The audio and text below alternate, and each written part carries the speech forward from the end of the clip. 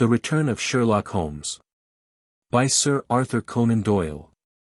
The Adventure of the Empty House. It was in the spring of the year 1894 that all London was interested, and the fashionable world dismayed, by the murder of the Honourable Ronald Adair under most unusual and inexplicable circumstances. The public has already learned those particulars of the crime which came out in the police investigation, but a good deal was suppressed upon that occasion, since the case for the prosecution was so overwhelmingly strong that it was not necessary to bring forward all the facts. Only now, at the end of nearly 10 years, am I allowed to supply those missing links which make up the whole of that remarkable chain.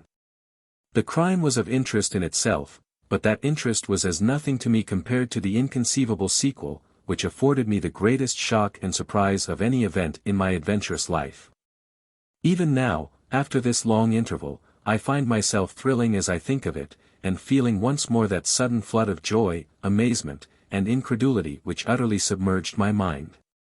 Let me say to that public, which has shown some interest in those glimpses which I have occasionally given them of the thoughts and actions of a very remarkable man, that they are not to blame me if I have not shared my knowledge with them. For I should have considered it my first duty to do so, had I not been barred by a positive prohibition from his own lips, which was only withdrawn upon the 3rd of last month. It can be imagined that my close intimacy with Sherlock Holmes had interested me deeply in crime, and that after his disappearance I never failed to read with care the various problems which came before the public.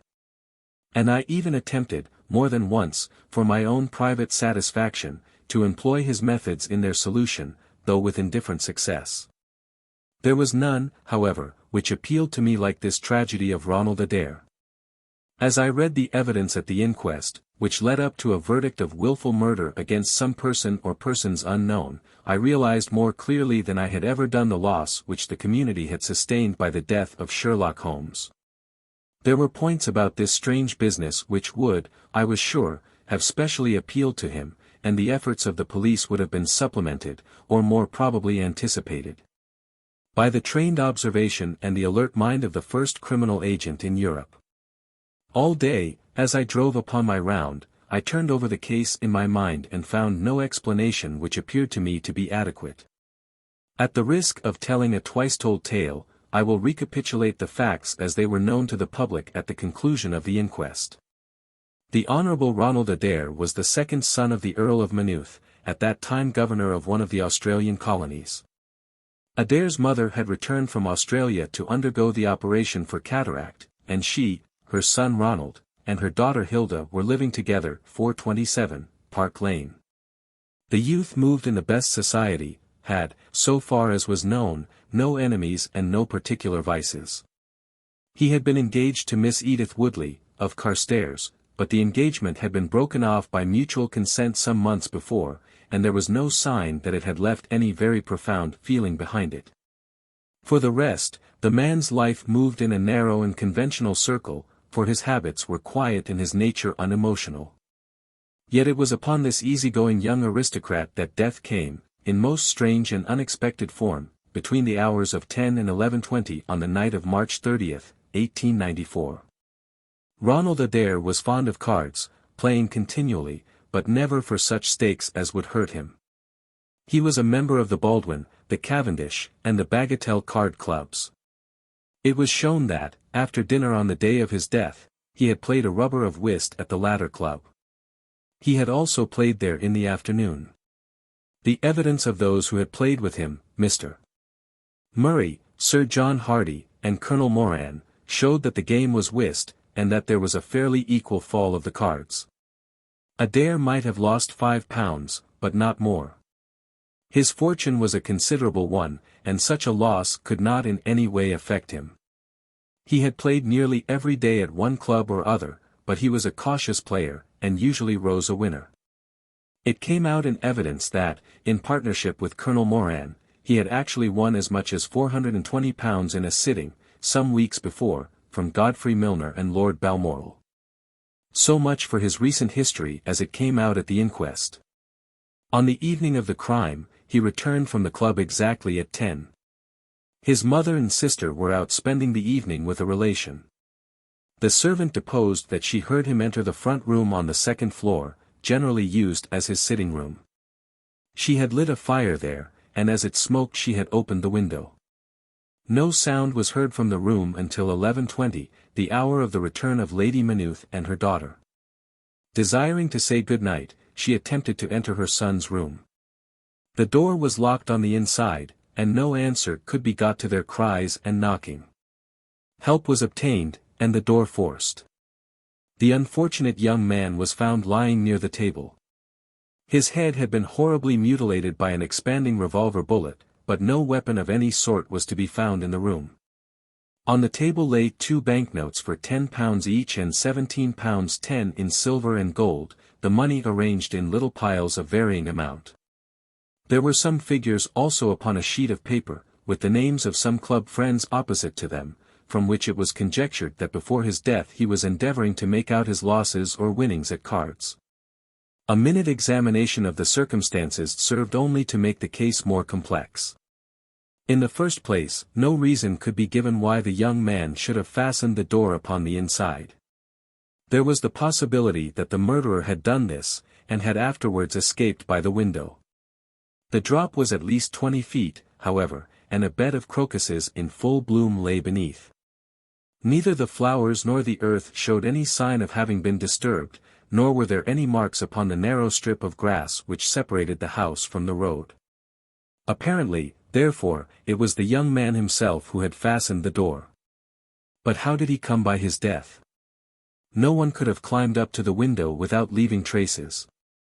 Suppose a man had fired through the window, he would indeed be a remarkable shot who could with a revolver inflict so deadly a wound. Again, Park Lane is a frequented thoroughfare. There is a cab stand within 100 yards of the house. No one had heard a shot. And yet there was the dead man and there the revolver bullet, which had mushroomed out, as soft-nosed bullets will, and so inflicted a wound which must have caused instantaneous death. Such were the circumstances of the Park Lane mystery, which were further complicated by entire absence of motive, since, as I have said, young Adair was not known to have any enemy. And no attempt had been made to remove the money or valuables in the room. All day I turned these facts over in my mind, endeavoring to hit upon some theory which could reconcile them all, and to find that line of least resistance which my poor friend had declared to be the starting point of every investigation. I confess that I made little progress. In the evening I strolled across the park, and found myself about 6 o'clock at the Oxford Street end of Park Lane. A group of loafers upon the pavements, all staring up at a particular window, directed me to the house which I had come to see. A tall, thin man with colored glasses, whom I strongly suspected of being a plainclothes detective, was pointing out some theory of his own, while the others crowded round to listen to what he said. I got as near him as I could, but his observations seemed to me to be absurd, so I withdrew again in some disgust. As I did so I struck against an elderly, deformed man, who had been behind me, and I knocked down several books which he was carrying. I remember that as I picked them up, I observed the title of one of them, The Origin of Tree Worship, and it struck me that the fellow must be some poor bibliophile, who, either as a trade or as a hobby, was a collector of obscure volumes. I endeavored to apologize for the accident, but it was evident that these books which I had so unfortunately maltreated were very precious objects in the eyes of their owner. With a snarl of contempt he turned upon his heel, and I saw his curved back and white side whiskers disappear among the throng. My observations of number 427, Park Lane did little to clear up the problem in which I was interested. The house was separated from the street by a low wall and railing, the whole not more than 5 feet high. It was perfectly easy, therefore, for anyone to get into the garden, but the window was entirely inaccessible, since there was no water pipe or anything which could help the most active man to climb it. More puzzled than ever, I retraced my steps to Kensington. I had not been in my study 5 minutes when the maid entered to say that a person desired to see me. To my astonishment it was none other than my strange old book collector, his sharp, wizened face peering out from a frame of white hair, and his precious volumes, a dozen of them at least, wedged under his right arm. "You're surprised to see me, sir," said he, in a strange, croaking voice. I acknowledged that I was. Well, I've a conscience, sir, and when I chanced to see you go into this house, as I came hobbling after you, I thought to myself, I'll just step in and see that kind gentleman. And tell him that if I was a bit gruff in my manner there was not any harm meant, and that I am much obliged to him for picking up my books. You make too much of a trifle, said I. May I ask how you knew who I was? Well, sir, if it isn't too great a liberty, I am a neighbor of yours, for you'll find my little bookshop at the corner of Church Street, and very happy to see you, I am sure. Maybe you collect yourself, sir. Here's British Birds, and Catullus, and the Holy War, a bargain, every one of them. With 5 volumes you could just fill that gap on that second shelf. It looks untidy, does it not, sir? I moved my head to look at the cabinet behind me. When I turned again, Sherlock Holmes was standing smiling at me across my study table. I rose to my feet, stared at him for some seconds in utter amazement, and then it appears that I must have fainted for the first and the last time in my life. Certainly a grey mist swirled before my eyes, and when it cleared I found my collar ends undone and the tingling aftertaste of brandy upon my lips. Holmes was bending over my chair, his flask in his hand. My dear Watson, said the well-remembered voice, I owe you 1,000 apologies. I had no idea that you would be so affected. I gripped him by the arms. Holmes, I cried. Is it really you? Can it indeed be that you are alive? Is it possible that you succeeded in climbing out of that awful abyss? Wait a moment, said he. Are you sure that you are really fit to discuss things? I have given you a serious shock by my unnecessarily dramatic reappearance. I am all right, but indeed, Holmes, I can hardly believe my eyes. Good heavens! To think that you of all men, should be standing in my study. Again I gripped him by the sleeve, and felt the thin, sinewy arm beneath it. Well, you're not a spirit anyhow, said I, my dear chap, I'm overjoyed to see you. Sit down, and tell me how you came alive out of that dreadful chasm. He sat opposite to me, and lit a cigarette in his old, nonchalant manner. He was dressed in the seedy frock coat of the book merchant, but the rest of that individual lay in a pile of white hair and old books upon the table. Holmes looked even thinner and keener than of old, but there was a dead-white tinge in his aquiline face which told me that his life recently had not been a healthy one. I am glad to stretch myself, Watson, said he. It is no joke when a tall man has to take a foot off his stature for several hours on end. Now, my dear fellow, in the matter of these explanations, we have, if I may ask for your cooperation, a hard and dangerous night's work in front of us. Perhaps it would be better if I gave you an account of the whole situation when that work is finished. I am full of curiosity. I should much prefer to hear now. You'll come with me tonight? When you like and where you like. This is, indeed, like the old days. We shall have time for a mouthful of dinner before we need go. Well, then, about that chasm. I had no serious difficulty in getting out of it, for the very simple reason that I never was in it. You never were in it? No, Watson, I never was in it. My note to you was absolutely genuine. I had little doubt that I had come to the end of my career when I perceived the somewhat sinister figure of the late Professor Moriarty standing upon the narrow pathway which led to safety. I read an inexorable purpose in his grey eyes. I exchanged some remarks with him, therefore, and obtained his courteous permission to write the short note which you afterwards received. I left it with my cigarette box and my stick, and I walked along the pathway, Moriarty still at my heels. When I reached the end I stood at bay. He drew no weapon, but he rushed at me and threw his long arms around me. He knew that his own game was up, and was only anxious to revenge himself upon me. We tottered together upon the brink of the fall.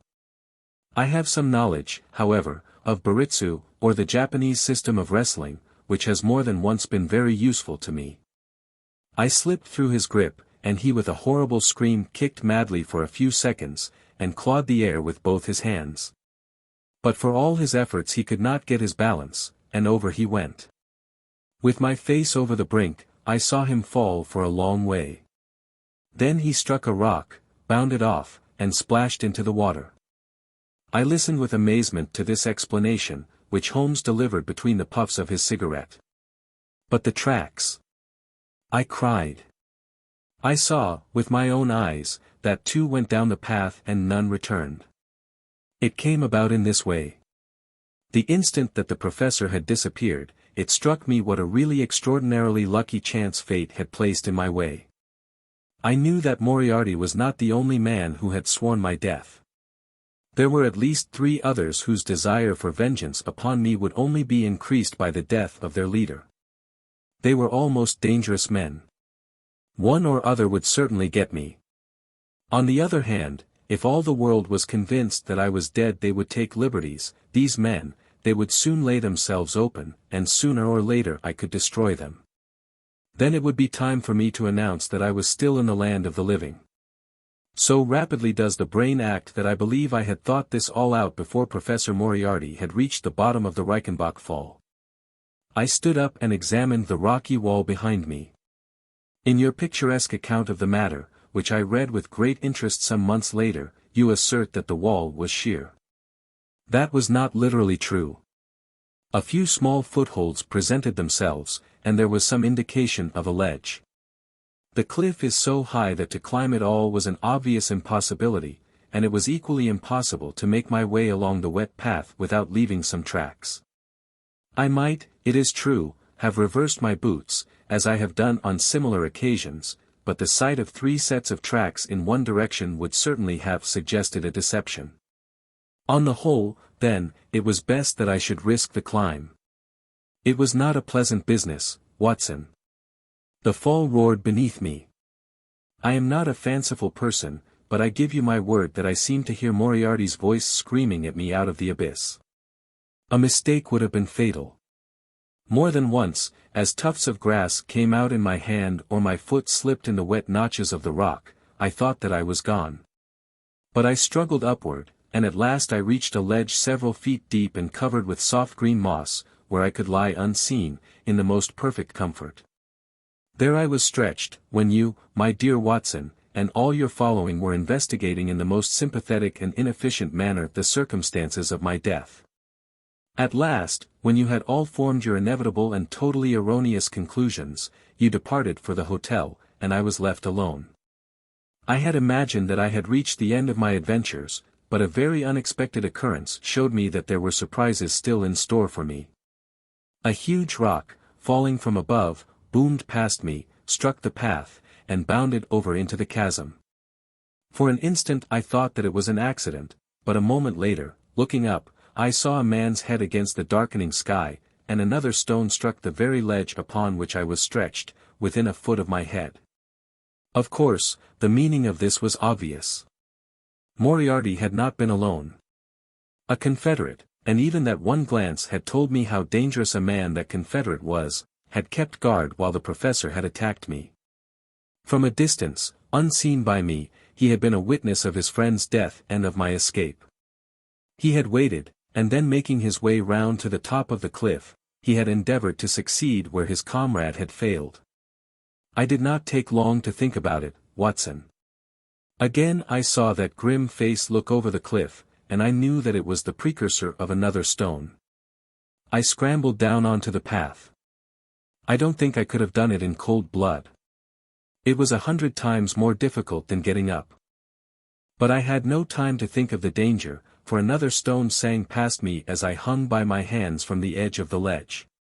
Halfway down I slipped, but, by the blessing of God, I landed, torn and bleeding, upon the path.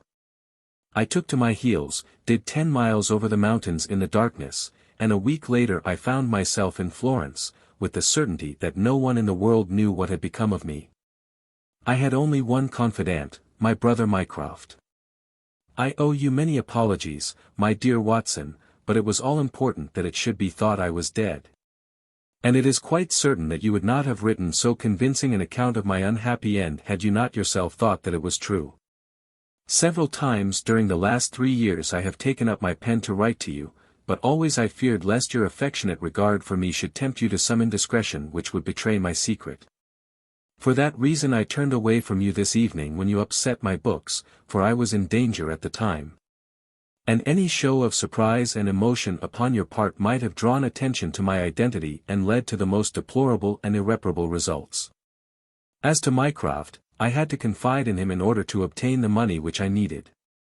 The course of events in London did not run so well as I had hoped, for the trial of the Moriarty gang left two of its most dangerous members, my own most vindictive enemies, at liberty.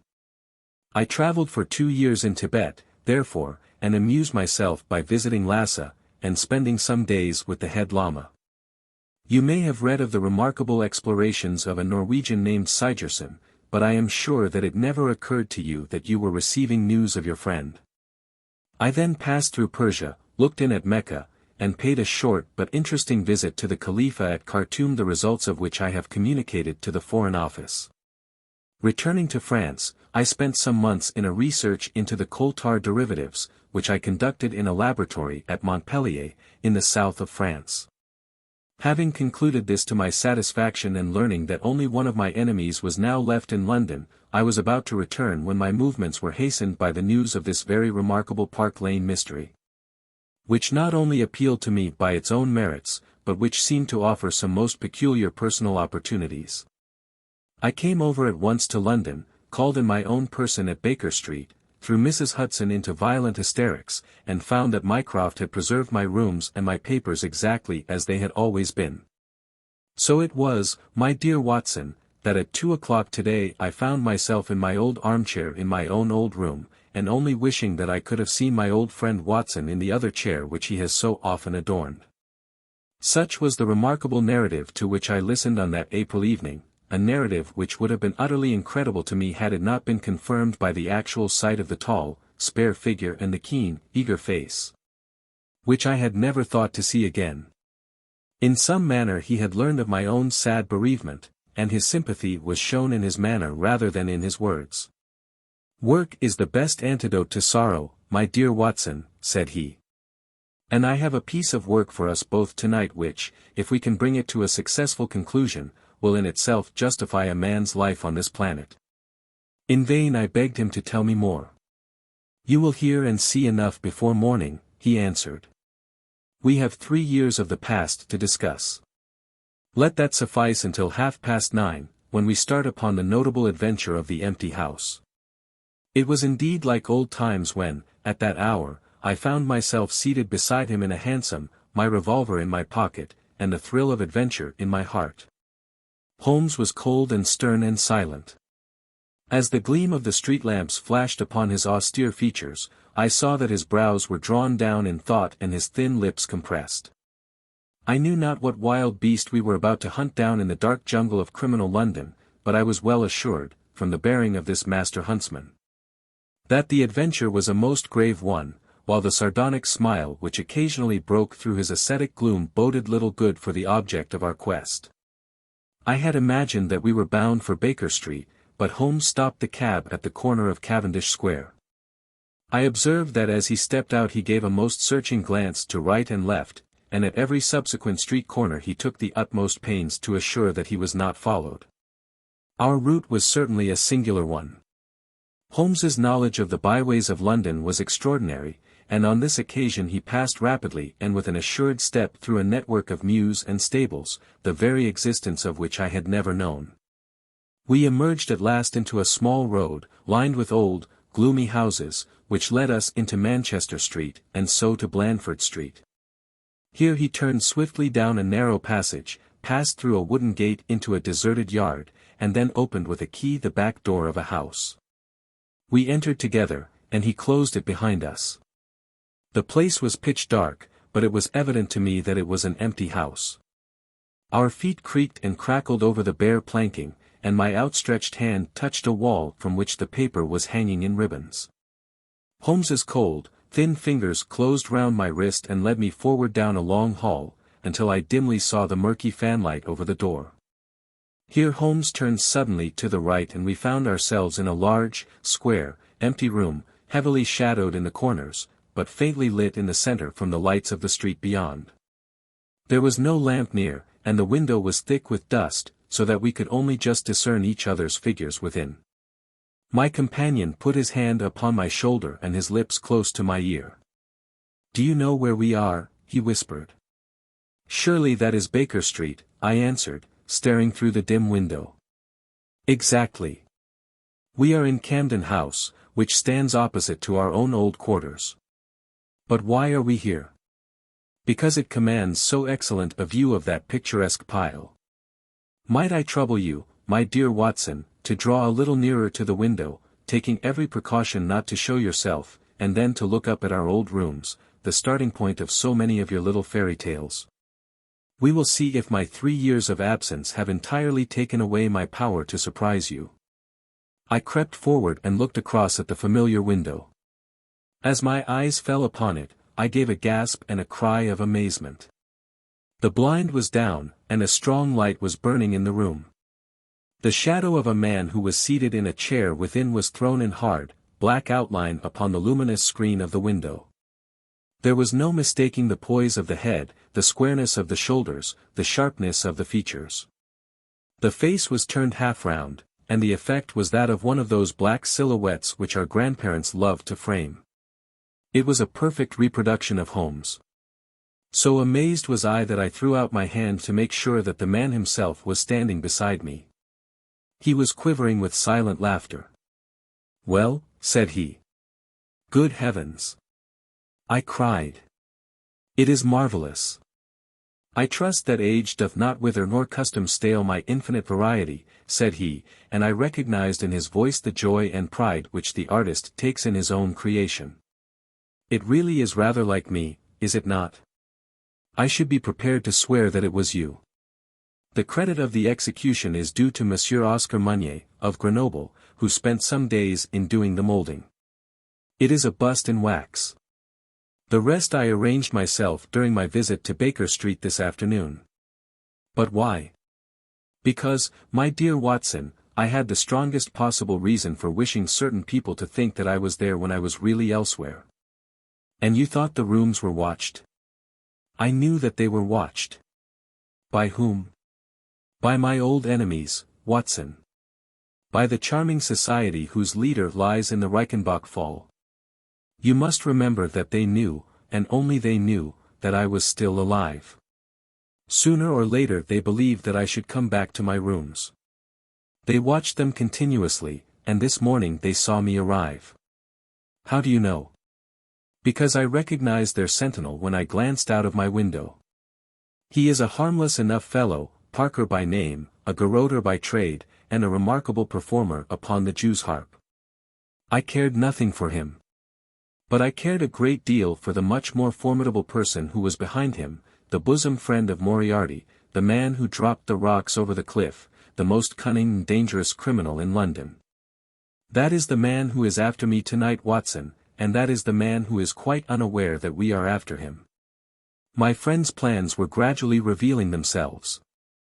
From this convenient retreat, the watchers were being watched and the trackers tracked. That angular shadow up yonder was the bait, and we were the hunters.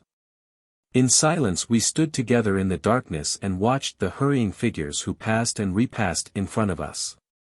Holmes was silent and motionless. But I could tell that he was keenly alert, and that his eyes were fixed intently upon the stream of passers-by. It was a bleak and boisterous night and the wind whistled shrilly down the long street. Many people were moving to and fro, most of them muffled in their coats and cravats. Once or twice it seemed to me that I had seen the same figure before, and I especially noticed 2 men who appeared to be sheltering themselves from the wind in the doorway of a house some distance up the street. I tried to draw my companion's attention to them, but he gave a little ejaculation of impatience, and continued to stare into the street. More than once he fidgeted with his feet and tapped rapidly with his fingers upon the wall. It was evident to me that he was becoming uneasy, and that his plans were not working out altogether as he had hoped. At last, as midnight approached and the street gradually cleared, he paced up and down the room in uncontrollable agitation. I was about to make some remark to him, when I raised my eyes to the lighted window, and again experienced almost as great a surprise as before. I clutched Holmes's arm, and pointed upward. "The shadow has moved," I cried. It was indeed no longer the profile, but the back, which was turned towards us. 3 years had certainly not smoothed the asperities of his temper or his impatience with a less active intelligence than his own. "Of course it has moved," said he. "Am I such a farcical bungler, Watson, that I should erect an obvious dummy, and expect that some of the sharpest men in Europe would be deceived by it? We have been in this room 2 hours, and Mrs. Hudson has made some change in that figure 8 times, or once in every quarter of an hour. She works it from the front, so that her shadow may never be seen. Ah!" He drew in his breath with a shrill, excited intake. In the dim light I saw his head thrown forward, his whole attitude rigid with attention. Outside the street was absolutely deserted. Those 2 men might still be crouching in the doorway, but I could no longer see them. All was still and dark, save only that brilliant yellow screen in front of us with the black figure outlined upon its center. Again in the utter silence I heard that thin, sibilant note which spoke of intense suppressed excitement. An instant later he pulled me back into the blackest corner of the room, and I felt his warning hand upon my lips. The fingers which clutched me were quivering. Never had I known my friend more moved, and yet the dark street still stretched lonely and motionless before us. But suddenly I was aware of that which his keener senses had already distinguished. A low, stealthy sound came to my ears, not from the direction of Baker Street, but from the back of the very house in which we lay concealed. A door opened and shut. An instant later steps crept down the passage, steps which were meant to be silent, but which reverberated harshly through the empty house. Holmes crouched back against the wall, and I did the same, my hand closing upon the handle of my revolver. Peering through the gloom, I saw the vague outline of a man, a shade blacker than the blackness of the open door. He stood for an instant, and then he crept forward, crouching, menacing, into the room. He was within 3 yards of us, this sinister figure, and I had braced myself to meet his spring, before I realized that he had no idea of our presence. He passed close beside us, stole over to the window, and very softly and noiselessly raised it for half a foot. As he sank to the level of this opening, the light of the street, no longer dimmed by the dusty glass, fell full upon his face. The man seemed to be beside himself with excitement. His 2 eyes shone like stars, and his features were working convulsively. He was an elderly man, with a thin, projecting nose, a high, bald forehead, and a huge grizzled mustache. An opera hat was pushed to the back of his head, and an evening dress shirt front gleamed out through his open overcoat. His face was gaunt and swarthy, scored with deep, savage lines. In his hand he carried what appeared to be a stick, but as he laid it down upon the floor it gave a metallic clang. Then from the pocket of his overcoat he drew a bulky object, and he busied himself in some task which ended with a loud, sharp click, as if a spring or bolt had fallen into its place. Still kneeling upon the floor he bent forward and threw all his weight and strength upon some lever, with the result that there came a long, whirling, grinding noise, ending once more in a powerful click. He straightened himself then, and I saw that what he held in his hand was a sort of gun, with a curiously misshapen butt. He opened it at the breech, put something in, and snapped the breech lock. Then, crouching down, he rested the end of the barrel upon the ledge of the open window, and I saw his long mustache droop over the stock and his eye gleam as it peered along the sights. I heard a little sigh of satisfaction as he cuddled the butt into his shoulder, and saw that amazing target, the black man on the yellow ground, standing clear at the end of his foresight. For an instant he was rigid and motionless. Then his finger tightened on the trigger. There was a strange, loud whiz and a long, silvery tinkle of broken glass. At that instant Holmes sprang like a tiger onto the marksman's back, and hurled him flat upon his face. He was up again in a moment, and with convulsive strength he seized Holmes by the throat, but I struck him on the head with the butt of my revolver, and he dropped again upon the floor. I fell upon him, and as I held him my comrade blew a shrill call upon a whistle. There was the clatter of running feet upon the pavement, and 2 policemen in uniform, with one plainclothes detective, rushed through the front entrance and into the room. "That you, Lestrade?" said Holmes.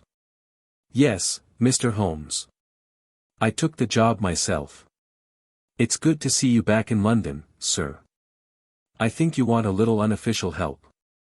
3 undetected murders in 1 year won't do, Lestrade. But you handled the Molesey mystery with less than your usual, that's to say, you handled it fairly well." We had all risen to our feet, our prisoner breathing hard, with a stalwart constable on each side of him. Already a few loiterers had begun to collect in the street. Holmes stepped up to the window, closed it, and dropped the blinds. Lestrade had produced 2 candles, and the policemen had uncovered their lanterns. I was able at last to have a good look at our prisoner. It was a tremendously virile and yet sinister face which was turned towards us. With the brow of a philosopher above and the jaw of a sensualist below, the man must have started with great capacities for good or for evil.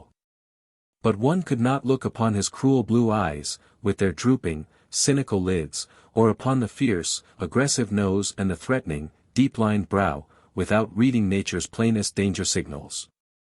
He took no heed of any of us, but his eyes were fixed upon Holmes's face with an expression in which hatred and amazement were equally blended. "You fiend," he kept on muttering. "You clever, clever fiend." "Ah, Colonel," said Holmes, arranging his rumpled collar. "Journeys end in lovers' meetings, as the old play says. I don't think I have had the pleasure of seeing you since you favored me with those attentions as I lay on the ledge above the Reichenbach Fall." The colonel still stared at my friend like a man in a trance. "You cunning, cunning fiend," was all that he could say. "I have not introduced you yet," said Holmes. "This, gentlemen, is Colonel Sebastian Moran, once of Her Majesty's Indian Army, and the best heavy game shot that our Eastern Empire has ever produced. I believe I am correct, Colonel, in saying that your bag of tigers still remains unrivaled." The fierce old man said nothing, but still glared at my companion. With his savage eyes and bristling mustache he was wonderfully like a tiger himself. "I wonder that my very simple stratagem could deceive so old a shikari," said Holmes. "It must be very familiar to you. Have you not tethered a young kid under a tree, lain above it with your rifle, and waited for the bait to bring up your tiger? This empty house is my tree, and you are my tiger. You have possibly had other guns in reserve in case there should be several tigers, or in the unlikely supposition of your own aim failing you. These," he pointed around, "are my other guns." The parallel is exact.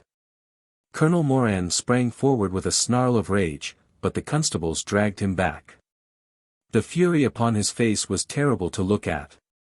"I confess that you had one small surprise for me," said Holmes.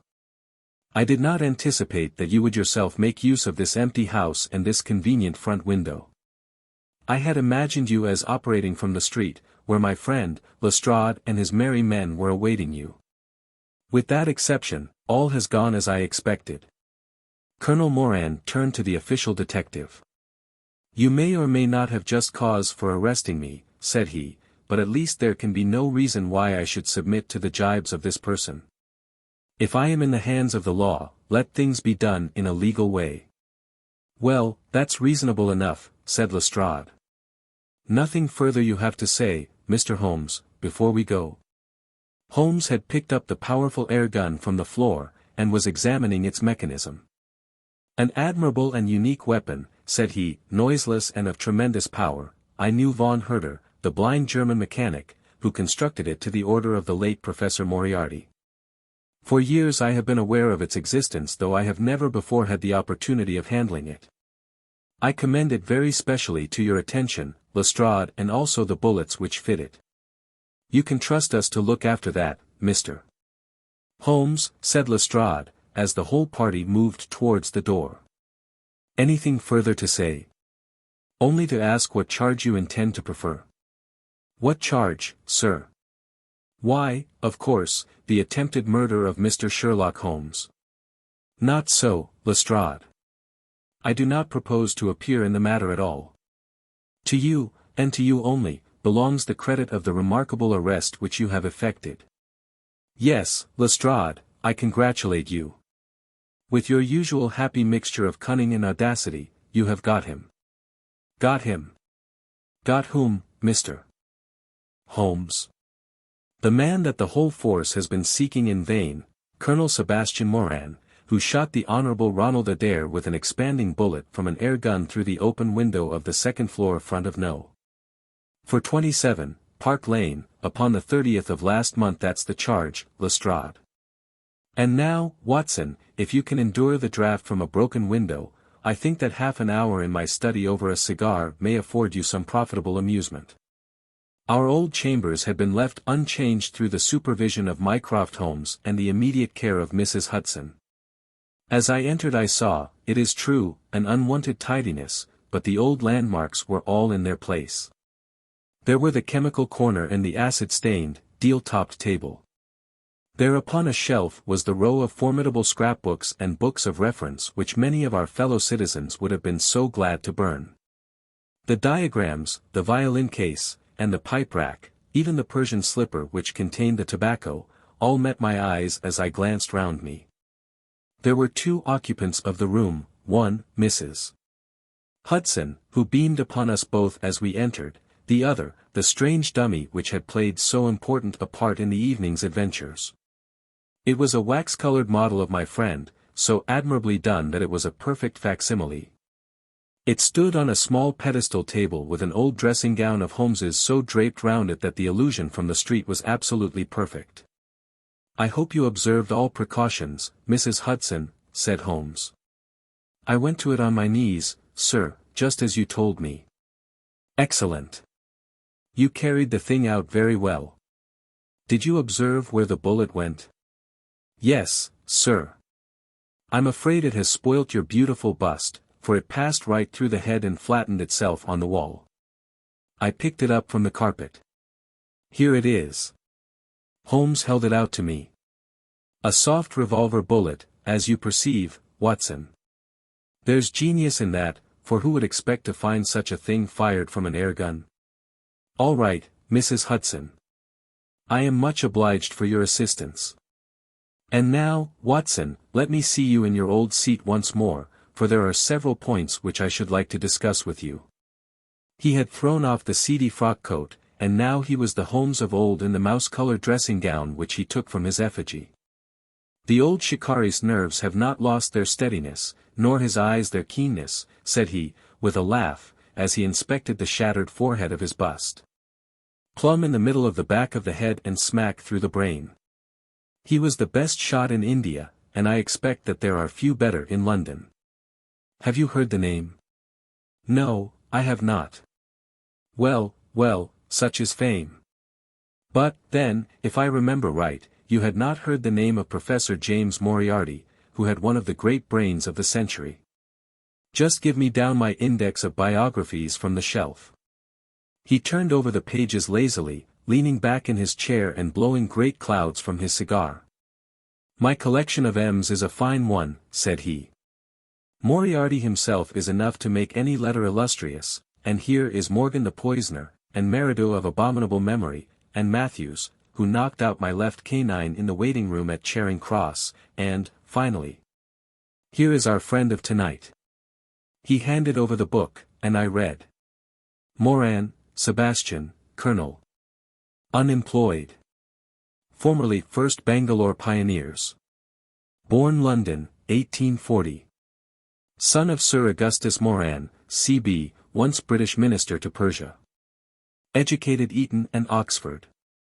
Served in Jawaki Campaign, Afghan Campaign, Karaziab, Dispatches, Sherpur, and Kabul. Author of Heavy Game of the Western Himalayas, 1881, 3 Months in the Jungle, 1884. Address, Conduit Street. Clubs, the Anglo-Indian, the Tankerville, the Bagatelle Card Club. On the margin was written, in Holmes's precise hand, "The second most dangerous man in London." "This is astonishing," said I, as I handed back the volume. "The man's career is that of an honorable soldier." "It is true," Holmes answered. "Up to a certain point he did well. He was always a man of iron nerve, and the story is still told in India how he crawled down a drain after a wounded man-eating tiger. There are some trees, Watson, which grow to a certain height, and then suddenly develop some unsightly eccentricity. You will see it often in humans. I have a theory that the individual represents in his development the whole procession of his ancestors, and that such a sudden turn to good or evil stands for some strong influence which came into the line of his pedigree. The person becomes, as it were, the epitome of the history of his own family. It is surely rather fanciful. Well, I don't insist upon it. Whatever the cause, Colonel Moran began to go wrong. Without any open scandal, he still made India too hot to hold him. He retired, came to London, and again acquired an evil name.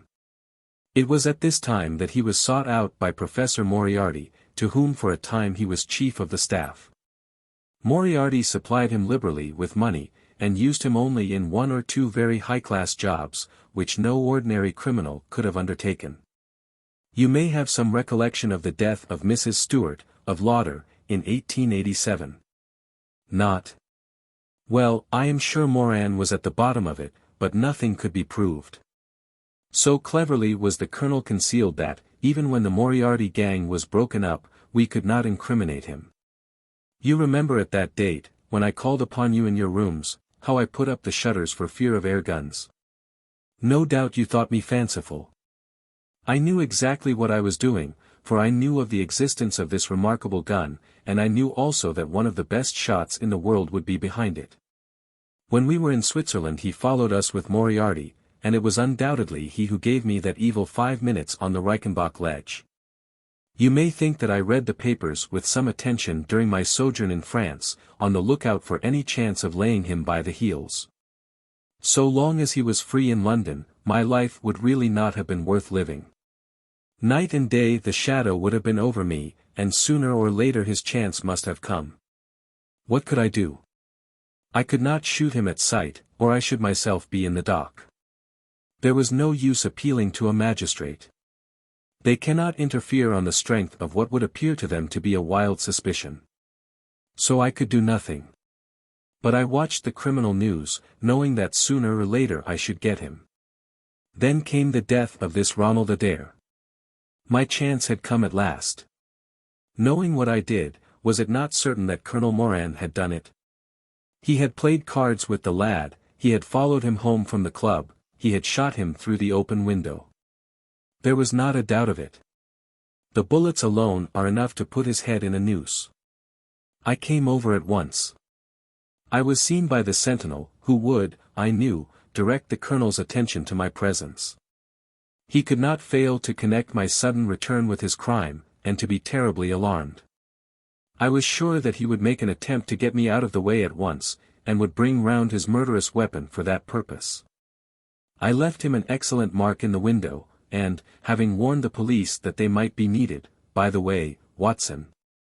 You spotted their presence in that doorway with unerring accuracy.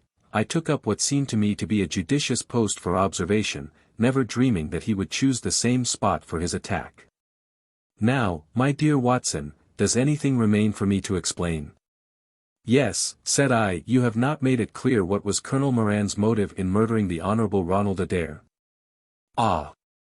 My dear Watson, there we come into those realms of conjecture, where the most logical mind may be at fault.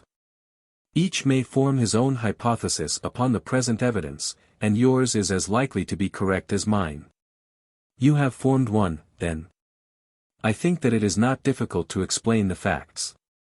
It came out in evidence that Colonel Moran and young Adair had, between them, won a considerable amount of money. Now, Moran undoubtedly played foul, of that I have long been aware. I believe that on the day of the murder Adair had discovered that Moran was cheating.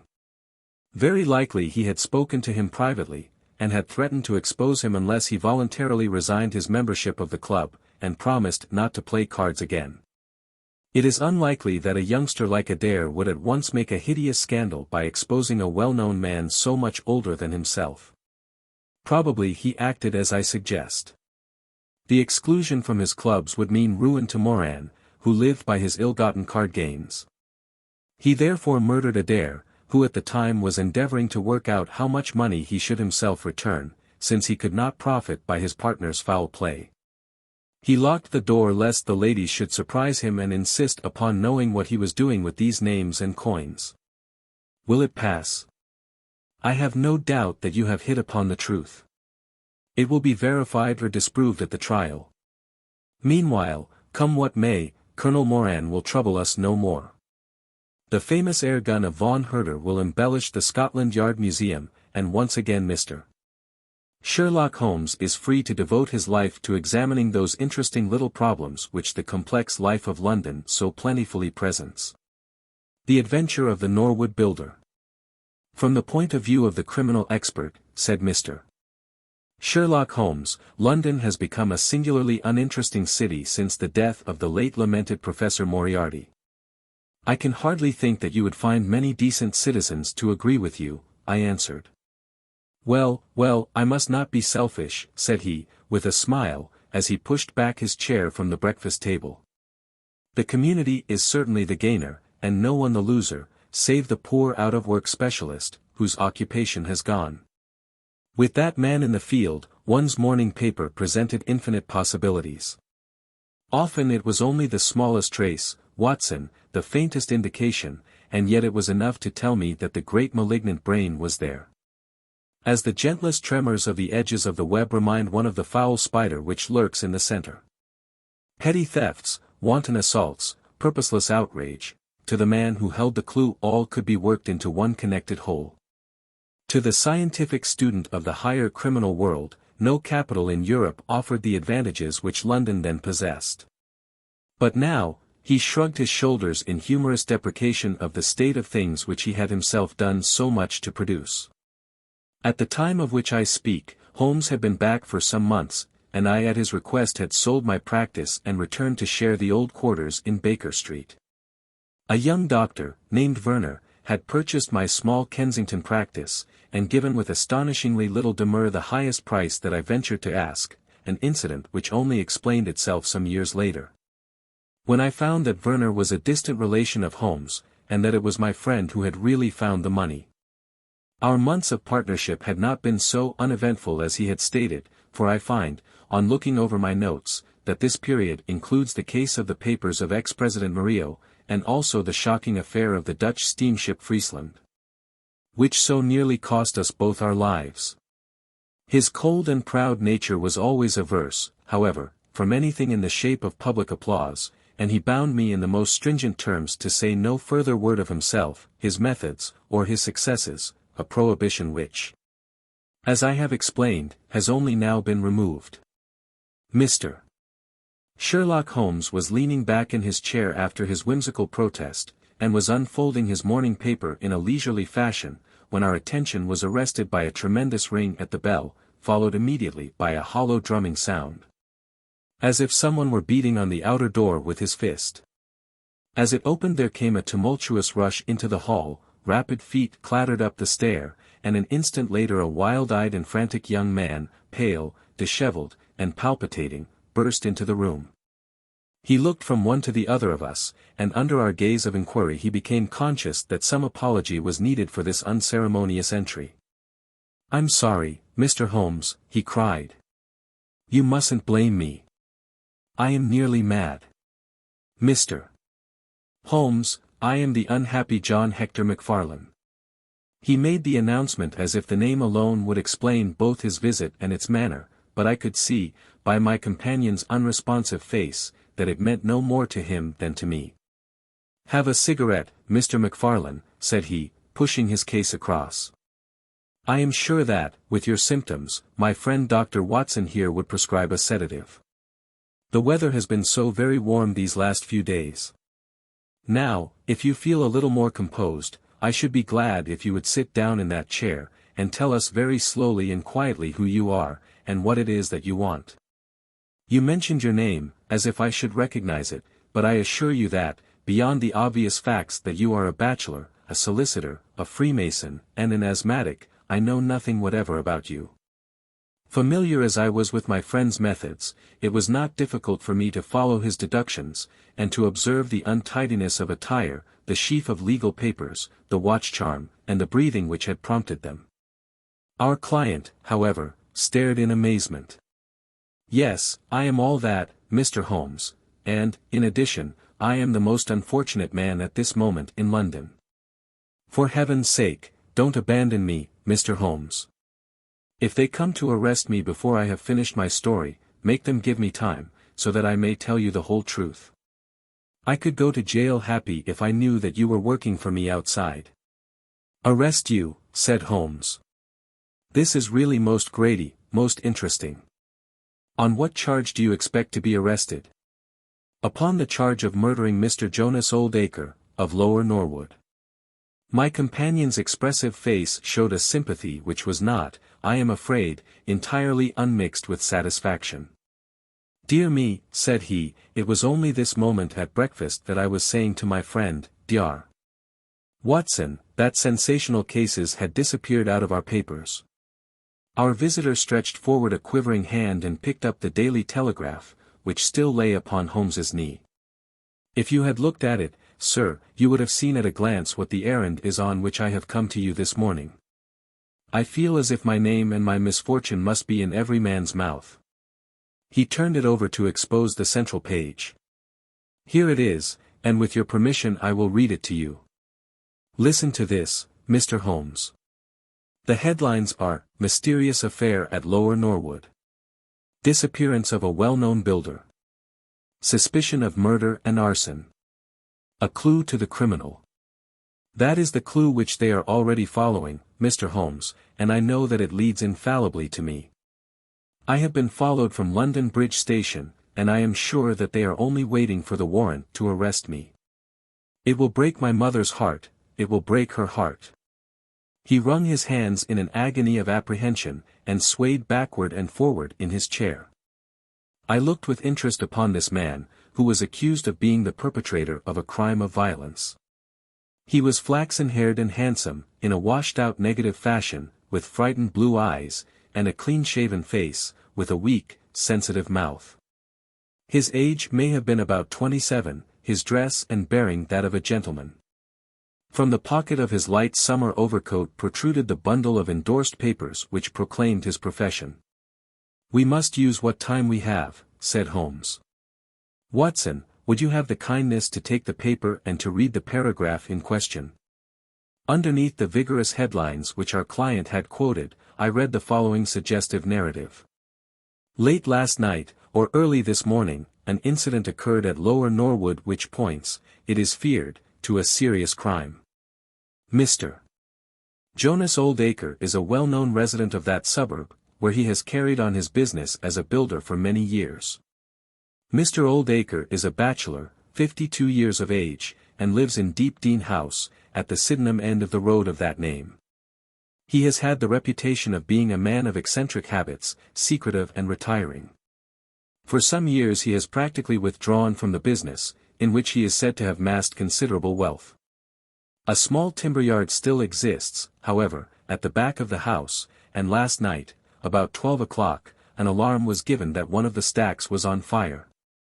The engines were soon upon the spot, but the dry wood burned with great fury, and it was impossible to arrest the conflagration until the stack had been entirely consumed.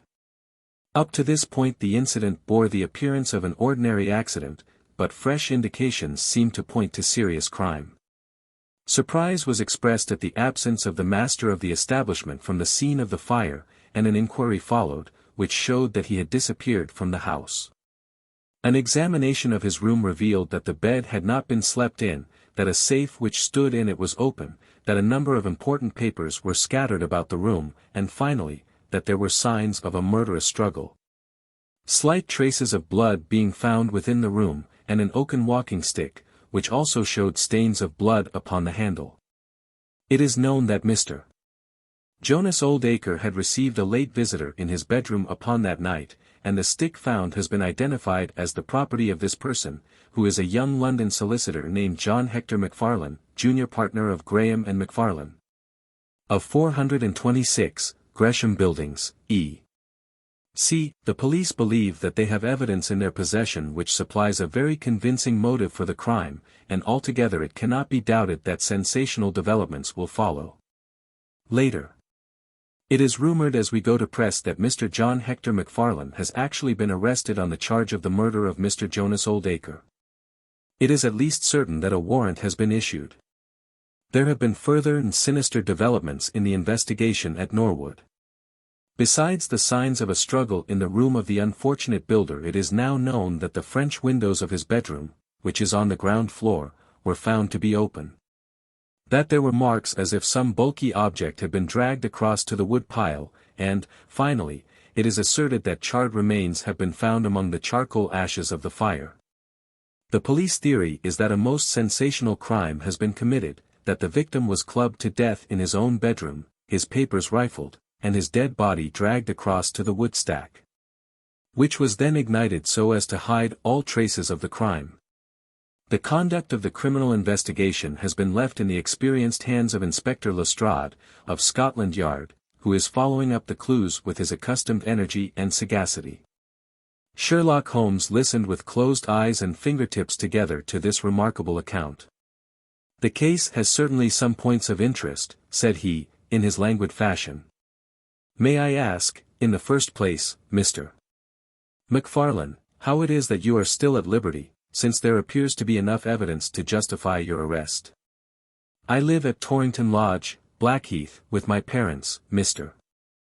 Holmes, but last night, having to do business very late with Mr. Jonas Oldacre, I stayed at an hotel in Norwood, and came to my business from there. I knew nothing of this affair until I was in the train, when I read what you have just heard. I at once saw the horrible danger of my position, and I hurried to put the case into your hands. I have no doubt that I should have been arrested either at my city office or at my home. A man followed me from London Bridge Station, and I have no doubt, great heaven! What is that?" It was a clang of the bell, followed instantly by heavy steps upon the stair. A moment later, our old friend Lestrade appeared in the doorway. Over his shoulder I caught a glimpse of one or two uniformed policemen outside. "Mr. John Hector McFarlane," said Lestrade. Our unfortunate client rose with a ghastly face. "I arrest you for the wilful murder of Mr. Jonas Oldacre, of Lower Norwood." McFarlane turned to us with a gesture of despair, and sank into his chair once more like one who is crushed. "One moment, Lestrade," said Holmes. "Half an hour more or less can make no difference to you," and the gentleman was about to give us an account of this very interesting affair, which might aid us in clearing it up. "I think there will be no difficulty in clearing it up," said Lestrade, grimly. "None the less, with your permission, I should be much interested to hear his account." "Well, Mr. Holmes, it is difficult for me to refuse you anything, for you have been of use to the force once or twice in the past, and we owe you a good turn at Scotland Yard," said Lestrade. "At the same time I must remain with my prisoner, and I am bound to warn him that anything he may say will appear in evidence against him." "I wish nothing better," said our client. "All I ask is that you should hear and recognize the absolute truth." Lestrade looked at his watch. "I'll give you half an hour," said he. "I must explain first," said McFarlane, "that I knew nothing of Mr. Jonas Oldacre. His name was familiar to me, for many years ago my parents were acquainted with him, but they drifted apart. I was very much surprised therefore, when yesterday, about 3 o'clock in the afternoon, he walked into my office in the city. But I was still more astonished when he told me the object of his visit. He had in his hand several sheets of a notebook, covered with scribbled writing. Here they are, and he laid them on my table. "Here is my will," said he. "I want you, Mr. McFarlane, to cast it into proper legal shape. I will sit here while you do so." I set myself to copy it, and you can imagine my astonishment when I found that, with some reservations, he had left all his property to me. He was a strange little ferret-like man, with white eyelashes, and when I looked up at him I found his keen grey eyes fixed upon me with an amused expression. I could hardly believe my own as I read the terms of the will. But he explained that he was a bachelor with hardly any living relation, that he had known my parents in his youth, and that he had always heard of me as a very deserving young man, and was assured that his money would be in worthy hands.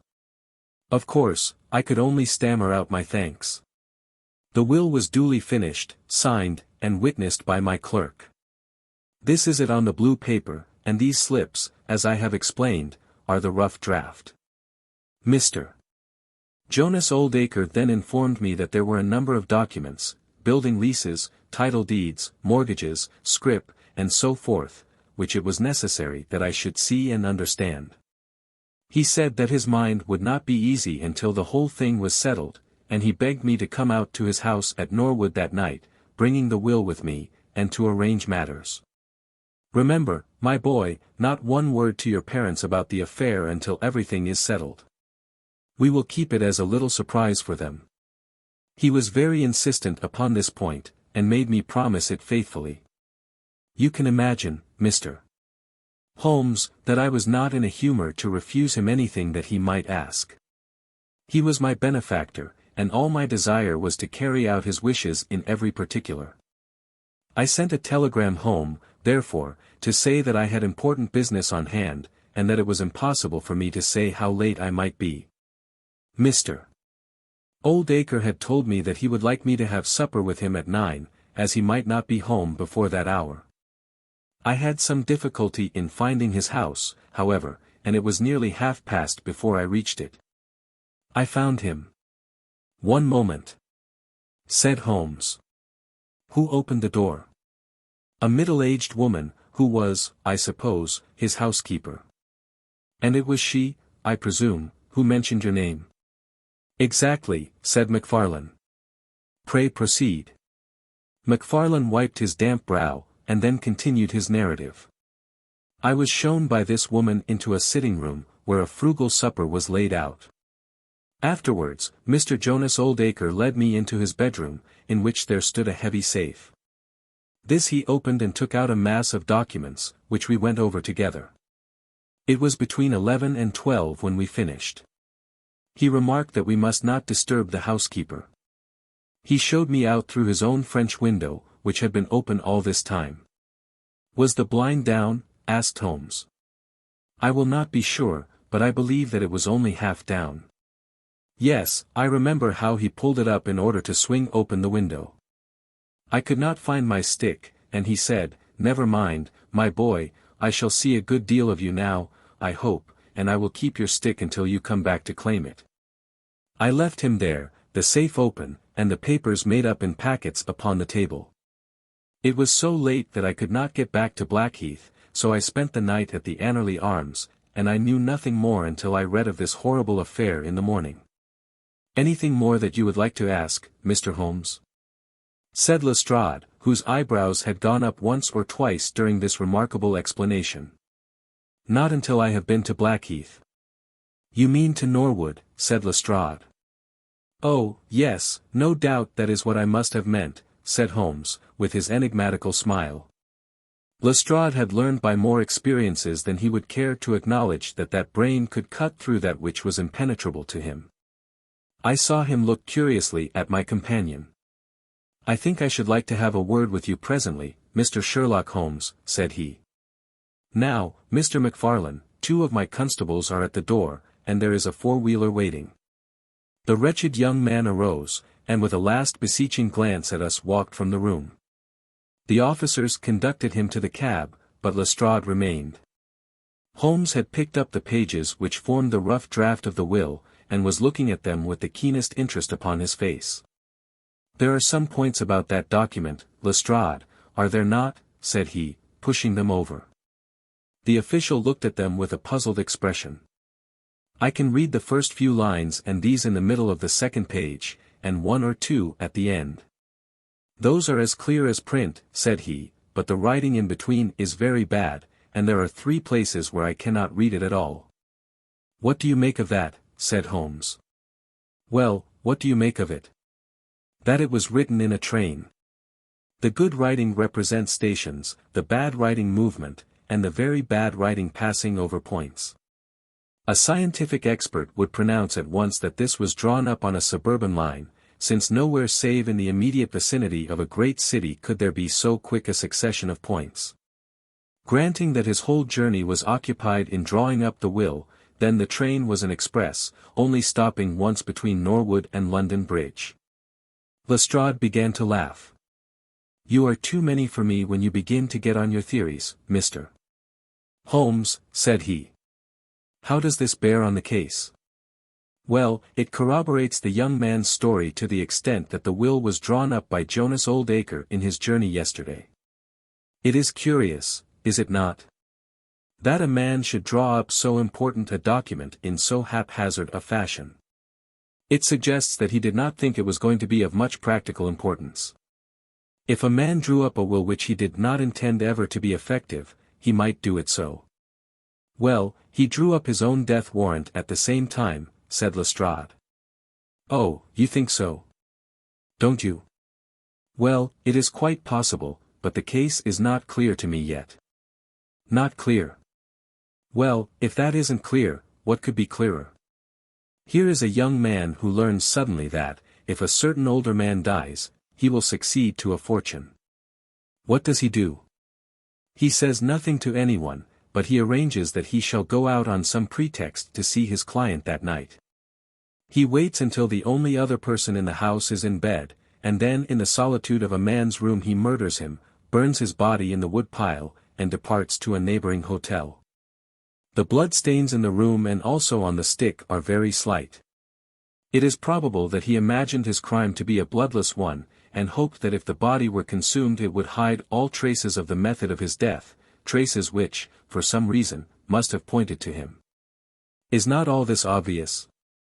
It strikes me, my good Lestrade, as being just a trifle too obvious," said Holmes.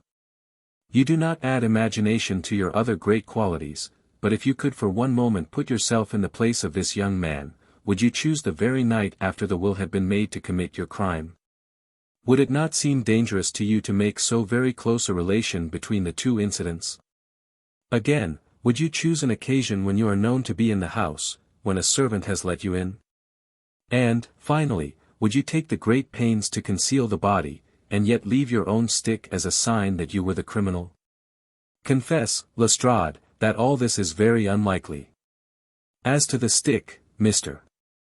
Holmes, you know as well as I do that a criminal is often flurried, and does such things, which a cool man would avoid. He was very likely afraid to go back to the room. Give me another theory that would fit the facts." "I could very easily give you half a dozen," said Holmes. "Here for example, is a very possible and even probable one. I make you a free present of it. The older man is showing documents which are of evident value. A passing tramp sees them through the window, the blind of which is only half down. Exit the solicitor. Enter the tramp. He seizes a stick, which he observes there, kills Oldacre, and departs after burning the body. Why should the tramp burn the body? For the matter of that, why should Macfarlane? To hide some evidence. Possibly the tramp wanted to hide that any murder at all had been committed. And why did the tramp take nothing? Because they were papers that he could not negotiate." Lestrade shook his head, though it seemed to me that his manner was less absolutely assured than before. "Well, Mr. Sherlock Holmes, you may look for your tramp, and while you are finding him we will hold on to our man. The future will show which is right. Just notice this point, Mr. Holmes, that so far as we know, none of the papers were removed, and that the prisoner is the one man in the world who had no reason for removing them, since he was heir at law, and would come into them in any case." My friend seemed struck by this remark. "I don't mean to deny that the evidence is in some ways very strongly in favor of your theory," said he. "I only wish to point out that there are other theories possible. As you say, the future will decide. Good morning. I dare say that in the course of the day I shall drop in at Norwood and see how you are getting on." When the detective departed, my friend rose and made his preparations for the day's work with the alert air of a man who has a congenial task before him. "My first movement, Watson," said he, as he bustled into his frock coat, "must, as I said, be in the direction of Blackheath. And why not Norwood? Because we have in this case one singular incident coming close to the heels of another singular incident. The police are making the mistake of concentrating their attention upon the second, because it happens to be the one which is actually criminal. But it is evident to me that the logical way to approach the case is to begin by trying to throw some light upon the first incident, the curious will, so suddenly made, and to so unexpected an air. It may do something to simplify what followed. No, my dear fellow, I don't think you can help me. There is no prospect of danger, or I should not dream of stirring out without you. I trust that when I see you in the evening, I will be able to report that I have been able to do something for this unfortunate youngster, who has thrown himself upon my protection. It was late when my friend returned, and I could see, by a glance at his haggard and anxious face, that the high hopes with which he had started had not been fulfilled. For an hour he droned away upon his violin, endeavoring to soothe his own ruffled spirits. At last he flung down the instrument, and plunged into a detailed account of his misadventures. "It's all going wrong, Watson, all as wrong as it can go. I kept a bold face before Lestrade, but, upon my soul, I believe that for once the fellow is on the right track and we are on the wrong. All my instincts are one way, and all the facts are the other, and I much fear that British juries have not yet attained that pitch of intelligence when they will give the preference to my theories over Lestrade's facts." "Did you go to Blackheath?" "Yes, Watson, I went there, and I found very quickly that the late lamented Oldacre was a pretty considerable blackguard. The father was away in search of his son. The mother was at home, a little, fluffy, blue-eyed person, in a tremor of fear and indignation. Of course, she would not admit even the possibility of his guilt. But she would not express either surprise or regret over the fate of Oldacre. On the contrary, she spoke of him with such bitterness that she was unconsciously considerably strengthening the case of the police for, of course, if her son had heard her speak of the man in this fashion, it would predispose him towards hatred and violence. He was more like a malignant and cunning ape than a human being, said she, and he always was, ever since he was a young man. "You knew him at that time?" said I. "Yes, I knew him well, in fact, he was an old suitor of mine. Thank heaven that I had the sense to turn away from him and to marry a better, if poorer, man. I was engaged to him, Mr. Holmes, when I heard a shocking story of how he had turned a cat loose in an aviary, and I was so horrified at his brutal cruelty that I would have nothing more to do with him." She rummaged in a bureau, and presently she produced a photograph of a woman, shamefully defaced and mutilated with a knife. "That is my own photograph," she said. "He sent it to me in that state, with his curse, upon my wedding morning." "Well," said I, "at least he has forgiven you now, since he has left all his property to your son." "Neither my son nor I want anything from Jonas Oldacre, dead or alive," she cried, with a proper spirit. "There is a God in heaven, Mr. Holmes, and that same God who has punished that wicked man will show, in his own good time, that my son's hands are guiltless of his blood." Well, I tried one or two leads, but could get at nothing which would help our hypothesis, and several points which would make against it. I gave it up at last and off I went to Norwood. This place, Deepdene House, is a big modern villa of staring brick, standing back in its own grounds, with a laurel-clumped lawn in front of it. To the right and some distance back from the road was the timber yard which had been the scene of the fire. Here's a rough plan on a leaf of my notebook. This window on the left is the one which opens into Oldacre's room. You can look into it from the road, you see. That is about the only bit of consolation I have had today. Lestrade was not there, but his head constable did the honors. They had just found a great treasure trove.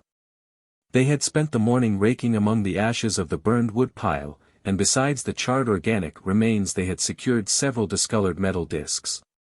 I examined them with care, and there was no doubt that they were trouser buttons. I even distinguished that one of them was marked with the name of Hyams, who was Oldacre's tailor. I then worked the lawn very carefully for signs and traces, but this drought has made everything as hard as iron. Nothing was to be seen save that some body or bundle had been dragged through a low privet hedge which is in a line with the wood pile. All that, of course, fits in with the official theory. I crawled about the lawn with an August sun on my back, but I got up at the end of an hour no wiser than before. Well, after this fiasco I went into the bedroom and examined that also. The blood stains were very slight, mere smears and discolorations, but undoubtedly fresh. The stick had been removed, but there also the marks were slight. There is no doubt about the stick belonging to our client. He admits it. Footmarks of both men could be made out on the carpet, but none of any third person, which again is a trick for the other side. They were piling up their score all the time and we were at a standstill. Only one little gleam of hope did I get, and yet it amounted to nothing. I examined the contents of the safe, most of which had been taken out and left on the table. The papers had been made up into sealed envelopes, one or two of which had been opened by the police. They were not, so far as I could judge, of any great value, nor did the bank book show that Mr. Oldacre was in such very affluent circumstances. But it seemed to me that all the papers were not there. There were allusions to some deeds, possibly the more valuable, which I could not find. This, of course, if we could definitely prove it, would turn Lestrade's argument against himself, for who would steal a thing if he knew that he would shortly inherit it? Finally, having drawn every other cover and picked up no scent, I tried my luck with the housekeeper. Mrs. Lexington is her name, a little, dark, silent person, with suspicious and sidelong eyes. She could tell us something if she would, I am convinced of it. But she was as close as wax. Yes, she had let Mr. MacFarlane in at 9:30. She wished her hand had withered before she had done so. She had gone to bed at 10:30. Her room was at the other end of the house, and she could hear nothing of what had passed. Mr. MacFarlane had left his hat, and to the best of her belief his stick, in the hall. She had been awakened by the alarm of fire. Her poor, dear master had certainly been murdered. Had he any enemies? Well, every man had enemies, but Mr. Oldacre kept himself very much to himself, and only met people in the way of business. She had seen the buttons, and was sure that they belonged to the clothes which he had worn last night. The wood pile was very dry, for it had not rained for a month. It burned like tinder, and by the time she reached the spot, nothing could be seen but flames. She and all the firemen smelled the burned flesh from inside it. She knew nothing of the papers, nor of Mr. Oldacre's private affairs. So, my dear Watson, there's my report of a failure. And yet, he clenched his thin hands in a paroxysm of conviction, I know it's all wrong. I feel it in my bones. There is something that has not come out, and that housekeeper knows it. There was a sort of sulky defiance in her eyes, which only goes with guilty knowledge. However, there's no good talking any more about it, Watson. But unless some lucky chance comes our way, I fear that the Norwood disappearance case will not figure in that chronicle of our successes which I foresee that a patient public will sooner or later have to endure. Surely, said I, the man's appearance would go far with any jury. That is a dangerous argument, my dear Watson. You remember that terrible murderer, Bert Stevens, who wanted us to get him off in '87? Was there ever a more mild-mannered, Sunday school young man? It is true. Unless we succeed in establishing an alternative theory, this man is lost. You can hardly find a flaw in the case which can now be presented against him, and all further investigation has served to strengthen it. By the way, there is one curious little point about those papers which may serve us as the starting point for an inquiry. On looking over the bank book, I found that the low state of the balance was principally due to large checks which have been made out during the last year to Mr. Cornelius. I confess that I should be interested to know who this Mr. Cornelius may be, with whom a retired builder has such very large transactions. Is it possible that he has had a hand in the affair? Cornelius might be a broker, but we have found no script to correspond with these large payments. Failing any other indication, my researches must now take the direction of an inquiry at the bank for the gentleman who has cashed these checks. But I fear, my dear fellow, that our case will end ingloriously by Lestrade hanging our client, which will certainly be a triumph for Scotland Yard. I do not know how far Sherlock Holmes took any sleep that night, but when I came down to breakfast I found him pale and harassed, his bright eyes the brighter for the dark shadows round them. The carpet round his chair was littered with cigarette ends and with the early editions of the morning papers. An open telegram lay upon the table. "What do you think of this, Watson?" he asked, tossing it across. It was from Norwood, and ran as follows. Important fresh evidence to hand. McFarlane's guilt definitely established. Advise you to abandon case. Lestrade. This sounds serious, said I. It is Lestrade's little cockadoodle of victory, Holmes answered, with a bitter smile. And yet it may be premature to abandon the case. After all, important fresh evidence is a two-edged thing, and may possibly cut in a very different direction to that which Lestrade imagines. Take your breakfast, Watson, and we will go out together and see what we can do. I feel as if I shall need your company and your moral support today. My friend had no breakfast himself, for it was one of his peculiarities that in his more intense moments he would permit himself no food, and I have known him presume upon his iron strength until he has fainted from pure inanition. At present I cannot spare energy and nerve force for digestion, he would say in answer to my medical remonstrances. I was not surprised, therefore, when this morning he left his untouched meal behind him, and started with me for Norwood. A crowd of morbid sightseers were still gathered round Deep Dean House, which was just such a suburban villa as I had pictured. Within the gates Lestrade met us, his face flushed with victory, his manner grossly triumphant. "Well, Mr. Holmes, have you proved us to be wrong yet? Have you found your tramp?" he cried. "I have formed no conclusion whatever," my companion answered. "But we formed ours yesterday, and now it proves to be correct, so you must acknowledge that we have been a little in front of you this time, Mr. Holmes." "You certainly have the air of something unusual having occurred," said Holmes. Lestrade laughed loudly. "You don't like being beaten any more than the rest of us do," said he. "A man can't expect always to have it his own way, can he, Dr. Watson? Step this way, if you please, gentlemen, and I think I can convince you once for all that it was John McFarlane who did this crime." He led us through the passage and out into a dark hall beyond. "This is where young McFarlane must have come out to get his hat after the crime was done," said he. "Now look at this." With dramatic suddenness he struck a match, and by its light exposed a stain of blood upon the whitewashed wall. As he held the match nearer, I saw that it was more than a stain. It was the well-marked print of a thumb. "Look at that with your magnifying glass, Mr. Holmes." "Yes, I am doing so." "You are aware that no two thumb marks are alike?" "I have heard something of the kind." "Well, then, will you please compare that print with this wax impression of young McFarlane's right thumb, taken by my orders this morning?" As he held the waxen print close to the blood stain, it did not take a magnifying glass to see that the two were undoubtedly from the same thumb. It was evident to me that our unfortunate client was lost. "That is final," said Lestrade. "Yes, that is final," I involuntarily echoed. "It is final," said Holmes.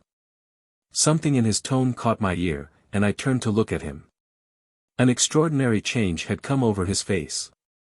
It was writhing with inward merriment. His two eyes were shining like stars.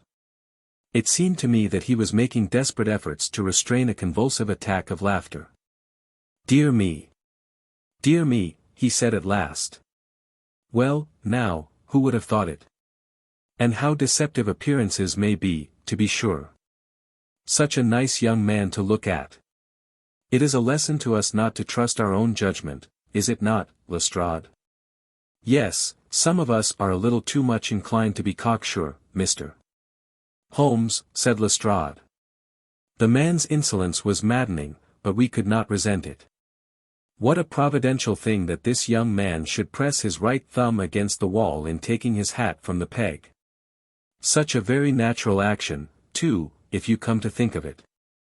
Holmes was outwardly calm, but his whole body gave a wriggle of suppressed excitement as he spoke.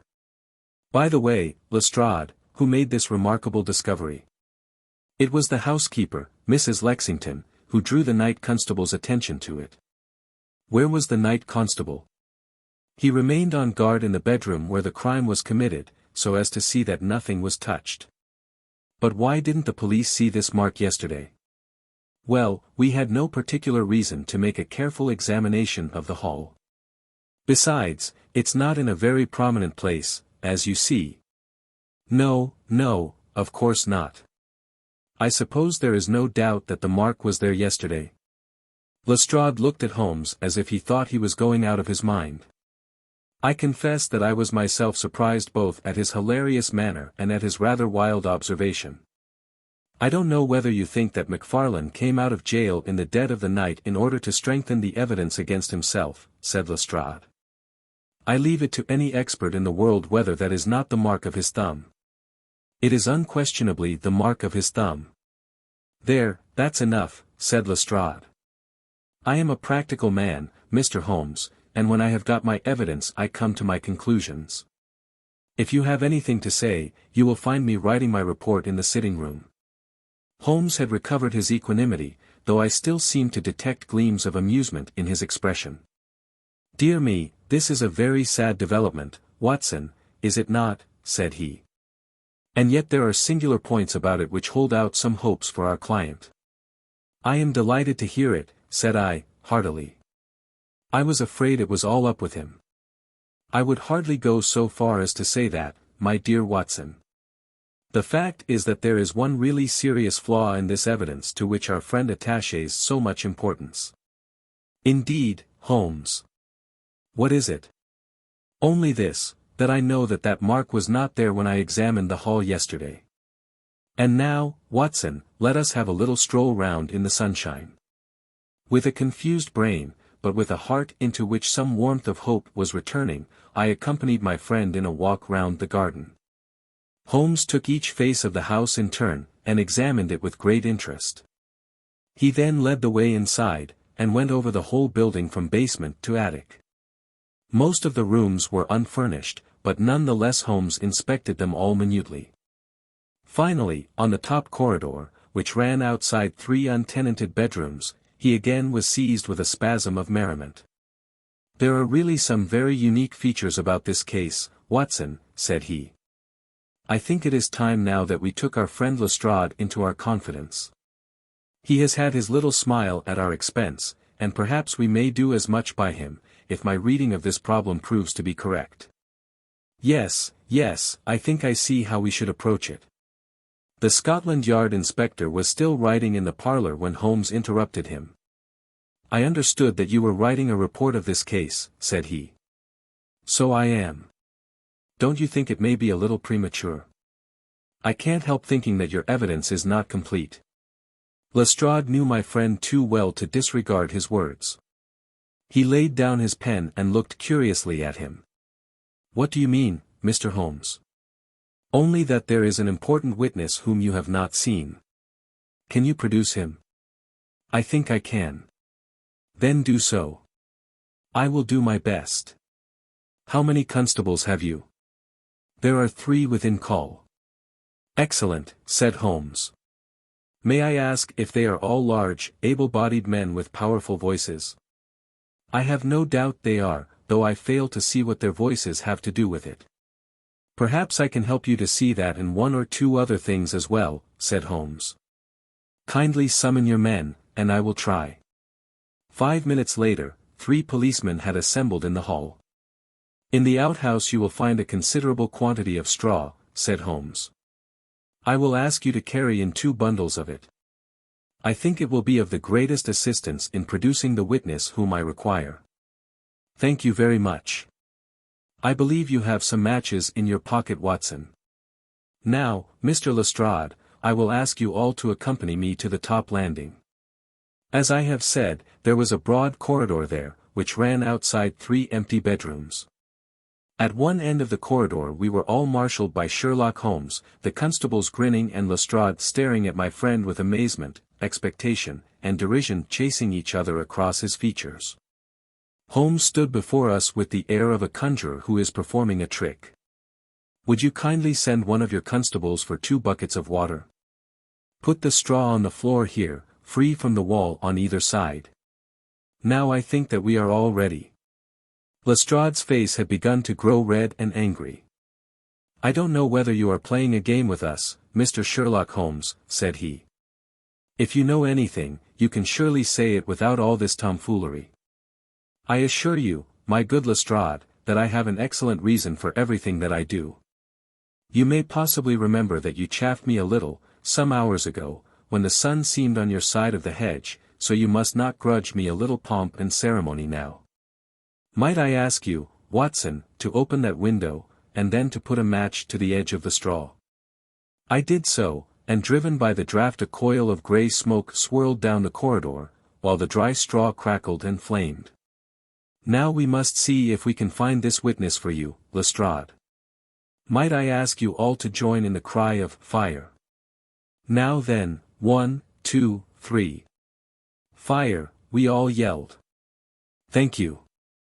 I will trouble you once again. Fire. Just once more, gentlemen, and all together. Fire." The shout must have rung over Norwood. It had hardly died away when an amazing thing happened.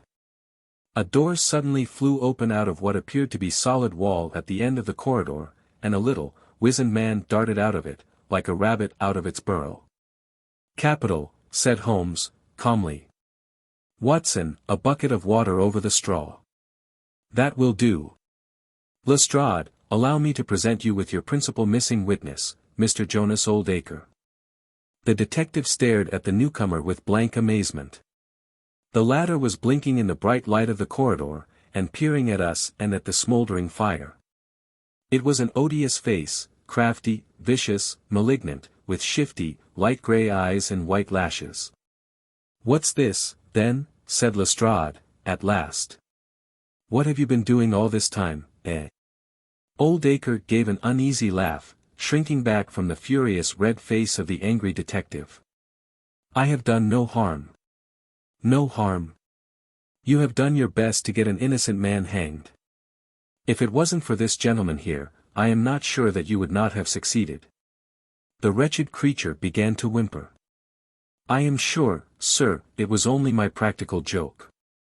"Oh. A joke, was it? You won't find the laugh on your side, I promise you. Take him down, and keep him in the sitting room until I come. Mr. Holmes," he continued, when they had gone, "I could not speak before the constables, but I don't mind saying, in the presence of Dr. Watson, that this is the brightest thing that you have done yet, though it is a mystery to me how you did it. You have saved an innocent man's life, and you have prevented a very grave scandal, which would have ruined my reputation in the force." Holmes smiled, and clapped Lestrade upon the shoulder. "Instead of being ruined, my good sir, you will find that your reputation has been enormously enhanced. Just make a few alterations in that report which you were writing, and they will understand how hard it is to throw dust in the eyes of Inspector Lestrade. And you don't want your name to appear? Not at all. The work is its own reward. Perhaps I shall get the credit also at some distant day, when I permit my zealous historian to lay out his foolscap once more, Watson. Well, now, let us see where this rat has been lurking." A lath and plaster partition had been run across the passage 6 feet from the end, with a door cunningly concealed in it. It was lit within by slits under the eaves. A few articles of furniture and a supply of food and water were within, together with a number of books and papers. "There's the advantage of being a builder," said Holmes, as we came out. He was able to fix up his own little hiding place without any confederate, save, of course, that precious housekeeper of his, whom I should lose no time in adding to your bag, Lestrade. I'll take your advice. But how did you know of this place, Mr. Holmes? I made up my mind that the fellow was in hiding in the house. When I paced one corridor and found it 6 feet shorter than the corresponding one below, it was pretty clear where he was. I thought he had not the nerve to lie quiet before an alarm of fire. We could, of course, have gone in and taken him, but it amused me to make him reveal himself. Besides, I owed you a little mystification, Lestrade, for your chaff in the morning. Well, sir, you certainly got equal with me on that. But how in the world did you know that he was in the house at all? The thumb mark, Lestrade. You said it was final, and so it was, in a very different sense. I knew it had not been there the day before. I pay a good deal of attention to matters of detail, as you may have observed, and I had examined the hall, and was sure that the wall was clear. Therefore, it had been put on during the night. But how? Very simply. When those packets were sealed up, Jonas Oldacre got Macfarlane to secure one of the seals by putting his thumb upon the soft wax. It would be done so quickly and so naturally, that I dare say the young man himself has no recollection of it. Very likely it just so happened, and Oldacre had himself no notion of the use he would put it to. Brooding over the case in that den of his, it suddenly struck him what absolutely damning evidence he could make against Macfarlane by using that thumb mark. It was the simplest thing in the world for him to take a wax impression from the seal, to moisten it in as much blood as he could get from a pinprick, and to put the mark upon the wall during the night. Either with his own hand or with that of his housekeeper. If you examine among those documents which he took with him into his retreat, I will lay you a wager that you find the seal with the thumb mark upon it. Wonderful, said Lestrade. Wonderful. It's all as clear as crystal, as you put it. But what is the object of this deep deception, Mr. Holmes?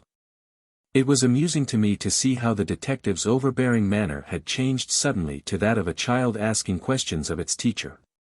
Well, I don't think that is very hard to explain. A very deep, malicious, vindictive person is the gentleman who is now waiting us downstairs. You know that he was once refused by Macfarlane's mother? You don't. I told you that you should go to Blackheath first and Norwood afterwards. Well, this injury, as he would consider it, has rankled in his wicked, scheming brain, and all his life he has longed for vengeance, but never seen his chance. During the last year or two, things have gone against him, secret speculation, I think, and he finds himself in a bad way. He determines to swindle his creditors, and for this purpose he pays large checks to a certain Mr. Cornelius, who is, I imagine, himself under another name. I have not traced these checks yet, but I have no doubt that they were banked under that name at some provincial town where Oldacre from time to time led a double existence. He intended to change his name altogether, draw this money, and vanish, starting life again elsewhere. Well, that's likely enough. It would strike him that in disappearing he might throw all pursuit off his track, and at the same time have an ample and crushing revenge upon his old sweetheart, if he could give the impression that he had been murdered by her only child. It was a masterpiece of villainy, and he carried it out like a master. The idea of the will, which would give an obvious motive for the crime, the secret visit unknown to his own parents, the retention of the stick, the blood, and the animal remains and buttons in the wood pile, all were admirable. It was a net from which it seemed to me, a few hours ago, that there was no possible escape. But he had not that supreme gift of the artist, the knowledge of when to stop.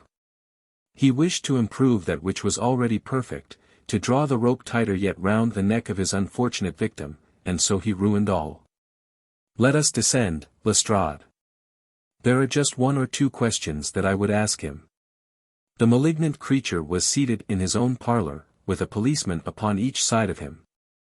It was a joke, my good sir, a practical joke, nothing more, he whined incessantly. I assure you, sir, that I simply concealed myself in order to see the effect of my disappearance, and I am sure that you would not be so unjust as to imagine that I would have allowed any harm to befall poor young Mr. Macfarlane. That's for a jury to decide, said Lestrade. Anyhow, we shall have you on a charge of conspiracy, if not for attempted murder. And you'll probably find that your creditors will impound the banking account of Mr. Cornelius, said Holmes. The little man started, and turned his malignant eyes upon my friend. I have to thank you for a good deal, said he. Perhaps I'll pay my debt some day. Holmes smiled indulgently. I fancy that, for some few years, you will find your time very fully occupied, said he. By the way, what was it you put into the wood pile beside your old trousers? A dead dog, or rabbits, or what? You won't tell. Dear me, how very unkind of you. Well, I dare say that a couple of rabbits would account both for the blood and for the charred ashes. If ever you write an account, Watson, you can make rabbits serve your turn. The Adventure of the Dancing Men. Holmes had been seated for some hours in silence with his long, thin back curved over a chemical vessel in which he was brewing a particularly malodorous product. His head was sunk upon his breast, and he looked from my point of view like a strange, lank bird, with dull grey plumage and a black topknot. So, Watson, said he, suddenly, you do not propose to invest in South African securities? I gave a start of astonishment. Accustomed as I was to Holmes's curious faculties, this sudden intrusion into my most intimate thoughts was utterly inexplicable. How on earth do you know that? I asked. He wheeled round upon his stool, with a steaming test tube in his hand, and a gleam of amusement in his deep-set eyes. Now, Watson, confess yourself utterly taken aback, said he. I am. I ought to make you sign a paper to that effect. Why? Because in 5 minutes you will say that it is all so absurdly simple. I am sure that I shall say nothing of the kind. You see, my dear Watson, he propped his test tube in the rack, and began to lecture with the air of a professor addressing his class. It is not really difficult to construct a series of inferences, each dependent upon its predecessor and each simple in itself. If, after doing so, one simply knocks out all the central inferences and presents one's audience with the starting point and the conclusion, one may produce a startling, though possibly a meretricious, effect. Now, it was not really difficult, by an inspection of the groove between your left forefinger and thumb, to feel sure that you did not propose to invest your small capital in the gold fields. I see no connection. Very likely not. But I can quickly show you a close connection. Here are the missing links of the very simple chain. 1. You had chalk between your left finger and thumb when you returned from the club last night. 2. You put chalk there when you play billiards, to steady the cue. 3. You never play billiards except with Thurston. 4. You told me, 4 weeks ago, that Thurston had an option on some South African property which would expire in a month, and which he desired you to share with him. 5. Your check book is locked in my drawer, and you have not asked for the key. 6. You do not propose to invest your money in this manner. How absurdly simple! I cried. Quite so, said he, a little nettled. Every problem becomes very childish when once it is explained to you. Here is an unexplained one. See what you can make of that, friend Watson. He tossed a sheet of paper upon the table, and turned once more to his chemical analysis. I looked with amazement at the absurd hieroglyphics upon the paper. Why, Holmes, it is a child's drawing, I cried. Oh, that's your idea. What else should it be? That is what Mr. Hilton Cubitt, of Ridingthorpe Manor, Norfolk, is very anxious to know. This little conundrum came by the first post, and he was to follow by the next train. There's a ring at the bell, Watson. I should not be very much surprised if this were he. A heavy step was heard upon the stairs, and an instant later there entered a tall, ruddy, clean-shaven gentleman, whose clear eyes and florid cheeks told of a life led far from the fogs of Baker Street. He seemed to bring a whiff of his strong, fresh, bracing, East Coast air with him as he entered. Having shaken hands with each of us, he was about to sit down, when his eye rested upon the paper with the curious markings, which I had just examined and left upon the table. Well, Mr. Holmes, what do you make of these? He cried. They told me that you were fond of queer mysteries, and I don't think you can find a queerer one than that. I sent the paper on ahead, so that you might have time to study it before I came. It is certainly rather a curious production, said Holmes. At first sight it would appear to be some childish prank. It consists of a number of absurd little figures dancing across the paper upon which they are drawn. Why should you attribute any importance to so grotesque an object? I never should, Mr. Holmes. But my wife does. It is frightening her to death. She says nothing, but I can see terror in her eyes. That's why I want to sift the matter to the bottom." Holmes held up the paper so that the sunlight shone full upon it. It was a page torn from a notebook. The markings were done in pencil, and ran in this way. Holmes examined it for some time, and then, folding it carefully up, he placed it in his pocketbook. "This promises to be a most interesting and unusual case," said he. "You gave me a few particulars in your letter, Mr. Hilton Cubitt, but I should be very much obliged if you would kindly go over it all again for the benefit of my friend, Dr. Watson." "I'm not much of a storyteller," said our visitor, nervously clasping and unclasping his great, strong hands. "You'll just ask me anything that I don't make clear. I'll begin at the time of my marriage last year, but I want to say first of all that, though I'm not a rich man, my people have been at Ridingthorpe for a matter of 5 centuries, and there is no better known family in the county of Norfolk.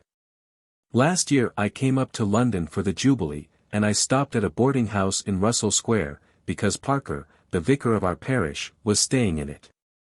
There was an American young lady there, Patrick was the name, Elsie Patrick. In some way we became friends, until before my month was up I was as much in love as a man could be. We were quietly married at a registry office, and we returned to Norfolk a wedded couple. You'll think it very mad, Mr.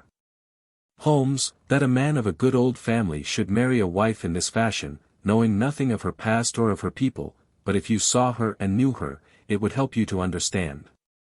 She was very straight about it, was Elsie. I can't say that she did not give me every chance of getting out of it if I wished to do so. I have had some very disagreeable associations in my life, said she, I wish to forget all about them. I would rather never allude to the past, for it is very painful to me. If you take me, Hilton, you will take a woman who has nothing that she need be personally ashamed of, but you will have to be content with my word for it, and to allow me to be silent as to all that passed up to the time when I became yours. If these conditions are too hard, then go back to Norfolk, and leave me to the lonely life in which you found me. It was only the day before our wedding that she said those very words to me. I told her that I was content to take her on her own terms, and I have been as good as my word. Well, we have been married now for a year, and very happy we have been. But about a month ago, at the end of June, I saw for the first time signs of trouble. One day my wife received a letter from America. I saw the American stamp.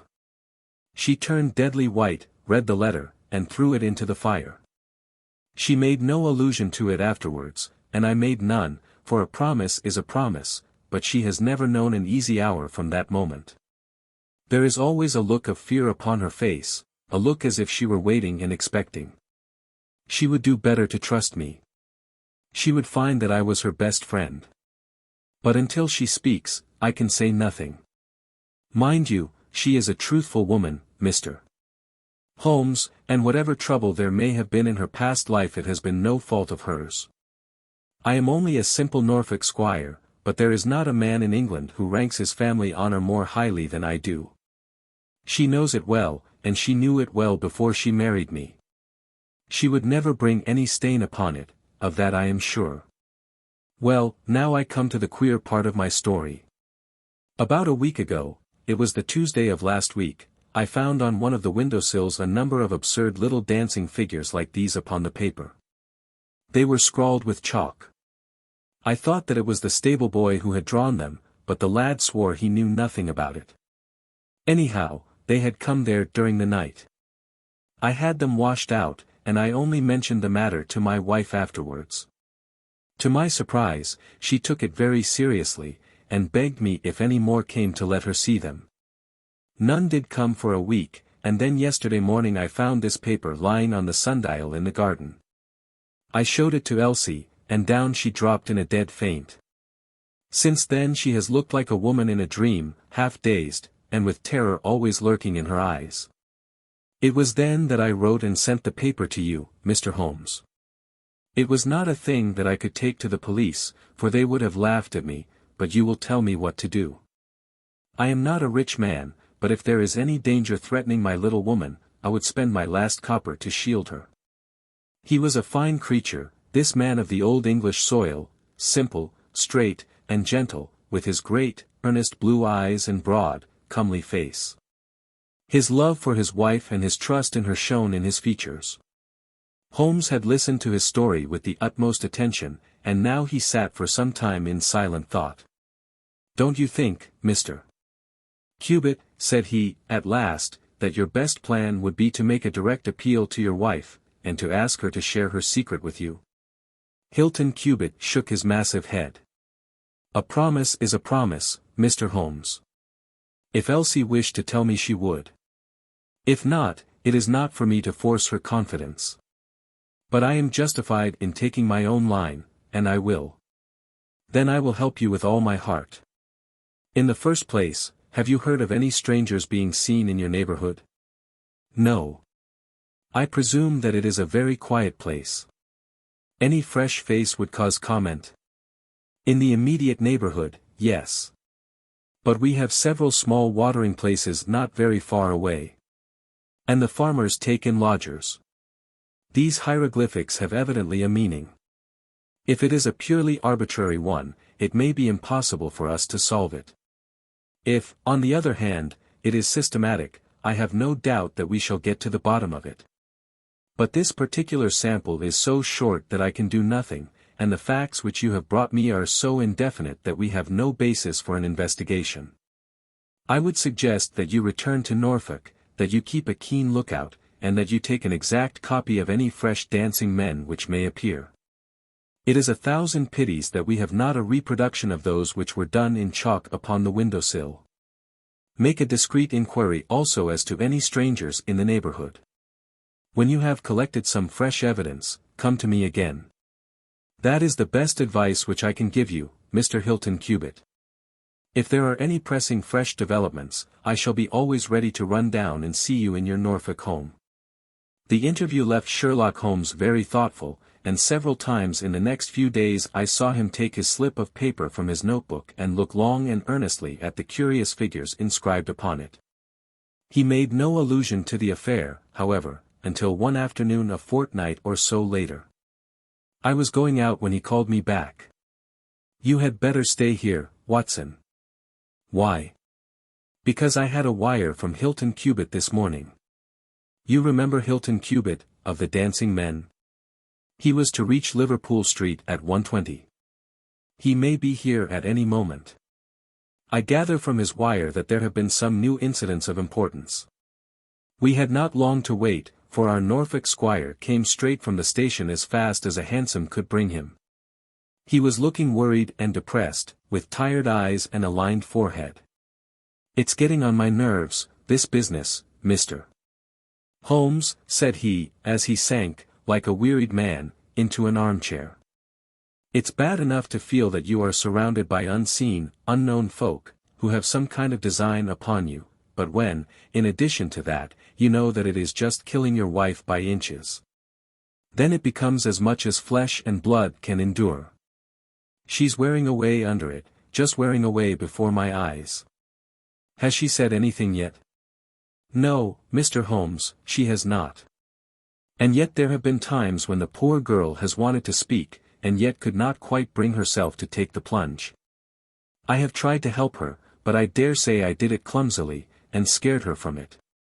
She has spoken about my old family, and our reputation in the county, and our pride in our unsullied honor, and I always felt it was leading to the point, but somehow it turned off before we got there." "But you have found out something for yourself?" "A good deal, Mr. Holmes.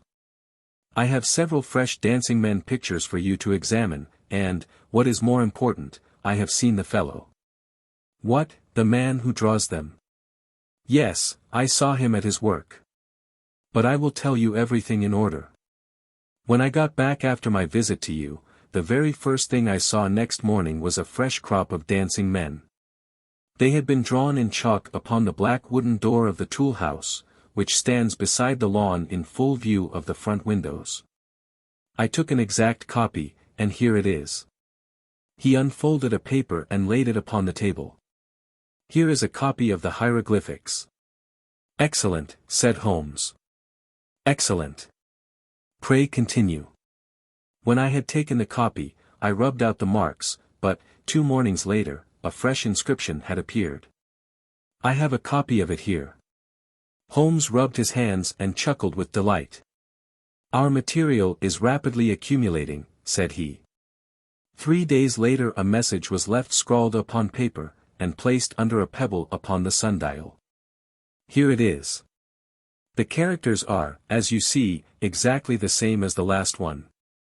After that I determined to lie in wait, so I got out my revolver and I sat up in my study, which overlooks the lawn and garden. About 2 in the morning I was seated by the window, all being dark save for the moonlight outside, when I heard steps behind me, and there was my wife in her dressing gown. She implored me to come to bed. I told her frankly that I wished to see who it was who played such absurd tricks upon us. She answered that it was some senseless practical joke, and that I should not take any notice of it. If it really annoys you, Hilton, we might go and travel, you and I, and so avoid this nuisance. What, be driven out of our own house by a practical joker, said I. Why, we should have the whole county laughing at us. Well, come to bed, said she, and we can discuss it in the morning. Suddenly, as she spoke, I saw her white face grow whiter yet in the moonlight, and her hand tightened upon my shoulder. Something was moving in the shadow of the tool house. I saw a dark, creeping figure which crawled round the corner and squatted in front of the door. Seizing my pistol, I was rushing out, when my wife threw her arms round me and held me with convulsive strength. I tried to throw her off, but she clung to me most desperately. At last I got clear, but by the time I had opened the door and reached the house the creature was gone. He had left a trace of his presence, however, for there on the door was the very same arrangement of dancing men which had already twice appeared, and which I have copied on that paper. There was no other sign of the fellow anywhere, though I ran all over the grounds. And yet the amazing thing is that he must have been there all the time, for when I examined the door again in the morning, he had scrawled some more of his pictures under the line which I had already seen. Have you that fresh drawing? Yes, it is very short, but I made a copy of it, and here it is. Again he produced a paper. The new dance was in this form.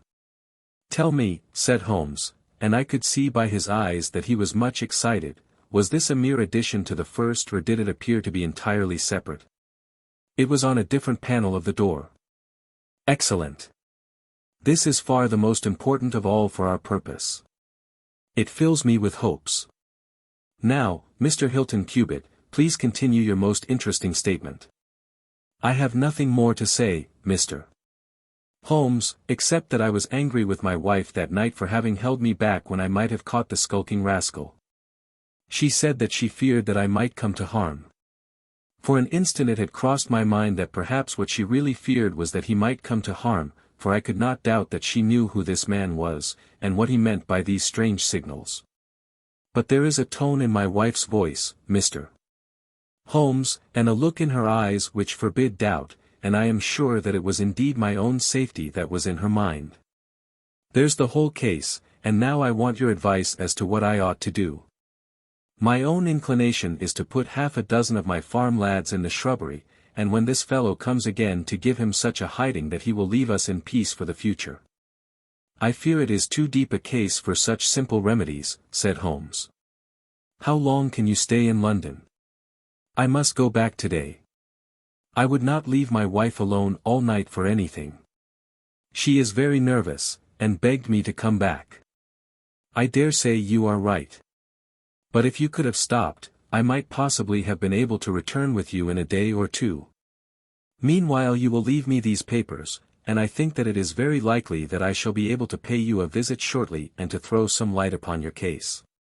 Sherlock Holmes preserved his calm professional manner until our visitor had left us, although it was easy for me, who knew him so well, to see that he was profoundly excited. The moment that Hilton Cubitt's broad back had disappeared through the door my comrade rushed to the table, laid out all the slips of paper containing dancing men in front of him, and threw himself into an intricate and elaborate calculation. For 2 hours I watched him as he covered sheet after sheet of paper with figures and letters, so completely absorbed in his task that he had evidently forgotten my presence. Sometimes he was making progress and whistled and sang at his work. Sometimes he was puzzled, and would sit for long spells with a furrowed brow and a vacant eye. Finally he sprang from his chair with a cry of satisfaction, and walked up and down the room rubbing his hands together. Then he wrote a long telegram upon a cable form. "If my answer to this is as I hope, you will have a very pretty case to add to your collection, Watson," said he. "I expect that we shall be able to go down to Norfolk tomorrow, and to take our friend some very definite news as to the secret of his annoyance." I confess that I was filled with curiosity, but I was aware that Holmes liked to make his disclosures at his own time and in his own way, so I waited until it should suit him to take me into his confidence. But there was a delay in that answering telegram, and 2 days of impatience followed, during which Holmes pricked up his ears at every ring of the bell. On the evening of the 2nd there came a letter from Hilton Cubitt. All was quiet with him, save that a long inscription had appeared that morning upon the pedestal of the sundial. He enclosed a copy of it, which is here reproduced. Holmes bent over this grotesque frieze for some minutes, and then suddenly sprang to his feet with an exclamation of surprise and dismay. His face was haggard with anxiety. "We have let this affair go far enough," said he. "Is there a train to North Walsham tonight?" I turned up the timetable. The last had just gone. "Then we shall breakfast early and take the very first in the morning," said Holmes. "Our presence is most urgently needed. Ah! Here is our expected cablegram. One moment, Mrs. Hudson, there may be an answer." "No, that is quite as I expected. This message makes it even more essential that we should not lose an hour in letting Hilton Cubitt know how matters stand, for it is a singular and a dangerous web in which our simple Norfolk squire is entangled." So, indeed, it proved, and as I come to the dark conclusion of a story which had seemed to me to be only childish and bizarre, I experience once again the dismay and horror with which I was filled. Would that I had some brighter ending to communicate to my readers, but these are the chronicles of fact. And I must follow to their dark crisis the strange chain of events which for some days made Ridingthorpe Manor a household word through the length and breadth of England. We had hardly alighted at North Walsham, and mentioned the name of our destination, when the station-master hurried towards us. "I suppose that you are the detectives from London," said he. A look of annoyance passed over Holmes's face. "What makes you think such a thing?" "Because Inspector Martin from Norwich has just passed through." "But maybe you are the surgeons." "She's not dead, or wasn't by last accounts." "You may be in time to save her yet, though it be for the gallows." Holmes's brow was dark with anxiety. "We are going to Ridingthorpe Manor," said he, "but we have heard nothing of what has passed there." "It's a terrible business," said the station-master. "They are shot, both Mr. Hilton Cubitt and his wife. She shot him and then herself, so the servants say. He's dead and her life is despaired of. Dear, dear, one of the oldest families in the county of Norfolk, and one of the most honored." Without a word Holmes hurried to a carriage, and during the long 7 miles drive he never opened his mouth. Seldom have I seen him so utterly despondent. He had been uneasy during all our journey from town, and I had observed that he had turned over the morning papers with anxious attention, but now this sudden realization of his worst fears left him in a blank melancholy.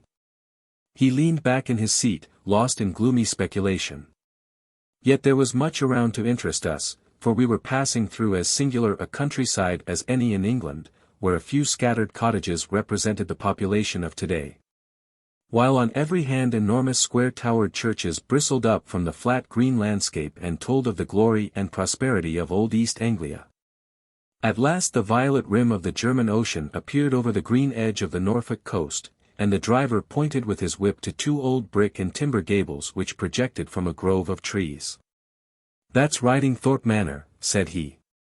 As we drove up to the porticoed front door, I observed in front of it, beside the tennis lawn, the black tool house and the pedestaled sundial with which we had such strange associations. A dapper little man, with a quick, alert manner and a waxed mustache, had just descended from a high dog-cart. He introduced himself as Inspector Martin, of the Norfolk Constabulary, and he was considerably astonished when he heard the name of my companion. "Why, Mr. Holmes, the crime was only committed at 3 this morning. How could you hear of it in London and get to the spot as soon as I anticipated it. I came in the hope of preventing it." "Then you must have important evidence, of which we are ignorant, for they were said to be a most united couple." "I have only the evidence of the dancing men," said Holmes. "I will explain the matter to you later. Meanwhile, since it is too late to prevent this tragedy, I am very anxious that I should use the knowledge which I possess in order to ensure that justice be done. Will you associate me in your investigation, or will you prefer that I should act independently?"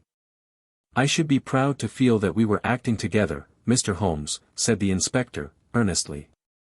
"In that case I should be glad to hear the evidence and to examine the premises without an instant of unnecessary delay." Inspector Martin had the good sense to allow my friend to do things in his own fashion, and contented himself with carefully noting the results. The local surgeon, an old, white-haired man, had just come down from Mrs. Hilton Cubit's room, and he reported that her injuries were serious, but not necessarily fatal.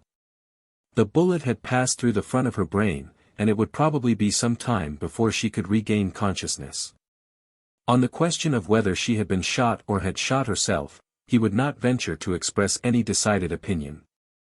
Certainly the bullet had been discharged at very close quarters. There was only the one pistol found in the room, 2 barrels of which had been emptied. Mr. Hilton Cubit had been shot through the heart. It was equally conceivable that he had shot her and then himself, or that she had been the criminal, for the revolver lay upon the floor midway between them. "Has he been moved?" asked Holmes. "We have moved nothing except the lady. We could not leave her lying wounded upon the floor." "How long have you been here, doctor?" "Since 4 o'clock. Anyone else?" "Yes, the constable here." "And you have touched nothing?" "Nothing." "You have acted with great discretion. Who sent for you?" "The housemaid, Saunders." "Was it she who gave the alarm?" "She and Mrs. King, the cook." "Where are they now?" "In the kitchen, I believe." "Then I think we had better hear their story at once." The old hall, oak-panelled and high-windowed, had been turned into a court of investigation. Holmes sat in a great, old-fashioned chair, his inexorable eyes gleaming out of his haggard face. I could read in them a set purpose to devote his life to this quest until the client whom he had failed to save should at last be avenged. The trim Inspector Martin, the old, grey-headed country doctor, myself, and a stolid village policeman made up the rest of that strange company. The 2 women told their story clearly enough. They had been aroused from their sleep by the sound of an explosion, which had been followed a minute later by a second one. They slept in adjoining rooms, and Mrs. King had rushed into Saunders. Together they had descended the stairs. The door of the study was open, and a candle was burning upon the table. Their master lay upon his face in the center of the room. He was quite dead. Near the window his wife was crouching, her head leaning against the wall. She was horribly wounded, and the side of her face was red with blood. She breathed heavily, but was incapable of saying anything. The passage, as well as the room, was full of smoke and the smell of powder. The window was certainly shut and fastened upon the inside. Both women were positive upon the point. They had at once sent for the doctor and for the constable. Then, with the aid of the groom and the stable boy, they had conveyed their injured mistress to her room. Both she and her husband had occupied the bed. She was clad in her dress, he in his dressing gown, over his nightclothes. Nothing had been moved in the study. So far as they knew, there had never been any quarrel between husband and wife. They had always looked upon them as a very united couple. These were the main points of the servants' evidence. In answer to Inspector Martin, they were clear that every door was fastened upon the inside, and that no one could have escaped from the house. In answer to Holmes, they both remembered that they were conscious of the smell of powder from the moment that they ran out of their rooms upon the top floor. "I commend that fact very carefully to your attention," said Holmes to his professional colleague. "And now I think that we are in a position to undertake a thorough examination of the room." The study proved to be a small chamber, lined on three sides with books, and with a writing table facing an ordinary window, which looked out upon the garden. Our first attention was given to the body of the unfortunate squire, whose huge frame lay stretched across the room. His disordered dress showed that he had been hastily aroused from sleep. The bullet had been fired at him from the front, and had remained in his body, after penetrating the heart. His death had certainly been instantaneous and painless. There was no powder marking either upon his dressing gown or on his hands. According to the country surgeon, the lady had stains upon her face, but none upon her hand. "The absence of the latter means nothing, though its presence may mean everything," said Holmes. "Unless the powder from a badly fitting cartridge happens to spurt backward, one may fire many shots without leaving a sign.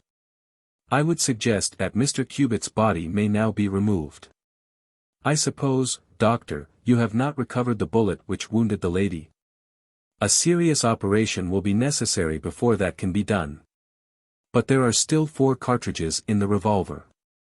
2 have been fired and 2 wounds inflicted, so that each bullet can be accounted for." "So it would seem," said Holmes. "Perhaps you can account also for the bullet which has so obviously struck the edge of the window?" He had turned suddenly, and his long, thin finger was pointing to a hole which had been drilled right through the lower window sash, about an inch above the bottom. "By George!" cried the inspector. "However did you see that?" "Because I looked for it." "Wonderful," said the country doctor. "You are certainly right, sir. Then a third shot has been fired, and therefore a third person must have been present. But who could that have been, and how could he have got away?" "That is the problem which we are now about to solve," said Sherlock Holmes. "You remember, Inspector Martin, when the servants said that on leaving their room they were at once conscious of a smell of powder, I remarked that the point was an extremely important one." "Yes, sir, but I confess I did not quite follow you." "It suggested that at the time of the firing, the window as well as the door of the room had been open. Otherwise the fumes of powder could not have been blown so rapidly through the house. A draught in the room was necessary for that. Both door and window were only open for a very short time, however." "How do you prove that?" "Because the candle was not guttered." "Capital," cried the inspector. "Capital. Feeling sure that the window had been open at the time of the tragedy, I conceived that there might have been a third person in the affair, who stood outside this opening and fired through it. Any shot directed at this person might hit the sash. I looked, and there, sure enough, was the bullet mark. But how came the window to be shut and fastened? The woman's first instinct would be to shut and fasten the window. But, hullo! What is this?" It was a lady's handbag which stood upon the study table, a trim little handbag of crocodile skin and silver. Holmes opened it and turned the contents out. There were 20 50-pound notes of the Bank of England, held together by an india-rubber band, nothing else. "This must be preserved, for it will figure in the trial," said Holmes, as he handed the bag with its contents to the inspector. "It is now necessary that we should try to throw some light upon this third bullet, which has clearly, from the splintering of the wood, been fired from inside the room. I should like to see Mrs. King, the cook, again. You said, Mrs. King, that you were awakened by a loud explosion. When you said that, did you mean that it seemed to you to be louder than the second one?" "Well, sir, it wakened me from my sleep, so it is hard to judge. But it did seem very loud." "You don't think that it might have been 2 shots fired almost at the same instant?" "I am sure I couldn't say, sir. I believe that it was undoubtedly so. I rather think, Inspector Martin, that we have now exhausted all that this room can teach us. If you will kindly step round with me, we shall see what fresh evidence the garden has to offer." A flower bed extended up to the study window, and we all broke into an exclamation as we approached it. The flowers were trampled down, and the soft soil was imprinted all over with footmarks. Large, masculine feet they were, with peculiarly long, sharp toes. Holmes hunted about among the grass and leaves like a retriever after a wounded bird. Then, with a cry of satisfaction, he bent forward and picked up a little brazen cylinder. "I thought so," said he, "the revolver had an ejector, and here is the third cartridge. I really think, Inspector Martin, that our case is almost complete." The country inspector's face had shown his intense amazement at the rapid and masterful progress of Holmes's investigation. At first he had shown some disposition to assert his own position, but now he was overcome with admiration, and ready to follow without question wherever Holmes led. "Whom do you suspect?" he asked. "I'll go into that later. There are several points in this problem which I have not been able to explain to you yet. Now that I have got so far, I had best proceed on my own lines, and then clear the whole matter up once and for all." "Just as you wish, Mr. Holmes, so long as we get our man. I have no desire to make mysteries, but it is impossible at the moment of action to enter into long and complex explanations. I have the threads of this affair all in my hand. Even if this lady should never recover consciousness, we can still reconstruct the events of last night and ensure that justice be done. First of all, I wish to know whether there is any inn in this neighborhood known as Elridge's." The servants were cross-questioned, but none of them had heard of such a place. The stable boy threw a light upon the matter by remembering that a farmer of that name lived some miles off, in the direction of East Ruston. "Is it a lonely farm?" "Very lonely, sir. Perhaps they have not heard yet of all that happened here during the night." "Maybe not, sir." Holmes thought for a little, and then a curious smile played over his face. "Saddle a horse, my lad," said he. "I shall wish you to take a note to Elridge's farm." He took from his pocket the various slips of the dancing men. With these in front of him, he worked for some time at the study table. Finally he handed a note to the boy, with directions to put it into the hands of the person to whom it was addressed, and especially to answer no questions of any sort which might be put to him. I saw the outside of the note, addressed in straggling, irregular characters, very unlike Holmes's usual precise hand. It was consigned to Mr. Abe Slaney, Elridge's farm, East Ruston, Norfolk. "I think, Inspector," Holmes remarked, "that you would do well to telegraph for an escort, as, if my calculations prove to be correct, you may have a particularly dangerous prisoner to convey to the county jail. The boy who takes this note could no doubt forward your telegram. If there is an afternoon train to town, Watson, I think we should do well to take it, as I have a chemical analysis of some interest to finish, and this investigation draws rapidly to a close." When the youth had been dispatched with the note, Sherlock Holmes gave his instructions to the servants. If any visitor were to call asking for Mrs. Hilton Cubitt, no information should be given as to her condition, but he was to be shown at once into the drawing-room. He impressed these points upon them with the utmost earnestness. Finally he led the way into the drawing-room, with the remark that the business was now out of our hands, and that we must while away the time as best we might until we could see what was in store for us. The doctor had departed to his patients, and only the inspector and myself remained. "I think that I can help you to pass an hour in an interesting and profitable manner," said Holmes, drawing his chair up to the table, and spreading out in front of him the various papers upon which were recorded the antics of the dancing men. "As to you, friend Watson, I owe you every atonement for having allowed your natural curiosity to remain so long unsatisfied. To you, Inspector, the whole incident may appeal as a remarkable professional study.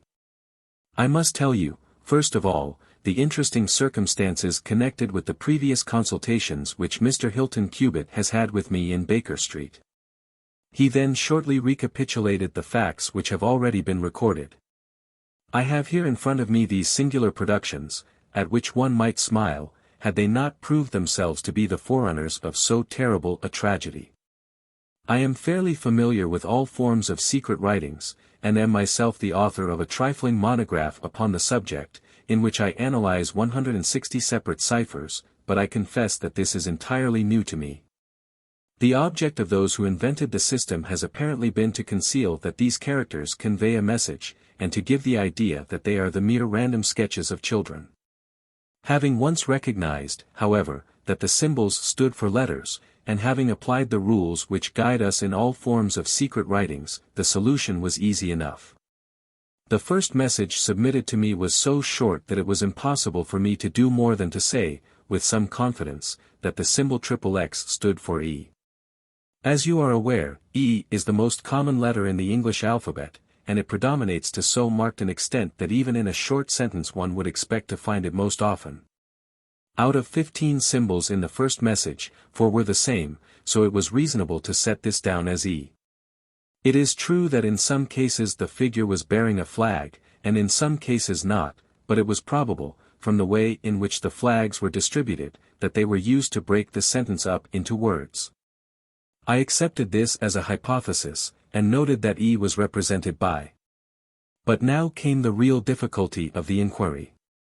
The order of the English letters after E is by no means well marked, and any preponderance which may be shown in an average of a printed sheet may be reversed in a single short sentence. Speaking roughly, T, A, O, I, N, S, H, R, D, and L are the numerical order in which letters occur, but T, A, O, and I are very nearly abreast of each other, and it would be an endless task to try each combination until a meaning was arrived at. I therefore waited for fresh material. In my second interview with Mr. Hilton Cubitt he was able to give me 2 other short sentences and 1 message, which appeared, since there was no flag, to be a single word. Here are the symbols. Now, in the single word I have already got the 2 E's coming second and fourth in a word of 5 letters. It might be sever, or lever, or never. There can be no question that the latter as a reply to an appeal is far the most probable, and the circumstances pointed to its being a reply written by the lady. Accepting it as correct, we are now able to say that the symbols stand respectively for N, V, and R. Even now I was in considerable difficulty, but a happy thought put me in possession of several other letters. It occurred to me that if these appeals came, as I expected, from someone who had been intimate with the lady in her early life, a combination which contained 2 E's with 3 letters between might very well stand for the name Elsie. On examination I found that such a combination formed the termination of the message which was 3 times repeated. It was certainly some appeal to Elsie. In this way I had got my L, S, and I. But what appeal could it be? There were only 4 letters in the word which preceded Elsie, and it ended in E. Surely the word must be come. I tried all other 4 letters ending in E, but could find none to fit the case. So now I was in possession of C, O, and M, and I was in a position to attack the first message once more, dividing it into words and putting dots for each symbol which was still unknown. So treated, it worked out in this fashion. .m.air, esl.ne. Now the first letter can only be A, which is a most useful discovery, since it occurs no fewer than 3 times in this short sentence, and the H is also apparent in the second word. Now it becomes am here A.E. slain. Or, filling in the obvious vacancies in the name. Am here Abe Slaney. I had so many letters now that I could proceed with considerable confidence to the second message, which worked out in this fashion. A, ELRI. ES. Here I could only make sense by putting T and G for the missing letters, and supposing that the name was that of some house or inn at which the writer was staying. Inspector Martin and I had listened with the utmost interest to the full and clear account of how my friend had produced results which had led to so complete a command over our difficulties. "What did you do then, sir?" asked the inspector. I had every reason to suppose that this Abe Slaney was an American, since Abe is an American contraction, and since a letter from America had been the starting point of all the trouble. I had also every cause to think that there was some criminal secret in the matter. The lady's allusions to her past, and her refusal to take her husband into her confidence, both pointed in that direction. I therefore cabled to my friend, Wilson Hogreave, of the New York Police Bureau, who has more than once made use of my knowledge of London crime. I asked him whether the name of Abe Slaney was known to him. Here is his reply: the most dangerous crook in Chicago. On the very evening upon which I had his answer, Hilton Cubitt sent me the last message from Slaney. Working with known letters, it took this form. Elsie.read to meet thy go. The addition of APNAD completed a message which showed me that the rascal was proceeding from persuasion to threats, and my knowledge of the crooks of Chicago prepared me to find that he might very rapidly put his words into action. I at once came to Norfolk with my friend and colleague, Dr. Watson, but, unhappily, only in time to find that the worst had already occurred. "It is a privilege to be associated with you in the handling of a case," said the inspector, warmly. "You will excuse me, however, if I speak frankly to you. You are only answerable to yourself, but I have to answer to my superiors. If this Abe Slaney, living at Elridge's, is indeed the murderer, and if he has made his escape while I am seated here, I should certainly get into serious trouble. You need not be uneasy. He will not try to escape." "How do you know?" "To fly would be a confession of guilt." "Then let us go arrest him. I expect him here every instant." "But why should he come?" "Because I have written and asked him." "But this is incredible, Mr. Holmes. Why should he come because you have asked him? Would not such a request rather rouse his suspicions and cause him to fly?" "I think I have known how to frame the letter," said Sherlock Holmes. "In fact, if I am not very much mistaken, here is the gentleman himself coming up the drive." A man was striding up the path which led to the door. He was a tall, handsome, swarthy fellow, clad in a suit of grey flannel, with a Panama hat, a bristling black beard, and a great, aggressive hooked nose, and flourishing a cane as he walked. He swaggered up a path as if the place belonged to him, and we heard his loud, confident peal at the bell. "I think, gentlemen," said Holmes, quietly, "that we had best take up our position behind the door. Every precaution is necessary when dealing with such a fellow. You will need your handcuffs, Inspector. You can leave the talking to me." We waited in silence for a minute, one of those minutes which one can never forget. Then the door opened and the man stepped in. In an instant Holmes clapped a pistol to his head, and Martin slipped the handcuffs over his wrists. It was all done so swiftly and deftly that the fellow was helpless before he knew that he was attacked. He glared from one to the other of us with a pair of blazing black eyes. Then he burst into a bitter laugh.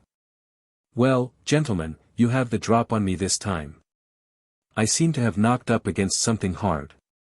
But I came here in answer to a letter from Mrs. Hilton Cubitt. Don't tell me that she is in this.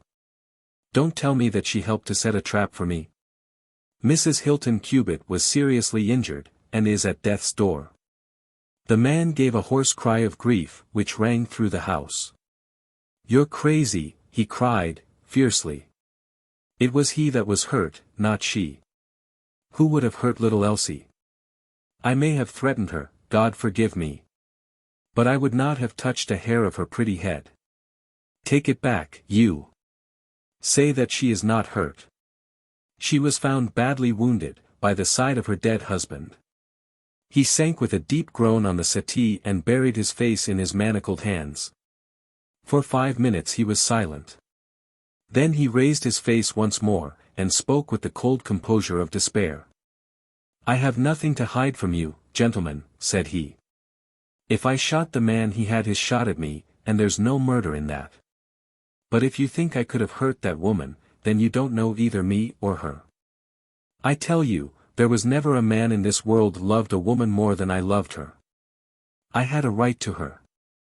She was pledged to me years ago. Who was this Englishman that he should come between us? I tell you that I had the first right to her, and that I was only claiming my own. She broke away from your influence when she found the man that you are," said Holmes, sternly. "She fled from America to avoid you, and she married an honorable gentleman in England. You dogged her and followed her and made her life a misery to her, in order to induce her to abandon the husband whom she loved and respected in order to fly with you, whom she feared and hated. You have ended by bringing about the death of a noble man and driving his wife to suicide. That is your record in this business, Mr. Abe Slaney, and you will answer for it to the law. If Elsie dies, I care nothing what becomes of me, said the American. He opened one of his hands, and looked at a note crumpled up in his palm. See here, mister. He cried, with a gleam of suspicion in his eyes, you're not trying to scare me over this, are you? If the lady is hurt as bad as you say, who was it that wrote this note?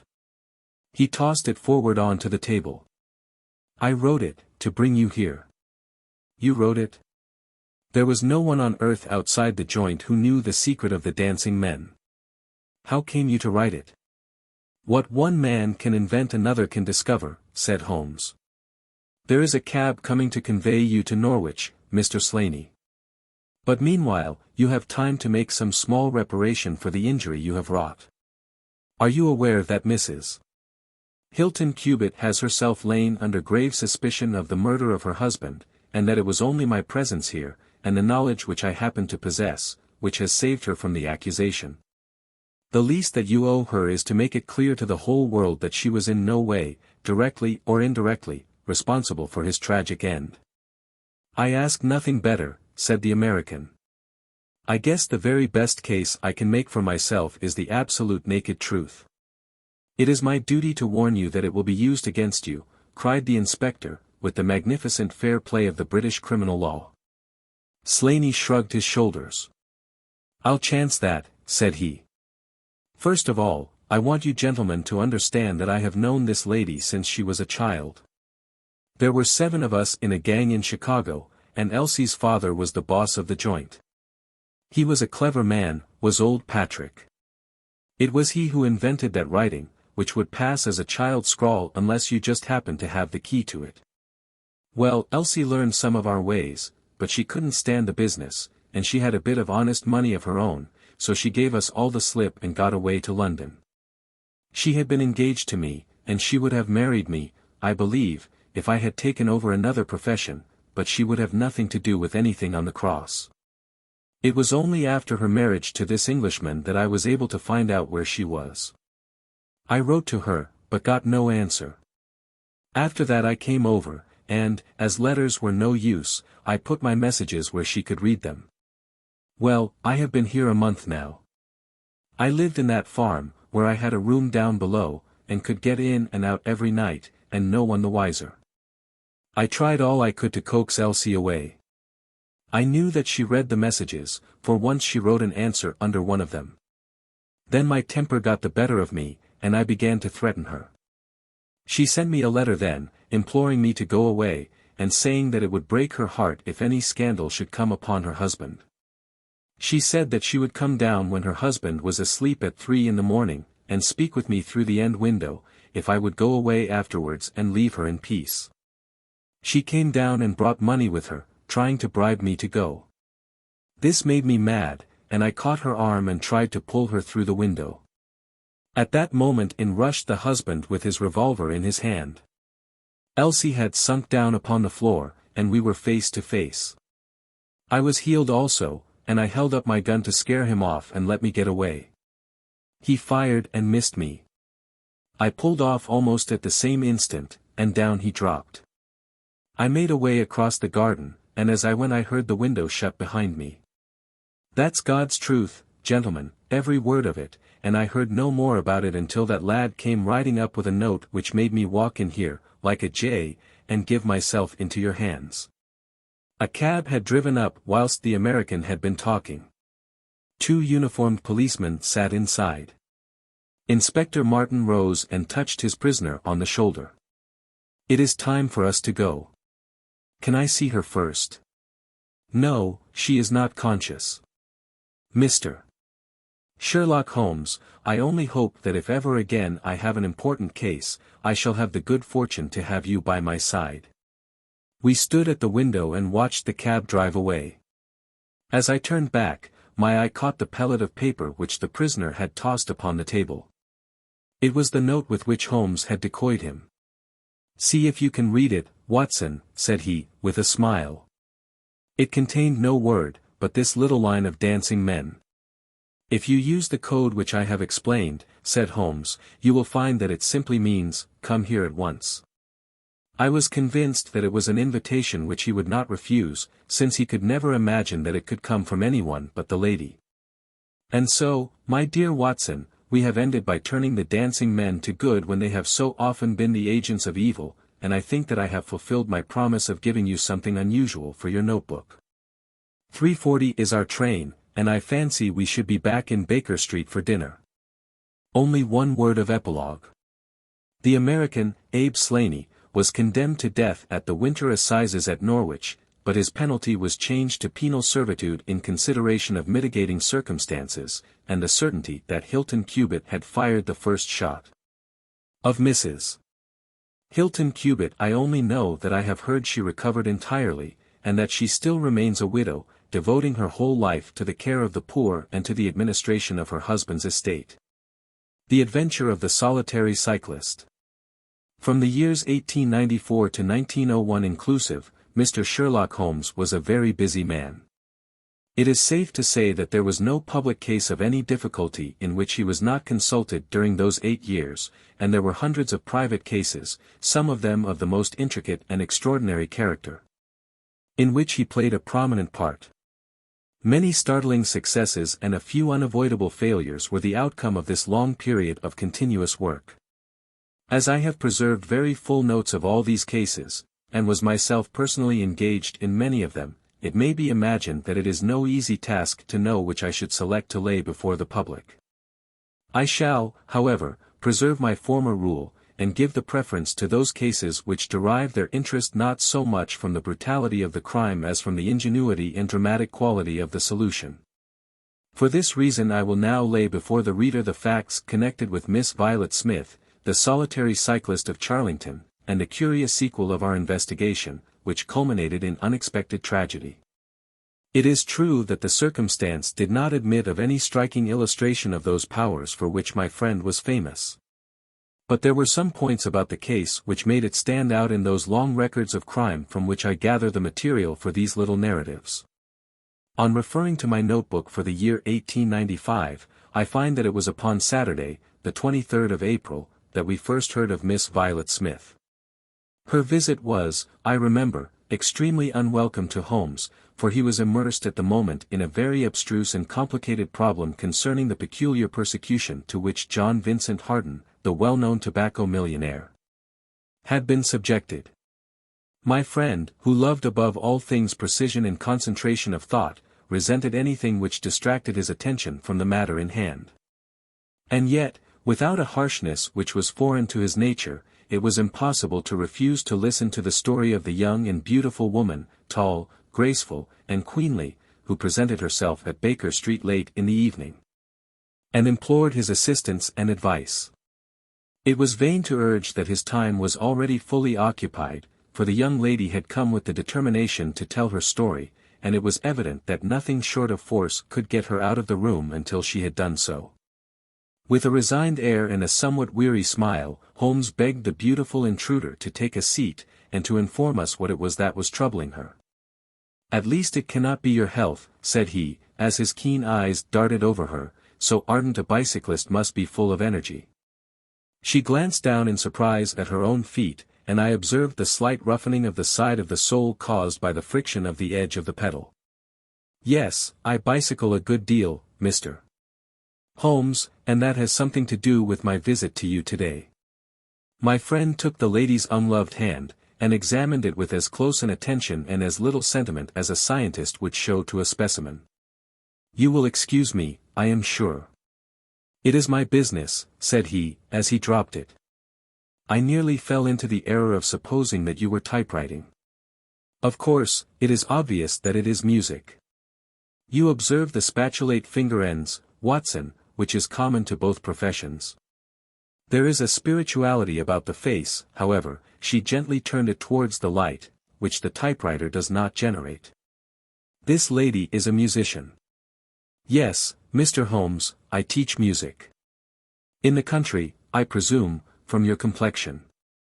"Yes, sir, near Farnham, on the borders of Surrey." "A beautiful neighborhood, and full of the most interesting associations. You remember, Watson, that it was near there that we took Archie Stamford, the forger. Now, Miss Violet, what has happened to you, near Farnham, on the borders of Surrey? The young lady, with great clearness and composure, made the following curious statement. My father is dead, Mr. Holmes. He was James Smith, who conducted the orchestra at the old Imperial Theatre. My mother and I were left without a relation in the world except one uncle, Ralph Smith, who went to Africa 25 years ago, and we have never had a word from him since.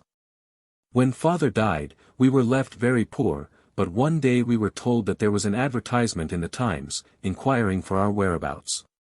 You can imagine how excited we were, for we thought that someone had left us a fortune. We went at once to the lawyer whose name was given in the paper. There we met two gentlemen, Mr. Carruthers and Mr. Woodley, who were home on a visit from South Africa. They said that my uncle was a friend of theirs, that he had died some months before in great poverty in Johannesburg, and that he had asked them with his last breath to hunt up his relations, and see that they were in no want. It seemed strange to us that Uncle Ralph, who took no notice of us when he was alive, should be so careful to look after us when he was dead, but Mr. Carruthers explained that the reason was that my uncle had just heard of the death of his brother, and so felt responsible for our fate. Excuse me, said Holmes. When was this interview? Last December, 4 months ago. Pray proceed. Mr. Woodley seemed to me to be a most odious person. He was forever making eyes at me, a coarse, puffy-faced, red-moustached young man, with his hair plastered down on each side of his forehead. I thought that he was perfectly hateful, and I was sure that Cyril would not wish me to know such a person. Oh, Cyril is his name, said Holmes, smiling. The young lady blushed and laughed. Yes, Mr. Holmes, Cyril Morton, an electrical engineer, and we hope to be married at the end of the summer. Dear me, how did I get talking about him? What I wished to say was that Mr. Woodley was perfectly odious, but that Mr. Carruthers, who was a much older man, was more agreeable. He was a dark, sallow, clean-shaven, silent person, but he had polite manners and a pleasant smile. He inquired how we were left, and on finding that we were very poor, he suggested that I should come and teach music to his only daughter, aged 10. I said that I did not like to leave my mother, on which he suggested that I should go home to her every weekend, and he offered me 100 a year, which was certainly splendid pay. So it ended by my accepting, and I went down to Chiltern Grange, about 6 miles from Farnham. Mr. Carruthers was a widower, but he had engaged a lady housekeeper, a very respectable, elderly person, called Mrs. Dixon, to look after his establishment. The child was a dear, and everything promised well. Mr. Carruthers was very kind and very musical, and we had most pleasant evenings together. Every weekend I went home to my mother in town. The first flaw in my happiness was the arrival of the red-moustached Mr. Woodley. He came for a visit of a week, and oh! It seemed 3 months to me. He was a dreadful person, a bully to everyone else, but to me something infinitely worse. He made odious love to me, boasted of his wealth, said that if I married him I could have the finest diamonds in London, and finally, when I would have nothing to do with him. He seized me in his arms one day after dinner, he was hideously strong, and swore that he would not let me go until I had kissed him. Mr. Carruthers came in and tore him from me, on which he turned upon his own host, knocking him down and cutting his face open. That was the end of his visit, as you can imagine. Mr. Carruthers apologized to me next day, and assured me that I should never be exposed to such an insult again. I have not seen Mr. Woodley since. And now, Mr. Holmes, I come at last to the special thing which has caused me to ask your advice today. You must know that every Saturday forenoon I ride on my bicycle to Farnham Station, in order to get the 12:22 to town. The road from Chiltern Grange is a lonely one, and at one spot it is particularly so, for it lies for over a mile between Charlington Heath upon one side and the woods which lie round Charlington Hall upon the other. You could not find a more lonely tract of road anywhere, and it is quite rare to meet so much as a cart, or a peasant, until you reached the high road near Crooksbury Hill. 2 weeks ago I was passing this place, when I chanced to look back over my shoulder, and about 200 yards behind me I saw a man, also on a bicycle. He seemed to be a middle-aged man, with a short, dark beard. I looked back before I reached Farnham, but the man was gone, so I thought no more about it. But you can imagine how surprised I was, Mr. Holmes, when, on my return on the Monday, I saw the same man on the same stretch of road. My astonishment was increased when the incident occurred again, exactly as before, on the following Saturday and Monday. He always kept his distance and did not molest me in any way, but still it certainly was very odd. I mentioned it to Mr. Carruthers, who seemed interested in what I said, and told me that he had ordered a horse and trap, so that in future I should not pass over these lonely roads without some companion. The horse and trap were to have come this week, but for some reason they were not delivered, and again I had to cycle to the station. That was this morning.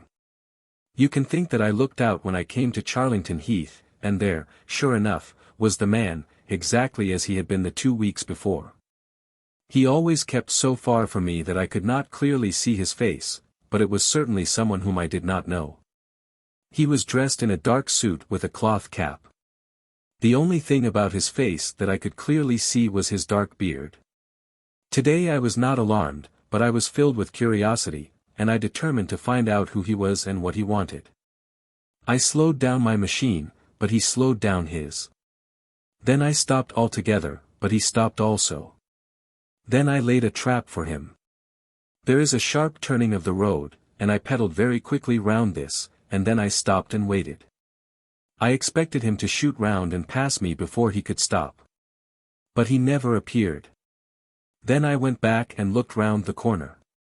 I could see a mile of road, but he was not on it. To make it the more extraordinary, there was no side road at this point down which he could have gone. Holmes chuckled and rubbed his hands.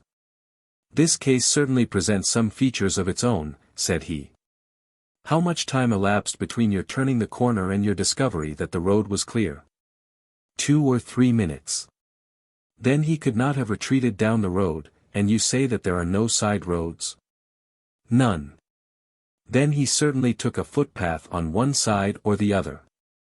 It could not have been on the side of the heath, or I should have seen him.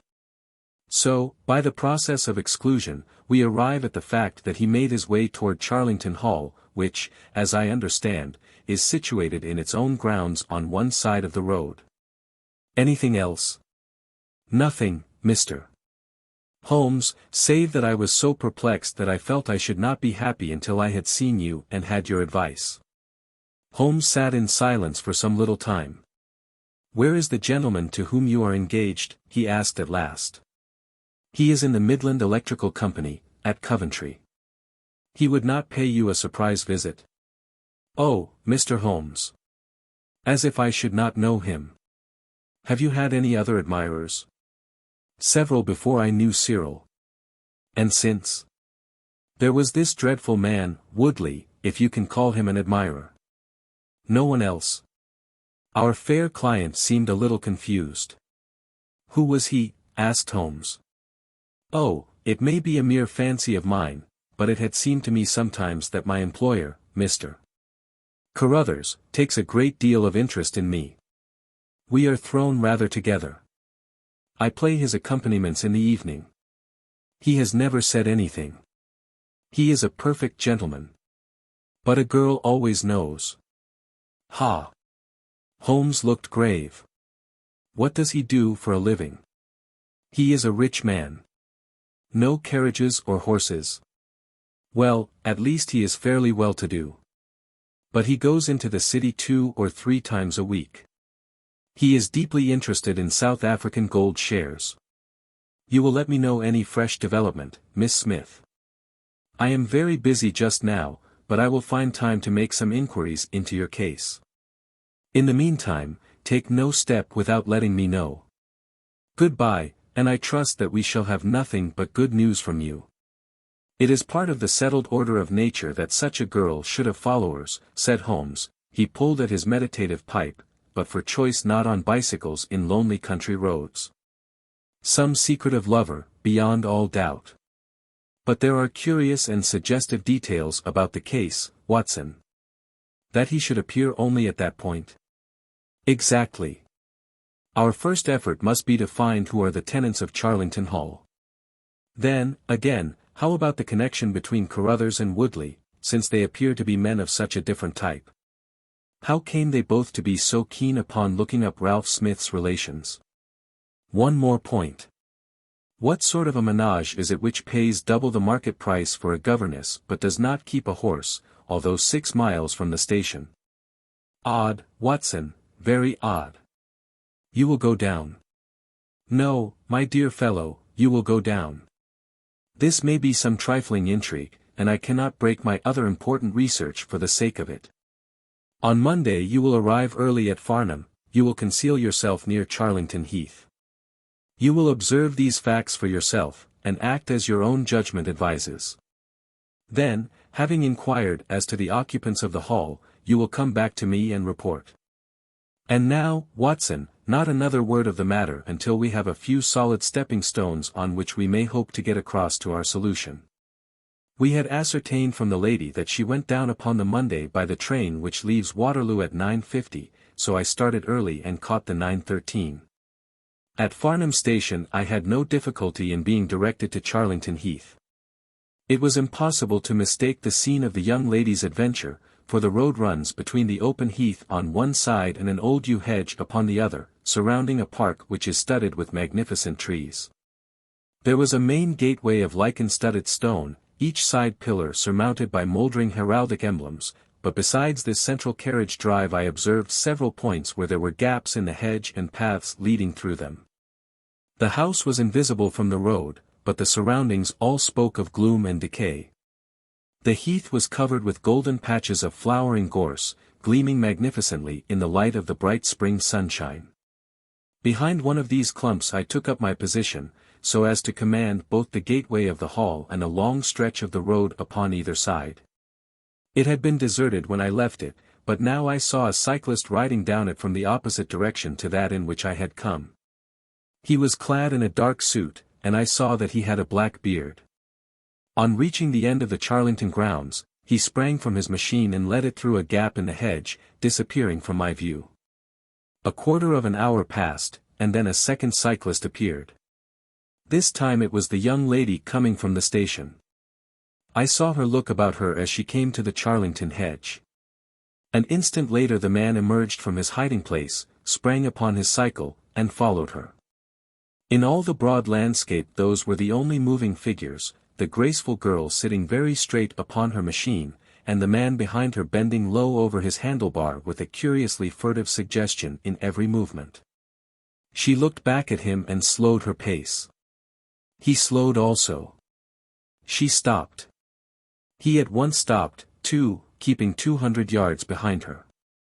Her next movement was as unexpected as it was spirited. She suddenly whisked her wheels round and dashed straight at him. He was as quick as she, however, and darted off in desperate flight. Presently she came back up the road again, her head haughtily in the air, not deigning to take any further notice of her silent attendant. He had turned also, and still kept his distance until the curve of the road hid them from my sight. I remained in my hiding place, and it was well that I did so, for presently the man reappeared, cycling slowly back. He turned in at the hall gates, and dismounted from his machine. For some minutes I could see him standing among the trees.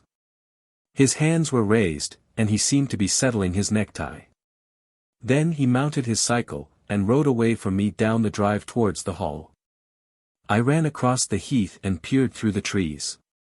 Far away I could catch glimpses of the old grey building with its bristling Tudor chimneys, but the drive ran through a dense shrubbery, and I saw no more of my man.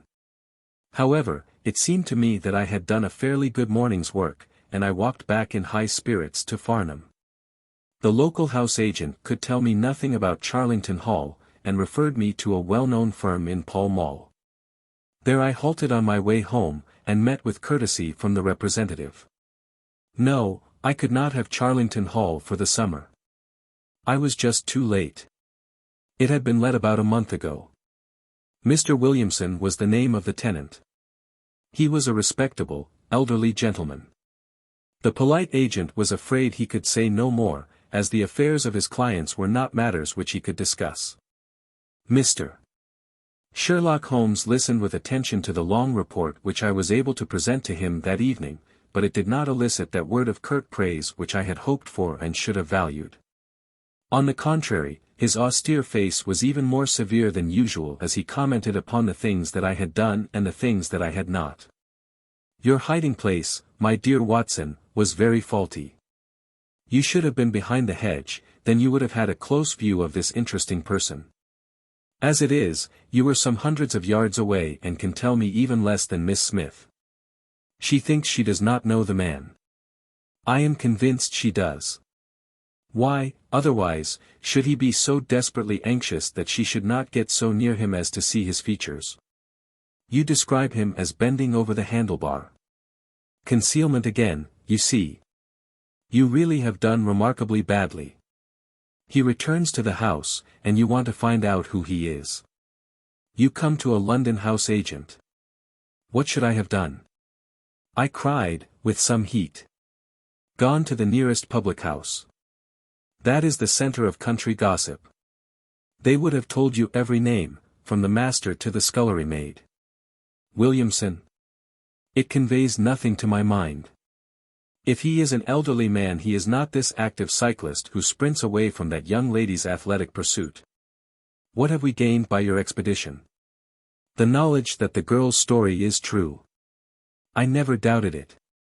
That there is a connection between the cyclist and the Hall. I never doubted that either. That the Hall is tenanted by Williamson. Who's the better for that? Well, my dear sir, don't look so depressed. We can do little more until next Saturday, and in the meantime I may make one or two inquiries myself. Next morning, we had a note from Miss Smith, recounting shortly and accurately the very incidents which I had seen, but the pith of the letter lay in the postscript. I am sure that you will respect my confidence, Mr. Holmes, when I tell you that my place here has become difficult, owing to the fact that my employer has proposed marriage to me. I am convinced that his feelings are most deep and most honorable. At the same time, my promise is of course given. He took my refusal very seriously, but also very gently. You can understand, however, that the situation is a little strained. Our young friend seems to be getting into deep waters, said Holmes, thoughtfully, as he finished the letter. The case certainly presents more features of interest and more possibility of development than I had originally thought. I should be none the worse for a quiet, peaceful day in the country, and I am inclined to run down this afternoon and test one or two theories which I have formed. Holmes's quiet day in the country had a singular termination, for he arrived at Baker Street late in the evening, with a cut lip and a discolored lump upon his forehead. Besides a general air of dissipation which would have made his own person the fitting object of a Scotland Yard investigation.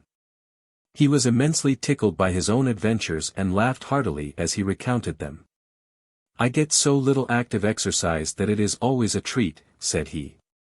You are aware that I have some proficiency in the good old British sport of boxing. Occasionally, it is of service. Today, for example, I should have come to very ignominious grief without it. I begged him to tell me what had occurred. I found that country pub which I had already recommended to your notice, and there I made my discreet inquiries. I was in the bar, and a garrulous landlord was giving me all that I wanted. Williamson is a white-bearded man, and he lives alone with a small staff of servants at the Hall. There is some rumor that he is or has been a clergyman, but one or two incidents of his short residence at the Hall struck me as peculiarly unecclesiastical. I have already made some inquiries at a clerical agency, and they tell me that there was a man of that name in orders, whose career has been a singularly dark one. The landlord further informed me that there are usually week-end visitors, a warm lot, sir, at the Hall, and especially one gentleman with a red moustache, Mr. Woodley by name, who was always there. We had got as far as this, when who should walk in but the gentleman himself, who had been drinking his beer in the tap-room and had heard the whole conversation. Who was I? What did I want? What did I mean by asking questions? He had a fine flow of language, and his adjectives were very vigorous. He ended a string of abuse by a vicious backhander, which I failed to entirely avoid. The next few minutes were delicious. It was a straight left against a slogging ruffian. I emerged as you see me. Mr. Woodley went home in a cart. So ended my country trip, and it must be confessed that, however enjoyable, my day on the Surrey border has not been much more profitable than your own. The Thursday brought us another letter from our client. You will not be surprised, Mr. Holmes, said she, to hear that I am leaving Mr. Carruthers's employment. Even the high pay cannot reconcile me to the discomforts of my situation. On Saturday I come up to town, and I do not intend to return. Mr. Carruthers has got a trap, and so the dangers of the lonely road, if there ever were any dangers, are now over. As to the special cause of my leaving, it is not merely the strained situation with Mr. Carruthers, but it is the reappearance of that odious man, Mr. Woodley. He was always hideous, but he looks more awful than ever now, for he appears to have had an accident and he is much disfigured. I saw him out of the window, but I am glad to say I did not meet him. He had a long talk with Mr. Carruthers, who seemed much excited afterwards. Woodley must be staying in the neighborhood, for he did not sleep here, and yet I caught a glimpse of him again this morning, slinking about in the shrubbery. I would sooner have a savage wild animal loose about the place. I loathe and fear him more than I can say. How can Mr. Carruthers endure such a creature for a moment? However, all my troubles will be over on Saturday. So I trust, Watson, so I trust, said Holmes, gravely. There is some deep intrigue going on round that little woman, and it is our duty to see that no one molests her upon that last journey. I think, Watson, that we must spare time to run down together on Saturday morning and make sure that this curious and inclusive investigation has no untoward ending. I confess that I had not up to now taken a very serious view of the case, which had seemed to me rather grotesque and bizarre than dangerous. That a man should lie in wait for and follow a very handsome woman is no unheard of thing, and if he has so little audacity that he not only dared not address her, but even fled from her approach, he was not a very formidable assailant. The ruffian Woodley was a very different person, but, except on one occasion, he had not molested our client, and now he visited the house of Carruthers without intruding upon her presence. The man on the bicycle was doubtless a member of those week-end parties at the hall of which the publican had spoken, but who he was, or what he wanted, was as obscure as ever. It was the severity of Holmes's manner and the fact that he slipped a revolver into his pocket before leaving our rooms which impressed me with the feeling that tragedy might prove to lurk behind this curious train of events. A rainy night had been followed by a glorious morning, and the heath-covered countryside, with the glowing clumps of flowering gorse, seemed all the more beautiful to eyes which were weary of the duns and drabs and slate-greys of London. Holmes and I walked along the broad, sandy road inhaling the fresh morning air and rejoicing in the music of the birds and the fresh breath of the spring. From a rise of the road on the shoulder of Crooksbury Hill, we could see the grim hall bristling out from amidst the ancient oaks, which, old as they were still younger than the building which they surrounded. Holmes pointed down the long tract of road which wound, a reddish-yellow band, between the brown of the heath and the budding green of the woods. Far away, a black dot, we could see a vehicle moving in our direction. Holmes gave an exclamation of impatience. "I have given a margin of half an hour," said he.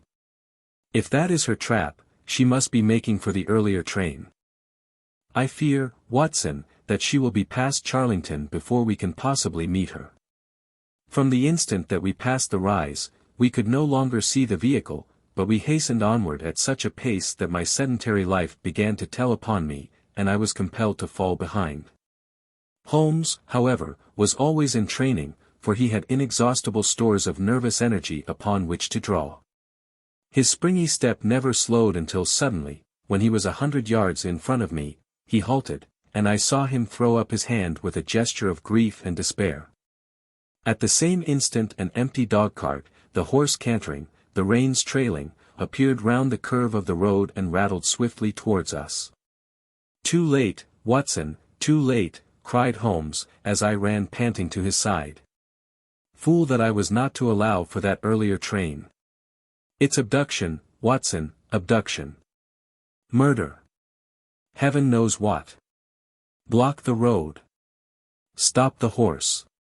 That's right now, jump in, and let us see if I can repair the consequences of my own blunder. We had sprung into the dog-cart, and Holmes, after turning the horse, gave it a sharp cut with the whip, and we flew back along the road. As we turned the curve, the whole stretch of road between the hall and the heath was opened up. I grasped Holmes's arm. That's the man. I gasped. A solitary cyclist was coming towards us. His head was down and his shoulders rounded, as he put every ounce of energy that he possessed onto the pedals. He was flying like a racer. Suddenly he raised his bearded face, saw us close to him, and pulled up, springing from his machine. That coal-black beard was in singular contrast to the pallor of his face, and his eyes were as bright as if he had a fever. He stared at us and at the dog-cart. Then a look of amazement came over his face. "Hullo! Stop there," he shouted, holding his bicycle to block our road. "Where did you get that dog-cart? Pull up, man!" he yelled, drawing a pistol from his side pocket. "Pull up, I say, or, by George, I'll put a bullet into your horse." Holmes threw the reins into my lap and sprang down from the cart. "You're the man we want to see. Where is Miss Violet Smith?" he said, in his quick, clear way. "That's what I'm asking you. You're in her dog-cart. You ought to know where she is." We met the dog-cart on the road. There was no one in it. We drove back to help the young lady. "Good Lord! Good Lord! What shall I do?" cried the stranger, in an ecstasy of despair. "They've got her, that hellhound Woodley and the blackguard parson. Come, man, come, if you really are her friend. Stand by me and we'll save her, if I have to leave my carcass in Charlington Wood." He ran distractedly, his pistol in his hand, towards a gap in the hedge. Holmes followed him, and I, leaving the horse grazing beside the road, followed Holmes.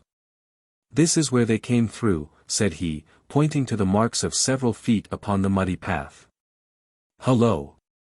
Stop a minute. Who's this in the bush?" It was a young fellow about 17, dressed like an ostler, with leather cords and gaiters.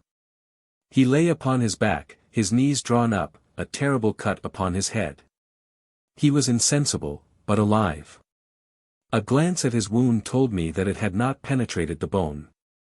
"That's Peter, the groom," cried the stranger. "He drove her. The beasts have pulled him off and clubbed him. Let him lie, we can't do him any good, but we may save her from the worst fate that can befall a woman."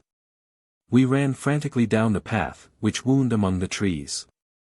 We had reached the shrubbery which surrounded the house when Holmes pulled up. They didn't go to the house. "Here are their marks on the left, here, beside the laurel bushes." "Ah! I said so." As he spoke, a woman's shrill scream, a scream which vibrated with a frenzy of horror, burst from the thick, green clump of bushes in front of us. It ended suddenly on its highest note with a choke and a gurgle. "This way! This way! They are in the bowling alley," cried the stranger, darting through the bushes. "Ah, the cowardly dogs! Follow me, gentlemen. Too late! Too late! By the living jingo!"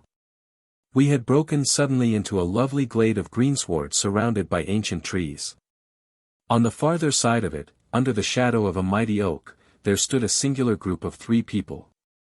One was a woman, our client, drooping and faint, a handkerchief round her mouth. Opposite her stood a brutal, heavy-faced, red-moustached young man, his gaitered legs parted wide, one arm akimbo, the other waving a riding crop, his whole attitude suggestive of triumphant bravado. Between them an elderly, grey-bearded man, wearing a short surplice over a light tweed suit, had evidently just completed the wedding service, for he pocketed his prayer book as we appeared, and slapped the sinister bridegroom upon the back in jovial congratulation. They're married. I gasped. Come on, cried our guide, come on. He rushed across the glade, Holmes and I at his heels. As we approached, the lady staggered against the trunk of the tree for support. Williamson, the ex-clergyman, bowed to us with mock politeness, and the bully, Woodley, advanced with a shout of brutal and exultant laughter. You can take your beard off, Bob, said he. I know you, right enough. Well, you and your pals have just come in time for me to be able to introduce you to Mrs. Woodley. Our guide's answer was a singular one. He snatched off the dark beard which had disguised him and threw it on the ground, disclosing a long, sallow, clean-shaven face below it. Then he raised his revolver and covered the young ruffian, who was advancing upon him with his dangerous riding crop swinging in his hand. Yes, said our ally, I am Bob Carruthers, and I'll see this woman righted, if I have to swing for it. I told you what I'd do if you molested her, and, by the Lord, I'll be as good as my word. You're too late. She's my wife. No, she's your widow. His revolver cracked, and I saw the blood spurt from the front of Woodley's waistcoat. He spun round with a scream and fell upon his back, his hideous red face turning suddenly to a dreadful mottled pallor. The old man, still clad in his surplice, burst into such a string of foul oaths as I have never heard, and pulled out a revolver of his own, but, before he could raise it, he was looking down the barrel of Holmes's weapon. Enough of this, said my friend, coldly. Drop that pistol. Watson, pick it up. Hold it to his head. Thank you. You, Carruthers, give me that revolver. We'll have no more violence. Come, hand it over. Who are you, then? My name is Sherlock Holmes. Good Lord. You have heard of me, I see. I will represent the official police until their arrival. Here, you, he shouted to a frightened groom, who had appeared at the edge of the glade. Come here. Take this note as hard as you can ride to Farnham. He scribbled a few words upon a leaf from his notebook. Give it to the superintendent at the police station. Until he comes, I must detain you all under my personal custody. The strong, masterful personality of Holmes dominated the tragic scene, and all were equally puppets in his hands. Williamson and Carruthers found themselves carrying the wounded Woodley into the house, and I gave my arm to the frightened girl. The injured man was laid on his bed, and at Holmes's request I examined him. I carried my report to where he sat in the old tapestry-hung dining room with his two prisoners before him. He will live, said I. What? Cried Carruthers, springing out of his chair. I'll go upstairs and finish him first.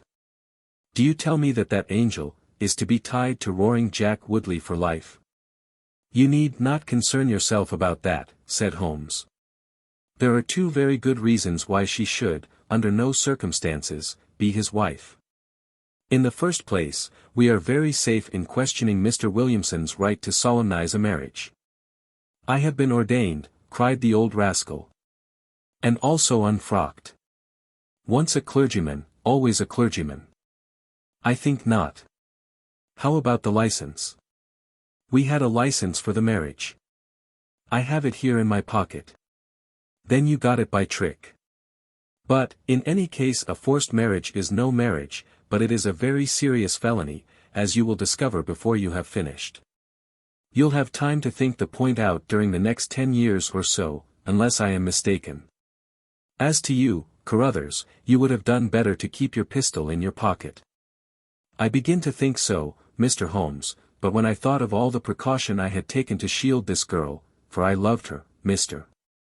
Holmes, and it is the only time that ever I knew what love was, it fairly drove me mad to think that she was in the power of the greatest brute and bully in South Africa, a man whose name is a holy terror from Kimberley to Johannesburg.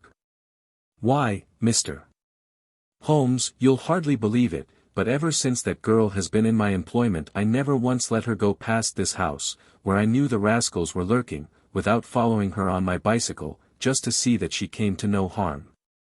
I kept my distance from her, and I wore a beard, so that she should not recognize me, for she is a good and high-spirited girl, and she wouldn't have stayed in my employment long if she had thought that I was following her about the country roads. Why didn't you tell her of her danger? Because then, again, she would have left me, and I couldn't bear to face that. Even if she couldn't love me, it was a great deal to me just to see her dainty form about the house, and to hear the sound of her voice. Well, said I, you call that love, Mr. Carruthers, but I should call it selfishness. Maybe the two things go together. Anyhow, I couldn't let her go. Besides, with this crowd about, it was well that she should have someone near to look after her. Then, when the cable came, I knew they were bound to make a move. What cable? Carruthers took a telegram from his pocket. That's it, said he. It was short and concise. The old man is dead. Said Holmes. I think I see how things worked, and I can understand how this message would, as you say, bring them to a head. But while you wait, you might tell me what you can. The old reprobate with the surplice burst into a volley of bad language. By heaven, said he, if you squeal on us, Bob Carruthers, I'll serve you as you served Jack Woodley. You can bleed about the girl to your heart's content, for that's your own affair, but if you round on your pals to this plainclothes copper, it will be the worst day's work that ever you did. Your reverence need not be excited, said Holmes, lighting a cigarette. The case is clear enough against you, and all I ask is a few details for my private curiosity. However, if there's any difficulty in your telling me, I'll do the talking, and then you will see how far you have a chance of holding back your secrets. In the first place, 3 of you came from South Africa on this game, you Williamson, you Carruthers, and Woodley. Lie number 1, said the old man. I never saw either of them until 2 months ago, and I have never been in Africa in my life, so you can put that in your pipe and smoke it, Mr. Busybody Holmes. What he says is true, said Carruthers. Well, 2 of you came over. His reverence is our own homemade article. You had known Ralph Smith in South Africa. You had reason to believe he would not live long. You found out that his niece would inherit his fortune. How's that, eh? Carruthers nodded and Williamson swore. She was next of kin, no doubt, and you were aware that the old fellow would make no will. Couldn't read or write, said Carruthers. So you came over, the 2 of you, and hunted up the girl. The idea was that one of you was to marry her, and the other have a share of the plunder. For some reason, Woodley was chosen as the husband. Why was that? We played cards for her on the voyage. He won. I see. You got the young lady into your service, and there Woodley was to do the courting. She recognized the drunken brute that he was, and would have nothing to do with him. Meanwhile, your arrangement was rather upset by the fact that you had yourself fallen in love with the lady. You could no longer bear the idea of this ruffian owning her. No, by George, I couldn't. There was a quarrel between you. He left you in a rage, and began to make his own plans independently of you. It strikes me, Williamson, there isn't very much that we can tell this gentleman, cried Carruthers, with a bitter laugh. Yes, we quarreled, and he knocked me down. I am level with him on that, anyhow. Then I lost sight of him. That was when he picked up with this outcast padre here. I found that they had set up housekeeping together at this place on the line that she had to pass for the station. I kept my eye on her after that, for I knew there was some devilry in the wind. I saw them from time to time, for I was anxious to know what they were after. 2 days ago Woodley came up to my house with this cable, which showed that Ralph Smith was dead. He asked me if I would stand by the bargain. I said I would not. He asked me if I would marry the girl myself and give him a share. I said I would willingly do so, but that she would not have me. He said, let us get her married first and after a week or 2 she may see things a bit different. I said I would have nothing to do with violence. So he went off cursing, like the foul-mouthed blackguard that he was, and swearing that he would have her yet. She was leaving me this weekend, and I had got a trap to take her to the station, but I was so uneasy in my mind that I followed her on my bicycle. She had got a start, however, and before I could catch her, the mischief was done. The first thing I knew about it was when I saw you two gentlemen driving back in her dog-cart. Holmes rose and tossed the end of his cigarette into the grate. I have been very obtuse, Watson, said he. When in your report you said that you had seen the cyclist as you thought arrange his necktie in the shrubbery, that alone should have told me all.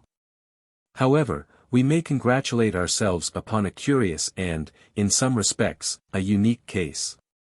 I perceive 3 of the county constabulary in the drive, and I am glad to see that the little ostler is able to keep pace with them. So it is likely that neither he nor the interesting bridegroom will be permanently damaged by their morning's adventures. I think, Watson, that in your medical capacity, you might wait upon Miss Smith and tell her that if she is sufficiently recovered, we shall be happy to escort her to her mother's home.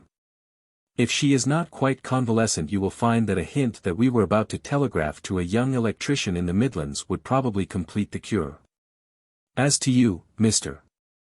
Carruthers, I think that you have done what you could to make amends for your share in an evil plot. There is my card, sir, and if my evidence can be of help in your trial, it shall be at your disposal. In the whirl of our incessant activity, it has often been difficult for me, as the reader has probably observed, to round off my narratives, and to give those final details which the curious might expect. Each case has been the prelude to another, and the crisis once over, the actors have passed forever out of our busy lives. I find, however, a short note at the end of my manuscript dealing with this case, in which I have put it upon record that Miss Violet Smith did indeed inherit a large fortune, and that she is now the wife of Cyril Morton, the senior partner of Morton and Kennedy, the famous Westminster electricians. Williamson and Woodley were both tried for abduction and assault, the former getting 7 years, the latter 10. Of the fate of Carruthers, I have no record, but I am sure that his assault was not viewed very gravely by the court, since Woodley had the reputation of being a most dangerous ruffian. And I think that a few months were sufficient to satisfy the demands of justice. The adventure of the Priory School. We have had some dramatic entrances and exits upon our small stage at Baker Street, but I cannot recollect anything more sudden and startling than the first appearance of Thornycroft Huxtable, M.A., Ph.D., etc. His card, which seemed too small to carry the weight of his academic distinctions, preceded him by a few seconds, and then he entered himself, so large, so pompous, and so dignified that he was the very embodiment of self-possession and solidity. And yet his first action, when the door had closed behind him, was to stagger against the table, whence he slipped down upon the floor, and there was that majestic figure prostrate and insensible upon our bearskin hearthrug. We had sprung to our feet, and for a few moments we stared in silent amazement at this ponderous piece of wreckage, which told of some sudden fatal storm far out on the ocean of life. Then Holmes hurried with a cushion for his head, and I with brandy for his lips. The heavy, white face was seamed with lines of trouble, the hanging pouches under the closed eyes were leaden in color, the loose mouth drooped dolorously at the corners, the rolling chins were unshaven. Collar and shirt bore the grime of a long journey, and the hair bristled unkempt from the well-shaped head. It was a sorely stricken man who lay before us. "What is it, Watson?" asked Holmes. "Absolute exhaustion, possibly mere hunger and fatigue," said I, with my finger on the thready pulse, where the stream of life trickled thin and small. "Return ticket from Mackleton, in the north of England," said Holmes, drawing it from the watch pocket. "It is not 12 o'clock yet. He has certainly been an early starter." The puckered eyelids had begun to quiver, and now a pair of vacant grey eyes looked up at us. An instant later the man had scrambled on to his feet, his face crimson with shame. "Forgive this weakness, Mr. Holmes, I have been a little overwrought." "Thank you, if I might have a glass of milk and a biscuit, I have no doubt that I should be better. I came personally, Mr. Holmes, in order to ensure that you would return with me. I feared that no telegram would convince you of the absolute urgency of the case. When you are quite restored." "I am quite well again. I cannot imagine how I came to be so weak. I wish you, Mr. Holmes, to come to Mackleton with me by the next train. My friend shook his head. My colleague, Dr. Watson, could tell you that we are very busy at present. I am retained in this case of the Ferrers documents, and the Abergavenny murder is coming up for trial. Only a very important issue could call me from London at present. Important. Our visitor threw up his hands. Have you heard nothing of the abduction of the only son of the Duke of Holderness? What? The late cabinet minister. Exactly. We had tried to keep it out of the papers, but there was some rumor in the Globe last night. I thought it might have reached your ears. Holmes shot out his long, thin arm and picked out volume H in his encyclopedia of reference. Holderness, 6th Duke, K.G., P.C., half the alphabet. Baron Beverley, Earl of Carston, dear me, what a list. Lord Lieutenant of Hallamshire since 1900. Married Edith, daughter of Sir Charles Appledore, 1888. Heir and only child, Lord Saltire. Owns about 250,000 acres. Minerals in Lancashire and Wales. Address, Carlton House Terrace, Holderness Hall, Hallamshire, Carston Castle, Bangor, Wales. Lord of the Admiralty, 1872. Chief Secretary of State for, well, this man is certainly one of the greatest subjects of the Crown. The greatest and perhaps the wealthiest. I am aware, Mr. Holmes, that you take a very high line in professional matters, and that you are prepared to work for the work's sake. I may tell you, however, that His Grace has already intimated that a cheque for £5,000 will be handed over to the person who can tell him where his son is, and another 1,000 to him who can name the man or men who have taken him. It is a princely offer, said Holmes. Watson, I think that we shall accompany Dr. Huxtable back to the north of England. And now, Dr. Huxtable, when you have consumed that milk, you will kindly tell me what has happened, when it happened, how it happened, and, finally, what Dr. Thornycroft Huxtable, of the Priory School, near Mackleton, has to do with the matter, and why he comes 3 days after an event, the state of your chin gives the date, to ask for my humble services.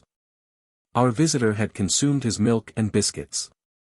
The light had come back to his eyes and the color to his cheeks, as he set himself with great vigor and lucidity to explain the situation. I must inform you, gentlemen, that the Priory is a preparatory school, of which I am the founder and principal. Huxtable's sidelights on Horace may possibly recall my name to your memories. The Priory is, without exception, the best and most select preparatory school in England.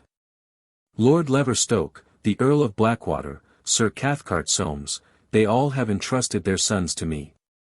But I felt that my school had reached its zenith when, weeks ago, the Duke of Holderness sent Mr. James Wilder, his secretary, with intimation that young Lord Saltire, 10 years old, his only son and heir, was about to be committed to my charge. Little did I think that this would be the prelude to the most crushing misfortune of my life. On May 1st the boy arrived, that being the beginning of the summer term. He was a charming youth, and he soon fell into our ways. I may tell you, I trust that I am not indiscreet, but half-confidences are absurd in such a case, that he was not entirely happy at home. It is an open secret that the Duke's married life had not been a peaceful one, and the matter had ended in a separation by mutual consent, the Duchess taking up her residence in the south of France. This had occurred very shortly before, and the boy's sympathies are known to have been strongly with his mother. He moped after her departure from Holderness Hall, and it was for this reason that the Duke desired to send him to my establishment. In a fortnight the boy was quite at home with us and was apparently absolutely happy. He was last seen on the night of May 13th, that is, the night of last Monday. His room was on the second floor and was approached through another larger room, in which 2 boys were sleeping.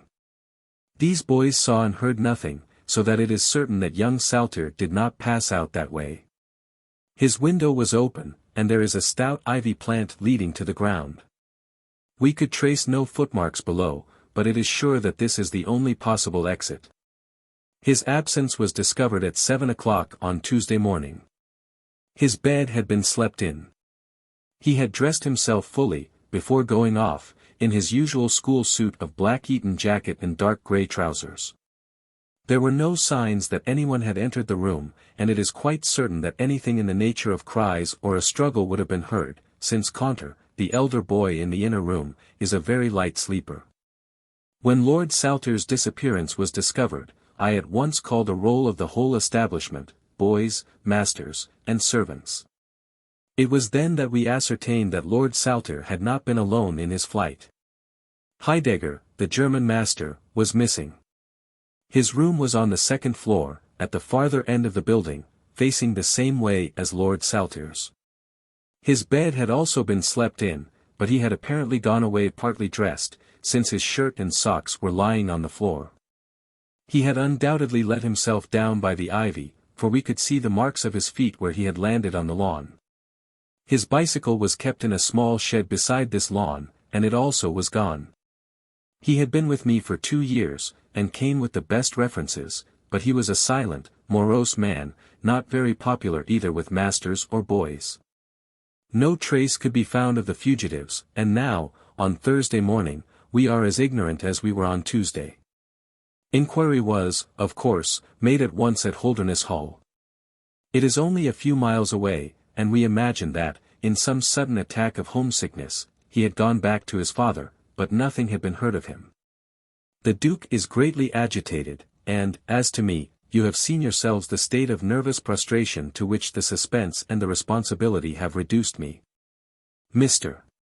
Holmes, if ever you put forward your full powers, I implore you to do so now, for never in your life could you have a case which is more worthy of them. Sherlock Holmes had listened with the utmost intentness to the statement of the unhappy schoolmaster.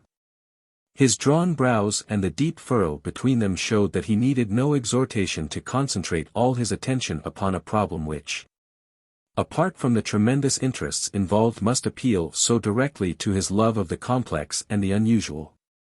He now drew out his notebook and jotted down 1 or 2 memoranda. "You have been very remiss in not coming to me sooner," said he, severely. "You start me on my investigation with a very serious handicap. It is inconceivable, for example, that this ivy in this lawn would have yielded nothing to an expert observer. I am not to blame, Mr. Holmes." His Grace was extremely desirous to avoid all public scandal. He was afraid of his family unhappiness being dragged before the world. He has a deep horror of anything of the kind. But there has been some official investigation. "Yes, sir, and it has proved most disappointing. An apparent clue was at once obtained, since a boy and a young man were reported to have been seen leaving a neighboring station by an early train. Only last night we had news that the couple had been hunted down in Liverpool, and they proved to have no connection whatever with the matter in hand. Then it was that in my despair and disappointment, after a sleepless night, I came straight to you by the early train. I suppose the local investigation was relaxed while this false clue was being followed up. It was entirely dropped. So that 3 days have been wasted. The affair has been most deplorably handled. I feel it and admit it. And yet the problem should be capable of ultimate solution. I shall be very happy to look into it. Have you been able to trace any connection between the missing boy and this German master?" "None at all." "Was he in the master's class?" "No, he never exchanged a word with him, so far as I know." "That is certainly very singular. Had the boy a bicycle?" "No." "Was any other bicycle missing?" "No." "Is that certain?" "Quite." "Well, now, you do not mean to seriously suggest that this German rode off upon a bicycle in the dead of the night, bearing the boy in his arms?" "Certainly not." "Then what is the theory in your mind?" "The bicycle may have been a blind. It may have been hidden somewhere, and the pair gone off on foot." "Quite so, but it seems rather an absurd blind, does it not?" "Were there other bicycles in this shed?" "Several." "Would he not have hidden a couple, had he desired to give the idea that they had gone off upon them?" "I suppose he would." "Of course he would. The blind theory won't do. But the incident is an admirable starting point for an investigation. After all, a bicycle is not an easy thing to conceal or to destroy. One other question. Did anyone call to see the boy on the day before he disappeared? No. Did he get any letters? Yes, one letter. From whom? From his father. Do you open the boy's letters? No. How do you know it was from the father? The coat of arms was on the envelope, and it was addressed in the Duke's peculiar stiff hand. Besides, the Duke remembers having written. When had he a letter before that? Not for several days.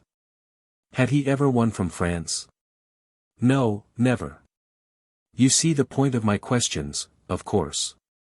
Either the boy was carried off by force or he went of his own free will. In the latter case, you would expect that some prompting from outside would be needed to make so young a lad do such a thing. If he has had no visitors, that prompting must have come in letters, hence I try to find out who were his correspondents. I fear I cannot help you much. His only correspondent, so far as I know, was his own father.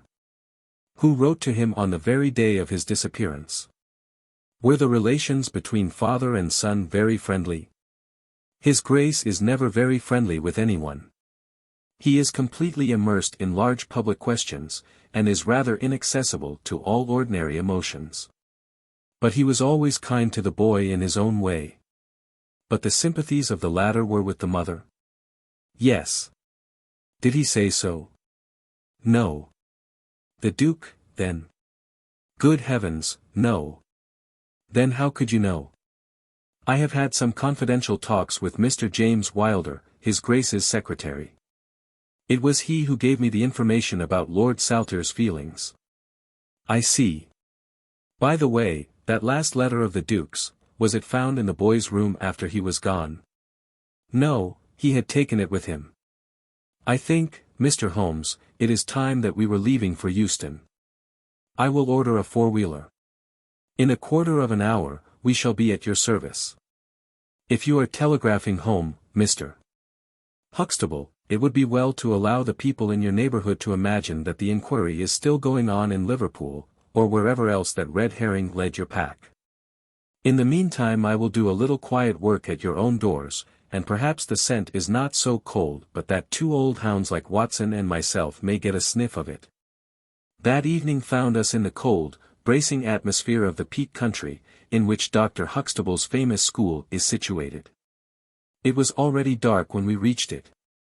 A card was lying on the hall table, and the butler whispered something to his master, who turned to us with agitation in every heavy feature. "The Duke is here," said he. "The Duke and Mr. Wilder are in the study. Come, gentlemen, and I will introduce you." I was, of course, familiar with the pictures of the famous statesman, but the man himself was very different from his representation. He was a tall and stately person, scrupulously dressed, with a drawn, thin face, and a nose which was grotesquely curved and long. His complexion was of a dead pallor, which was more startling by contrast with a long, dwindling beard of vivid red, which flowed down over his white waistcoat with his watch chain gleaming through its fringe. Such was the stately presence who looked stonily at us from the center of Dr. Huxtable's hearthrug. Beside him stood a very young man, whom I understood to be Wilder, the private secretary. He was small, nervous, alert with intelligent light blue eyes and mobile features. It was he who at once, in an incisive and positive tone, opened the conversation. "I called this morning, Dr. Huxtable, too late to prevent you from starting for London. I learned that your object was to invite Mr. Sherlock Holmes to undertake the conduct of this case. His Grace is surprised, Dr. Huxtable, that you should have taken such a step without consulting him. When I learned that the police had failed. His Grace is by no means convinced that the police have failed. But surely, Mr. Wilder, you are well aware, Dr. Huxtable, that his Grace is particularly anxious to avoid all public scandal. He prefers to take as few people as possible into his confidence. The matter can be easily remedied," said the browbeaten doctor. "Mr. Sherlock Holmes can return to London by the morning train." "Hardly that, doctor, hardly that, said Holmes, in his blandest voice. This northern air is invigorating and pleasant, so I propose to spend a few days upon your moors, and to occupy my mind as best I may. Whether I have the shelter of your roof or of the village inn is, of course, for you to decide. I could see that the unfortunate doctor was in the last stage of indecision, from which he was rescued by the deep, sonorous voice of the red-bearded Duke, which boomed out like a dinner gong. I agree with Mr. Wilder, Dr. Huxtable, that you would have done wisely to consult me. But since Mr. Holmes has already been taken into your confidence, it would indeed be absurd that we should not avail ourselves of his services. Far from going to the inn, Mr. Holmes, I should be pleased if you would come and stay with me at Holderness Hall. I thank your grace. For the purposes of my investigation, I think that it would be wiser for me to remain at the scene of the mystery. Just as you like, Mr. Holmes. Any information which Mr. Wilder or I can give you is, of course, at your disposal. It will probably be necessary for me to see you at the hall, said Holmes. I would only ask you now, sir, whether you have formed any explanation in your own mind as to the mysterious disappearance of your son. No, sir, I have not. Excuse me if I allude to that which is painful to you, but I have no alternative. Do you think that the Duchess had anything to do with the matter? The great minister showed perceptible hesitation. I do not think so, he said, at last. The other most obvious explanation is that the child has been kidnapped for the purpose of levying ransom. You have not had any demand of the sort? No, sir. One more question, Your Grace. I understand that you wrote to your son upon the day when this incident occurred. No, I wrote upon the day before. Exactly. But he received it on that day? Yes. Was there anything in your letter which might have unbalanced him or induced him to take such a step? No, sir, certainly not. Did you post that letter yourself? The nobleman's reply was interrupted by his secretary, who broke in with some heat. His Grace is not in the habit of posting letters himself, said he. This letter was laid with others upon the study table, and I myself put them in the post-bag. You are sure this one was among them? Yes, I observed it. How many letters did your Grace write that day? 20 or 30. I have a large correspondence. But surely this is somewhat irrelevant. Not entirely, said Holmes. For my own part, the Duke continued, I have advised the police to turn their attention to the south of France. I have already said that I do not believe that the Duchess would encourage so monstrous an action, but the lad had the most wrong-headed opinions, and it is possible that he may have fled to her, aided and abetted by this German. I think, Dr.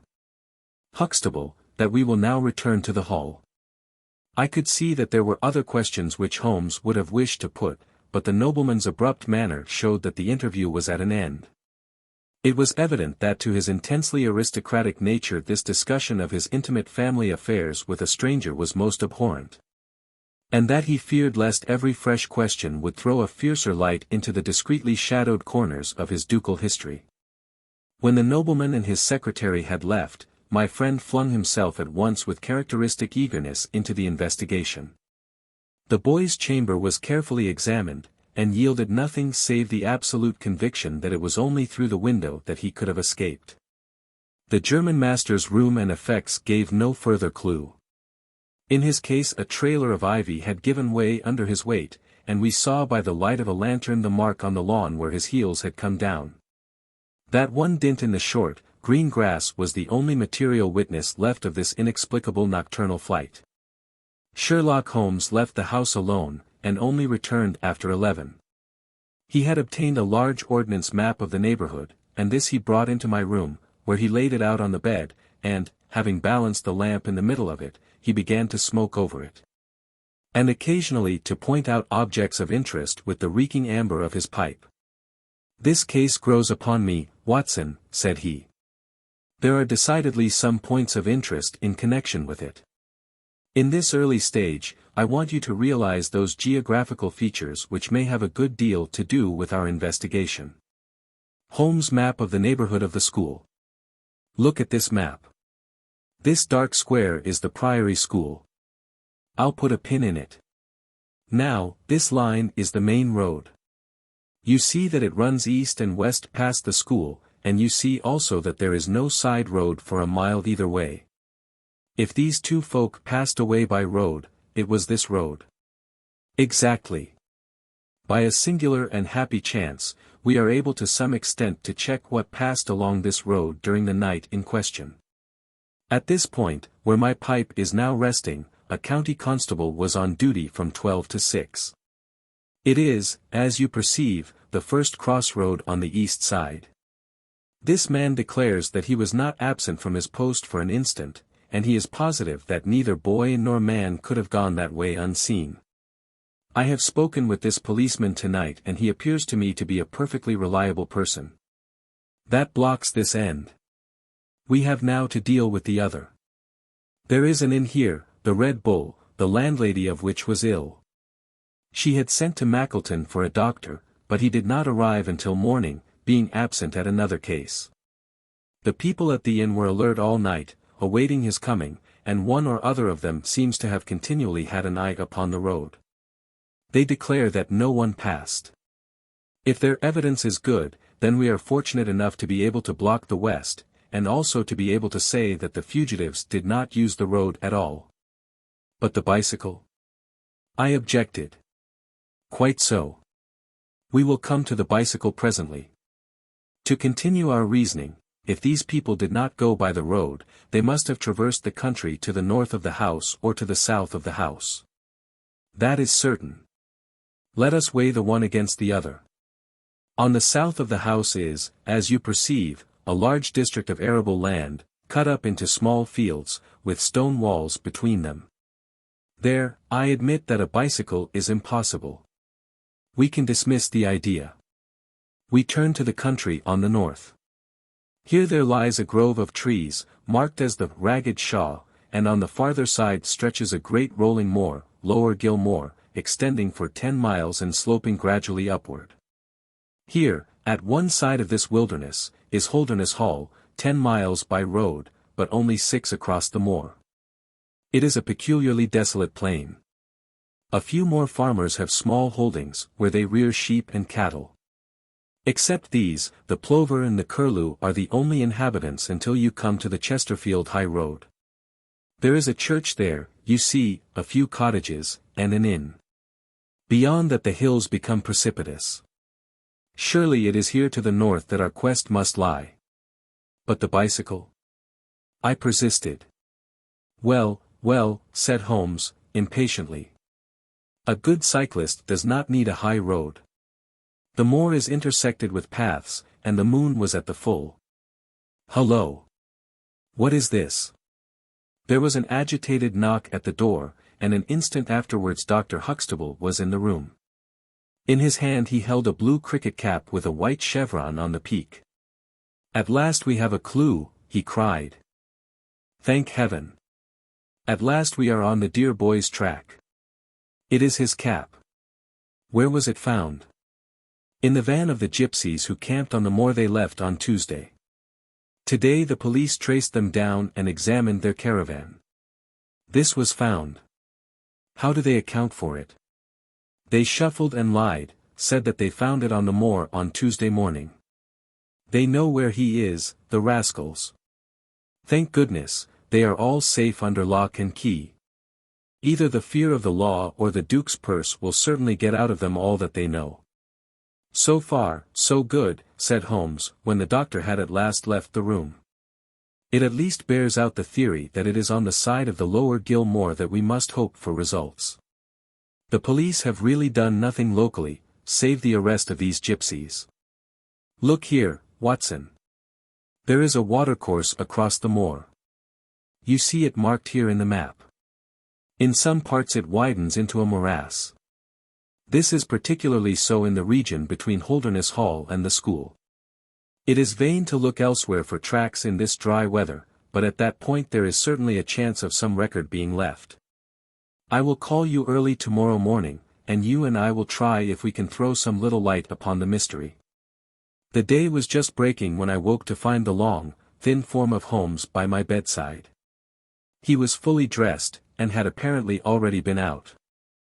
"I have done the lawn and the bicycle shed," said he. "I have also had a rumble through the ragged shawl. Now, Watson, there is cocoa ready in the next room. I must beg you to hurry, for we have a great day before us." His eyes shone, and his cheek was flushed with the exhilaration of the master workman who sees his work lie ready before him. A very different Holmes, this active, alert man, from the introspective and pallid dreamer of Baker Street.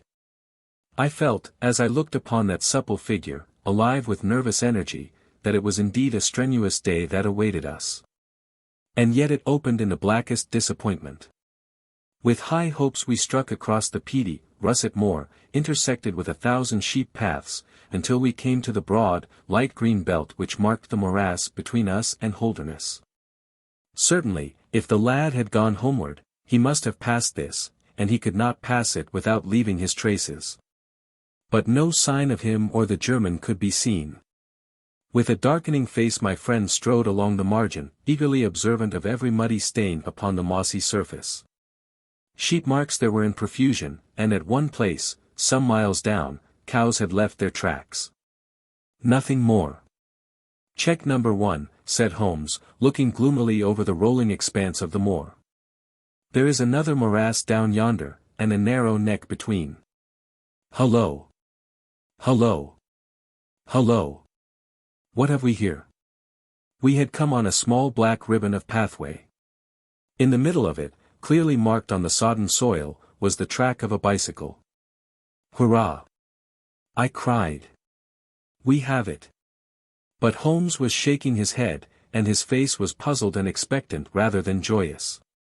"A bicycle, certainly, but not the bicycle," said he. "I am familiar with 42 different impressions left by tires. This, as you perceive, is a Dunlop, with a patch upon the outer cover. Heidegger's tires were Palmer's, leaving longitudinal stripes. Aveling, the mathematical master, was sure upon the point. Therefore, it is not Heidegger's track. The boys, then? Possibly, if we could prove a bicycle to have been in his possession. But this we have utterly failed to do. This track, as you perceive, was made by a rider who was going from the direction of the school. Or towards it. No, no, my dear Watson. The more deeply sunk impression is, of course, the hind wheel, upon which the weight rests. You perceive several places where it has passed across and obliterated the more shallow mark of the front one. It was undoubtedly heading away from the school. It may or may not be connected with our inquiry, but we will follow it backwards before we go any farther. We did so, and at the end of a few hundred yards lost the tracks as we emerged from the boggy portion of the moor. Following the path backwards, we picked out another spot, where a spring trickled across it. Here, once again, was the mark of the bicycle, though nearly obliterated by the hoofs of cows. After that there was no sign, but the path ran right on into Ragged Shaw, the wood which backed on to the school. From this wood the cycle must have emerged. Holmes sat down on a boulder and rested his chin in his hands. I had smoked 2 cigarettes before he moved. "Well, well," said he, at last. "It is, of course, possible that a cunning man might change the tires of his bicycle in order to leave unfamiliar tracks. A criminal who was capable of such a thought is a man whom I should be proud to do business with. We will leave this question undecided and hark back to our morass again, for we have left a good deal unexplored. We continued our systematic survey of the edge of the sodden portion of the moor, and soon our perseverance was gloriously rewarded. Right across the lower part of the bog lay a miry path. Holmes gave a cry of delight as he approached it. An impression like a fine bundle of telegraph wires ran down the center of it. It was the Palmer tires. "Here is her Heidegger, sure enough," cried Holmes, exultantly. "My reasoning seems to have been pretty sound, Watson. I congratulate you. But we have a long way still to go. Kindly walk clear of the path. Now let us follow the trail. I fear that it will not lead very far.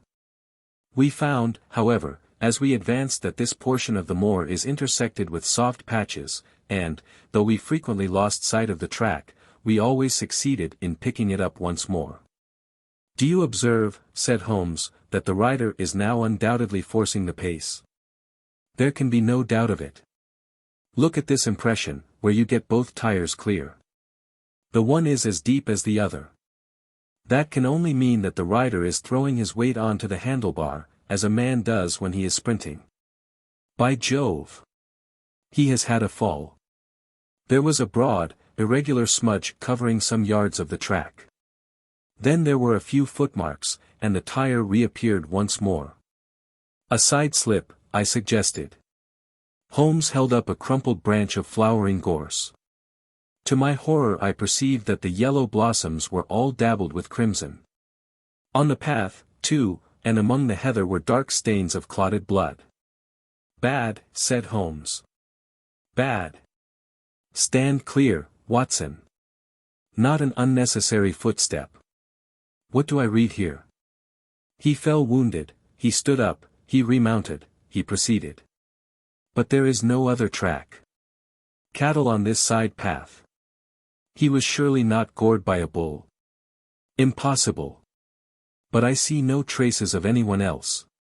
We must push on, Watson. Surely, with stains as well as the track to guide us, he cannot escape us now. Our search was not a very long one. The tracks of the tire began to curve fantastically upon the wet and shining path. Suddenly, as I looked ahead, the gleam of metal caught my eye from amid the thick gorse bushes. Out of them we dragged a bicycle, palmer-tired, one pedal bent, and the whole front of it horribly smeared and slobbered with blood. On the other side of the bushes a shoe was projecting. We ran round, and there lay the unfortunate rider. He was a tall man, full-bearded, with spectacles, one glass of which had been knocked out. The cause of his death was a frightful blow upon the head, which had crushed in part of his skull. That he could have gone on after receiving such an injury said much for the vitality and courage of the man. He wore shoes, but no socks, and his open coat disclosed a nightshirt beneath it. It was undoubtedly the German master. Holmes turned the body over reverently, and examined it with great attention. He then sat in deep thought for a time, and I could see by his ruffled brow that this grim discovery had not, in his opinion, advanced us much in our inquiry. It is a little difficult to know what to do, Watson, said he, at last. My own inclinations are to push this inquiry on, for we have already lost so much time that we cannot afford to waste another hour. On the other hand, we are bound to inform the police of the discovery, and to see that this poor fellow's body is looked after. I could take a note back. But I need your company and assistance. Wait a bit. There is a fellow cutting peat up yonder. Bring him over here, and he will guide the police. I brought the peasant across, and Holmes dispatched the frightened man with a note to Dr. Huxtable. Now, Watson, said he, we have picked up 2 clues this morning. One is the bicycle with the palmer tire, and we see what that has led to. The other is the bicycle with the patched Dunlop. Before we start to investigate that, let us try to realize what we do know, so as to make the most of it, and to separate the essential from the accidental. First of all, I wish to impress upon you that the boy certainly left of his own free will. He got down from his window and he went off either alone or with someone. That is sure. I assented. Well, now, let us turn to this unfortunate German master. The boy was fully dressed when he fled. Therefore, he foresaw what he would do. But the German went without his socks. He certainly acted on very short notice. Undoubtedly. Why did he go?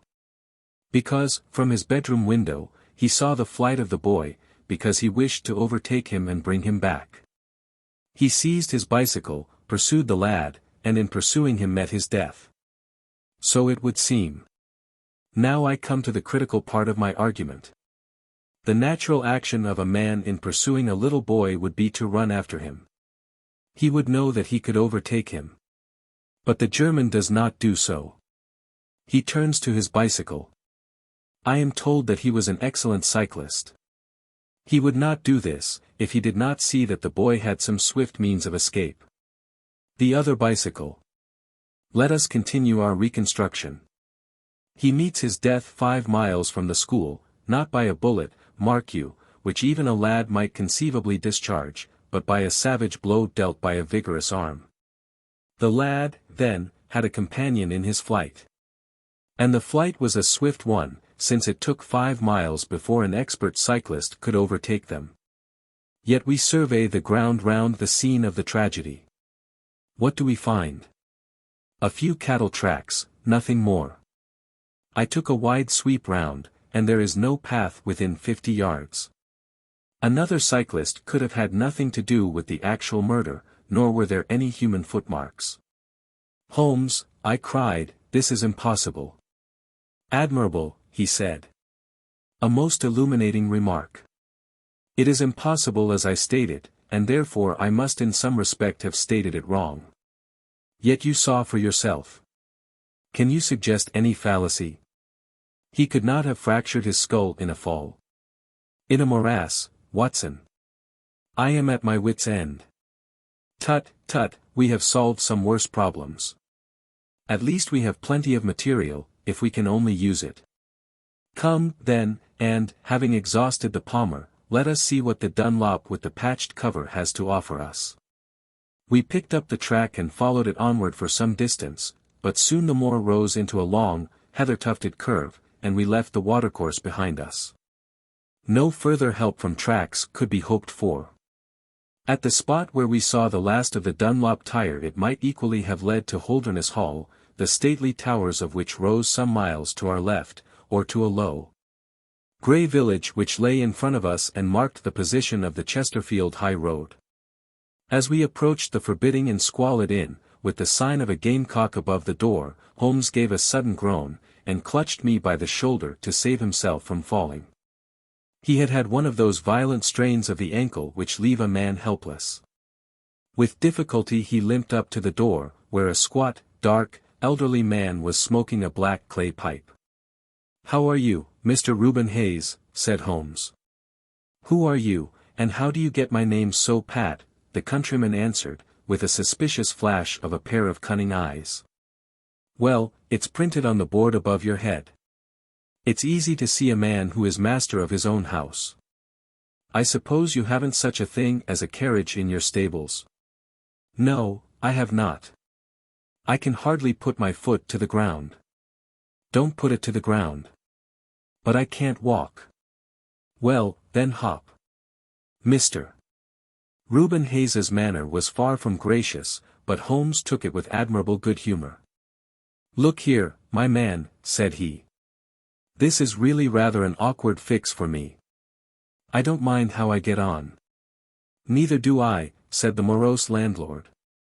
"The matter is very important. I would offer you a sovereign for the use of a bicycle." The landlord pricked up his ears. "Where do you want to go?" "To Holderness Hall." "Pals of the Duke, I suppose?" said the landlord, surveying our mud-stained garments with ironical eyes. Holmes laughed good-naturedly. "He'll be glad to see us, anyhow." "Why?" "Because we bring him news of his lost son." The landlord gave a very visible start. "What, you're on his track?" "He has been heard of in Liverpool. They expect to get him every hour." Again a swift change passed over the heavy, unshaven face. His manner was suddenly genial. "I've less reason to wish the Duke well than most men," said he, "for I was head coachman once, and cruel bad he treated me. It was him that sacked me without a character on the word of a lying corn chandler. But I'm glad to hear that the young lord was heard of in Liverpool, and I'll help you to take the news to the Hall." "Thank you," said Holmes. "We'll have some food first. Then you can bring round the bicycle." "I haven't got a bicycle." Holmes held up a sovereign. "I tell you, man, that I haven't got one. I'll let you have 2 horses as far as the Hall." "Well, well," said Holmes, "we'll talk about it when we've had something to eat." When we were left alone in the stone-flagged kitchen, it was astonishing how rapidly that sprained ankle recovered. It was nearly nightfall, and we had eaten nothing since early morning, so that we spent some time over our meal. Holmes was lost in thought, and once or twice he walked over to the window and stared earnestly out. It opened on to a squalid courtyard. In the far corner was a smithy, where a grimy lad was at work. On the other side were the stables. Holmes had sat down again after one of these excursions, when he suddenly sprang out of his chair with a loud exclamation. "By heaven, Watson, I believe that I've got it," he cried. "Yes, yes, it must be so. Watson, do you remember seeing any cow tracks today?" "Yes, several." "Where?" "Well, everywhere. They were at the morass, and again on the path, and again near where poor Heidegger met his death." "Exactly. Well, now, Watson, how many cows did you see on the moor?" "I don't remember seeing any." "Strange, Watson, that we should see tracks all along our line, but never a cow on the whole moor." "Very strange, Watson, eh?" "Yes, it is strange. Now, Watson, make an effort, throw your mind back. Can you see those tracks upon the path?" "Yes, I can." "Can you recall that the tracks were sometimes like that, Watson?" He arranged a number of breadcrumbs in this fashion, and sometimes like this. And occasionally like this, ... Can you remember that? "No, I cannot. But I can. I could swear to it. However, we will go back at our leisure and verify it. What a blind beetle I have been, not to draw my conclusion." "And what is your conclusion?" "Only that it is a remarkable cow which walks, canters, and gallops." "By George! Watson, it was no brain of a country publican that thought out such a blind as that. The coast seems to be clear, save for that lad in the smithy. Let us slip out and see what we can see." There were two rough-haired, unkempt horses in the tumble-down stable. Holmes raised the hind leg of one of them and laughed aloud. "Old shoes, but newly shod, old shoes, but new nails. This case deserves to be a classic. Let us go across to the smithy." The lad continued his work without regarding us. I saw Holmes's eye darting to right and left among the litter of iron and wood which was scattered about the floor. Suddenly, however, we heard a step behind us, and there was the landlord, his heavy eyebrows drawn over his savage eyes, his swarthy features convulsed with passion.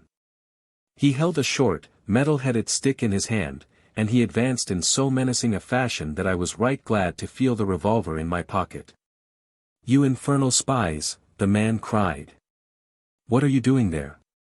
"Why, Mr.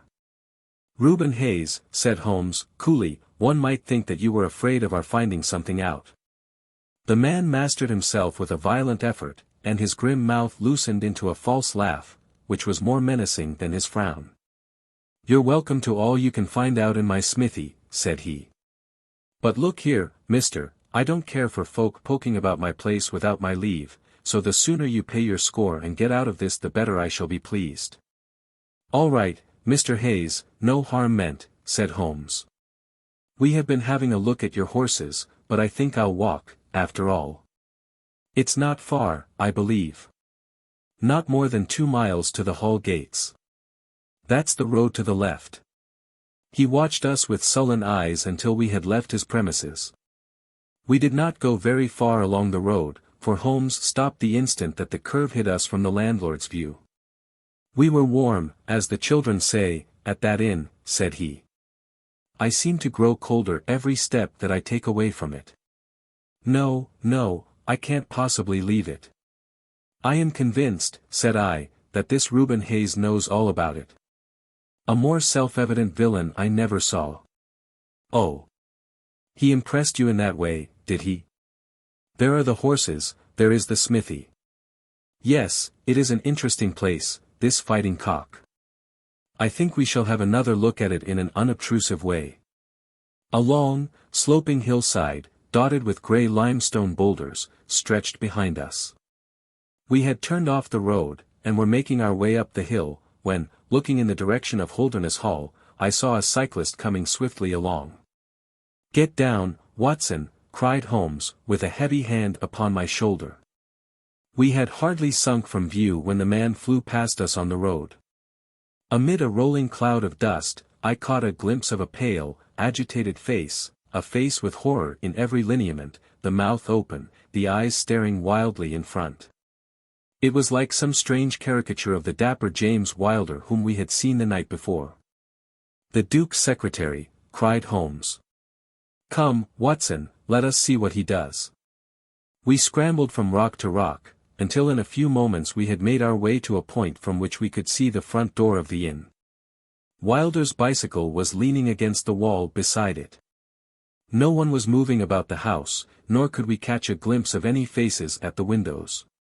Slowly the twilight crept down as the sun sank behind the high towers of Holderness Hall. Then, in the gloom, we saw the two side lamps of a trap light up in the stable yard of the inn, and shortly afterwards heard the rattle of hoofs, as it wheeled out into the road and tore off at a furious pace in the direction of Chesterfield. "What do you make of that, Watson?" Holmes whispered. "It looks like a flight. A single man in a dog-cart, so far as I could see. Well, it certainly was not Mr. James Wilder, for there he is at the door." A red square of light had sprung out of the darkness. In the middle of it was the black figure of the secretary, his head advanced, peering out into the night. It was evident that he was expecting someone. Then at last there were steps in the road, a second figure was visible for an instant against the light, the door shut, and all was black once more. 5 minutes later a lamp was lit in a room upon the first floor.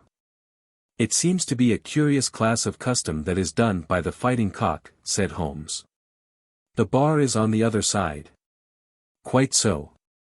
These are what one may call the private guests. Now, what in the world is Mr. James Wilder doing in that den at this hour of night, and who is the companion who comes to meet him there? Come, Watson, we must really take a risk and try to investigate this a little more closely."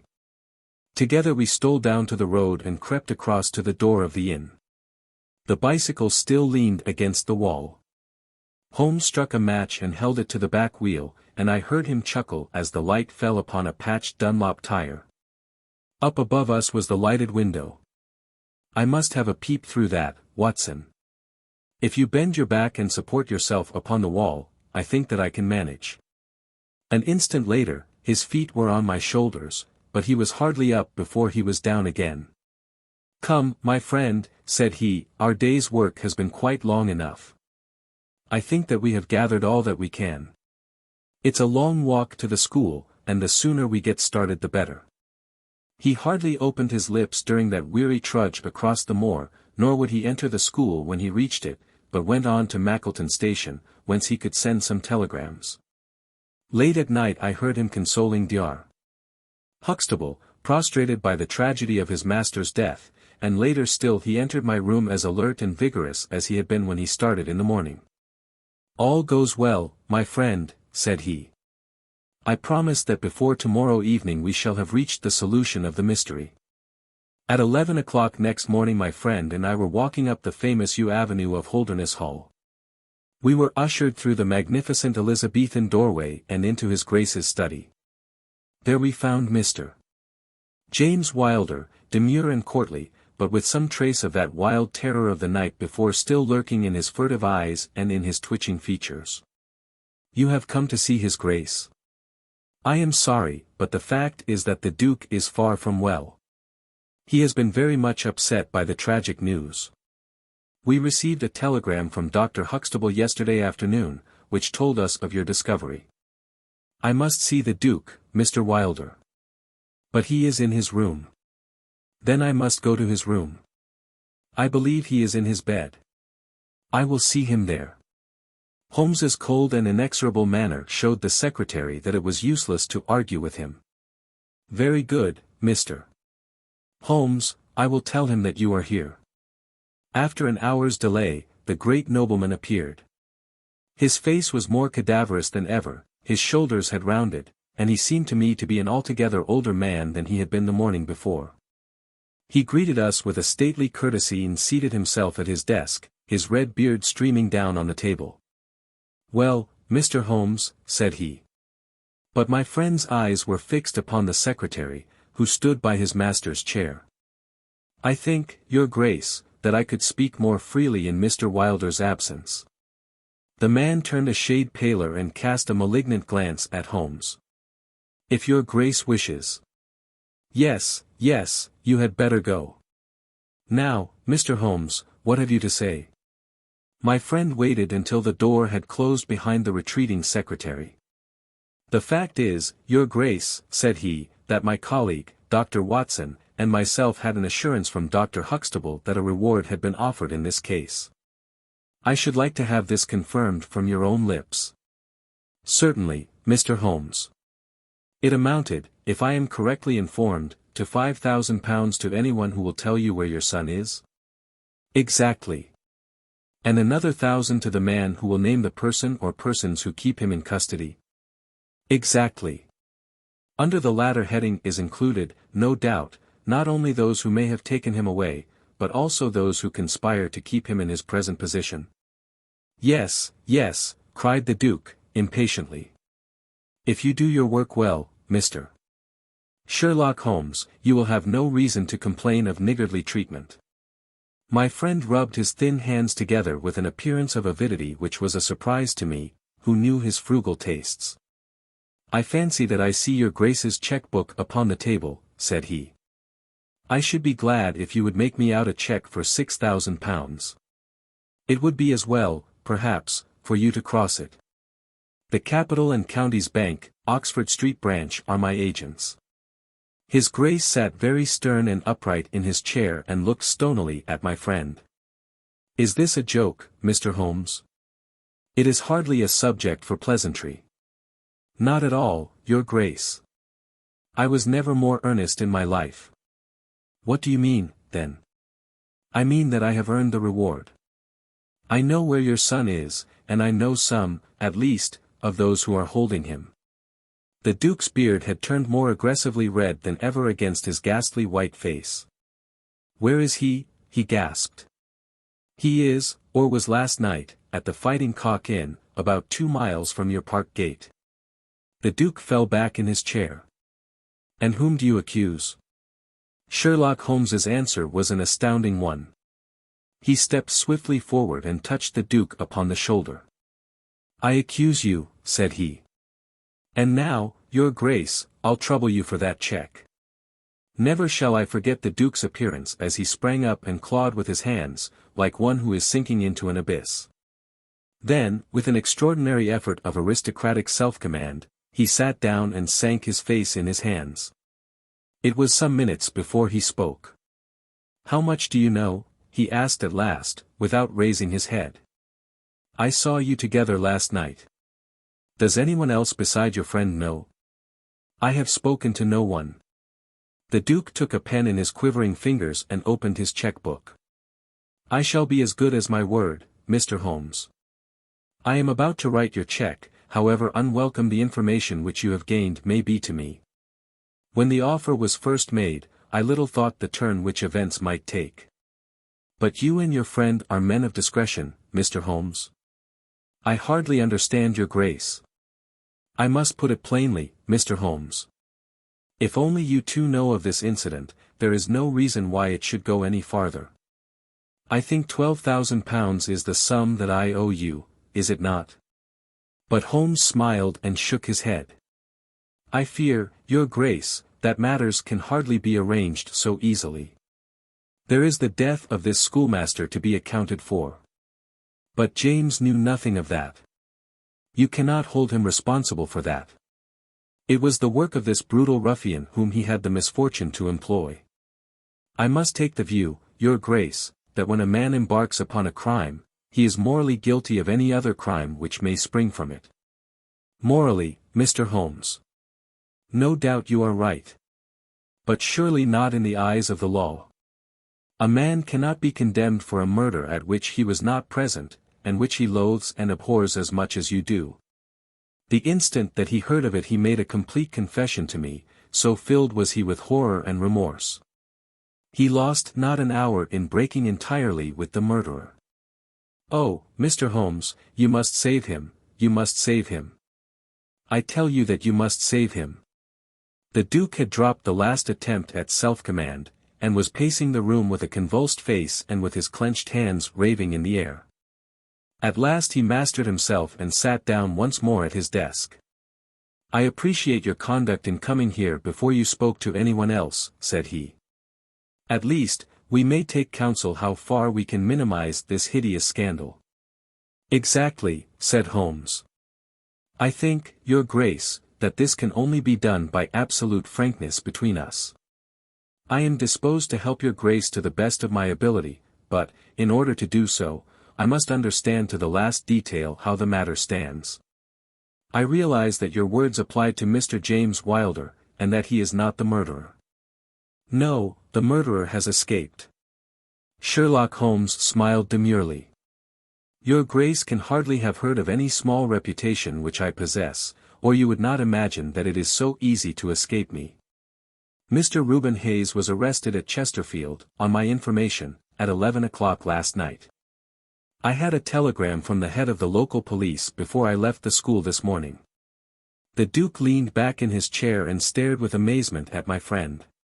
"You seem to have powers that are hardly human," said he. "So Reuben Hayes is taken?" "I am right glad to hear it, if it will not react upon the fate of James." "Your secretary?" "No, sir, my son." It was Holmes's turn to look astonished. "I confess that this is entirely new to me, Your Grace. I must beg you to be more explicit." "I will conceal nothing from you. I agree with you that complete frankness, however painful it may be to me, is the best policy in this desperate situation to which James's folly and jealousy have reduced us. When I was a very young man, Mr. Holmes, I loved with such a love as comes only once in a lifetime. I offered the lady marriage, but she refused it on the grounds that such a match might mar my career. Had she lived, I would certainly never have married anyone else. She died, and left this one child, whom for her sake I have cherished and cared for. I could not acknowledge the paternity to the world, but I gave him the best of educations, and since he came to manhood I have kept him near my person. He surmised my secret, and has presumed ever since upon the claim which he has upon me, and upon his power of provoking a scandal which would be abhorrent to me. His presence had something to do with the unhappy issue of my marriage. Above all, he hated my young legitimate heir from the first with a persistent hatred. You may well ask me why, under these circumstances, I still kept James under my roof. I answer that it was because I could see his mother's face in his, and that for her dear sake there was no end to my long suffering. All her pretty ways too, there was not one of them which he could not suggest and bring back to my memory. I could not send him away. But I feared so much lest he should do Arthur, that is, Lord Salter, a mischief, that I dispatched him for safety to Dr. Huxtable's school. James came into contact with this fellow Hayes, because the man was a tenant of mine, and James acted as agent. The fellow was a rascal from the beginning, but, in some extraordinary way, James became intimate with him. He had always a taste for low company. When James determined to kidnap Lord Salter, it was of this man's service that he availed himself. You remember that I wrote to Arthur upon that last day. Well, James opened the letter and inserted a note asking Arthur to meet him in a little wood called the Ragged Shaw, which is near to the school. He used the Duchess's name, and in that way got the boy to come. That evening James bicycled over, I am telling you what he has himself confessed to me, and he told Arthur, whom he met in the wood, that his mother longed to see him, that she was awaiting him on the moor. And that if he would come back into the wood at midnight he would find a man with a horse, who would take him to her. Poor Arthur fell into the trap. He came to the appointment, and found this fellow Hayes with a led pony. Arthur mounted, and they set off together. It appears, though this James only heard yesterday, that they were pursued, that Hayes struck the pursuer with his stick, and that the man died of his injuries. Hayes brought Arthur to his public house, the Fighting Cock, where he was confined in an upper room, under the care of Mrs. Hayes, who is a kindly woman, but entirely under the control of her brutal husband. Well, Mr. Holmes, that was the state of affairs when I first saw you 2 days ago. I had no more idea of the truth than you. You will ask me what was James's motive in doing such a deed. I answer that there was a great deal which was unreasoning and fanatical in the hatred which he bore my heir. In his view he should himself have been heir of all my estates, and he deeply resented those social laws which made it impossible. At the same time, he had a definite motive also. He was eager that I should break the entail, and he was of opinion that it lay in my power to do so. He intended to make a bargain with me, to restore Arthur if I would break the entail, and so make it possible for the estate to be left to him by will. He knew well that I should never willingly invoke the aid of the police against him. I say that he would have proposed such a bargain to me, but he did not actually do so, for events moved too quickly for him, and he had not time to put his plans into practice. What brought all his wicked scheme to wreck was your discovery of this man Heidegger's dead body. James was seized with horror at the news. It came to us yesterday, as we sat together in this study. Dr. Huxtable had sent a telegram. James was so overwhelmed with grief and agitation that my suspicions, which had never been entirely absent, rose instantly to a certainty, and I taxed him with the deed. He made a complete voluntary confession. Then he implored me to keep his secret for 3 days longer, so as to give his wretched accomplice a chance of saving his guilty life. I yielded, as I have always yielded, to his prayers, and instantly James hurried off to the Fighting Cock to warn Hayes and give him the means of flight.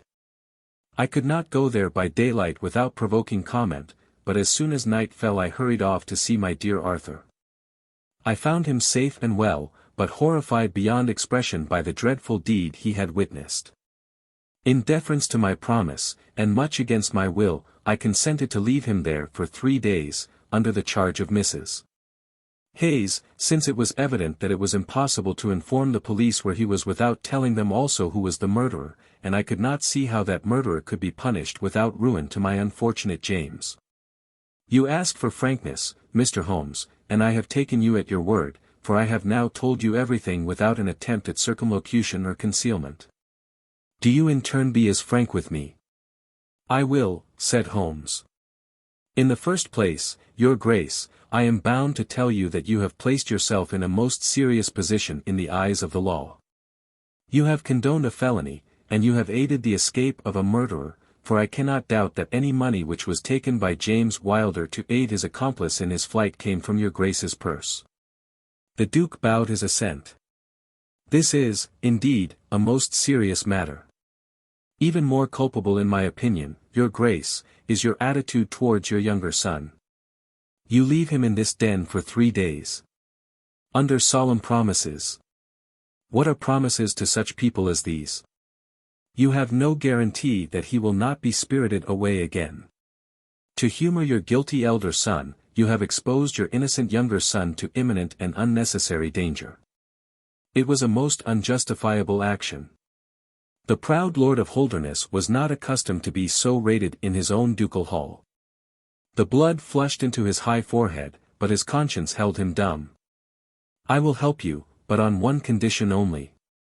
It is that you ring for the footman and let me give such orders as I like. Without a word, the Duke pressed the electric bell. A servant entered. You will be glad to hear, said Holmes, that your young master is found. It is the Duke's desire that the carriage shall go at once to the Fighting Cock Inn to bring Lord Salter home. Now, said Holmes, when the rejoicing lackey had disappeared, having secured the future, we can afford to be more lenient with the past. I am not in an official position, and there is no reason, so long as the ends of justice are served, why I should disclose all that I know. As to Hayes, I say nothing. The gallows awaits him, and I would do nothing to save him from it. What he will divulge I cannot tell, but I have no doubt that your Grace could make him understand that it is to his interest to be silent. From the police point of view he will have kidnapped the boy for the purpose of ransom. If they do not themselves find it out, I see no reason why I should prompt them to take a broader point of view.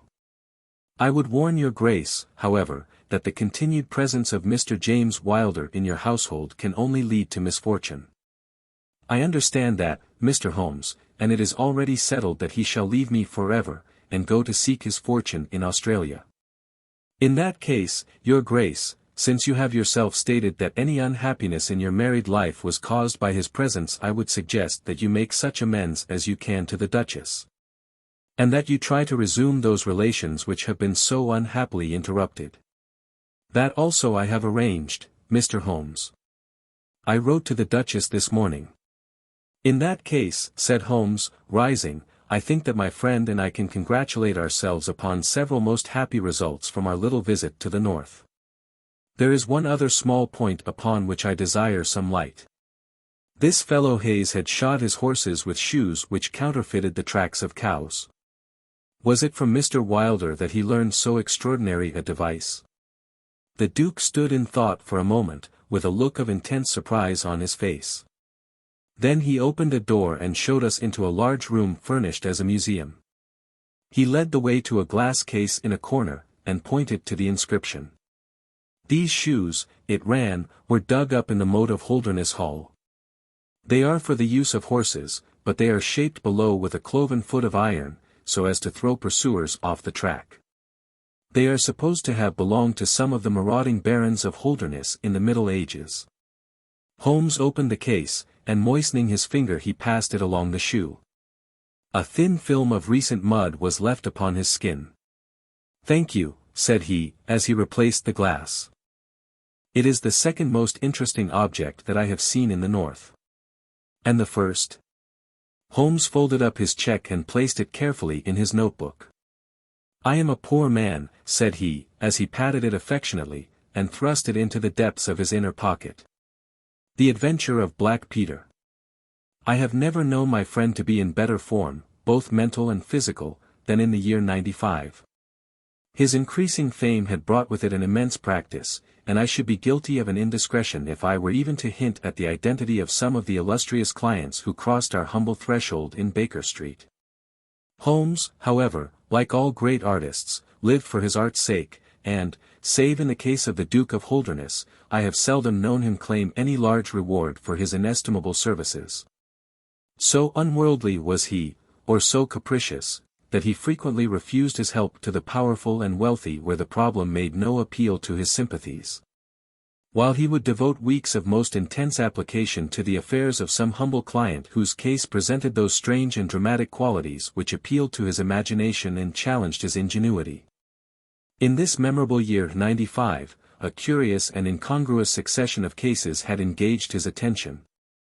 Ranging from his famous investigation of the sudden death of Cardinal Tosca, an inquiry which was carried out by him at the express desire of His Holiness the Pope, down to his arrest of Wilson, the notorious canary trainer, which removed a plague spot from the East End of London. Close on the heels of these two famous cases came the tragedy of Woodmanslee, and the very obscure circumstances which surrounded the death of Captain Peter Carey. No record of the doings of Mr. Sherlock Holmes would be complete which did not include some account of this very unusual affair. During the first week of July, my friend had been absent so often and so long from our lodgings that I knew he had something on hand. The fact that several rough-looking men called during that time and inquired for Captain Basil made me understand that Holmes was working somewhere under one of the numerous disguises and names with which he concealed his own formidable identity. He had at least 5 small refuges in different parts of London, in which he was able to change his personality. He said nothing of his business to me, and it was not my habit to force a confidence. The first positive sign which he gave me of the direction which his investigation was taking was an extraordinary one. He had gone out before breakfast, and I had sat down to mine when he strode into the room, his hat upon his head and a huge barbed-headed spear tucked like an umbrella under his arm. "Good gracious, Holmes!" I cried. "You don't mean to say that you have been walking about London with that thing?" I drove to the butcher's and back. The butcher's? And I return with an excellent appetite. There can be no question, my dear Watson, of the value of exercise before breakfast. But I am prepared to bet that you will not guess the form that my exercise has taken. I will not attempt it. He chuckled as he poured out the coffee. If you could have looked into Allardyce's back shop, you would have seen a dead pig swung from a hook in the ceiling, and a gentleman in his shirt sleeves furiously stabbing at it with this weapon. I was that energetic person, and I have satisfied myself that by no exertion of my strength can I transfix the pig with a single blow. Perhaps you would care to try? Not for worlds. But why were you doing this? Because it seemed to me to have an indirect bearing upon the mystery of Woodman's Lee. Ah, Hopkins, I got your wire last night, and I have been expecting you. Come and join us. Our visitor was an exceedingly alert man, 30 years of age, dressed in a quiet tweed suit, but retaining the erect bearing of one who was accustomed to official uniform. I recognized him at once as Stanley Hopkins, a young police inspector, for whose future Holmes had high hopes, while he in turn professed the admiration and respect of a pupil for the scientific methods of the famous amateur. Hopkins's brow was clouded, and he sat down with an air of deep dejection. No, thank you, sir. I breakfasted before I came round. I spent the night in town, for I came up yesterday to report. And what had you to report? Failure, sir, absolute failure. You have made no progress. None. Dear me. I must have a look at the matter. I wish to heavens that you would, Mr. Holmes. It's my first big chance, and I am at my wit's end. For goodness sake, come down and lend me a hand.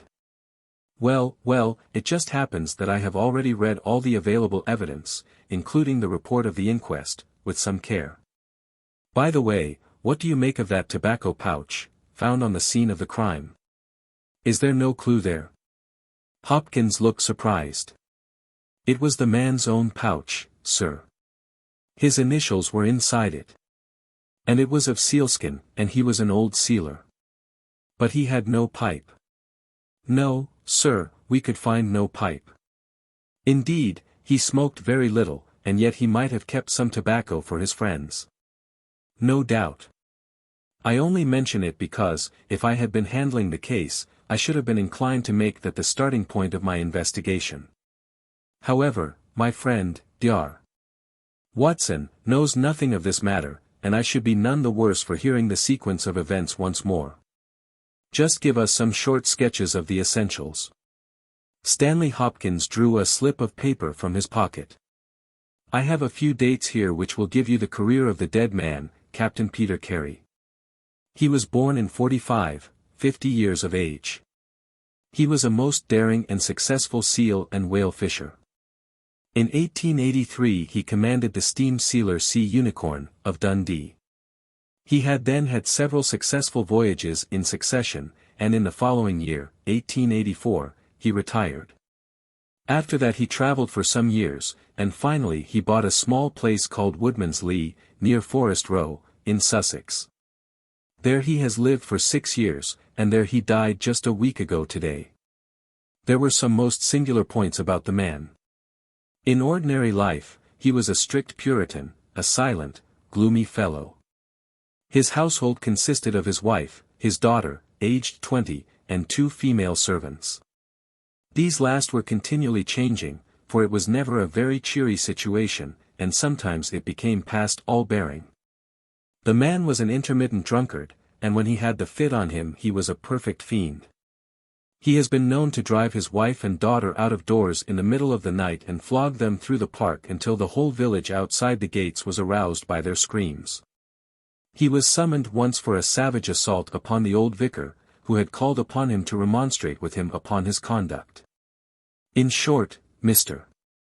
Holmes, you would go far before you found a more dangerous man than Peter Carey, and I have heard that he bore the same character when he commanded his ship. He was known in the trade as Black Peter, and the name was given him, not only on account of his swarthy features and the colour of his huge beard, but for the humours which were the terror of all around him. I need not say that he was loathed and avoided by every one of his neighbours, and that I have not heard one single word of sorrow about his terrible end. You must have read in the account of the inquest about the man's cabin, Mr. Holmes, but perhaps your friend here has not heard of it.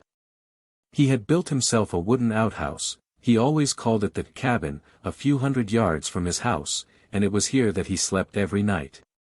It was a little, single-roomed hut, 16 feet by 10. He kept the key in his pocket, made his own bed, cleaned it himself, and allowed no other foot to cross the threshold.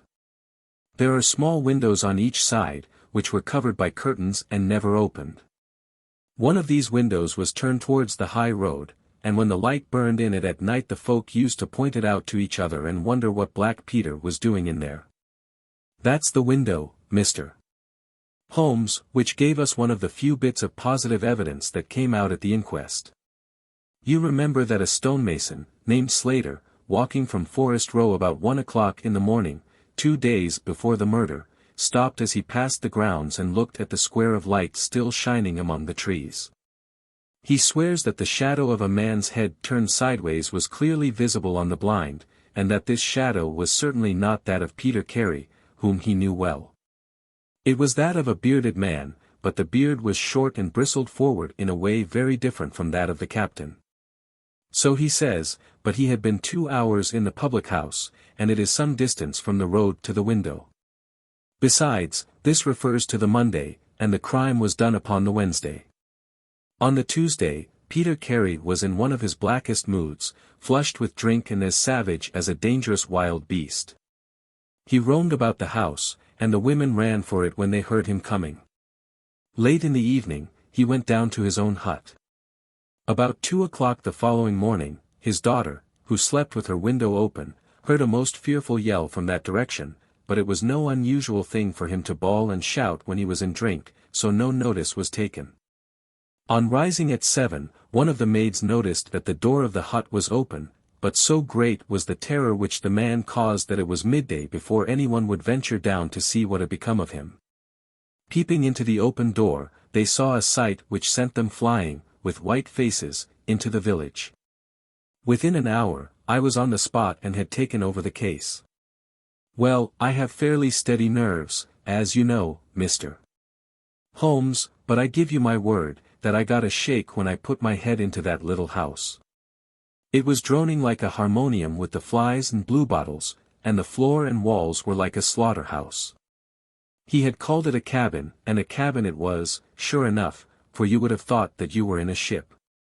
There was a bunk at one end, a sea chest, maps and charts, a picture of the sea unicorn, a line of logbooks on a shelf, all exactly as one would expect to find it in a captain's room.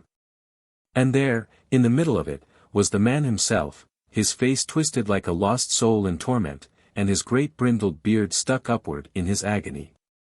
Right through his broad breast a steel harpoon had been driven, and it had sunk deep into the wood of the wall behind him. He was pinned like a beetle on a card. Of course, he was quite dead, and had been so from the instant that he had uttered that last yell of agony. I know your methods, sir, and I applied them. Before I permitted anything to be moved, I examined most carefully the ground outside, and also the floor of the room. There were no footmarks. Meaning that you saw none? I assure you, sir, that there were none. My good Hopkins, I have investigated many crimes, but I have never yet seen one which was committed by a flying creature. As long as the criminal remains upon 2 legs so long must there be some indentation, some abrasion, some trifling displacement which can be detected by the scientific searcher. It is incredible that this blood-bespattered room contained no trace which could have aided us. I understand, however, from the inquest that there were some objects which you failed to overlook. The young inspector winced at my companion's ironical comments. I was a fool not to call you in at the time, Mr. Holmes. However, that's past praying for now. Yes, there were several objects in the room which called for special attention. One was the harpoon with which the deed was committed. It had been snatched down from a rack on the wall. 2 others remained there, and there was a vacant place for the third. On the stock was engraved SS Sea Unicorn, Dundee. This seemed to establish that the crime had been done in a moment of fury, and that the murderer had seized the first weapon which came in his way. The fact that the crime was committed at 2 in the morning, and yet Peter Carey was fully dressed, suggested that he had an appointment with the murderer. Which is borne out by the fact that a bottle of rum and 2 dirty glasses stood upon the table. Yes, said Holmes, I think that both inferences are permissible. Was there any other spirit but rum in the room? Yes, there was a tantalus containing brandy and whiskey on the sea chest. It is of no importance to us, however, since the decanters were full, and it had therefore not been used. For all that, its presence has some significance, said Holmes. However, let us hear some more about the objects which do seem to you to bear upon the case. There was this tobacco pouch upon the table. What part of the table? It lay in the middle. It was of course sealskin, the straight-haired skin, with a leather thong to bind it. Inside was PC on the flap. There was half an ounce of strong ship's tobacco in it. Excellent. What more? Stanley Hopkins drew from his pocket a drab-covered notebook. The outside was rough and worn, the leaves discolored. On the first page were written the initials, JHN, and the date, 1883. Holmes laid it on the table and examined it in his minute way, while Hopkins and I gazed over each shoulder. On the second page were the printed letters, CPR, and then came several sheets of numbers. Another heading was, Argentine, another, Costa Rica, and another, San Paulo, each with pages of signs and figures after it. What do you make of these? Asked Holmes. They appear to be lists of stock exchange securities. I thought that JHN were the initials of a broker, and that CPR may have been his client. Try Canadian Pacific Railway, said Holmes. Stanley Hopkins swore between his teeth, and struck his thigh with his clenched hand. What a fool I have been, he cried. Of course, it is as you say. Then, JHN, are the only initials we have to solve. I have already examined the old stock exchange lists, and I can find no one in 1883, either in the house or among the outside brokers, whose initials correspond with these. Yet I feel that the clue is the most important one that I hold. You will admit, Mr. Holmes, that there is a possibility that these initials are those of the second person who was present, in other words, of the murderer. I would also urge that the introduction into the case of a document relating to large masses of valuable securities gives us for the first time some indication of a motive for the crime. Sherlock Holmes's face showed that he was thoroughly taken aback by this new development. I must admit both your points, said he. I confess that this notebook, which did not appear at the inquest, modifies any views which I may have formed. I had come to a theory of the crime in which I can find no place for this. Have you endeavored to trace any of the securities here mentioned? Inquiries are now being made at the offices, but I fear that the complete register of the stockholders of these South American concerns is in South America, and that some weeks must elapse before we can trace the shares. Holmes had been examining the cover of the notebook with his magnifying lens. Surely there is some discoloration here, said he. Yes, sir, it is a blood stain. I told you that I picked the book off the floor. Was the blood stain above or below? On the side next the boards. Which proves, of course, that the book was dropped after the crime was committed. Exactly, Mr. Holmes. I appreciated that point, and I conjectured that it was dropped by the murderer in his hurried flight. It lay near the door. I suppose that none of these securities have been found among the property of the dead man? No, sir. Have you any reason to suspect robbery? No, sir. Nothing seemed to have been touched. Dear me, it is certainly a very interesting case. Then there was a knife, was there not? A sheath knife, still in its sheath. It lay at the feet of the dead man. Mrs. Carey has identified it as being her husband's property. Holmes was lost in thought for some time. Well, said he, at last, I suppose I shall have to come out and have a look at it. Stanley Hopkins gave a cry of joy. Thank you, sir. That will, indeed, be a weight off my mind. Holmes shook his finger at the inspector. It would have been an easier task a week ago, said he. But even now my visit may not be entirely fruitless. Watson, if you can spare the time, I should be very glad of your company. If you will call a four-wheeler, Hopkins, we shall be ready to start for Forest Row in a quarter of an hour. Alighting at the small wayside station, we drove for some miles through the remains of widespread woods, which were once part of that great forest which for so long held the Saxon invaders at bay, the impenetrable Weald. For 60 years the bulwark of Britain. Vast sections of it have been cleared, for this is the seat of the first iron works of the country, and the trees have been felled to smelt the ore. Now the richer fields of the north have absorbed the trade, and nothing save these ravaged groves and great scars in the earth show the work of the past. Here, in a clearing upon the green slope of a hill, stood a long, low, stone house, approached by a curving drive running through the fields. Nearer the road, and surrounded on three sides by bushes, was a small outhouse, one window and the door facing in our direction. It was the scene of the murder.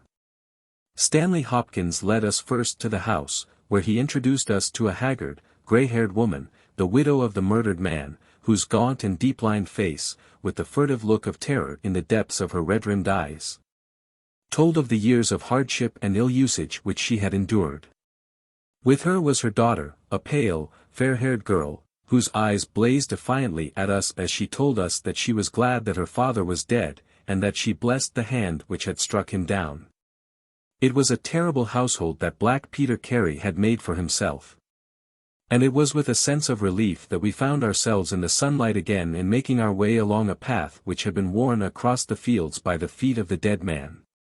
The outhouse was the simplest of dwellings, wooden-walled, shingle-roofed, one window beside the door and one on the farther side. Stanley Hopkins drew the key from his pocket and had stooped to the lock, when he paused with a look of attention and surprise upon his face. "Someone has been tampering with it," he said. There could be no doubt of the fact. The woodwork was cut, and the scratches showed white through the paint, as if they had been that instant done. Holmes had been examining the window. "Someone has tried to force this also. Whoever it was has failed to make his way in. He must have been a very poor burglar." "This is a most extraordinary thing," said the inspector. "I could swear that these marks were not here yesterday evening." "Some curious person from the village, perhaps," I suggested. "Very unlikely. Few of them would dare to set foot in the grounds, far less try to force their way into the cabin. What do you think of it, Mr. Holmes?" "I think that fortune is very kind to us." "You mean that the person will come again?" "It is very probable. He came expecting to find the door open. He tried to get in with the blade of a very small penknife. He could not manage it. What would he do? Come again next night with a more useful tool." "So I should say. It will be our fault if we are not there to receive him. Meanwhile, let me see the inside of the cabin." The traces of the tragedy had been removed, but the furniture within the little room still stood as it had been on the night of the crime. For 2 hours, with most intense concentration, Holmes examined every object in turn, but his face showed that his quest was not a successful one. Once only he paused in his patient investigation. "Have you taken anything off this shelf, Hopkins?" "No, I have moved nothing." "Something has been taken. There is less dust in this corner of the shelf than elsewhere. It may have been a book lying on its side. It may have been a box. Well, I can do nothing more. Let us walk in these beautiful woods, Watson, and give a few hours to the birds and the flowers. We shall meet you here later, Hopkins, and see if we can come to closer quarters with the gentleman who has paid this visit in the night." It was past 11 o'clock when we formed our little ambuscade.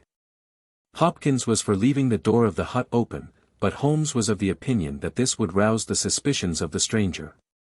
The lock was a perfectly simple one, and only a strong blade was needed to push it back. Holmes also suggested that we should wait, not inside the hut, but outside it, among the bushes which grew round the farther window. In this way we should be able to watch our man if he struck a light, and see what his object was in this stealthy nocturnal visit. It was a long and melancholy vigil, and yet brought with it something of the thrill which the hunter feels when he lies beside the water pool, and waits for the coming of the thirsty beast of prey. What savage creature was it which might steal upon us out of the darkness? Was it a fierce tiger of crime, which could only be taken fighting hard with flashing fang and claw, or would it prove to be some skulking jackal, dangerous only to the weak and unguarded? In absolute silence we crouched amongst the bushes, waiting for whatever might come. At first the steps of a few belated villagers, or the sound of voices from the village, lightened our vigil, but one by one these interruptions died away, and an absolute stillness fell upon us, save for the chimes of the distant church, which told us of the progress of the night, and for the rustle and whisper of a fine rain falling amid the foliage which roofed us in. 2:30 had chimed, and it was the darkest hour which precedes the dawn, when we all started as a low but sharp click came from the direction of the gate. Someone had entered the drive. Again there was a long silence, and I had begun to fear that it was a false alarm, when a stealthy step was heard upon the other side of the hut, and a moment later a metallic scraping and clinking. The man was trying to force the lock. This time his skill was greater or his tool was better, for there was a sudden snap and the creak of the hinges. Then a match was struck, and next instant the steady light from a candle filled the interior of the hut. Through the gauze curtain our eyes were all riveted upon the scene within. The nocturnal visitor was a young man, frail and thin, with a black mustache, which intensified the deadly pallor of his face. He could not have been much above 20 years of age. I have never seen any human being who appeared to be in such a pitiable fright, for his teeth were visibly chattering, and he was shaking in every limb.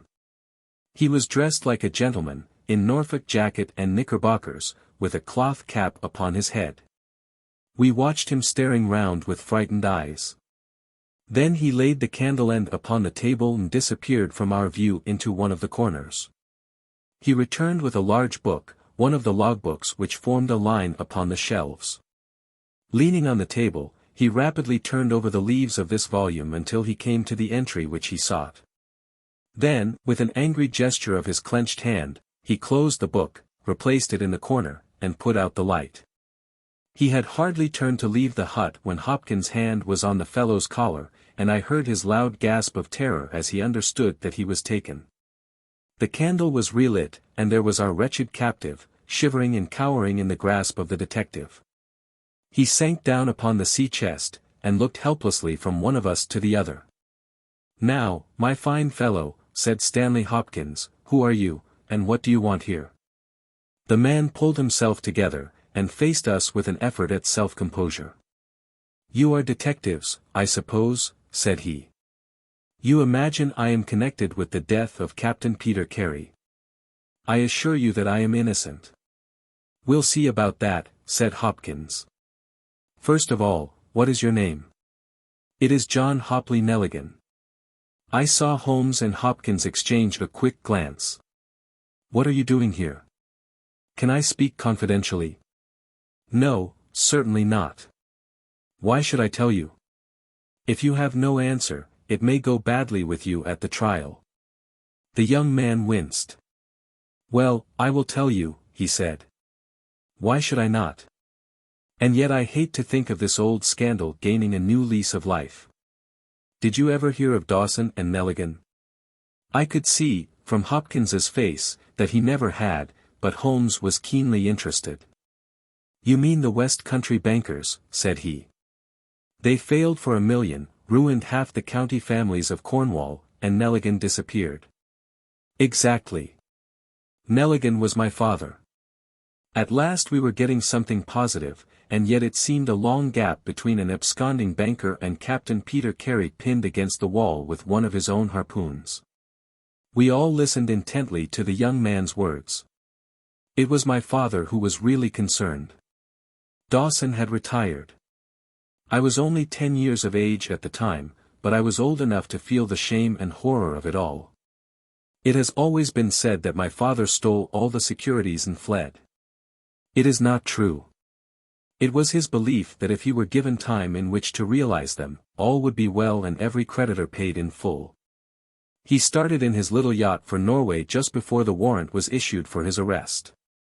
I can remember that last night when he bade farewell to my mother. He left us a list of the securities he was taking, and he swore that he would come back with his honor cleared, and that none who had trusted him would suffer. Well, no word was ever heard from him again. Both the yacht and he vanished utterly.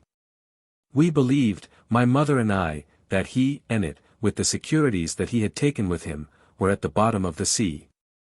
We had a faithful friend, however, who is a businessman, and it was he who discovered some time ago that some of the securities which my father had with him had reappeared on the London market. You can imagine our amazement. I spent months in trying to trace them, and at last, after many doubtings and difficulties, I discovered that the original seller had been Captain Peter Carey, the owner of this hut. Naturally, I made some inquiries about the man. I found that he had been in command of a whaler which was due to return from the Arctic seas at the very time when my father was crossing to Norway. The autumn of that year was a stormy one, and there was a long succession of southerly gales. My father's yacht may well have been blown to the north, and there met by Captain Peter Carey's ship. If that were so, what had become of my father? In any case, if I could prove from Peter Carey's evidence how these securities came on the market, it would be a proof that my father had not sold them, and that he had no view to personal profit when he took them. I came down to Sussex with the intention of seeing the captain, but it was at this moment that his terrible death occurred. I read at the inquest a description of his cabin, in which it stated that the old logbooks of his vessel were preserved in it. It struck me that if I could see what occurred in the month of August, 1883, on board the Sea Unicorn, I might settle the mystery of my father's fate. I tried last night to get at these logbooks, but was unable to open the door. Tonight I tried again and succeeded, but I find that the pages which deal with that month have been torn from the book. It was at that moment I found myself a prisoner in your hands. Is that all? Asked Hopkins. Yes, that is all. His eyes shifted as he said it. You have nothing else to tell us? He hesitated. No, there is nothing. You have not been here before last night? No. Then how do you account for that? Cried Hopkins, as he held up the damning notebook, with the initials of our prisoner on the first leaf and the blood stain on the cover. The wretched man collapsed. He sank his face in his hands, and trembled all over. Where did you get it? He groaned. I did not know. I thought I had lost it at the hotel. That is enough, said Hopkins, sternly. Whatever else you have to say, you must say in court. You will walk down with me now to the police station. Well, Mr. Holmes, I am very much obliged to you and to your friend for coming down to help me. As it turns out, your presence was unnecessary, and I would have brought the case to this successful issue without you, but, none the less, I am grateful. Rooms have been reserved for you at the Bramblety Hotel, so we can all walk down to the village together. Well, Watson, what do you think of it? Asked Holmes, as we traveled back next morning. I can see that you are not satisfied. Oh, yes, my dear Watson, I am perfectly satisfied. At the same time, Stanley Hopkins's methods do not commend themselves to me. I am disappointed in Stanley Hopkins. I had hoped for better things from him. One should always look for a possible alternative, and provide against it. It is the first rule of criminal investigation. What, then, is the alternative? The line of investigation which I have myself been pursuing. It may give us nothing. I cannot tell. But at least I shall follow it to the end. Several letters were waiting for Holmes at Baker Street. He snatched one of them up, opened it, and burst out into a triumphant chuckle of laughter. Excellent, Watson. The alternative develops. Have you telegraph forms? Just write a couple of messages for me, Sumner, shipping agent, Ratcliffe Highway. Send 3 men on, to arrive 10 tomorrow morning. Basil. That's my name in those parts. The other is, Inspector Stanley Hopkins, 46, Lord Street, Brixton. Come breakfast tomorrow at 9:30. Important. Wire if unable to come. Sherlock Holmes. There, Watson, this infernal case has haunted me for 10 days. I hereby banish it completely from my presence. Tomorrow, I trust that we shall hear the last of it forever.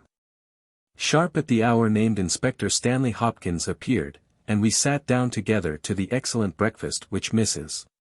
Hudson had prepared. The young detective was in high spirits at his success. "You really think that your solution must be correct?" asked Holmes. "I could not imagine a more complete case. It did not seem to me conclusive." "You astonish me, Mr. Holmes. What more could one ask for? Does your explanation cover every point?" "Undoubtedly. I find that young Nelligan arrived at the Bramley Hotel on the very day of the crime. He came on the pretense of playing golf. His room was on the ground floor, and he could get out when he liked. That very night he went down to Woodman's Lee, saw Peter Carey at the hut, quarrelled with him, and killed him with the harpoon. Then, horrified by what he had done, he fled out of the hut, dropping the notebook which he had brought with him in order to question Peter Carey about these different securities. You may have observed that some of them were marked with ticks, and the others, the great majority, were not. Those which are ticked have been traced on the London market, but the others, presumably, were still in the possession of Carey, and young Nelligan, according to his own account, was anxious to recover them in order to do the right thing by his father's creditors. After his flight he did not dare to approach the hut again for some time, but at last he forced himself to do so in order to obtain the information which he needed. Surely that is all simple and obvious." Holmes smiled and shook his head. "It seems to me to have only one drawback, Hopkins, and that is that it is intrinsically impossible. Have you tried to drive a harpoon through a body?" "No." "Tut, tut, my dear sir, you must really pay attention to these details. My friend Watson could tell you that I spent a whole morning in that exercise. It is no easy matter, and requires a strong and practiced arm. But this blow was delivered with such violence that the head of the weapon sank deep into the wall. Do you imagine that this anemic youth was capable of so frightful an assault? Is he the man who hobnobbed in rum and water with Black Peter in the dead of the night? Was it his profile that was seen on the blind 2 nights before? No, no, Hopkins, it is another and more formidable person for whom we must seek." The detective's face had grown longer and longer during Holmes's speech. His hopes and his ambitions were all crumbling about him. But he would not abandon his position without a struggle. "You can't deny that Nelligan was present that night, Mr. Holmes. The book will prove that. I fancy that I have evidence enough to satisfy a jury, even if you are able to pick a hole in it. Besides, Mr. Holmes, I have laid my hand upon my man. As to this terrible person of yours, where is he?" "I rather fancy that he is on the stair," said Holmes, serenely. "I think, Watson, that you would do well to put that revolver where you can reach it." He rose and laid a written paper upon a side table. "Now we are ready," said he. There had been some talking in gruff voices outside, and now Mrs. Hudson opened the door to say that there were 3 men inquiring for Captain Basil. "Show them in one by one," said Holmes. The first who entered was a little Ribston pippin of a man, with ruddy cheeks and fluffy white side whiskers. Holmes had drawn a letter from his pocket. "What name?" he asked. "James Lancaster." "I am sorry, Lancaster, but the berth is full. Here is half a sovereign for your trouble. Just step into this room and wait there for a few minutes." The second man was a long, dried-up creature, with lank hair and sallow cheeks. His name was Hugh Pattens. He also received his dismissal, his half-sovereign, and the order to wait. The third applicant was a man of remarkable appearance. A fierce bulldog face was framed in a tangle of hair and beard, and 2 bold, dark eyes gleamed behind the cover of thick, tufted, overhung eyebrows. He saluted and stood sailor fashion, turning his cap round in his hands. "Your name?" asked Holmes. "Patrick Cairns." "Harpooner?" "Yes, sir. 26 voyages. Dundee, I suppose? Yes, sir. And ready to start with an exploring ship? Yes, sir. What wages? £8 a month. Could you start at once? As soon as I get my kit. Have you your papers? Yes, sir. He took a sheaf of worn and greasy forms from his pocket. Holmes glanced over them and returned them. You are just the man I want, said he.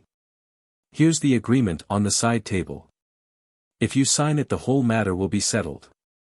The seaman lurched across the room and took up the pen. Shall I sign here? He asked, stooping over the table. Holmes leaned over his shoulder and passed both hands over his neck. This will do, said he. I heard a click of steel and a bellow like an enraged bull. The next instant Holmes and the seaman were rolling on the ground together.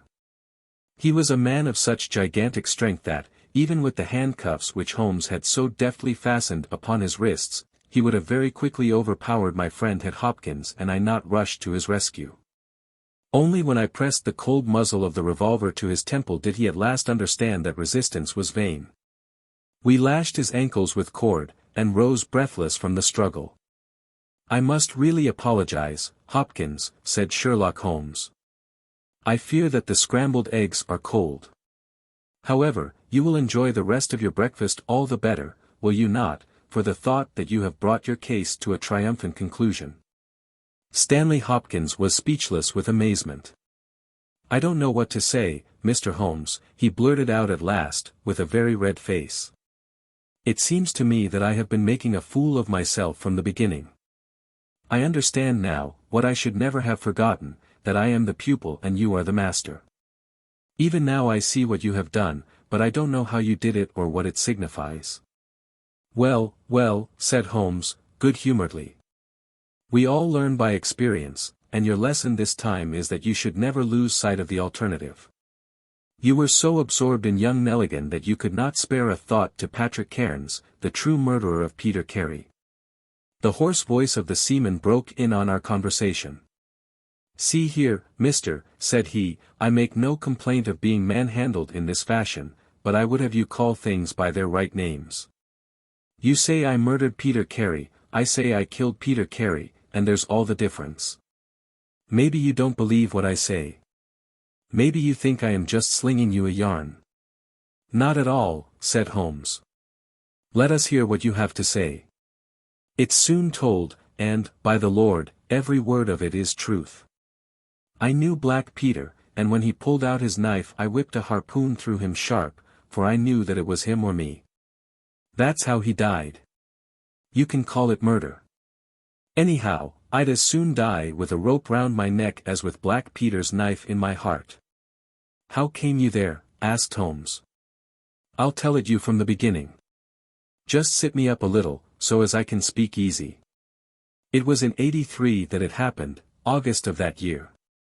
Peter Carey was master of the Sea Unicorn, and I was spare harpooner. We were coming out of the ice pack on our way home, with head winds and a weak southerly gale, when we picked up a little craft that had been blown north. There was one man on her, a landsman. The crew had thought she would founder and had made for the Norwegian coast in the dinghy. I guess they were all drowned. Well, we took him on board, this man, and he and the skipper had some long talks in the cabin. All the baggage we took off with him was one tin box. So far as I know, the man's name was never mentioned, and on the second night he disappeared as if he had never been. It was given out that he had either thrown himself overboard or fallen overboard in the heavy weather that we were having. Only one man knew what had happened to him, and that was me, for, with my own eyes, I saw the skipper tip up his heels and put him over the rail in the middle watch of a dark night, 2 days before we sighted the Shetland lights. Well, I kept my knowledge to myself, and waited to see what would come of it. When we got back to Scotland it was easily hushed up, and nobody asked any questions. A stranger died by accident and it was nobody's business to inquire. Shortly after Peter Carey gave up the sea, and it was long years before I could find where he was. I guessed that he had done the deed for the sake of what was in that tin box, and that he could afford now to pay me well for keeping my mouth shut. I found out where he was through a sailor man that had met him in London, and down I went to squeeze him. The first night he was reasonable enough, and was ready to give me what would make me free of the sea for life. We were to fix it all 2 nights later. When I came, I found him 3 parts drunk and in a vile temper. We sat down and we drank and we yarned about old times, but the more he drank the less I liked the look on his face. I spotted that harpoon upon the wall, and I thought I might need it before I was through. Then at last he broke out at me, spitting and cursing, with murder in his eyes and a great clasp knife in his hand. He had not time to get it from the sheath before I had the harpoon through him. Heavens! What a yell he gave! And his face gets between me and my sleep. I stood there, with his blood splashing round me, and I waited for a bit, but all was quiet, so I took heart once more. I looked round, and there was the tin box on the shelf. I had as much right to it as Peter Carey, anyhow, so I took it with me and left the hut. Like a fool I left my bocce pouch upon the table. Now I'll tell you the queerest part of the whole story. I had hardly got outside the hut when I heard someone coming, and I hid among the bushes. A man came slinking along, went into the hut, gave a cry as if he had seen a ghost, and legged it as hard as he could run until he was out of sight. Who he was or what he wanted is more than I can tell. For my part, one walked 10 miles, got a train at Tunbridge Wells, and so reached London, and no one the wiser. Well, when I came to examine the box I found there was no money in it, and nothing but papers that I would not dare to sell. I had lost my hold on Black Peter and was stranded in London without a shilling. There was only my trade left. I saw these advertisements about harpooners, and high wages, so I went to the shipping agents, and they sent me here. That's all I know, and I say again that if I killed Black Peter, the law should give me thanks, for I saved them the price of a hempen rope. A very clear statement, said Holmes, rising and lighting his pipe. I think, Hopkins, that you should lose no time in conveying your prisoner to a place of safety. This room is not well adapted for a cell, and Mr. Patrick Cairns occupies too large a proportion of our carpet. Mr. Holmes, said Hopkins, I do not know how to express my gratitude. Even now I do not understand how you attained this result. Simply by having the good fortune to get the right clue from the beginning. It is very possible if I had known about this notebook it might have led away my thoughts, as it did yours. But all I heard pointed in the one direction. The amazing strength, the skill in the use of the harpoon, the rum and water, the sealskin tobacco pouch with the coarse tobacco, all these pointed to a seaman, and one who had been a whaler. I was convinced that the initials, P.C. upon the pouch were a coincidence, and not those of Peter Carey, since he seldom smoked, and no pipe was found in his cabin. You remember that I asked whether whiskey and brandy were in the cabin. You said they were. How many landsmen are there who would drink rum when they could get these other spirits? Yes, I was certain it was a seaman. And how did you find him? My dear sir, the problem had become a very simple one. If it were a seaman, it could only be a seaman who had been with him on the Sea Unicorn. So far as I could learn, he had sailed in no other ship.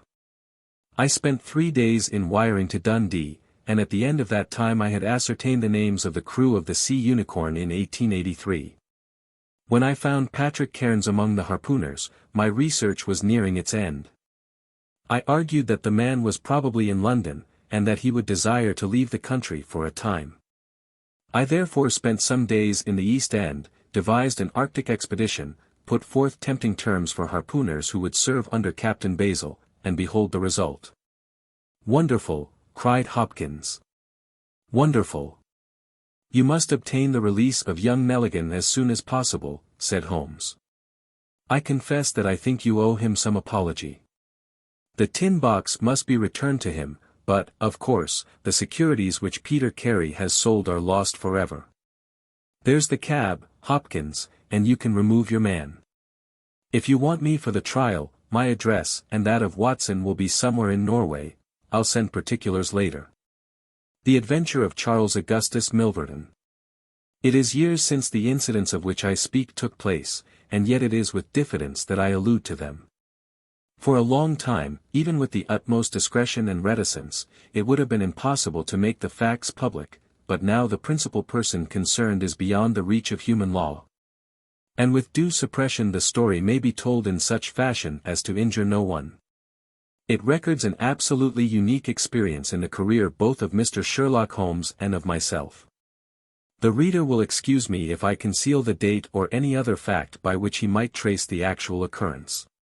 We had been out for one of our evening rambles, Holmes and I, and had returned about 6 o'clock on a cold, frosty winter's evening. As Holmes turned up the lamp the light fell upon a card on the table. He glanced at it, and then, with an ejaculation of disgust, threw it on the floor. I picked it up and read. Charles Augustus Milverton, Appledore Towers, Hampstead. Agent. Who is he? I asked. The worst man in London, Holmes answered, as he sat down and stretched his legs before the fire. Is anything on the back of the card? I turned it over. Will call at 6:30 p.m., I read. He's about due.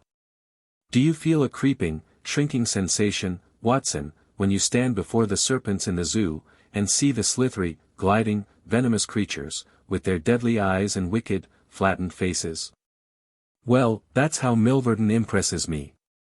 I've had to do with 50 murderers in my career, but the worst of them never gave me the repulsion which I have for this fellow. And yet I can't get out of doing business with him. Indeed, he is here at my invitation. But who is he? I'll tell you, Watson. He is the king of all the blackmailers. Heaven help the man, and still more the woman, whose secret and reputation come into the power of Milverton. With a smiling face and a heart of marble, he will squeeze and squeeze until he has drained them dry. The fellow is a genius in his way, and would have made his mark in some more savory trade.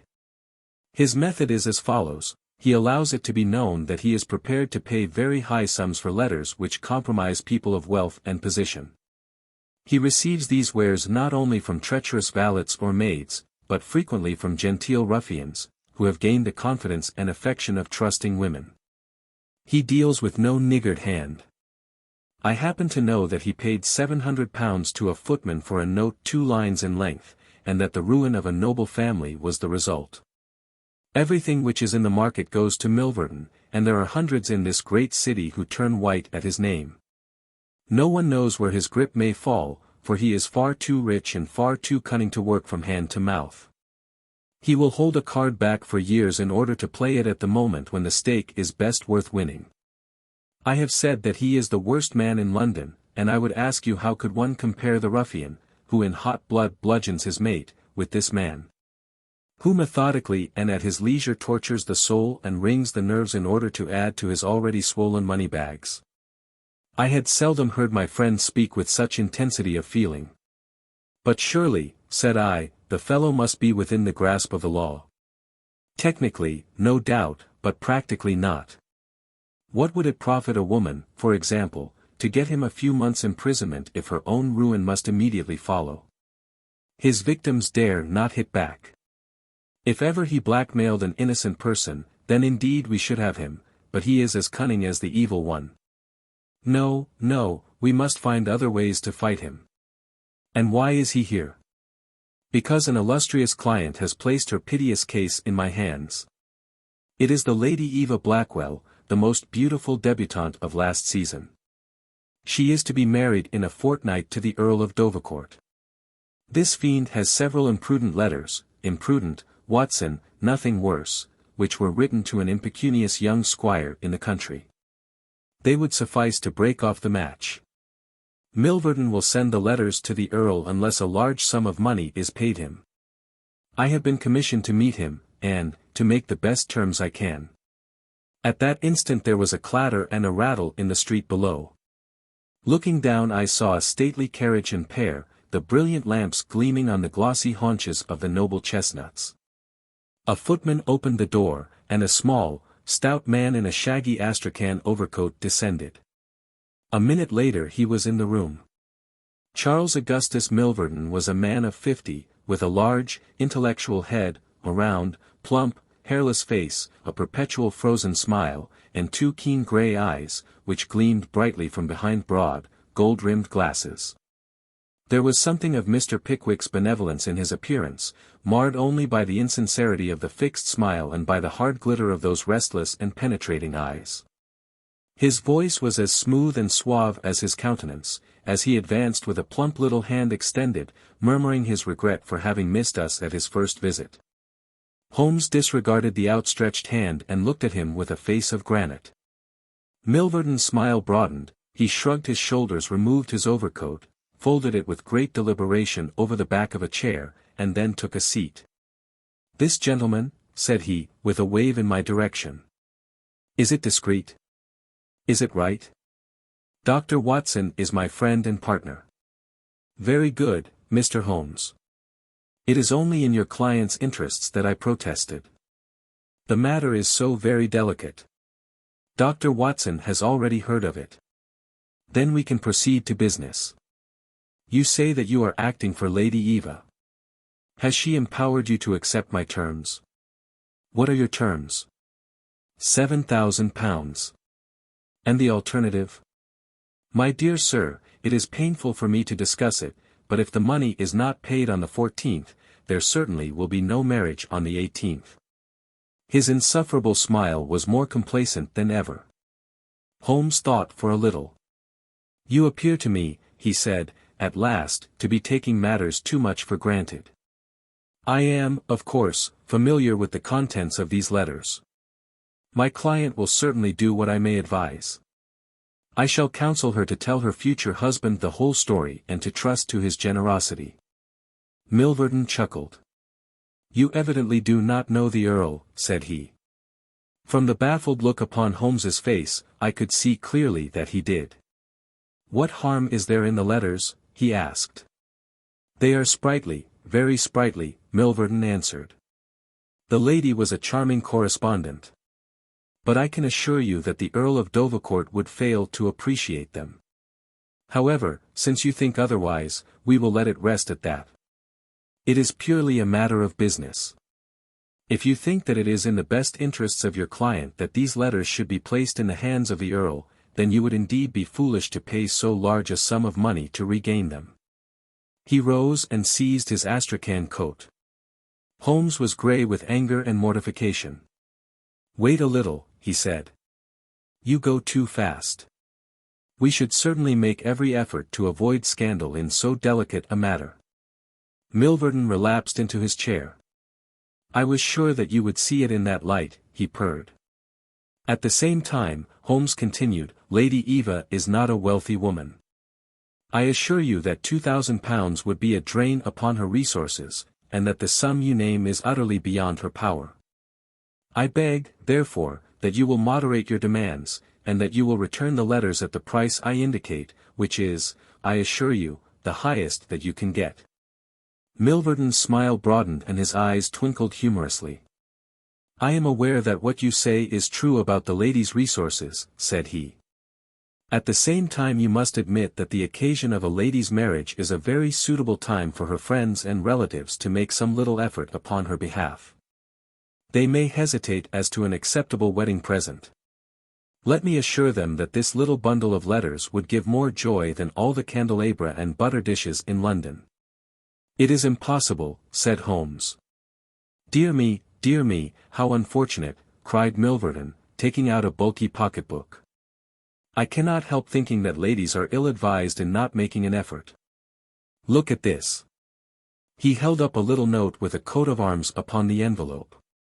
"That belongs to, well, perhaps it is hardly fair to tell the name until tomorrow morning. But at that time it will be in the hands of the lady's husband. And all because she will not find a beggarly sum which she could get by turning her diamonds into paste. It is such a pity. Now, you remember the sudden end of the engagement between the Honourable Miss Miles and Colonel Dorking? Only 2 days before the wedding, there was a paragraph in the Morning Post to say that it was all off. And why? It is almost incredible, but the absurd sum of £1,200 would have settled the whole question. Is it not pitiful? And here I find you, a man of sense, boggling about terms, when your client's future and honor are at stake. You surprise me, Mr. Holmes. What I say is true, Holmes answered. The money cannot be found. Surely it is better for you to take the substantial sum which I offer than to ruin this woman's career, which can profit you in no way. There you make a mistake, Mr. Holmes. An exposure would profit me indirectly to a considerable extent. I have 8 or 10 similar cases maturing. If it was circulated among them that I had made a severe example of the Lady Eva, I should find all of them much more open to reason. You see my point.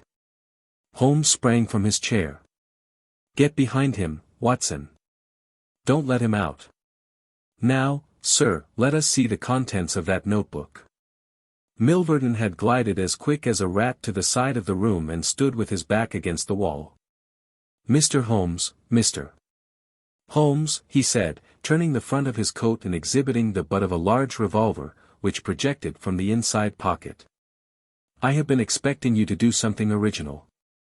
This has been done so often, and what good has ever come from it? I assure you that I am armed to the teeth, and I am perfectly prepared to use my weapons, knowing that the law will support me. Besides, your supposition that I would bring the letters here in a notebook is entirely mistaken. I would do nothing so foolish. And now, gentlemen, I have 1 or 2 little interviews this evening, and it is a long drive to Hampstead. He stepped forward, took up his coat, laid his hand on his revolver, and turned to the door. I picked up a chair, but Holmes shook his head, and I laid it down again. With bow, a smile, and a twinkle, Milverton was out of the room, and a few moments after we heard the slam of the carriage door and the rattle of the wheels as he drove away. Holmes sat motionless by the fire, his hands buried deep in his trouser pockets, his chin sunk upon his breast, his eyes fixed upon the glowing embers. For half an hour he was silent and still. Then, with the gesture of a man who has taken his decision, he sprang to his feet and passed into his bedroom. A little later a rakish young workman, with a goatee beard and a swagger, lit his clay pipe at the lamp before descending into the street. I'll be back some time, Watson, said he, and vanished into the night. I understood that he had opened his campaign against Charles Augustus Milverton, but I little dreamed the strange shape which that campaign was destined to take. For some days Holmes came and went at all hours in this attire, but beyond a remark that his time was spent at Hampstead, and that it was not wasted, I knew nothing of what he was doing. At last, however, on a wild, tempestuous evening, when the wind screamed and rattled against the windows, he returned from his last expedition, and having removed his disguise he sat before the fire and laughed heartily in his silent inward fashion. You would not call me a marrying man, Watson. No, indeed. You'll be interested to hear that I'm engaged. My dear fellow. I congrat. To Milverton's housemaid. Good heavens, Holmes. I wanted information, Watson. Surely you have gone too far. It was a most necessary step. I am a plumber with a rising business, Escott, by name. I have walked out with her each evening, and I have talked with her. Good heavens, those talks. However, I have got all I wanted. I know Milverton's house as I know the palm of my hand. But the girl, Holmes? He shrugged his shoulders. You can't help it, my dear Watson. You must play your cards as best you can when such a stake is on the table. However, I rejoice to say that I have a hated rival, who will certainly cut me out the instant that my back is turned. What a splendid night it is! You like this weather? It suits my purpose. Watson, I mean to burgle Milverton's house tonight.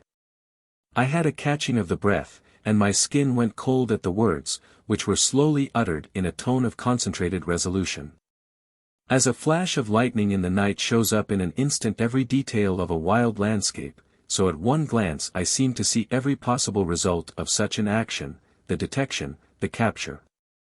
The honored career ending in irreparable failure and disgrace, my friend himself lying at the mercy of the odious Milverton. For heaven's sake, Holmes, think what you are doing, I cried. My dear fellow, I have given it every consideration. I am never precipitate in my actions, nor would I adopt so energetic and, indeed, so dangerous a course, if any other were possible. Let us look at the matter clearly and fairly. I suppose that you will admit that the action is morally justifiable, though technically criminal.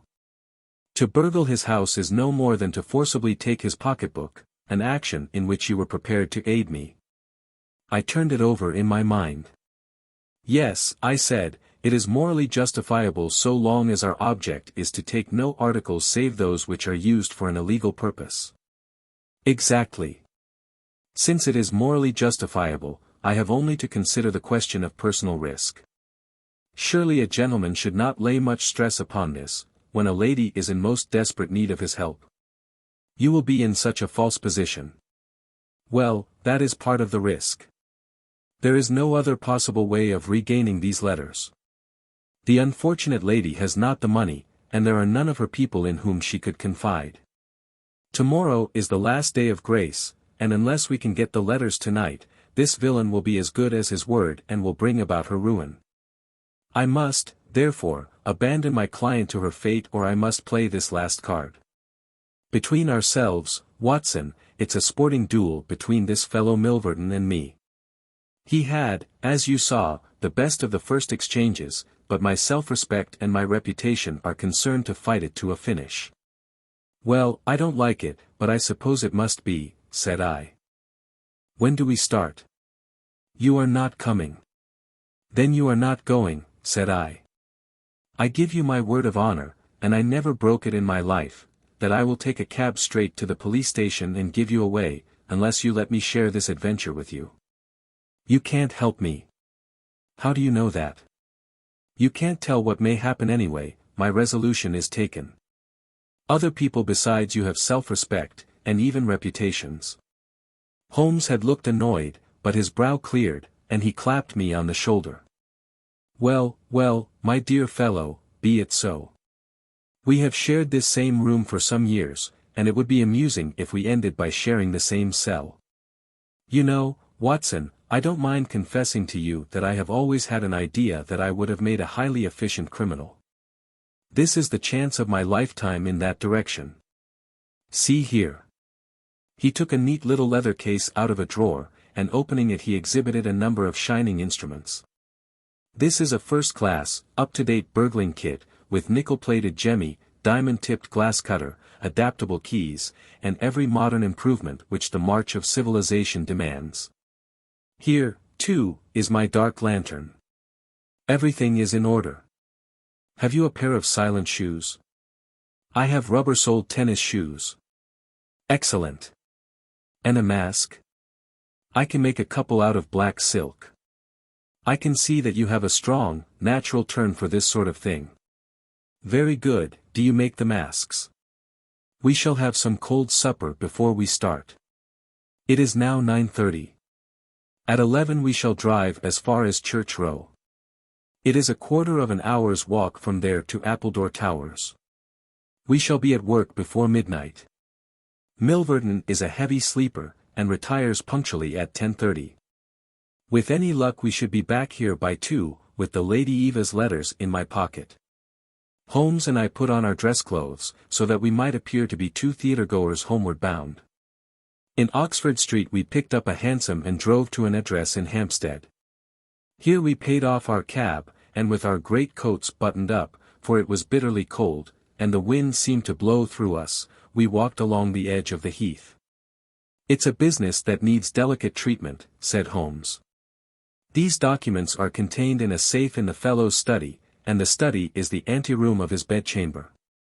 On the other hand, like all these stout, little men who do themselves well, he is a plethoric sleeper. Agatha, that's my fiancée, says it is a joke in the servants' hall that it's impossible to wake the master. He has a secretary who is devoted to his interests, and never budges from the study all day. That's why we are going at night. Then he has a beast of a dog which roams the garden. I met Agatha late the last 2 evenings, and she locks the brute up so as to give me a clear run. This is the house, this big one in its own grounds. Through the gate, now to the right among the laurels. We might put on our masks here, I think. You see, there is not a glimmer of light in any of the windows, and everything is working splendidly. With our black silk face coverings, which turned us into two of the most truculent figures in London, we stole up to the silent, gloomy house. A sort of tiled veranda extended along one side of it, lined by several windows and two doors. "That's his bedroom," Holmes whispered. "This door opens straight into the study.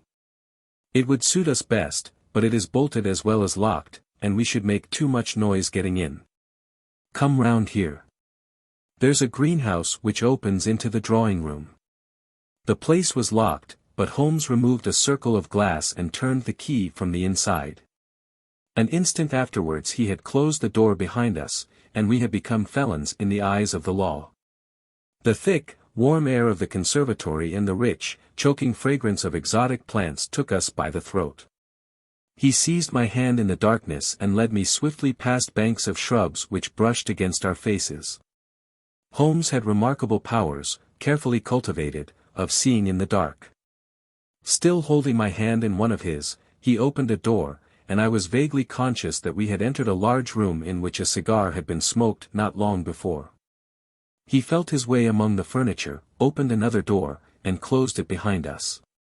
Putting out my hand I felt several coats hanging from the wall, and I understood that I was in a passage. We passed along it and Holmes very gently opened a door upon the right-hand side. Something rushed out at us and my heart sprang into my mouth, but I could have laughed when I realized that it was the cat. A fire was burning in this new room, and again the air was heavy with tobacco smoke. Holmes entered on tiptoe, waited for me to follow, and then very gently closed the door. We were in Milverton's study, and a portière at the farther side showed the entrance to his bedroom. It was a good fire, and the room was illuminated by it. Near the door I saw the gleam of an electric switch, but it was unnecessary, even if it had been safe, to turn it on. At one side of the fireplace was a heavy curtain which covered the bay window we had seen from outside. On the other side was the door which communicated with the veranda. A desk stood in the center, with a turning chair of shining red leather. Opposite was a large bookcase, with a marble bust of Athene on the top. In the corner, between the bookcase and the wall, there stood a tall, green safe, the firelight flashing back from the polished brass knobs upon its face. Holmes stole across and looked at it. Then he crept to the door of the bedroom, and stood with slanting head listening intently. No sound came from within. Meanwhile it had struck me that it would be wise to secure our retreat through the outer door, so I examined it. To my amazement it was neither locked nor bolted. I touched Holmes on the arm, and he turned his masked face in that direction. I saw him start, and he was evidently as surprised as I. "I don't like it," he whispered, putting his lips to my very ear. "I can't quite make it out. Anyhow, we have no time to lose. Can I do anything?" "Yes, stand by the door.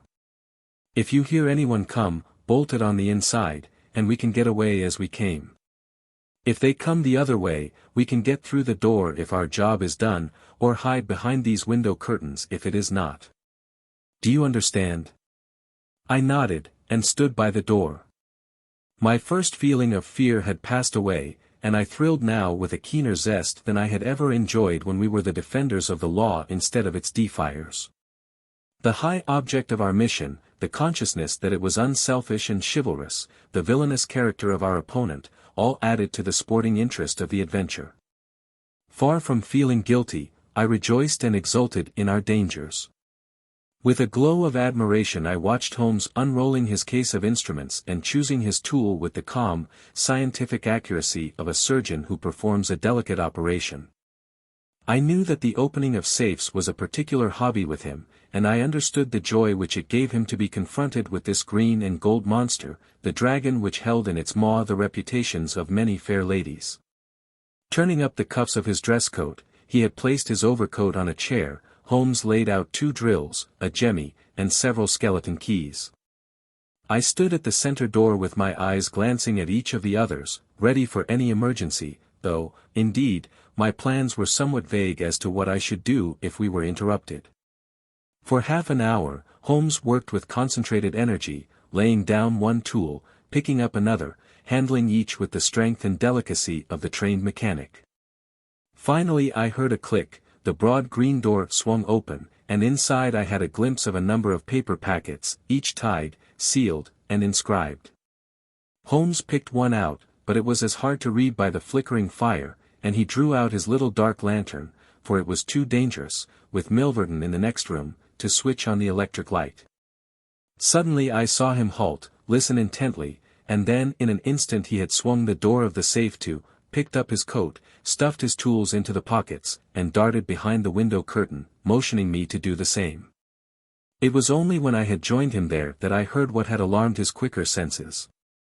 There was a noise somewhere within the house.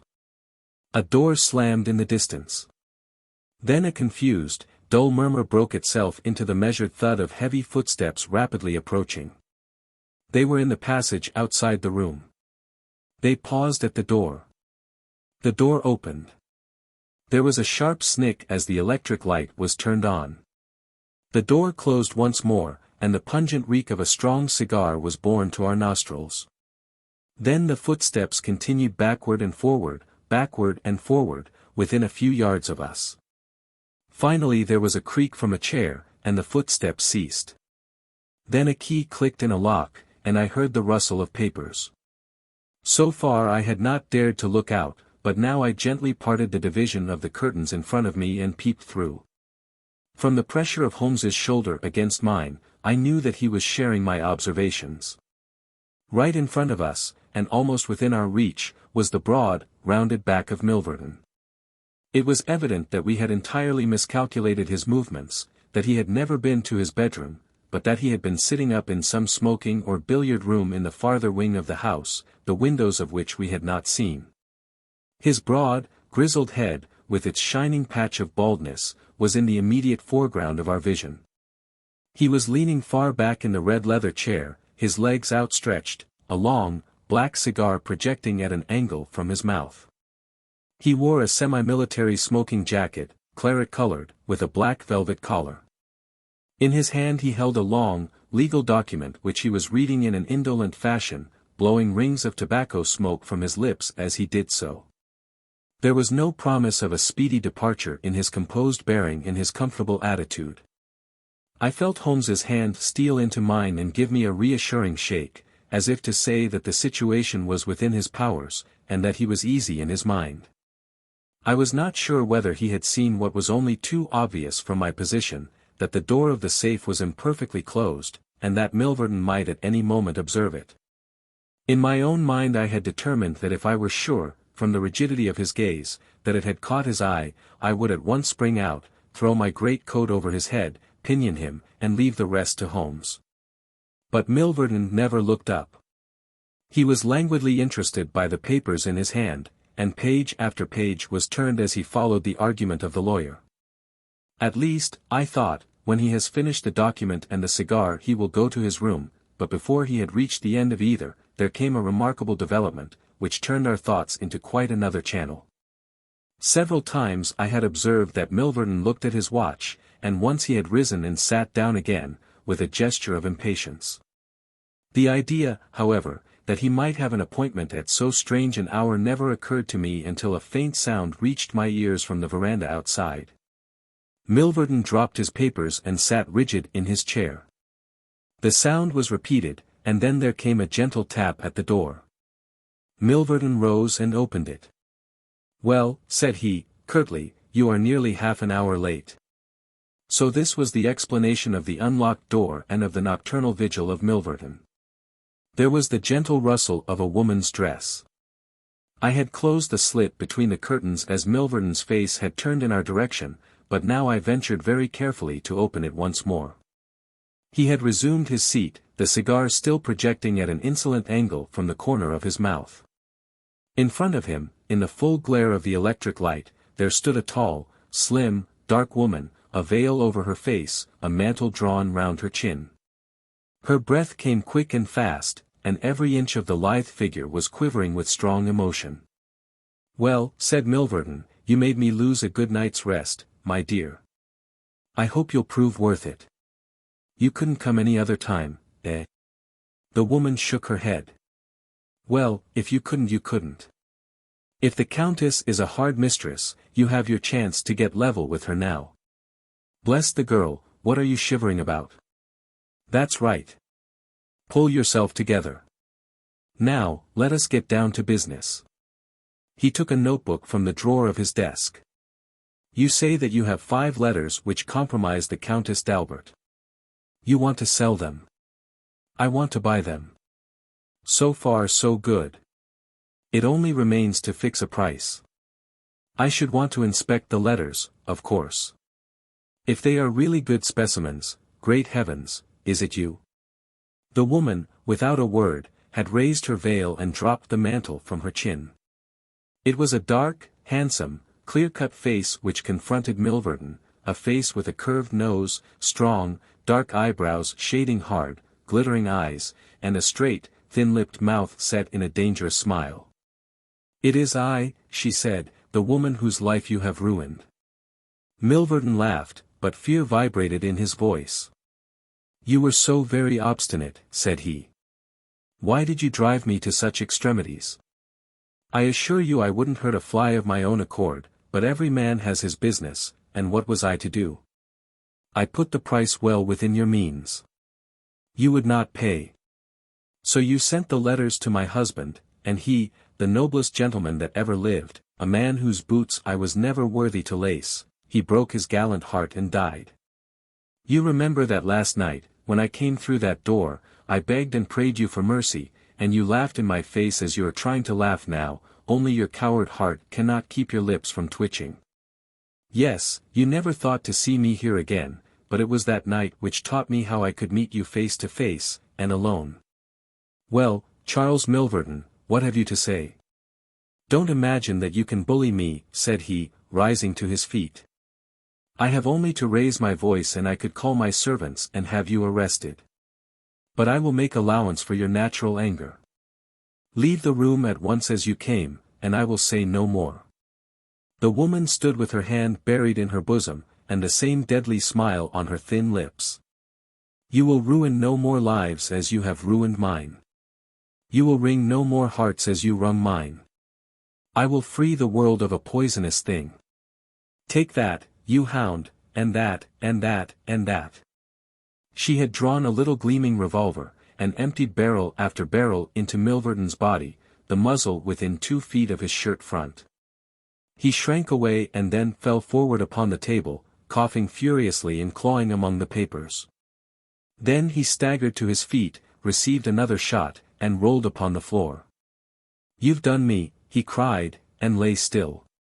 The woman looked at him intently, and ground her heel into his upturned face. She looked again, but there was no sound or movement. I heard a sharp rustle, the night air blew into the heated room, and the avenger was gone. No interference upon our part could have saved the man from his fate, but, as the woman poured bullet after bullet into Milverton's shrinking body, I was about to spring out, when I felt Holmes's cold, strong grasp upon my wrist. I understood the whole argument of that firm, restraining grip, that it was no affair of ours, that justice had overtaken a villain, that we had our own duties and our own objects, which were not to be lost sight of. But hardly had the woman rushed from the room when Holmes, with swift, silent steps, was over at the other door. He turned the key in the lock. At the same instant we heard voices in the house and the sound of hurrying feet. The revolver shots had roused the household. With perfect coolness Holmes slipped across to the safe, filled his 2 arms with bundles of letters, and poured them all into the fire. Again and again he did it, until the safe was empty. Someone turned the handle and beat upon the outside of the door. Holmes looked swiftly round. The letter which had been the messenger of death for Milverton lay, all mottled with his blood, upon the table. Holmes tossed it in among the blazing papers. Then he drew the key from the outer door, passed through after me, and locked it on the outside. This way, Watson, said he, we can scale the garden wall in this direction. I could not have believed that an alarm could have spread so swiftly. Looking back, the huge house was one blaze of light. The front door was open, and figures were rushing down the drive. The whole garden was alive with people, and one fellow raised a view hello as we emerged from the veranda and followed hard at our heels. Holmes seemed to know the grounds perfectly, and he threaded his way swiftly among a plantation of small trees, I close at his heels, and our foremost pursuer panting behind us. It was a 6-foot wall which barred our path, but he sprang to the top and over. As I did the same I felt the hand of the man behind me grab at my ankle, but I kicked myself free and scrambled over a grass-strewn coping. I fell upon my face among some bushes, but Holmes had me on my feet in an instant, and together we dashed away across the huge expanse of Hampstead Heath. We had run 2 miles, I suppose, before Holmes at last halted and listened intently. All was absolute silence behind us. We had shaken off our pursuers and were safe. We had breakfasted and were smoking our morning pipe on the day after the remarkable experience which I have recorded, when Mr. Lestrade, of Scotland Yard, very solemn and impressive, was ushered into our modest sitting-room. "Good morning, Mr. Holmes," said he, "good morning. May I ask if you are very busy just now?" "Not too busy to listen to you. I thought that, perhaps, if you had nothing particular on hand, you might care to assist us in a most remarkable case, which occurred only last night at Hampstead." "Dear me," said Holmes. "What was that?" "A murder, a most dramatic and remarkable murder. I know how keen you are upon these things, and I would take it as a great favor if you would step down to Appledore Towers, and give us the benefit of your advice. It is no ordinary crime. We have had our eyes upon this Mr. Milverton for some time, and, between ourselves, he was a bit of a villain. He is known to have held papers which he used for blackmailing purposes. These papers have all been burned by the murderers. No article of value was taken, as it is probable that the criminals were men of good position, whose sole object was to prevent social exposure." "Criminals," said Holmes. "Plural." "Yes, there were 2 of them. They were as nearly as possible captured red-handed. We have their footmarks, we have their description, it's 10 to 1 that we trace them. The first fellow was a bit too active, but the second was caught by the under-gardener, and only got away after a struggle. He was a middle-sized, strongly built man, square jaw, thick neck, mustache, a mask over his eyes." "That's rather vague," said Sherlock Holmes. It might be a description of Watson." "It's true," said the inspector, with amusement. "It might be a description of Watson." "Well, I'm afraid I can't help you, Lestrade," said Holmes. "The fact is that I knew this fellow Milverton, that I considered him one of the most dangerous men in London, and that I think there are certain crimes which the law cannot touch, and which therefore, to some extent, justify private revenge. No, it's no use arguing. I have made up my mind. My sympathies are with the criminals rather than with the victim, and I will not handle this case." Holmes had not said one word to me about the tragedy which we had witnessed, but I observed all the morning that he was in his most thoughtful mood, and he gave me the impression, from his vacant eyes and his abstracted manner, of a man who is striving to recall something to his memory. We were in the middle of our lunch, when he suddenly sprang to his feet. "By Jove, Watson, I've got it," he cried. "Take your hat. Come with me." He hurried at his top speed down Baker Street and along Oxford Street, until we had almost reached Regent Circus. "Here, on the left hand, there stands a shop window filled with photographs of the celebrities and beauties of the day." Holmes's eyes fixed themselves upon one of them, and following his gaze I saw the picture of a regal and stately lady in court dress, with a high diamond tiara upon her noble head.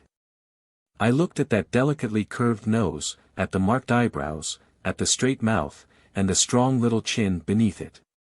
Then I caught my breath as I read the time-honored title of the great nobleman and statesman whose wife she had been. My eyes met those of Holmes, and he put his finger to his lips as we turned away from the window. The Adventure of the 6 Napoleons. It was no very unusual thing for Mr.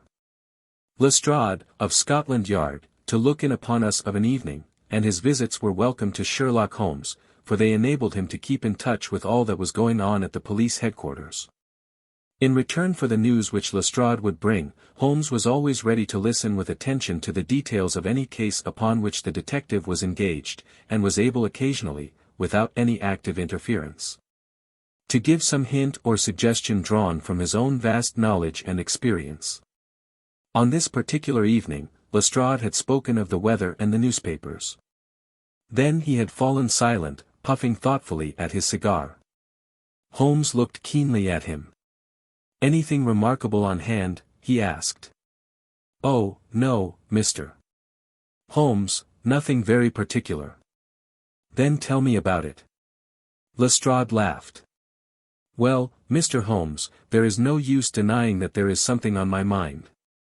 And yet it is such an absurd business, that I hesitated to bother you about it. On the other hand, although it is trivial, it is undoubtedly queer, and I know that you have a taste for all that is out of the common. But, in my opinion, it comes more in Dr. Watson's line than ours." "Disease?" said I. "Madness, anyhow. And a queer madness, too. You wouldn't think there was anyone living at this time of day who had such a hatred of Napoleon I that he would break any image of him that he could see." Holmes sank back in his chair. "That's no business of mine," said he. "Exactly. That's what I said. But then, when the man commits burglary in order to break images which are not his own, that brings it away from the doctor and on to the policeman." Holmes sat up again. "Burglary.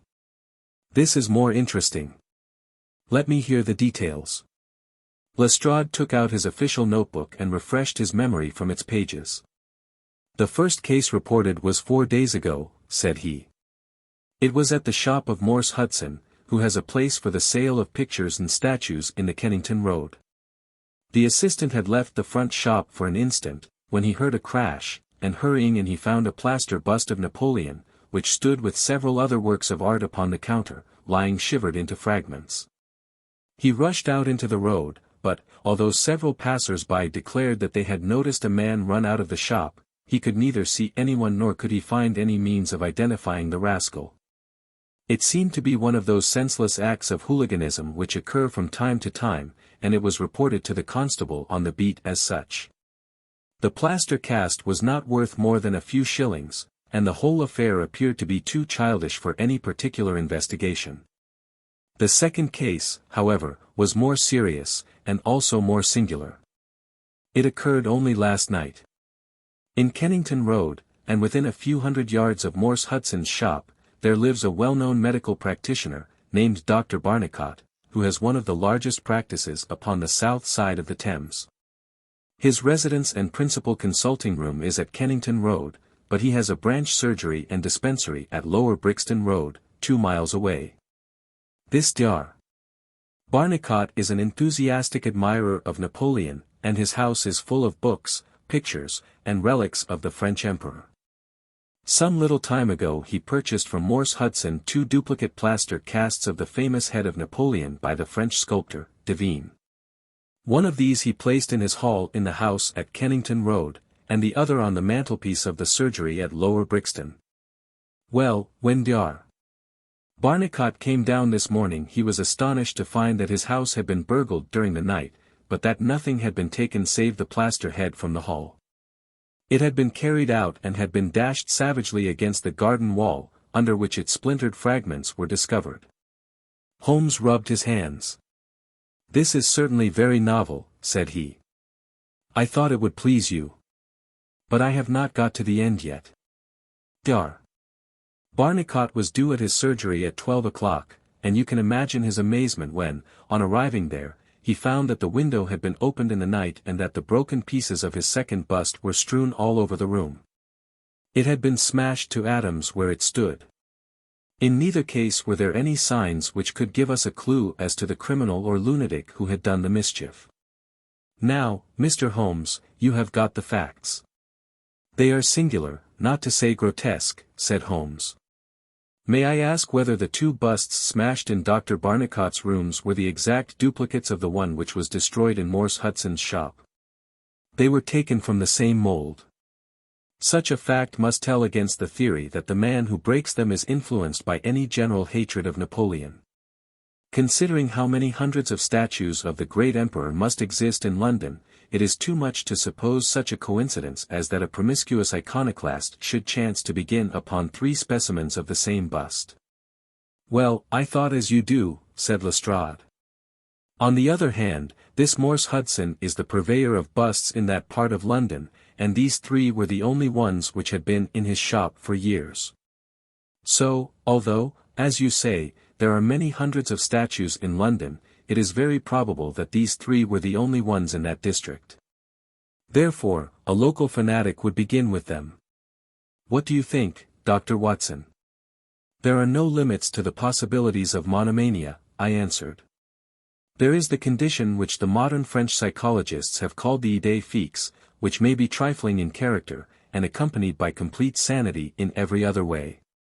A man who had read deeply about Napoleon, or who had possibly received some hereditary family injury through the Great War, might conceivably form such an idée fixe and under its influence be capable of any fantastic outrage.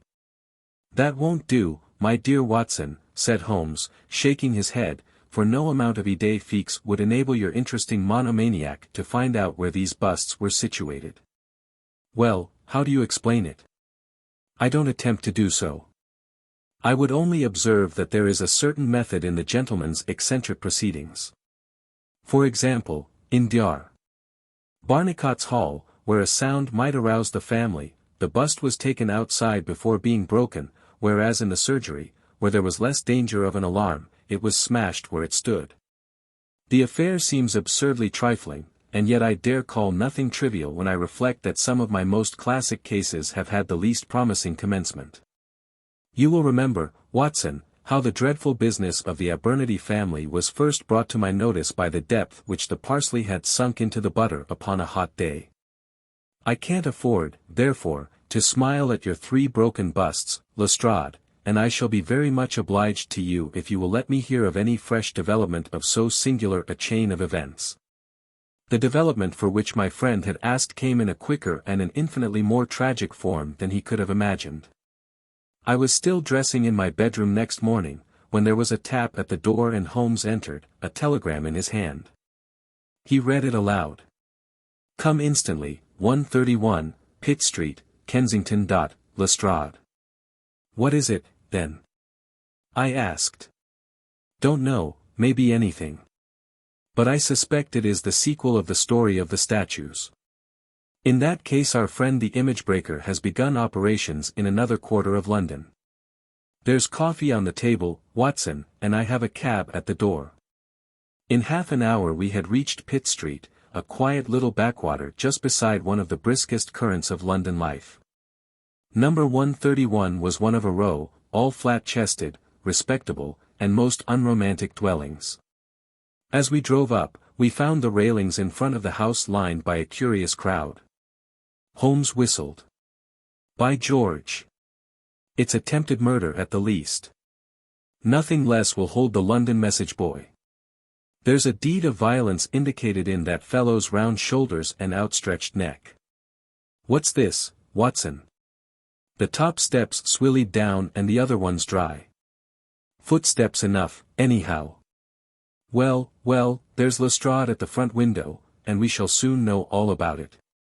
The official received us with a very grave face and showed us into a sitting room, where an exceedingly unkempt and agitated elderly man, clad in a flannel dressing gown, was pacing up and down. He was introduced to us as the owner of the house, Mr.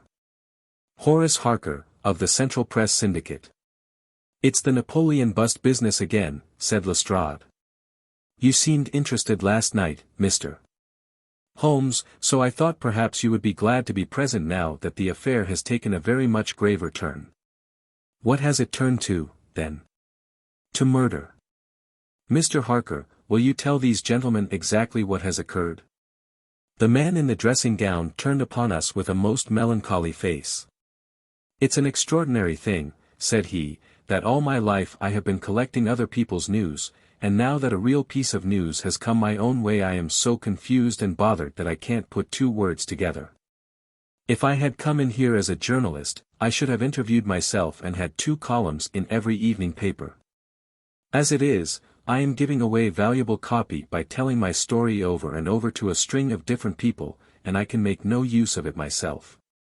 However, I've heard your name, Mr. Sherlock Holmes, and if you'll only explain this queer business, I shall be paid for my trouble in telling you the story." Holmes sat down and listened.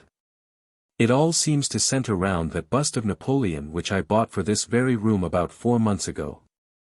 I picked it up cheap from Harding Brothers, 2 doors from the High Street station. A great deal of my journalistic work is done at night, and I often write until the early morning. So it was today. I was sitting in my den, which is at the back of the top of the house, about 3 o'clock, when I was convinced that I heard some sounds downstairs. I listened, but they were not repeated, and I concluded that they came from outside. Then suddenly, about 5 minutes later, there came a most horrible yell, the most dreadful sound, Mr. Holmes, that ever I heard. It will ring in my ears as long as I live. I sat frozen with horror for a minute or 2. Then I seized the poker and went downstairs. When I entered this room I found the window wide open, and I at once observed that the bust was gone from the mantelpiece. Why any burglar should take such a thing passes my understanding, for it was only a plaster cast and of no real value whatever. You can see for yourself that anyone going out through that open window could reach the front doorstep by taking a long stride. This was clearly what the burglar had done, so I went round and opened the door. Stepping out into the dark, I nearly fell over a dead man, who was lying there. I ran back for a light and there was the poor fellow, a great gash in his throat and the whole place swimming in blood. He lay on his back, his knees drawn up, and his mouth horribly open. I shall see him in my dreams. I had just time to blow on my police whistle, and then I must have fainted, for I knew nothing more until I found the policeman standing over me in the hall. "Well, who was the murdered man?" asked Holmes. "There's nothing to show who he was," said Lestrade. "You shall see the body at the mortuary, but we have made nothing of it up to now. He is a tall man, sunburned, very powerful, not more than 30. He is poorly dressed, and yet does not appear to be a laborer. A horn-handled clasp knife was lying in a pool of blood beside him. Whether it was the weapon which did the deed, or whether it belonged to the dead man, I do not know.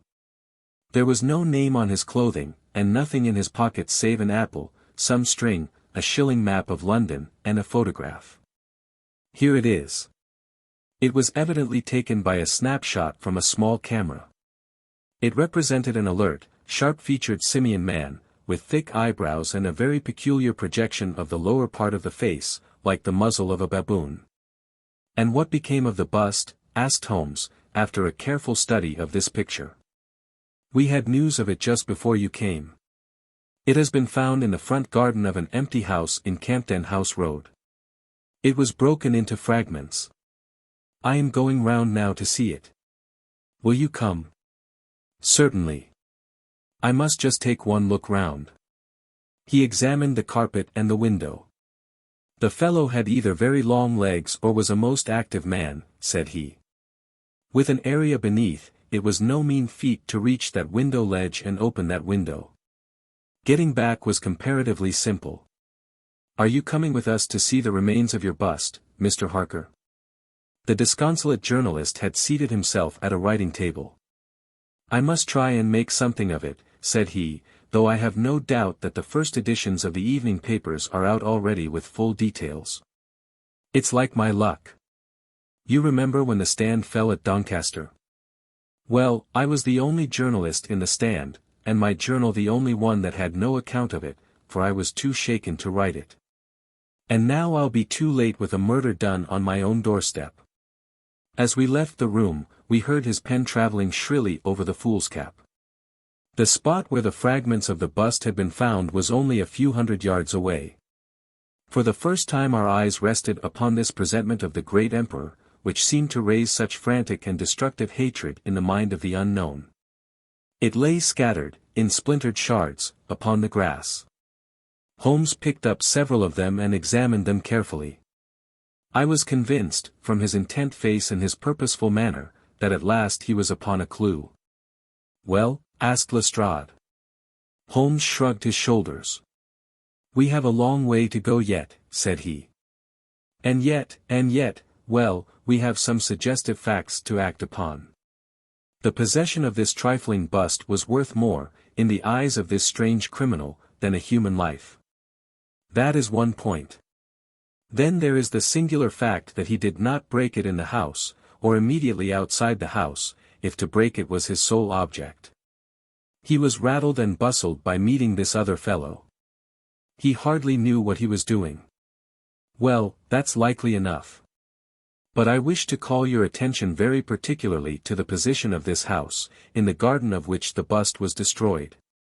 Lestrade looked about him. It was an empty house, and so he knew that he would not be disturbed in the garden. Yes, but there is another empty house farther up the street which he must have passed before he came to this one. Why did he not break it there, since it is evident that every yard that he carried it increased the risk of someone meeting him?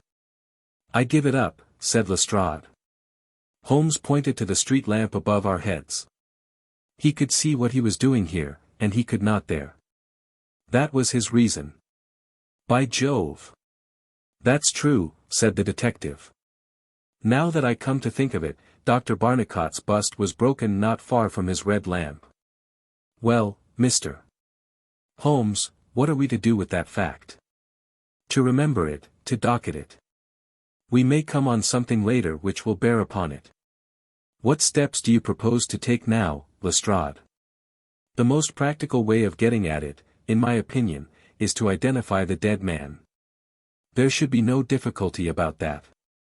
When we have found who he is and who his associates are, we should have a good start in learning what he was doing in Pitt Street last night, and who it was who met him and killed him on the doorstep of Mr. Horace Harker. Don't you think so?" "No doubt, and yet it is not quite the way in which I should approach the case." "What would you do then?" "Oh, you must not let me influence you in any way. I suggest that you go on your line and I on mine. We can compare notes afterwards, and each will supplement the other." "Very good," said Lestrade. "If you are going back to Pitt Street, you might see Mr. Horace Harker. Tell him for me that I have quite made up my mind, and that it is certain that a dangerous homicidal lunatic, with Napoleonic delusions, was in his house last night. It will be useful for his article." Lestrade stared. "You don't seriously believe that?" Holmes smiled. "Don't I? Well, perhaps I don't. But I am sure that it will interest Mr. Horace Harker and the subscribers of the Central Press Syndicate. Now, Watson, I think that we shall find that we have a long and rather complex day's work before us. I should be glad, Lestrade, if you could make it convenient to meet us at Baker Street at 6 o'clock this evening. Until then I should like to keep this photograph, found in the dead man's pocket. It is possible that I may have to ask your company and assistance upon a small expedition which will have be undertaken tonight, if my chain of reasoning should prove to be correct. Until then, goodbye and good luck." Sherlock Holmes and I walked together to the High Street, where we stopped at the shop of Harding Brothers, whence the bust had been purchased. A young assistant informed us that Mr. Harding would be absent until afternoon, and that he was himself a newcomer, who could give us no information. Holmes's face showed his disappointment and annoyance. Well, we can't expect to have it all our own way, Watson," he said, at last. "We must come back in the afternoon, if Mr. Harding will not be here until then. I am, as you have no doubt surmised, endeavoring to trace these busts to their source, in order to find if there is not something peculiar which may account for their remarkable fate. Let us make for Mr. Morse Hudson, of the Kennington Road, and see if he can throw any light upon the problem." A drive of an hour brought us to the picture dealer's establishment. He was a small, stout man with a red face and a peppery manner. "Yes, sir. On my very counter, sir," said he. "What we pay rates and taxes for I don't know, when any ruffian can come in and break one's goods. Yes, sir, it was I who sold Dr. Barnicot his 2 statues. Disgraceful, sir. A nihilist plot, that's what I make it. No one but an anarchist would go about breaking statues. Red Republicans, that's what I call them. Who did I get the statues from? I don't see what that has to do with it. Well, if you really want to know, I got them from Gelder and Company. In Church Street, Stepney. They are a well-known house in the trade, and have been this 20 years. How many had I? 3, 2 and 1 are 3, 2 of Dr. Barnicott's, and 1 smashed in broad daylight on my own counter. Do I know that photograph? No, I don't. Yes, I do, though. Why, it's Beppo. He was a kind of Italian piecework man, who made himself useful in the shop. He could carve a bit, and gild and frame, and do odd jobs. The fellow left me last week, and I've heard nothing of him since. No, I don't know where he came from nor where he went to. I had nothing against him while he was here. He was gone 2 days before the bust was smashed.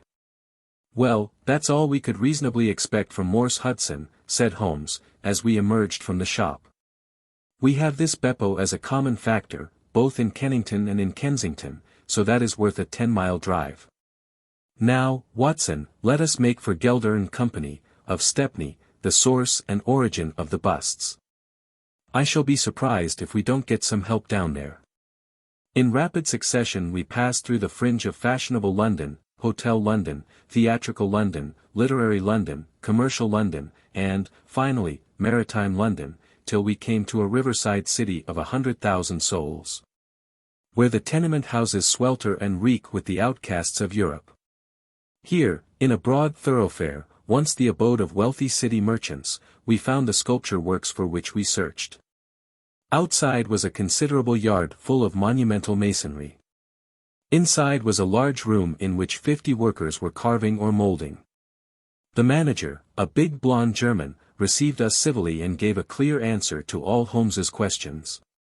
A reference to his books showed that hundreds of casts had been taken from a marble copy of Devine's head of Napoleon, but that the 3 which had been sent to Morse Hudson a year or so before had been half of a batch of 6. The other 3 being sent to Harding Brothers, of Kensington. There was no reason why those 6 should be different from any of the other casts.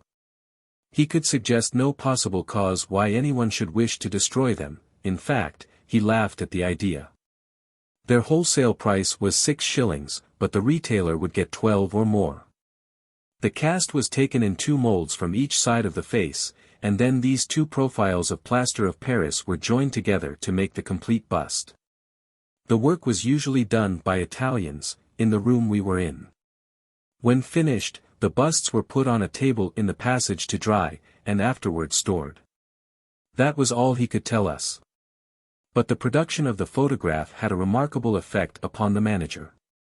His face flushed with anger, and his brows knotted over his blue Teutonic eyes. "Ah, the rascal," he cried. "Yes, indeed, I know him very well. This has always been a respectable establishment, and the only time that we have ever had the police in it was over this very fellow. It was more than a year ago now. He knifed another Italian in the street, and then he came to the works with the police on his heels, and he was taken here. Beppo was his name, his second name I never knew. Serve me right for engaging a man with such a face. But he was a good workman, one of the best. What did he get? The man lived and he got off with a year. I have no doubt he is out now, but he has not dared to show his nose here. We have a cousin of his here, and I dare say he could tell you where he is." "No, no," cried Holmes, "not a word to the cousin, not a word, I beg of you. The matter is very important, and the farther I go with it, the more important it seems to grow. When you referred in your ledger to the sale of those casts I observed that the date was June 3rd of last year. Could you give me the date when Beppo was arrested?" "I could tell you roughly by the pay list," the manager answered. "Yes," he continued, after some turning over of pages, "he was paid last on May 20th.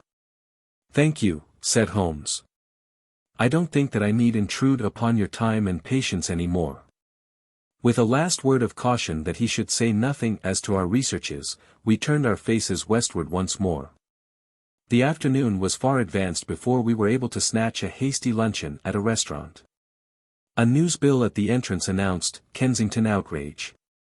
Murder by a madman," and the contents of the paper showed that Mr. Horace Harker had got his account into print after all. 2 columns were occupied with a highly sensational and flowery rendering of the whole incident. Holmes propped it against the cruet stand and read it while he ate. Once or twice he chuckled. "This is all right, Watson," said he. "Listen to this.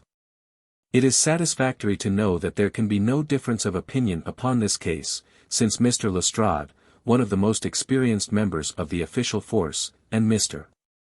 Sherlock Holmes, the well-known consulting expert, have each come to the conclusion that the grotesque series of incidents, which have ended in so tragic a fashion, arise from lunacy rather than from deliberate crime. No explanation save mental aberration can cover the facts. The press, Watson, is a most valuable institution, if you only know how to use it. And now, if you have quite finished, we will hark back to Kensington and see what the manager of Harding Brothers has to say on the matter." The founder of that great emporium proved to be a brisk, crisp little person, very dapper and quick, with a clear head and a ready tongue. "Yes, sir, I have already read the account in the evening papers. Mr. Horace Harker is a customer of ours. We supplied him with the bust some months ago. We ordered 3 busts of that sort from Gelder and Company, of Stepney. They are all sold now." "To whom?" "Oh, I dare say by consulting our sales book we could very easily tell you. Yes, we have the entries here. 1 to Mr. Harker you see, and 1 to Mr. Josiah Brown, of Laburnum Lodge, Laburnum Vale, Chiswick, and 1 to Mr. Sandiford, of Lower Grove Road, Reading. No, I have never seen this face which you show me in the photograph. You would hardly forget it, would you, sir, for I've seldom seen an uglier. Have we any Italians on the staff?" "Yes, sir, we have several among our workpeople and cleaners. I dare say they might get a peep at that sales book if they wanted to. There is no particular reason for keeping a watch upon that book. Well, well, it's a very strange business, and I hope that you will let me know if anything comes of your inquiries." Holmes had taken several notes during Mr. Harding's evidence, and I could see that he was thoroughly satisfied by the turn which affairs were taking. He made no remark, however, save that, unless we hurried, we should be late for our appointment with Lestrade. Sure enough, when we reached Baker Street the detective was already there, and we found him pacing up and down in a fever of impatience. His look of importance showed that his day's work had not been in vain. "Well?" he asked. "What luck, Mr. Holmes?" "We have had a very busy day, and not entirely a wasted one," my friend explained. "We have seen both the retailers and also the wholesale manufacturers. I can trace each of the busts now from the beginning." "The busts?" cried Lestrade. "Well, well, you have your own methods, Mr. Sherlock Holmes, and it is not for me to say a word against them, but I think I have done a better day's work than you. I have identified the dead man." "You don't say so." "And found a cause for the crime." "Splendid. We have an inspector who makes a specialty of Saffron Hill and the Italian Quarter. Well, this dead man had some Catholic emblem round his neck, and that, along with his color, made me think he was from the south. Inspector Hill knew him the moment he caught sight of him. His name is Pietro Venucci, from Naples, and he is one of the greatest cutthroats in London. He is connected with the Mafia, which, as you know, is a secret political society, enforcing its decrees by murder. Now, you see how the affair begins to clear up. The other fellow is probably an Italian also, and a member of the Mafia. He has broken the rules in some fashion. Pietro is set upon his track. Probably the photograph we found in his pocket is the man himself, so that he may not knife the wrong person. He dogs the fellow, he sees him enter a house, he waits outside for him, and in the scuffle he receives his own death wound. How is that, Mr. Sherlock Holmes?" Holmes clapped his hands approvingly. "Excellent, Lestrade, excellent," he cried. "But I didn't quite follow your explanation of the destruction of the busts." "The busts? You never can get those busts out of your head. After all, that is nothing, petty larceny, 6 months at the most. It is the murder that we are really investigating, and I tell you that I am gathering all the threads into my hands. And the next stage is a very simple one. I shall go down with Hill to the Italian quarter, find the man whose photograph we have got, and arrest him on the charge of murder. Will you come with us?" "I think not. I fancy we can attain our end in a simpler way." "I can't say for certain, because it all depends, well, it all depends upon a factor which is completely outside our control. But I have great hopes, in fact, the betting is exactly 2 to 1, that if you will come with us tonight I shall be able to help you to lay him by the heels." "In the Italian quarter?" "No, I fancy Chiswick is an address which is more likely to find him. If you will come with me to Chiswick tonight, Lestrade, I'll promise to go to the Italian quarter with you tomorrow, and no harm will be done by the delay. And now I think that a few hours' sleep would do us all good, for I do not propose to leave before 11 o'clock, and it is unlikely that we shall be back before morning. You'll dine with us, Lestrade, and then you are welcome to the sofa until it is time for us to start. In the meantime, Watson, I should be glad if you would ring for an express messenger, for I have a letter to send and it is important that it should go at once." Holmes spent the evening in rummaging among the files of the old daily papers with which one of our lumber rooms was packed. When at last he descended, it was with triumph in his eyes, but he said nothing to either of us as to the result of his researches. For my own part, I had followed step by step the methods by which he had traced the various windings of this complex case, and, though I could not yet perceive the goal which we would reach, I understood clearly that Holmes expected this grotesque criminal to make an attempt upon the 2 remaining busts, one of which, I remembered, was at Chiswick. No doubt the object of our journey was to catch him in the very act, and I could not but admire the cunning with which my friend had inserted a wrong clue in the evening paper, so as to give the fellow the idea that he could continue his scheme with impunity. I was not surprised when Holmes suggested that I should take my revolver with me. He had himself picked up the loaded hunting crop, which was his favorite weapon. A 4-wheeler was at the door at 11, and in it we drove to a spot at the other side of Hammersmith Bridge. Here the cabman was directed to wait. A short walk brought us to a secluded road fringed with pleasant houses, each standing in its own grounds. In the light of a street lamp we read "Laburnum Villa" upon the gatepost of one of them. The occupants had evidently retired to rest, for all was dark save for a fanlight over the hall door, which shed a single blurred circle onto the garden path. The wooden fence which separated the grounds from the road threw a dense black shadow upon the inner side, and here it was that we crouched. "I fear that you'll have a long wait," Holmes whispered. "We may thank our stars that it is not raining. I don't think we can even venture to smoke to pass the time. However, it's a 2 to 1 chance that we get something to pay us for our trouble." It proved, however, that our vigil was not to be so long as Holmes had led us to fear, and it ended in a very sudden and singular fashion. In an instant, without the least sound to warn us of his coming, the garden gate swung open, and a lithe, dark figure, as swift and active as an ape, rushed up the garden path. We saw it whisk past the light thrown from over the door and disappear against the black shadow of the house. There was a long pause, during which we held our breath, and then a very gentle creaking sound came to our ears. The window was being opened. The noise ceased, and again there was a long silence. The fellow was making his way into the house. We saw the sudden flash of a dark lantern inside the room. What he sought was evidently not there, for again we saw the flash through another blind, and then through another. "Let us get to the open window. We will nab him as he climbs out," Lestrade whispered. But before we could move, the man had emerged again. As he came out into the glimmering patch of light, we saw that he carried something white under his arm.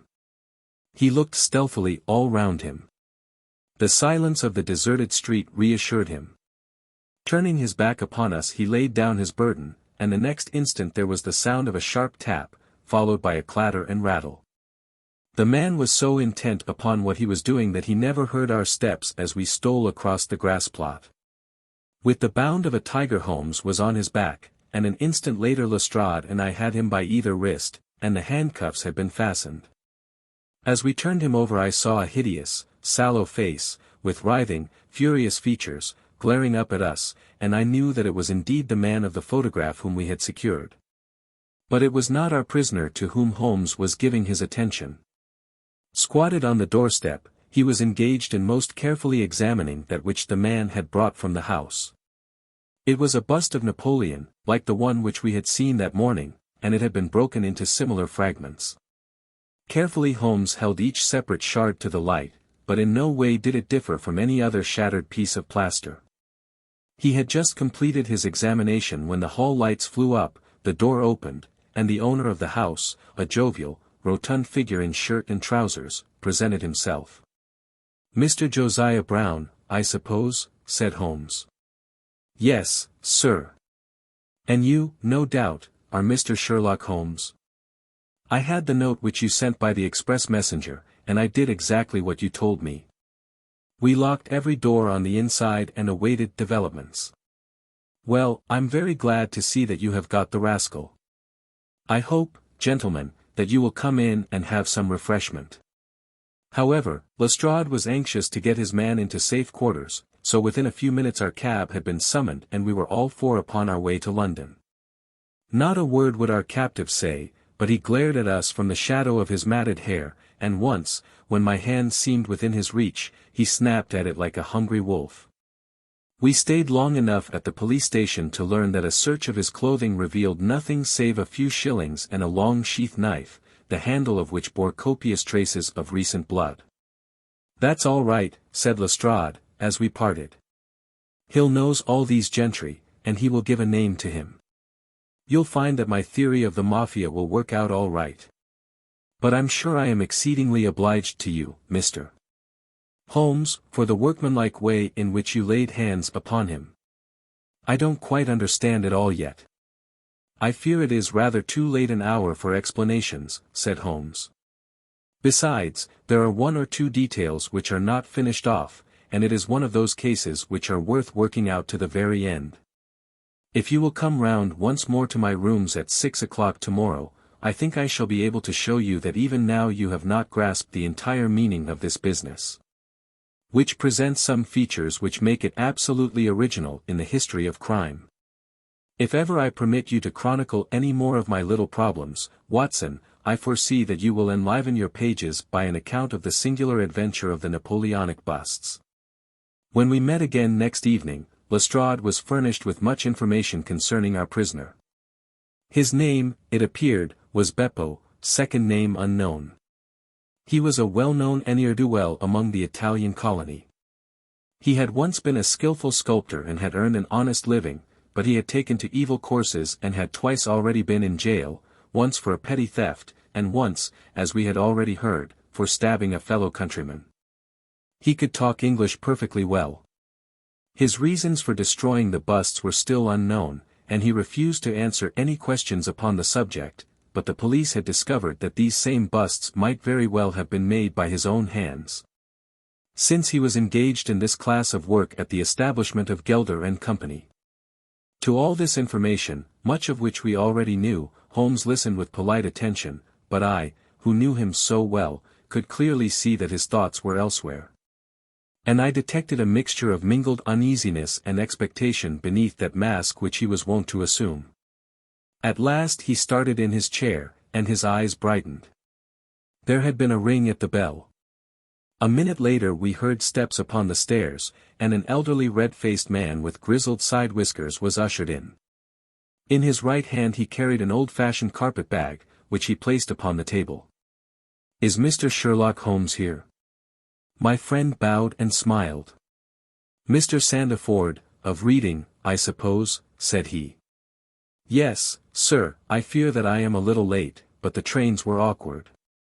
You wrote to me about a bust that is in my possession." "Exactly. I have your letter here. You said, I desire to possess a copy of Devine's Napoleon, and am prepared to pay you £10 for the one which is in your possession. Is that right? Certainly. I was very much surprised at your letter, for I could not imagine how you knew that I owned such a thing. Of course you must have been surprised, but the explanation is very simple. Mr.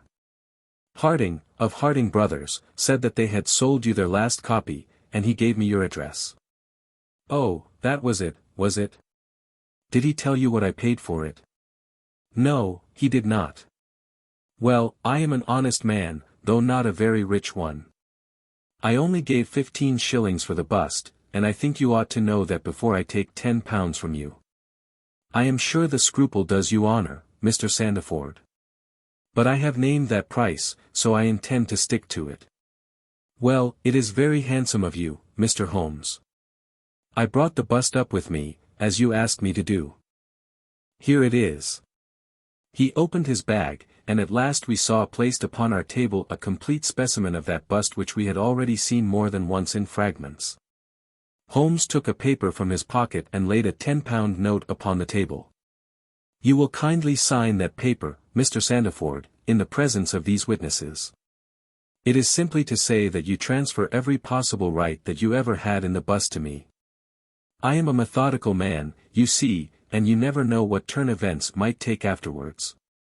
Thank you, Mr. Sandford, here is your money, and I wish you a very good evening. When our visitor had disappeared, Sherlock Holmes's movements were such as to rivet our attention. He began by taking a clean white cloth from a drawer and laying it over the table. Then he placed his newly acquired bust in the center of the cloth. Finally, he picked up his hunting crop and struck Napoleon a sharp blow on the top of the head. The figure broke into fragments, and Holmes bent eagerly over the shattered remains. Next instant, with a loud shout of triumph he held up one splinter, in which a round, dark object was fixed like a plum in a pudding.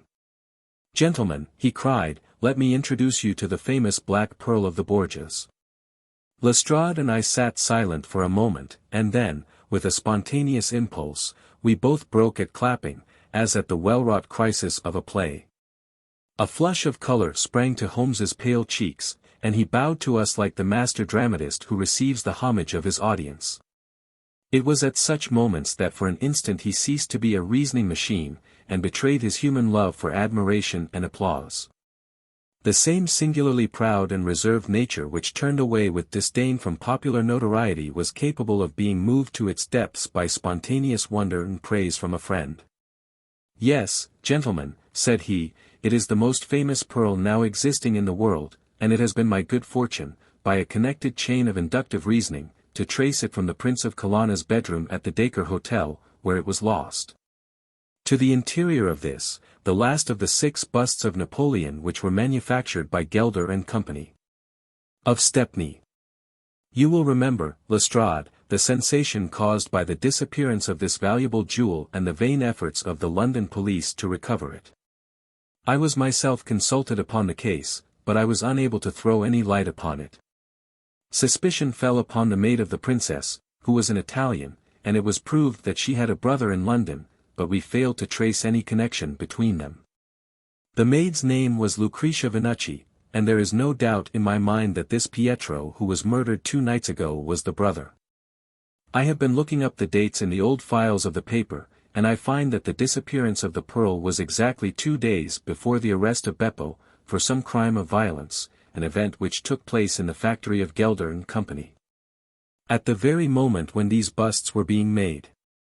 Now you clearly see the sequence of events, though you see them, of course, in the inverse order to the way in which they presented themselves to me. Beppo had the pearl in his possession. He may have stolen it from Pietro, he may have been Pietro's confederate, he may have been the go-between of Pietro and his sister. It is of no consequence to us which is the correct solution. The main fact is that he had the pearl, and at that moment, when it was on his person, he was pursued by the police. He made for the factory in which he worked, and he knew that he had only a few minutes in which to conceal this enormously valuable prize, which would otherwise be found on him when he was searched. 6 plaster casts of Napoleon were drying in the passage. One of them was still soft. In an instant Beppo, a skillful workman, made a small hole in the wet plaster, dropped in the pearl, and with a few touches covered over the aperture once more. It was an admirable hiding place. No one could possibly find it. But Beppo was condemned to a year's imprisonment, and in the meanwhile his 6 busts were scattered over London. He could not tell which contained his treasure. Only by breaking them could he see. Even shaking would tell him nothing, for as the plaster was wet it was probable that the pearl would adhere to it, as, in fact, it has done. Beppo did not despair, and he conducted his search with considerable ingenuity and perseverance. Through a cousin who works with Gelder, he found out the retail firms who had bought the busts. He managed to find employment with Morse Hudson, and in that way tracked down 3 of them. The pearl was not there. Then, with the help of some Italian employee, he succeeded in finding out where the other 3 busts had gone. The first was at Harker's. There he was dogged by his confederate, who held Beppo responsible for the loss of the pearl, and he stabbed him in the scuffle which followed. If he was his confederate, why should he carry his photograph? I asked. As a means of tracing him, if he wished to inquire about him from any third person. That was the obvious reason. Well, after the murder I calculated that Beppo would probably hurry rather than delay his movements. He would fear that the police would read his secret, and so he hastened on before they should get ahead of him. Of course, I could not say that he had not found the pearl in Harker's bust. I had not even concluded for certain that it was the pearl, but it was evident to me that he was looking for something, since he carried the bust past the other houses in order to break it in the garden which had a lamp overlooking it. Since Harker's bust was 1 in 3, the chances were exactly as I told you, 2 to 1 against the pearl being inside it. There remained 2 busts, and it was obvious that he would go for the London one first. I warned the inmates of the house, so as to avoid a second tragedy, and we went down, with the happiest results. By that time, of course, I knew for certain that it was the Borgia pearl that we were after. The name of the murdered man linked the one event with the other.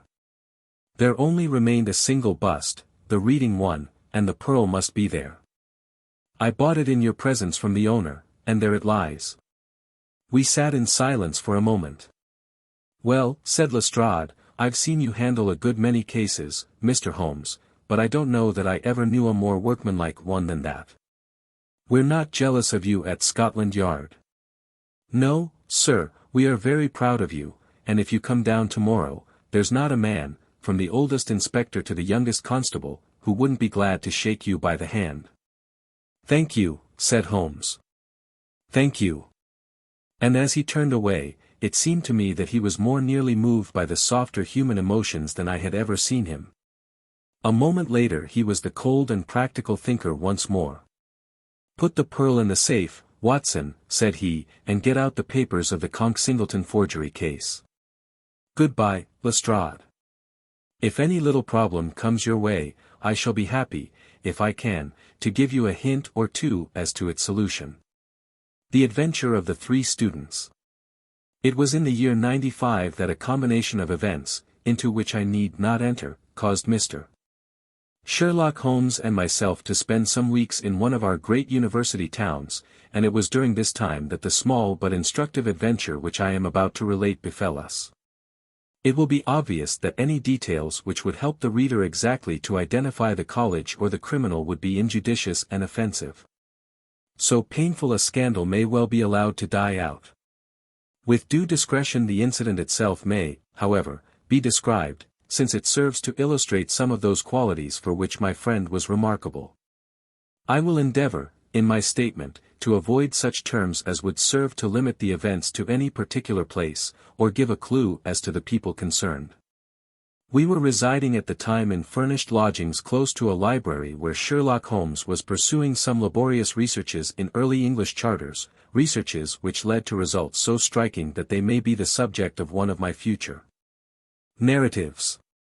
Here it was that one evening we received a visit from an acquaintance, Mr. Hilton Soames, tutor and lecturer at the College of St. Luke's. Mr. Soames was a tall, spare man, of a nervous and excitable temperament. I had always known him to be restless in his manner, but on this particular occasion he was in such a state of uncontrollable agitation that it was clear something very unusual had occurred. "I trust, Mr. Holmes, that you can spare me a few hours of your valuable time. We have had a very painful incident at St. Luke's, and really, but for the happy chance of your being in town, I should have been at a loss what to do. I am very busy just now, and I desire no distractions," my friend answered. "I should much prefer that you called in the aid of the police." "No, no, my dear sir, such a course is utterly impossible. When once the law is evoked it cannot be stayed again, and this is just one of those cases where, for the credit of the college, it is most essential to avoid scandal. Your discretion is as well known as your powers, and you are the one man in the world who can help me. I beg you, Mr. Holmes, to do what you can." My friend's temper had not improved since he had been deprived of the congenial surroundings of Baker Street. Without his scrapbooks, his chemicals, and his homely untidiness, he was an uncomfortable man. He shrugged his shoulders in ungracious acquiescence, while our visitor in hurried words and with much excitable gesticulation poured forth his story. "I must explain to you, Mr. Holmes, that tomorrow is the first day of the examination for the Fortescue Scholarship. I am one of the examiners. My subject is Greek, and the first of the papers consists of a large passage of Greek translation which the candidate has not seen.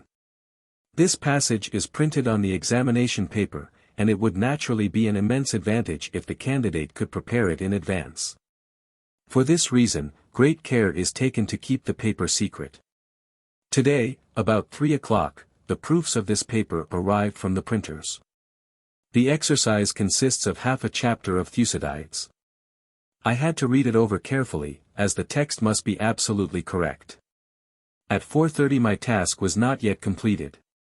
I had, however, promised to take tea in a friend's rooms, so I left the proof upon my desk. I was absent rather more than an hour. You are aware, Mr. Holmes, that our college doors are double, a green baize one within and a heavy oak one without. As I approached my outer door, I was amazed to see a key in it. For an instant I imagined that I had left my own there, but on feeling in my pocket I found that it was all right. The only duplicate which existed, so far as I knew, was that which belonged to my servant, Bannister, a man who has looked after my room for 10 years, and whose honesty is absolutely above suspicion. I found that the key was indeed his, that he had entered my room to know if I wanted tea, and that he had very carelessly left the key in the door when he came out. His visit to my room must have been within a very few minutes of my leaving it. His forgetfulness about the key would have mattered little upon any other occasion, but on this one day it has produced the most deplorable consequences. The moment I looked at my table, I was aware that someone had rummaged among my papers. The proof was in 3 long slips. I had left them all together. Now, I found that one of them was lying on the floor, one was on the side table near the window, and the third was where I had left it. Holmes stirred for the first time. "The first page on the floor, the second in the window, the third where you left it," said he. "Exactly, Mr. Holmes. You amaze me. How could you possibly know that? Pray continue your very interesting statement." For an instant I imagined that Bannister had taken the unpardonable liberty of examining my papers. He denied it, however, with the utmost earnestness, and I am convinced that he was speaking the truth. The alternative was that someone passing had observed the key in the door, had known that I was out, and had entered to look at the papers. A large sum of money is at stake, for the scholarship is a very valuable one, and an unscrupulous man might very well run a risk in order to gain an advantage over his fellows. Bannister was very much upset by the incident. He had nearly fainted when we found that the papers had undoubtedly been tampered with. I gave him a little brandy and left him collapsed in a chair, while I made a most careful examination of the room. I soon saw that the intruder had left other traces of his presence besides the rumpled papers. On the table in the window were several shreds from a pencil which had been sharpened. A broken tip of lead was lying there also. Evidently the rascal had copied the paper in a great hurry, had broken his pencil, and had been compelled to put a fresh point to it. "Excellent," said Holmes, who was recovering his good humor as his attention became more engrossed by the case. "Fortune has been your friend." This was not all. "I have a new writing table with a fine surface of red leather. I am prepared to swear, and so is Bannister, that it was smooth and unstained. Now I found a clean cut in it about 3 inches long, not a mere scratch, but a positive cut. Not only this, but on the table I found a small ball of black dough or clay, with specks of something which looks like sawdust in it. I am convinced that these marks were left by the man who rifled the papers. There were no footmarks and no other evidence as to his identity. I was at my wit's end, when suddenly the happy thought occurred to me that you were in the town, and I came straight round to put the matter into your hands. Do help me, Mr. Holmes. You see my dilemma.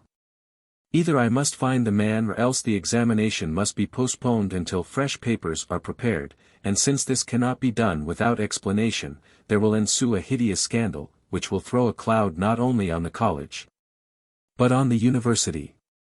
Above all things, I desire to settle the matter quietly and discreetly. I shall be happy to look into it and to give you such advice as I can," said Holmes, rising and putting on his overcoat. "The case is not entirely devoid of interest. Had anyone visited you in your room after the papers came to you?" "Yes, young Dulett Rass, an Indian student, who lives on the same stair, came in to ask me some particulars about the examination." "For which he was entered?" "Yes." "And the papers were on your table?" "To the best of my belief, they were rolled up."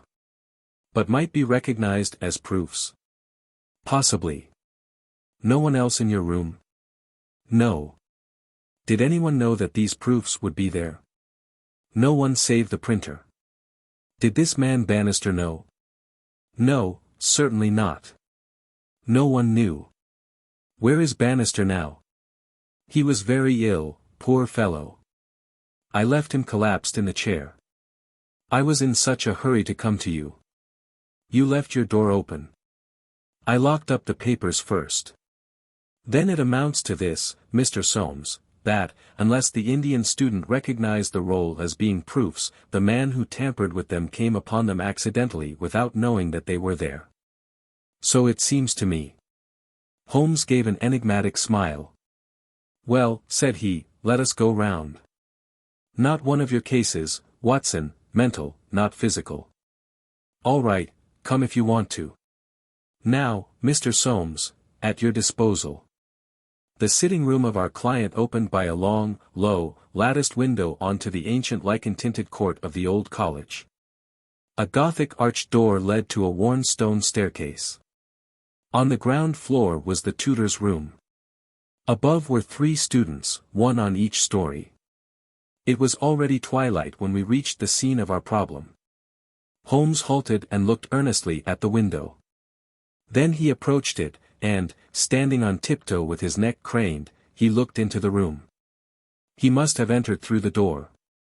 "There is no opening except the one pane," said our learned guide.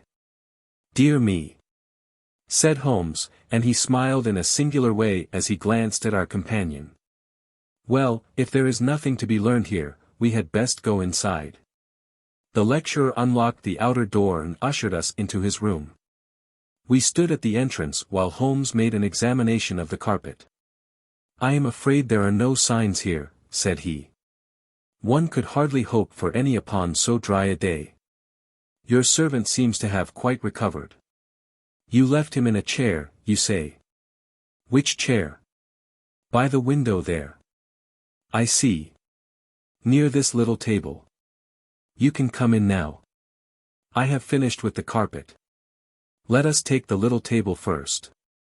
Of course, what has happened is very clear. The man entered and took the papers, sheet by sheet, from the central table. He carried them over to the window table, because from there he could see if you came across the courtyard, and so could effect an escape. As a matter of fact, he could not," said Soames, "for I entered by the side door." "Ah, that's good. Well, anyhow, that was in his mind. Let me see the 3 strips." No finger impressions, no. Well, he carried over this one first, and he copied it. How long would it take him to do that, using every possible contraction? A quarter of an hour, not less. Then he tossed it down and seized the next. He was in the midst of that when your return caused him to make a very hurried retreat, very hurried, since he had not time to replace the papers which would tell you that he had been there. You were not aware of any hurrying feet on the stair as you entered the outer door? No, I can't say I was. Well, he wrote so furiously that he broke his pencil, and had, as you observe, to sharpen it again.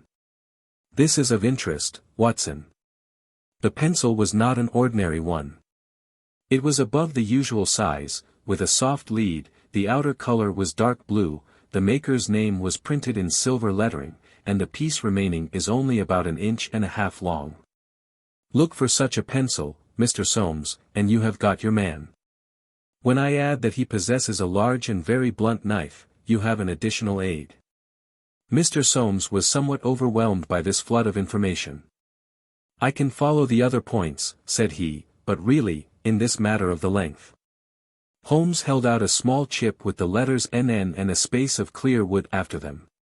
You see? No, I fear that even now.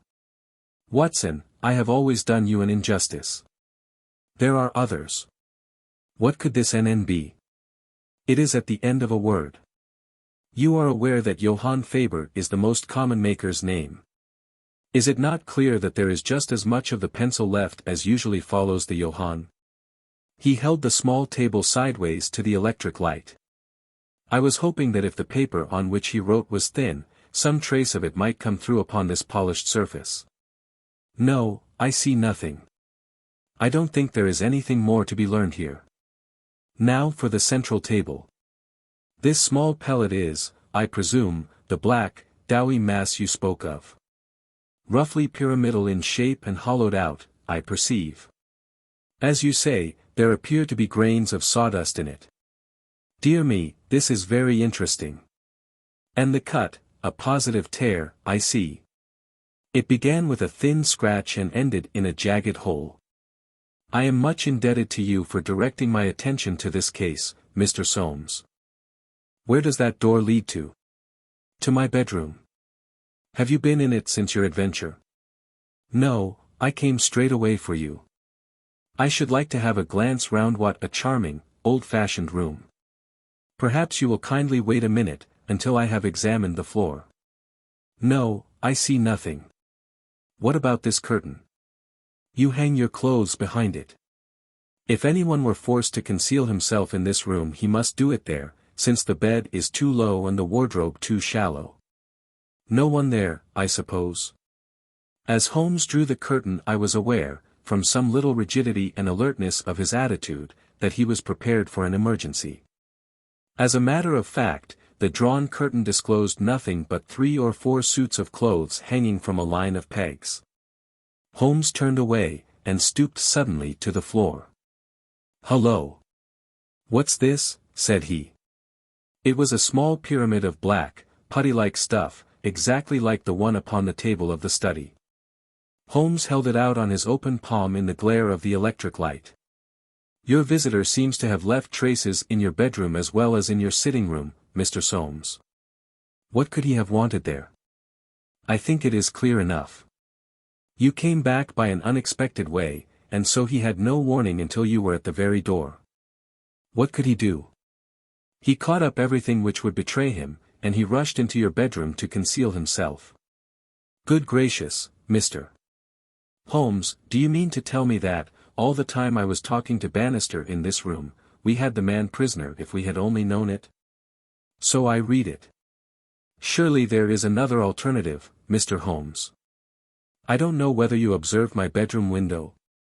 Lattice-paned, lead framework, 3 separate windows, one swinging on hinge, and large enough to admit a man. Exactly. And it looks out on an angle of the courtyard so as to be partly invisible. The man might have effected his entrance there, left traces as he passed through the bedroom, and finally, finding the door open, have escaped that way. Holmes shook his head impatiently. Let us be practical, said he. I understand you to say that there are 3 students who use this stair, and are in the habit of passing your door. Yes, there are. And they are all in for this examination. Yes. Have you any reason to suspect any one of them more than the others? Soames hesitated. It is a very delicate question, said he. One hardly likes to throw suspicion where there are no proofs. Let us hear the suspicions. I will look after the proofs. I will tell you, then, in a few words the character of the 3 men who inhabit these rooms. The lower of the 3 is Gilchrist, a fine scholar and athlete, plays in the rugby team and the cricket team for the college, and got his blue for the hurdles and the long jump. He is a fine, manly fellow. His father was the notorious Sir Jabez Gilchrist, who ruined himself on the turf. My scholar has been left very poor, but he is hard-working and industrious. He will do well. The 2nd floor is inhabited by Dullet Ras, the Indian.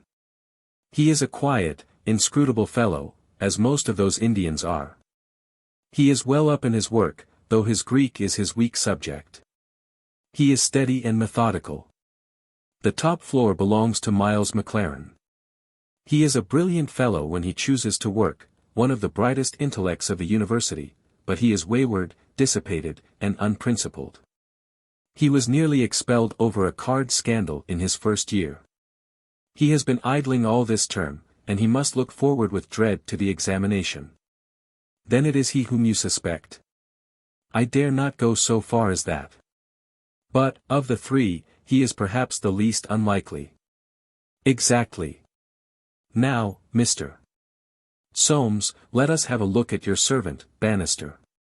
He was a little, white-faced, clean-shaven, grizzly-haired fellow of 50.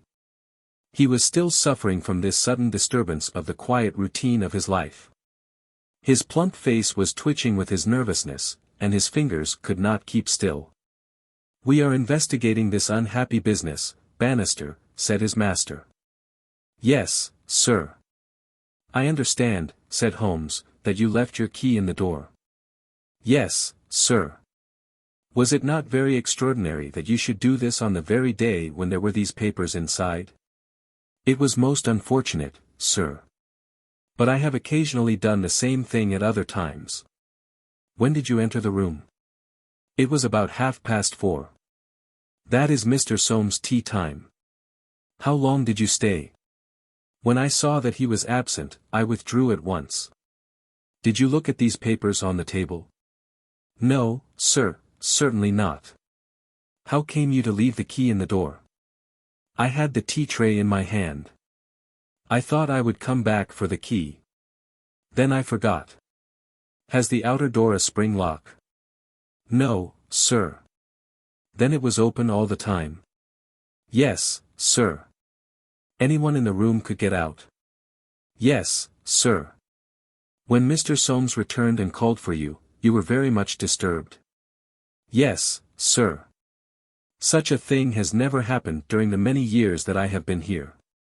I nearly fainted, sir. So I understand. Where were you when you began to feel bad? Where was I, sir? Why, here, near the door. That is singular, because you sat down in that chair over yonder near the corner. Why did you pass these other chairs? I don't know, sir, it didn't matter to me where I Saturday. I really don't think he knew much about it, Mr. Holmes. He was looking very bad, quite ghastly. You stayed here when your master left? Only for a minute or so. Then I locked the door and went to my room. Whom do you suspect? Oh, I would not venture to say, sir. I don't believe there is any gentleman in this university who is capable of profiting by such an action. No, sir, I'll not believe it. Thank you, that will do, said Holmes. Oh, one more word. You have not mentioned to any of the 3 gentlemen whom you attend that anything is amiss? No, sir, not a word. You haven't seen any of them? No, sir. Very good. Now, Mr. Soames, we will take a walk in the quadrangle, if you please. 3 yellow squares of light shone above us in the gathering gloom. "Your 3 birds are all in their nests," said Holmes, looking up. "Hullo! What's that? One of them seems restless enough." It was the Indian, whose dark silhouette appeared suddenly upon his blind. He was pacing swiftly up and down his room. "I should like to have a peep at each of them," said Holmes. "Is it possible?"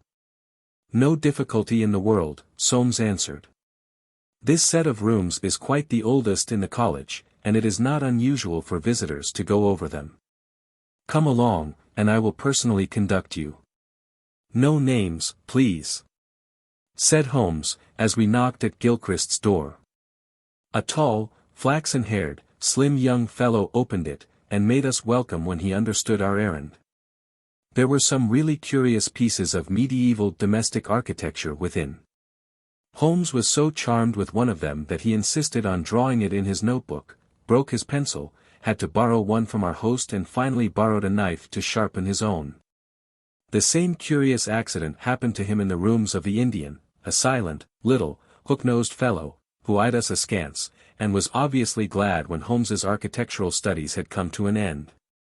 I could not see that in either case Holmes had come upon the clue for which he was searching. Only at the third did our visit prove abortive.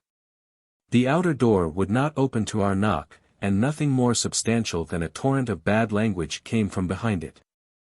"I don't care who you are. You can go to blazes," roared the angry voice. "Tomorrow's the exam, and I won't be drawn by anyone." "A rude fellow," said our guide, flushing with anger as we withdrew down the stair. Of course, he did not realize that it was I who was knocking, but none the less his conduct was very uncourteous, and, indeed, under the circumstances rather suspicious.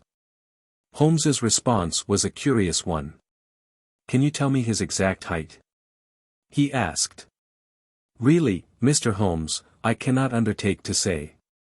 He is taller than the Indian, not so tall as Gilchrist. I suppose 5'6" would be about it." "That is very important," said Holmes. "And now, Mr. Soames, I wish you good night." Our guide cried aloud in his astonishment and dismay. "Good gracious, Mr. Holmes, you are surely not going to leave me in this abrupt fashion. You don't seem to realize the position. Tomorrow is the examination. I must take some definite action tonight. I cannot allow the examination to be held if one of the papers has been tampered with. The situation must be faced. You must leave it as it is. I shall drop round early tomorrow morning and chat the matter over. It is possible that I may be in a position then to indicate some course of action. Meanwhile, you change nothing, nothing at all. Very good, Mr. Holmes. You can be perfectly easy in your mind. We shall certainly find some way out of your difficulties. I will take the black clay with me, also the pencil cuttings. Goodbye." When we were out in the darkness of the quadrangle, we again looked up at the windows. The Indian still paced his room. The others were invisible. "Well, Watson, what do you think of it?" Holmes asked, as we came out into the main street. "Quite a little parlor game, sort of 3-card trick, is it not? There are your 3 men. It must be one of them. You take your choice. Which is yours?" "The foul-mouthed fellow at the top. He is the one with the worst record. And yet that Indian was a sly fellow also. Why should he be pacing his room all the time? There is nothing in that. Many men do it when they are trying to learn anything by heart." He looked at us in a queer way.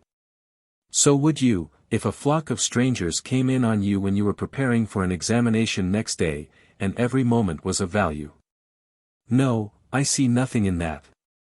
Pencils, too, and knives, all was satisfactory. But that fellow does puzzle me." "Who?" "Why, Bannister, the servant. What's his game in the matter? He impressed me as being a perfectly honest man. So he did me. That's the puzzling part. Why should a perfectly honest man, well, here's a large stationer's. We shall begin our researches here. There were only 4 stationers of any consequences in the town, and at each Holmes produced his pencil chips, and bid high for a duplicate. All were agreed that one could be ordered, but that it was not a usual size of pencil and that it was seldom kept in stock. My friend did not appear to be depressed by his failure, but shrugged his shoulders in half-humorous resignation. No good, my dear Watson. This, the best and only final clue, has run to nothing. But, indeed, I have little doubt that we can build up a sufficient case without it. By Jove! My dear fellow, it is nearly 9, and the landlady babbled of green peas at 7:30.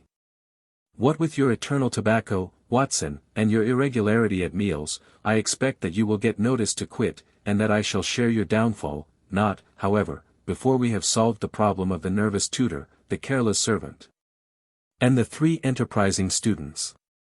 Holmes made no further allusion to the matter that day, though he sat lost in thought for a long time after our belated dinner.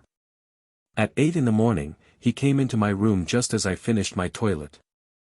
"Well, Watson," said he, "it is time we went down to St. Luke's. Can you do without breakfast?" "Certainly. Soames will be in a dreadful fidget until we are able to tell him something positive." "Have you anything positive to tell him?" "I think so." "You have formed a conclusion?" "Yes, my dear Watson, I have solved the mystery." "But what fresh evidence could you have got?" "Aha! It is not for nothing that I have turned myself out of bed at the untimely hour of 6. I have put in 2 hours hard work and covered at least 5 miles, with something to show for it. Look at that." He held out his hand. On the palm were 3 little pyramids of black, doughy clay. "Why, Holmes, you had only 2 yesterday. And 1 more this morning. It is a fair argument that wherever number 3 came from is also the source of numbers 1 and 2. Watson. Well, come along and put friend Soames out of his pain." The unfortunate tutor was certainly in a state of pitiable agitation when we found him in his chambers. In a few hours the examination would commence, and he was still in the dilemma between making the facts public and allowing the culprit to compete for the valuable scholarship. He could hardly stand still, so great was his mental agitation, and he ran towards Holmes with 2 eager hands outstretched. "Thank heaven that you have come. I feared that you had given it up in despair. What am I to do? Shall the examination proceed?" "Yes, let it proceed, by all means." "But this rascal? He shall not compete." "You know him?" "I think so. If this matter is not to become public, we must give ourselves certain powers and resolve ourselves into a small private court-martial. You there, if you please, Soames. Watson, you here. I'll take the armchair in the middle. I think that we are now sufficiently imposing to strike terror into a guilty breast. Kindly ring the bell." Bannister entered, and shrank back in evident surprise and fear at our judicial appearance. "You will kindly close the door," said Holmes. "Now, Bannister, will you please tell us the truth about yesterday's incident?" The man turned white to the roots of his hair. "I have told you everything, sir." "Nothing to add?" "Nothing at all, sir." "Well, then, I must make some suggestions to you. When you sat down on that chair yesterday, did you do so in order to conceal some object which would have shown who had been in the room?" Bannister's face was ghastly. "No, sir, certainly not." "It is only a suggestion," said Holmes, suavely. "I frankly admit that I am unable to prove it. But it seems probable enough, since the moment that Mr. Soames's back was turned, you released the man who was hiding in that bedroom."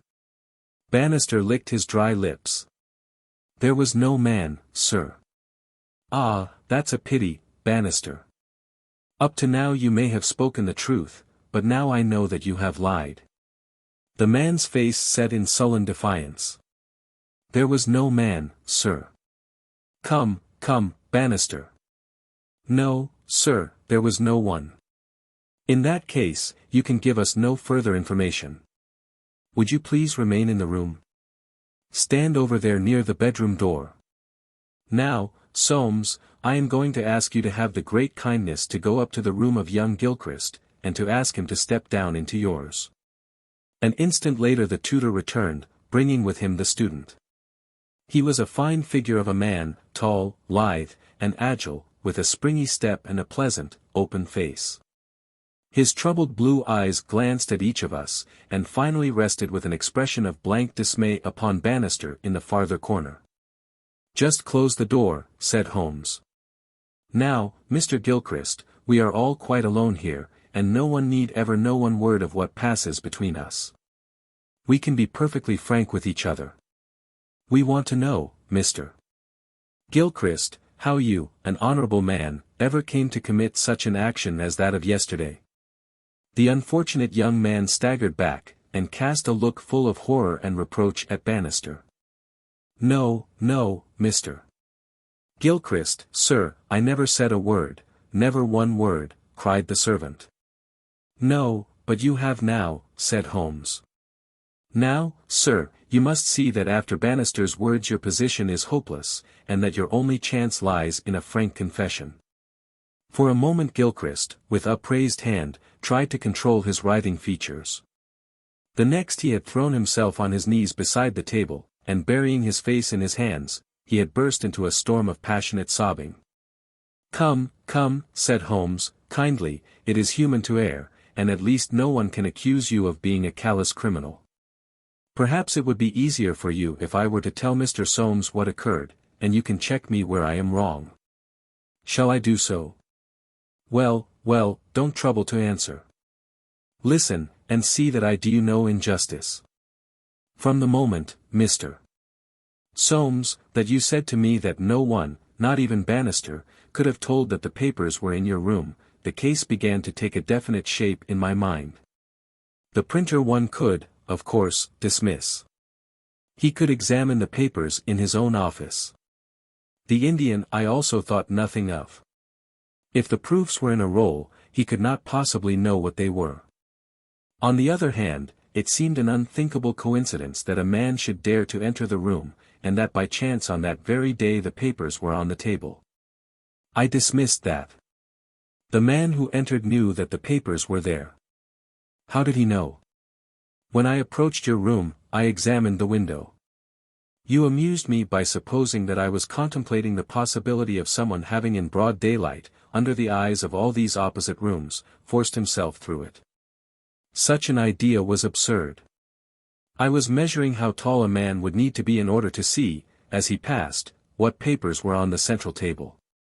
I am 6 feet high, and I could do it with an effort. No one less than that would have a chance. Already you see I had reason to think that, if one of your 3 students was a man of unusual height, he was the most worth watching of the 3. I entered, and I took you into my confidence as to the suggestions of the side table. Of the center table I could make nothing, until in your description of Gilchrist you mentioned that he was a long-distance jumper.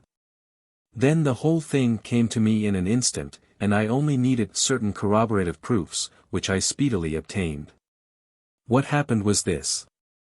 This young fellow had employed his afternoon at the athletic grounds, where he had been practicing the jump. He returned carrying his jumping shoes, which are provided, as you are aware, with several sharp spikes. As he passed your window he saw, by means of his great height, these proofs upon your table, and conjectured what they were. No harm would have been done had it not been that, as he passed your door, he perceived the key which had been left by the carelessness of your servant. A sudden impulse came over him to enter, and see if they were indeed the proofs. It was not a dangerous exploit, for he could always pretend that he had simply looked in to ask a question. Well, when he saw that they were indeed the proofs, it was then that he yielded to temptation. He put his shoes on the table. What was it you put on that chair near the window? Gloves, said the young man. Holmes looked triumphantly at Bannister. He put his gloves on the chair, and he took the proofs, sheet by sheet, to copy them. He thought the tutor must return by the main gate and that he would see him. As we know, he came back by the side gate. Suddenly he heard him at the very door. There was no possible escape. He forgot his gloves, but he caught up his shoes and darted into the bedroom. You observe that the scratch on that table is slight at one side, but deepens in the direction of the bedroom door. That in itself is enough to show us that the shoe had been drawn in that direction, and that the culprit had taken refuge there. The earth round the spike had been left on the table, and a second sample was loosened and fell in the bedroom. I may add that I walked out to the athletic grounds this morning, saw that tenacious black clay is used in the jumping pit and carried away a specimen of it, together with some of the fine tan or sawdust which is strewn over it to prevent the athlete from slipping. Have I told the truth, Mr. Gilchrist? The student had drawn himself erect. Yes, sir, it is true, said he. Good heavens! Have you nothing to add? Cried Soames. Yes, sir, I have, but the shock of this disgraceful exposure has bewildered me. I have a letter here, Mr. Soames, which I wrote to you early this morning in the middle of a restless night. It was before I knew that my sin had found me out. Here it is, sir. You will see that I have determined not to go in for the examination. I have been offered a commission in the Rhodesian police, and I am going out to South Africa at once.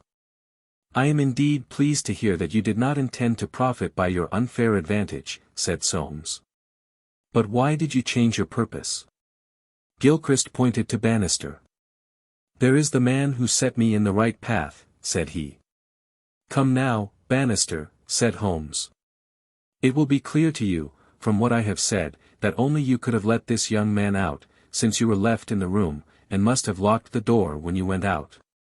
As to his escaping by that window, it was incredible. Can you not clear up the last point in this mystery, and tell us the reasons for your action? It was simple enough, sir, if you only had known, but, with all your cleverness, it was impossible that you could know. Time was, sir, when I was butler to old Sir Jabez Gilchrist, this young gentleman's father. When he was ruined I came to the college as servant, but I never forgot my old employer because he was down in the world. I watched his son all I could for the sake of the old days.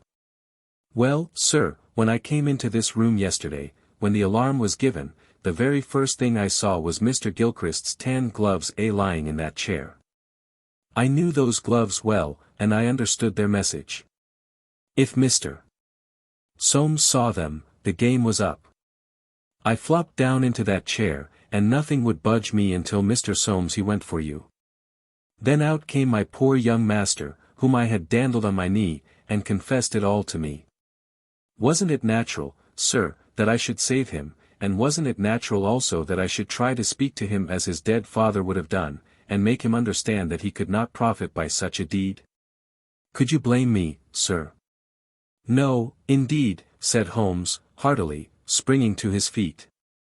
Well, Soames, I think we have cleared your little problem up, and our breakfast awaits us at home. Come, Watson. As to you, sir, I trust that a bright future awaits you in Rhodesia. For once you have fallen low. Let us see, in the future, how high you can rise. The Adventure of the Golden Pince-Nez.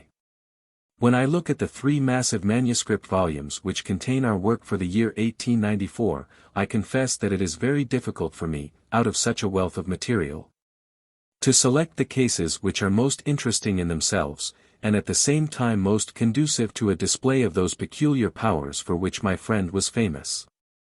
As I turn over the pages, I see my notes upon the repulsive story of the Red Leech and the terrible death of Crosby, the banker. Here also I find an account of the Addleton tragedy, and the singular contents of the ancient British barrow. The famous Smith-Mortimer succession case comes also within this period, and so does the tracking and arrest of Hurrett. The Boulevard assassin, an exploit which won for Holmes an autograph letter of thanks from the French President and the Order of the Legion of Honor. Each of these would furnish a narrative, but on the whole I am of opinion that none of them unites so many singular points of interest as the episode of Yoxley Old Place, which includes not only the lamentable death of young Willoughby Smith, but also those subsequent developments which threw so curious a light upon the causes of the crime. It was a wild, tempestuous night, towards the close of November. Holmes and I sat together in silence all the evening, he engaged with a powerful lens deciphering the remains of the original inscription upon a palimpsest, I deep in a recent treatise upon surgery. Outside the wind howled down Baker Street, while the rain beat fiercely against the windows. It was strange there, in the very depths of the town, with 10 miles of man's handiwork on every side of us, to feel the iron grip of nature. And to be conscious that to the huge elemental forces all London was no more than the molehills that dot the fields. I walked to the window, and looked out on the deserted street. The occasional lamps gleamed on the expanse of muddy road and shining pavement. A single cab was splashing its way from the Oxford Street end. "Well, Watson, it's as well we have not to turn out tonight," said Holmes, laying aside his lens and rolling up the palimpsest. "I've done enough for one sitting. It is trying work for the eyes. So far as I can make out, it is nothing more exciting than an abbey's accounts dating from the second half of the 15th century. Hullo! Hullo! Hullo! What's this?"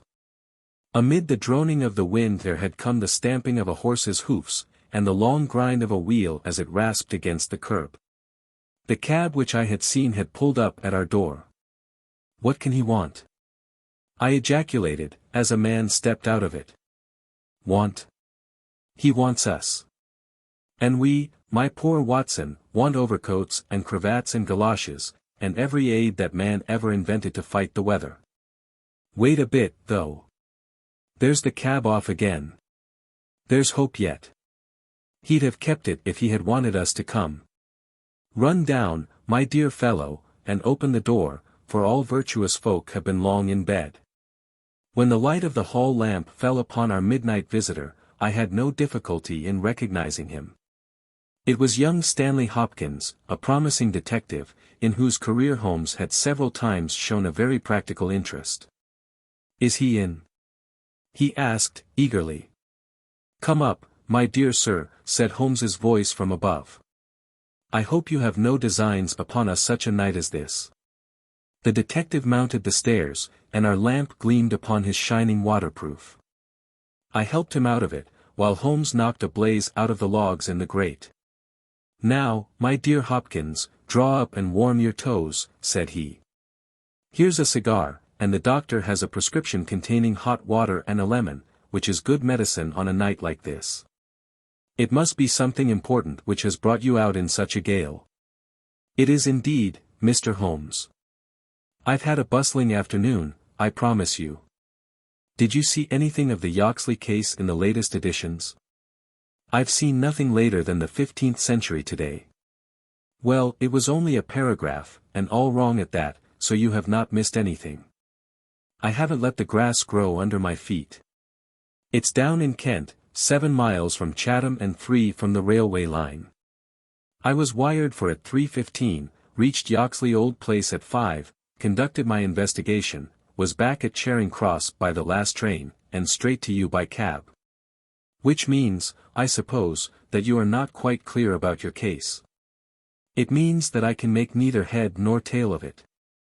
So far as I can see, it is just as tangled a business as ever I handled, and yet at first it seemed so simple that one couldn't go wrong. There's no motive, Mr. Holmes. That's what bothers me, I can't put my hand on a motive. Here's a man dead, there's no denying that, but, so far as I can see, no reason on earth why anyone should wish him harm." Holmes lit his cigar and leaned back in his chair.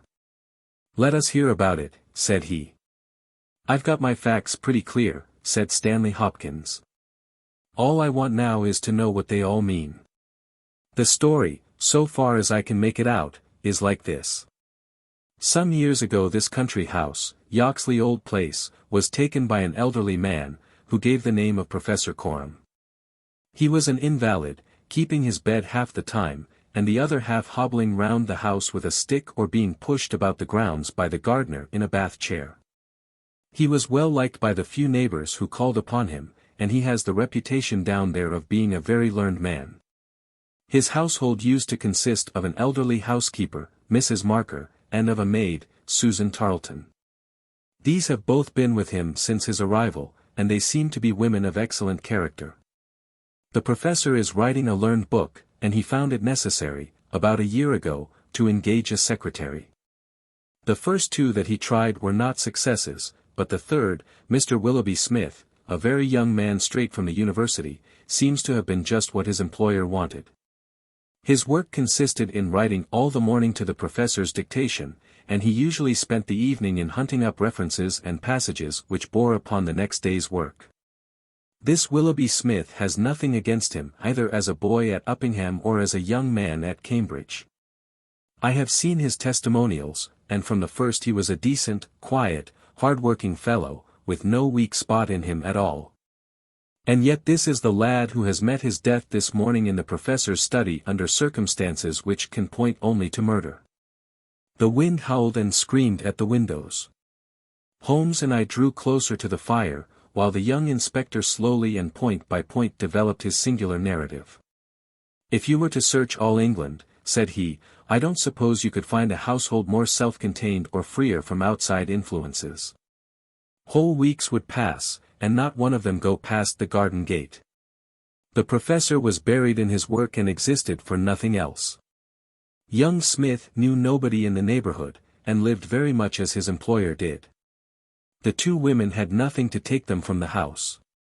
Mortimer, the gardener, who wheels the bath chair, is an army pensioner, an old Crimean man of excellent character. He does not live in the house, but in a three-roomed cottage at the other end of the garden. Those are the only people that you would find within the grounds of Yoxley Old Place. At the same time, the gate of the garden is 100 yards from the main London to Chatham Road. It opens with a latch, and there is nothing to prevent anyone from walking in. Now I will give you the evidence of Susan Tarleton, who is the only person who can say anything positive about the matter. It was in the forenoon, between 11 and 12. She was engaged at the moment in hanging some curtains in the upstairs front bedroom. Professor Coram was still in bed, for when the weather is bad he seldom rises before midday. The housekeeper was busied with some work in the back of the house. Willoughby Smith had been in his bedroom, which he uses as a sitting room, but the maid heard him at that moment pass along the passage and descend to the study immediately below her. She did not see him, but she says that she could not be mistaken in his quick, firm tread.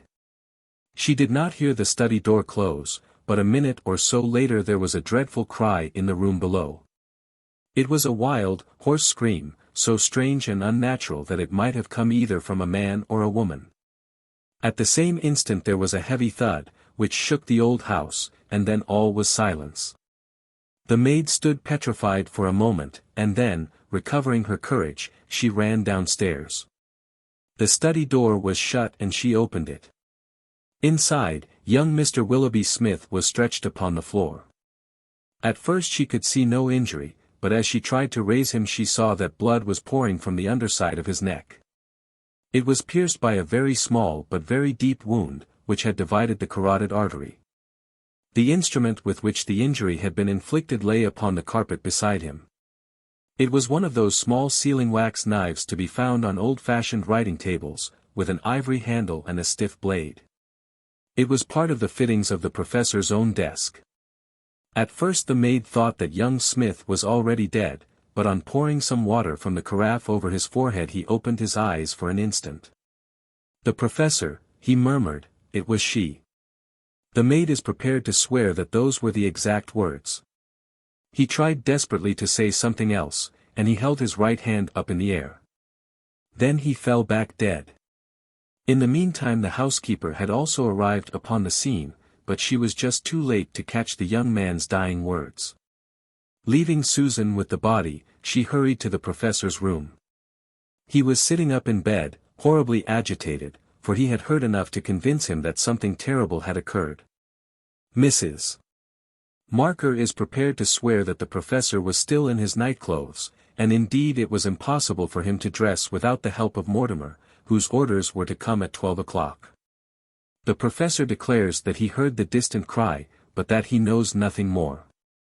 He can give no explanation of the young man's last words, the professor, "It was she," but imagines that they were the outcome of delirium. He believes that Willoughby Smith had not an enemy in the world, and can give no reason for the crime. His first action was to send Mortimer, the gardener, for the local police. A little later the chief constable sent for me. Nothing was moved before I got there, and strict orders were given that no one should walk upon the paths leading to the house. It was a splendid chance of putting your theories into practice, Mr. Sherlock Holmes. There was really nothing wanting. Except Mr. Sherlock Holmes, said my companion, with a somewhat bitter smile. Well, let us hear about it. What sort of a job did you make of it? I must ask you first, Mr. Holmes, to glance at this rough plan, which will give you a general idea of the position of the professor's study and the various points of the case. It will help you in following my investigation. He unfolded the rough chart, which I here reproduce, and he laid it across Holmes's knee. I rose and, standing behind Holmes, studied it over his shoulder. It is very rough, of course, and it only deals with the points which seem to me to be essential. All the rest you will see later for yourself. Now, first of all, presuming that the assassin entered the house, how did he or she come in? Undoubtedly by the garden path and the back door, from which there is direct access to the study. Any other way would have been exceedingly complicated. The escape must have also been made along that line, for of the two other exits from the room one was blocked by Susan as she ran downstairs and the other leads straight to the professor's bedroom.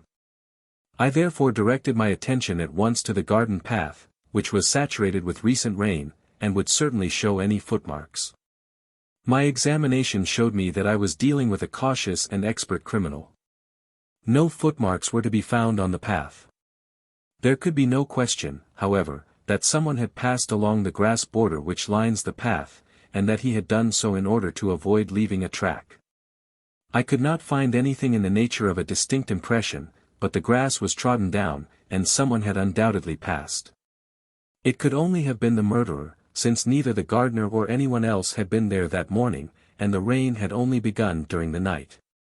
One moment, said Holmes. Where does this path lead to? To the road. How long is it? 100 yards or so. At the point where the path passes through the gate, you could surely pick up the tracks. Unfortunately, the path was tiled at that point.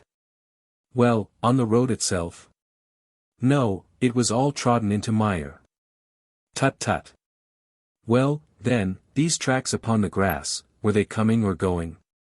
It was impossible to say. There was never any outline. A large foot or a small?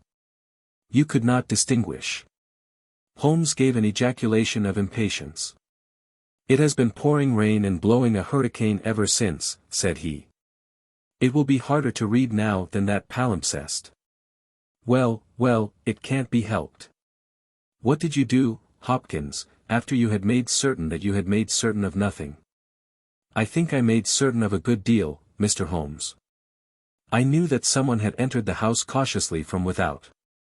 I next examined the corridor. It is lined with coconut matting and had taken no impression of any kind. This brought me into the study itself. It is a scantily furnished room. The main article is a large writing table with a fixed bureau. This bureau consists of a double column of drawers, with a central small cupboard between them. The drawers were open, the cupboard locked. The drawers, it seems, were always open, and nothing of value was kept in them. There were some papers of importance in the cupboard, but there were no signs that this had been tampered with, and the professor assures me that nothing was missing. It is certain that no robbery has been committed. I come now to the body of the young man. It was found near the bureau, and just to the left of it, as marked upon that chart. The stab was on the right side of the neck and from behind forward, so that it is almost impossible that it could have been self-inflicted. Unless he fell upon the knife, said Holmes. Exactly. The idea crossed my mind. But we found the knife some feet away from the body, so that seems impossible. Then, of course, there are the man's own dying words. And, finally, there was this very important piece of evidence which was found clasped in the dead man's right hand. From his pocket Stanley Hopkins drew a small paper packet. He unfolded it and disclosed a golden pince-nez, with 2 broken ends of black silk cord dangling from the end of it. Willoughby Smith had excellent sight, he added.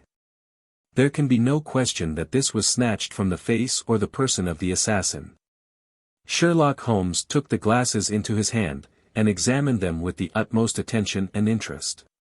He held them on his nose, endeavored to read through them, went to the window and stared up the street with them, looked at them most minutely in the full light of the lamp, and finally, with a chuckle, seated himself at the table and wrote a few lines upon a sheet of paper, which he tossed across to Stanley Hopkins. "That's the best I can do for you," said he. "It may prove to be of some use." The astonished detective read the note aloud. It ran as follows. "Wanted, a woman of good address, attired like a lady. She has a remarkably thick nose, with eyes which are set close upon either side of it. She has a puckered forehead, a peering expression, and probably rounded shoulders. There are indications that she has had recourse to an optician at least twice during the last few months. As her glasses are of remarkable strength, and as opticians are not very numerous, there should be no difficulty in tracing her." Holmes smiled at the astonishment of Hopkins, which must have been reflected upon my features. "Surely my deductions are simplicity itself," said he. "It would be difficult to name any articles which afford a finer field for inference than a pair of glasses, especially so remarkable a pair as these. That they belong to a woman I infer from their delicacy, and also, of course, from the last words of the dying man. As to her being a person of refinement and well dressed, they are, as you perceive, handsomely mounted in solid gold, and it is inconceivable that anyone who wore such glasses could be slatternly in other respects. You will find that the clips are too wide for your nose, showing that the lady's nose was very broad at the base. This sort of nose is usually a short and coarse one, but there is a sufficient number of exceptions to prevent me from being dogmatic or from insisting upon this point in my description. My own face is a narrow one, and yet I find that I cannot get my eyes into the center, nor near the center, of these glasses. Therefore, the lady's eyes are set very near to the sides of the nose. You will perceive, Watson, that the glasses are concave and of unusual strength. A lady whose vision has been so extremely contracted all her life is sure to have the physical characteristics of such vision, which are seen in the forehead, the eyelids, and the shoulders." "Yes," I said, "I can follow each of your arguments. I confess, however, that I am unable to understand how you arrive at the double visit to the optician." Holmes took the glasses in his hand. "You will perceive," he said, "that the clips are lined with tiny bands of cork to soften the pressure upon the nose. One of these is discolored and worn to some slight extent, but the other is new. Evidently one has fallen off and been replaced. I should judge that the older of them has not been there more than a few months. They exactly correspond, so I gather that the lady went back to the same establishment for the second." "By George, it's marvelous!" cried Hopkins, in an ecstasy of admiration. "To think that I had all that evidence in my hand and never knew it. I had intended, however, to go the round of the London opticians." "Of course you would. Meanwhile, have you anything more to tell us about the case?" "Nothing, Mr. Holmes. I think that you know as much as I do now, probably more. We have had inquiries made as to any stranger seen on the country roads or at the railway station. We have heard of none. What beats me is the utter want of all object in the crime. Not a ghost of a motive can anyone suggest. Ah! There I am not in a position to help you. But I suppose you want us to come out tomorrow? If it is not asking too much, Mr. Holmes. There's a train from Charing Cross to Chatham at 6 in the morning, and we should be at Yoxley Old Place between 8 and 9. Then we shall take it. Your case has certainly some features of great interest, and I shall be delighted to look into it. Well, it's nearly 1, and we had best get a few hours' sleep. I dare say you can manage all right on the sofa in front of the fire. I'll light my spirit lamp, and give you a cup of coffee before we start." The gale had blown itself out next day, but it was a bitter morning when we started upon our journey. We saw the cold winter sun rise over the dreary marshes of the Thames and the long, sullen reaches of the river, which I shall ever associate with our pursuit of the Andaman Islander in the earlier days of our career. After a long and weary journey, we alighted at a small station some miles from Chatham. While a horse was being put into a trap at the local inn, we snatched a hurried breakfast, and so we were all ready for business when we at last arrived at Yoxley Old Place. A constable met us at the garden gate. "Well, Wilson, any news?" "No, sir, nothing." "No reports of any stranger seen?" "No, sir." "Down at the station they are certain that no stranger either came or went yesterday." "Have you had inquiries made at inns and lodgings?" "Yes, sir, there is no one that we cannot account for." "Well, it's only a reasonable walk to Chatham. Anyone might stay there or take a train without being observed. This is the garden path of which I spoke, Mr. Holmes. I'll pledge my word there was no mark on it yesterday." "On which side were the marks on the grass?" "This side, sir. This narrow margin of grass between the path and the flower bed. I can't see the traces now, but they were clear to me then." "Yes, yes, someone has passed along," said Holmes, stooping over the grass border. "Our lady must have picked her steps carefully, must she not, since on the one side she would leave a track on the path, and on the other an even clearer one on the soft bed?" "Yes, sir, she must have been a cool hand." I saw an intent look pass over Holmes's face. "You say that she must have come back this way?" "Yes, sir, there is no other." "On this strip of grass?" "Certainly, Mr. Holmes." "Hum. It was a very remarkable performance, very remarkable. Well, I think we have exhausted the path. Let us go farther. This garden door is usually kept open, I suppose." Then this visitor had nothing to do but to walk in. The idea of murder was not in her mind, or she would have provided herself with some sort of weapon, instead of having to pick this knife off the writing table. She advanced along this corridor, leaving no traces upon the coconut matting. Then she found herself in this study. How long was she there? We have no means of judging. Not more than a few minutes, sir. I forgot to tell you that Mrs. Marker, the housekeeper, had been in there tidying not very long before, about a quarter of an hour, she says. Well, that gives us a limit. Our lady enters this room, and what does she do? She goes over to the writing table. What for? Not for anything in the drawers. If there had been anything worth her taking, it would surely have been locked up. No, it was for something in that wooden bureau. Hullo! What is that scratch upon the face of it? Just hold a match, Watson. Why did you not tell me of this, Hopkins? The mark which he was examining began upon the brasswork on the right-hand side of the keyhole, and extended for about 4 inches, where it had scratched the varnish from the surface.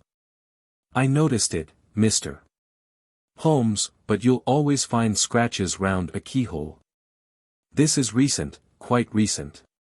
See how the brass shines where it is cut. An old scratch would be the same color as the surface. Look at it through my lens. There's the varnish, too, like earth on each side of a furrow. Is Mrs. Marker there? A sad-faced, elderly woman came into the room. Did you dust this bureau yesterday morning? Yes, sir. Did you notice this scratch? No, sir, I did not. I am sure you did not, for a duster would have swept away these shreds of varnish.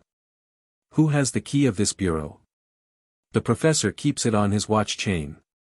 Is it a simple key? No, sir, it is a Chubb's key. Very good. Mrs. Marker, you can go.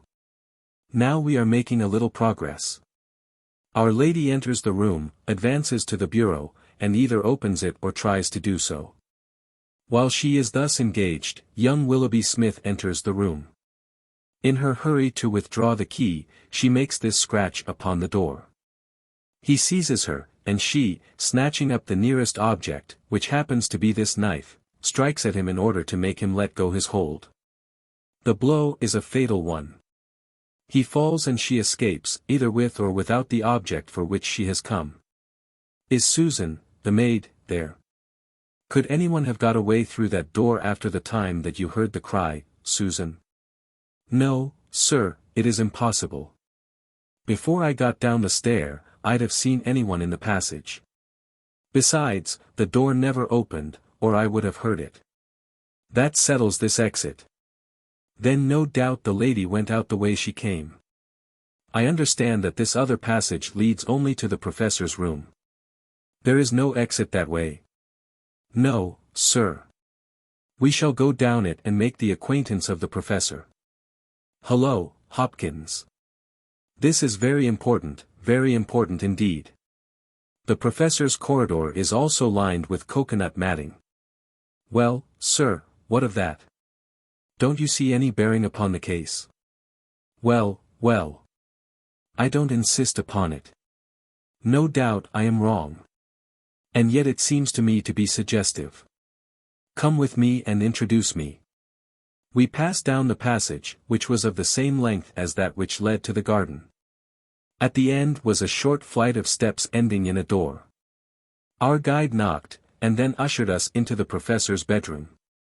It was a very large chamber, lined with innumerable volumes, which had overflowed from the shelves and lay in piles in the corners, or were stacked all round at the base of the cases. The bed was in the center of the room, and in it, propped up with pillows, was the owner of the house. I have seldom seen a more remarkable-looking person. It was a gaunt, aquiline face which was turned towards us, with piercing dark eyes, which lurked in deep hollows under overhung and tufted brows. His hair and beard were white, save that the latter was curiously stained with yellow around his mouth. A cigarette glowed amid the tangle of white hair, and the air of the room was fetid with stale tobacco smoke. As he held out his hand to Holmes, I perceived that it was also stained with yellow nicotine. "A smoker, Mr. Holmes?" said he, speaking in well-chosen English, with a curious little mincing accent. "Pray take a cigarette. And you, sir?" "I can recommend them, for I have them especially prepared by Ionides, of Alexandria. He sends me 1,000 at a time, and I grieve to say that I have to arrange for a fresh supply every fortnight. Bad, sir, very bad, but an old man has few pleasures. Tobacco and my work, that is all that is left to me." Holmes had lit a cigarette and was shooting little darting glances all over the room. "Tobacco and my work, but now only tobacco," the old man exclaimed. "Alas! What a fatal interruption! Who could have foreseen such a terrible catastrophe? So estimable a young man. I assure you that, after a few months' training, he was an admirable assistant. What do you think of the matter, Mr. Holmes?" "I have not yet made up my mind. I shall indeed be indebted to you if you can throw a light where all is so dark to us. To a poor bookworm and invalid like myself such a blow is paralyzing. I seem to have lost the faculty of thought. But you are a man of action, you are a man of affairs. It is part of the everyday routine of your life. You can preserve your balance in every emergency.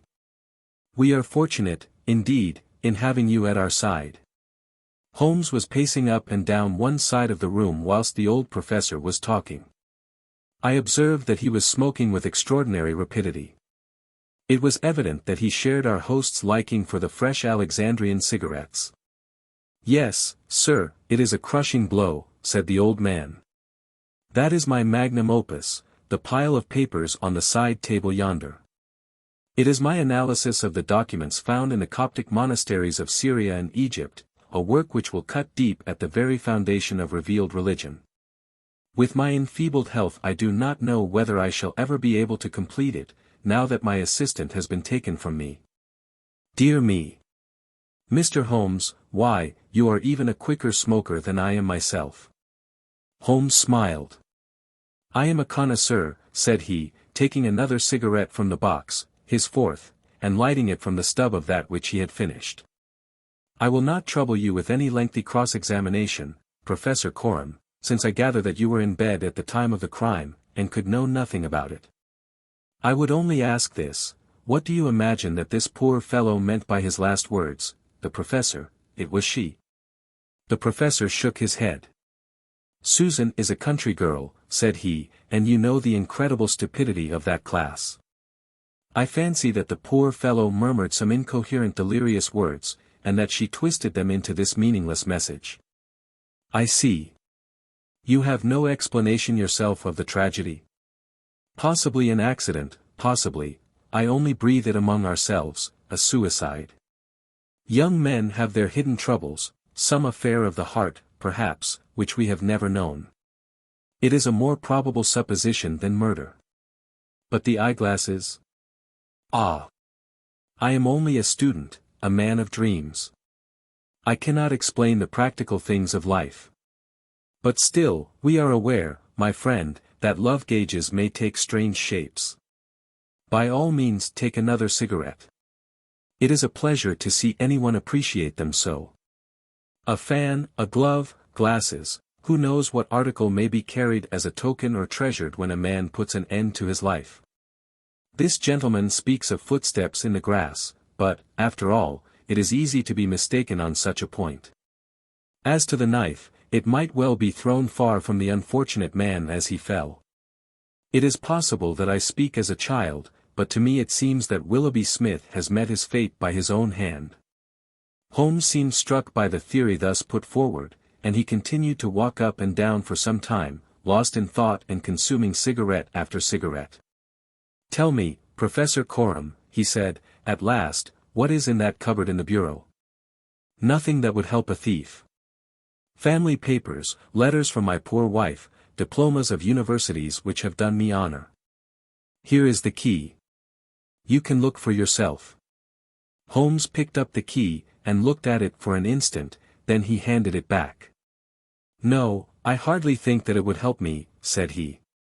I should prefer to go quietly down to your garden, and turn the whole matter over in my head. There is something to be said for the theory of suicide which you have put forward.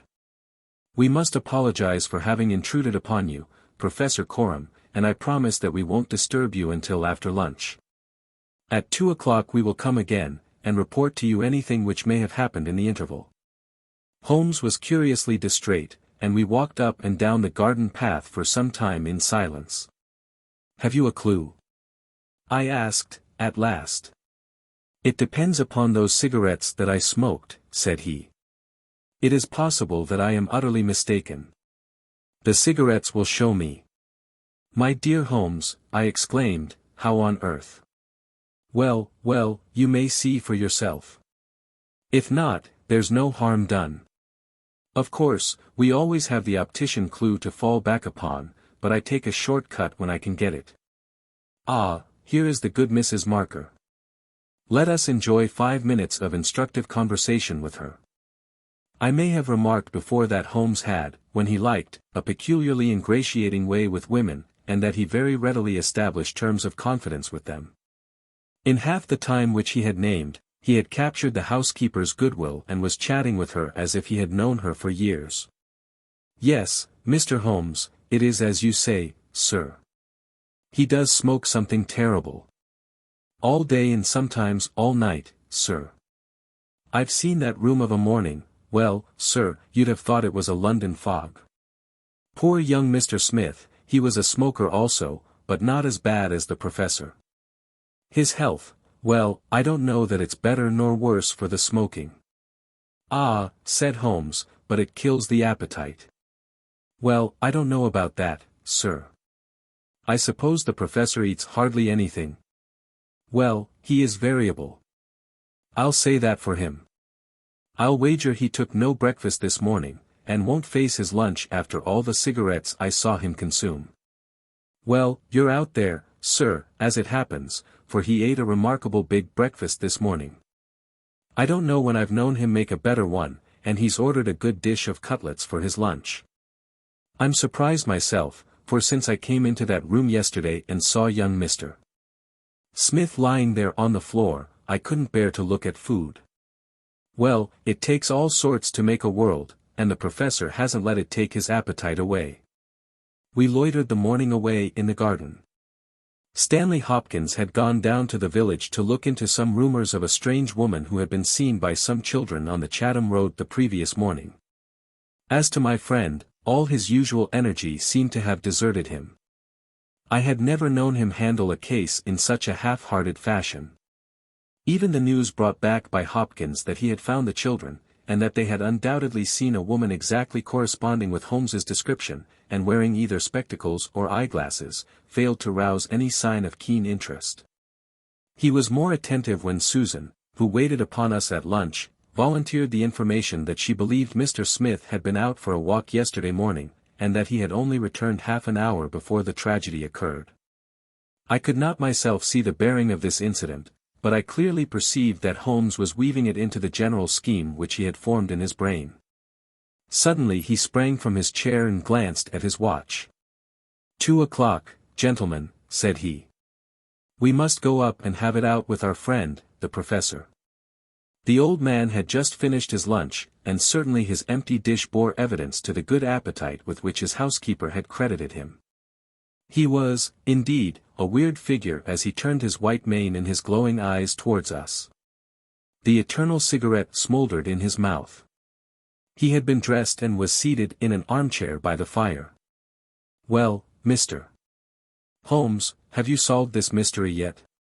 He shoved the large tin of cigarettes which stood on a table beside him towards my companion. Holmes stretched out his hand at the same moment, and between them they tipped the box over the edge. For a minute or two we were all on our knees retrieving stray cigarettes from impossible places. When we rose again, I observed Holmes's eyes were shining and his cheeks tinged with color. Only at a crisis have I seen those battle signals flying. Yes, said he, I have solved it. Stanley Hopkins and I stared in amazement. Something like a sneer quivered over the gaunt features of the old professor. Indeed. In the garden? No, here. Here. When? This instant. You are surely joking, Mr. Sherlock Holmes. You compel me to tell you that this is too serious a matter to be treated in such a fashion. I have forged and tested every link of my chain, Professor Coram, and I am sure that it is sound. What your motives are, or what exact part you play in this strange business, I am not yet able to say. In a few minutes I shall probably hear it from your own lips. Meanwhile I will reconstruct what is past for your benefit, so that you may know the information which I still require. A lady yesterday entered your study. She came with the intention of possessing herself of certain documents which were in your bureau. She had a key of her own. I have had an opportunity of examining yours, and I do not find that slight discoloration which the scratch made upon the varnish would have produced. You were not an accessory, therefore, and she came, so far as I can read the evidence, without your knowledge to rob you. The professor blew a cloud from his lips. This is most interesting and instructive, said he. Have you no more to add? Surely, having traced this lady so far, you can also say what has become of her. I will endeavor to do so. In the first place she was seized by your secretary, and stabbed him in order to escape. This catastrophe I am inclined to regard as an unhappy accident, for I am convinced that the lady had no intention of inflicting so grievous an injury. An assassin does not come unarmed. Horrified by what she had done, she rushed wildly away from the scene of the tragedy. Unfortunately for her, she had lost her glasses in the scuffle, and as she was extremely short-sighted she was really helpless without them. She ran down a corridor, which she imagined to be that by which she had come. Both were lined with coconut matting, and it was only when it was too late that she understood that she had taken the wrong passage. And that her retreat was cut off behind her. What was she to do? She could not go back, she could not remain where she was. She must go on. She went on. She mounted a stair, pushed open a door, and found herself in your room. The old man sat with his mouth open, staring wildly at Holmes. Amazement and fear were stamped upon his expressive features. Now, with an effort, he shrugged his shoulders and burst into insincere laughter. All very fine, Mr. Holmes, said he. But there is one little flaw in your splendid theory. I was myself in my room, and I never left it during the day. I am aware of that, Professor Coram. And you mean to say that I could lie upon that bed and not be aware that a woman had entered my room? I never said so. You were aware of it. You spoke with her. You recognized her. You aided her to escape. Again the professor burst into high-keyed laughter. He had risen to his feet, and his eyes glowed like embers. You are mad, he cried. You are talking insanely. I helped her to escape. Where is she now? She is there, said Holmes, and he pointed to a high bookcase in the corner of the room. I saw the old man throw up his arms, a terrible convulsion passed over his grim face, and he fell back in his chair. At the same instant the bookcase at which Holmes pointed swung round upon a hinge, and a woman rushed out into the room. You are right, she cried, in a strange foreign voice. You are right. I am here. She was brown with the dust and draped with the cobwebs which had come from the walls of her hiding place. Her face, too, was streaked with grime, and at the best she could never have been handsome, for she had the exact physical characteristics which Holmes had divined, with, in addition, a long and obstinate chin. What with her natural blindness, and what with the change from dark to light, she stood as one dazed, blinking about her to see where and who we were. And yet, in spite of all these disadvantages, there was a certain nobility in the woman's bearing, a gallantry in the defiant chin and in the upraised head, which compelled something of respect and admiration. Stanley Hopkins had laid his hand upon her arm and claimed her as his prisoner, but she waved him aside gently, and yet with an overmastering dignity which compelled obedience. The old man lay back in his chair with a twitching face, and stared at her with brooding eyes. Yes, sir, I am your prisoner, she said. From where I stood I could hear everything, and I know that you have learned the truth. I confess it all. It was I who killed the young man. But you are right, you who say it was an accident. I did not even know that it was a knife which I held in my hand, for in my despair I snatched anything from the table and struck at him to make him let me go. It is the truth that I tell. Madam, said Holmes, I am sure that it is the truth. I fear that you are far from well. She had turned a dreadful color, the more ghastly under the dark dust streaks upon her face. She seated herself on the side of the bed, then she resumed. I have only a little time here, she said, but I would have you to know the whole truth. I am this man's wife. He is not an Englishman. He is a Russian. His name I will not tell. For the first time the old man stirred. God bless you, Anna, he cried. God bless you. She cast a look of the deepest disdain in his direction. Why should you cling so hard to that wretched life of yours, Sergius, said she. It has done harm to many and good to none, not even to yourself. However, it is not for me to cause the frail thread to be snapped before God's time. I have enough already upon my soul since I crossed the threshold of this cursed house. But I must speak or I shall be too late. I have said, gentlemen, that I am this man's wife. He was 50 and I a foolish girl of 20 when we married. It was in a city of Russia, a university, I will not name the place. God bless you, Anna, murmured the old man again. We were reformers, revolutionists, nihilists, you understand. He and I and many more. Then there came a time of trouble, a police officer was killed, many were arrested, evidence was wanted, and in order to save his own life and to earn a great reward, my husband betrayed his own wife and his companions. Yes, we were all arrested upon his confession. Some of us found our way to the gallows, and some to Siberia. I was among these last, but my term was not for life. My husband came to England with his ill-gotten gains and has lived in quiet ever since, knowing well that if the Brotherhood knew where he was not a week would pass before justice would be done.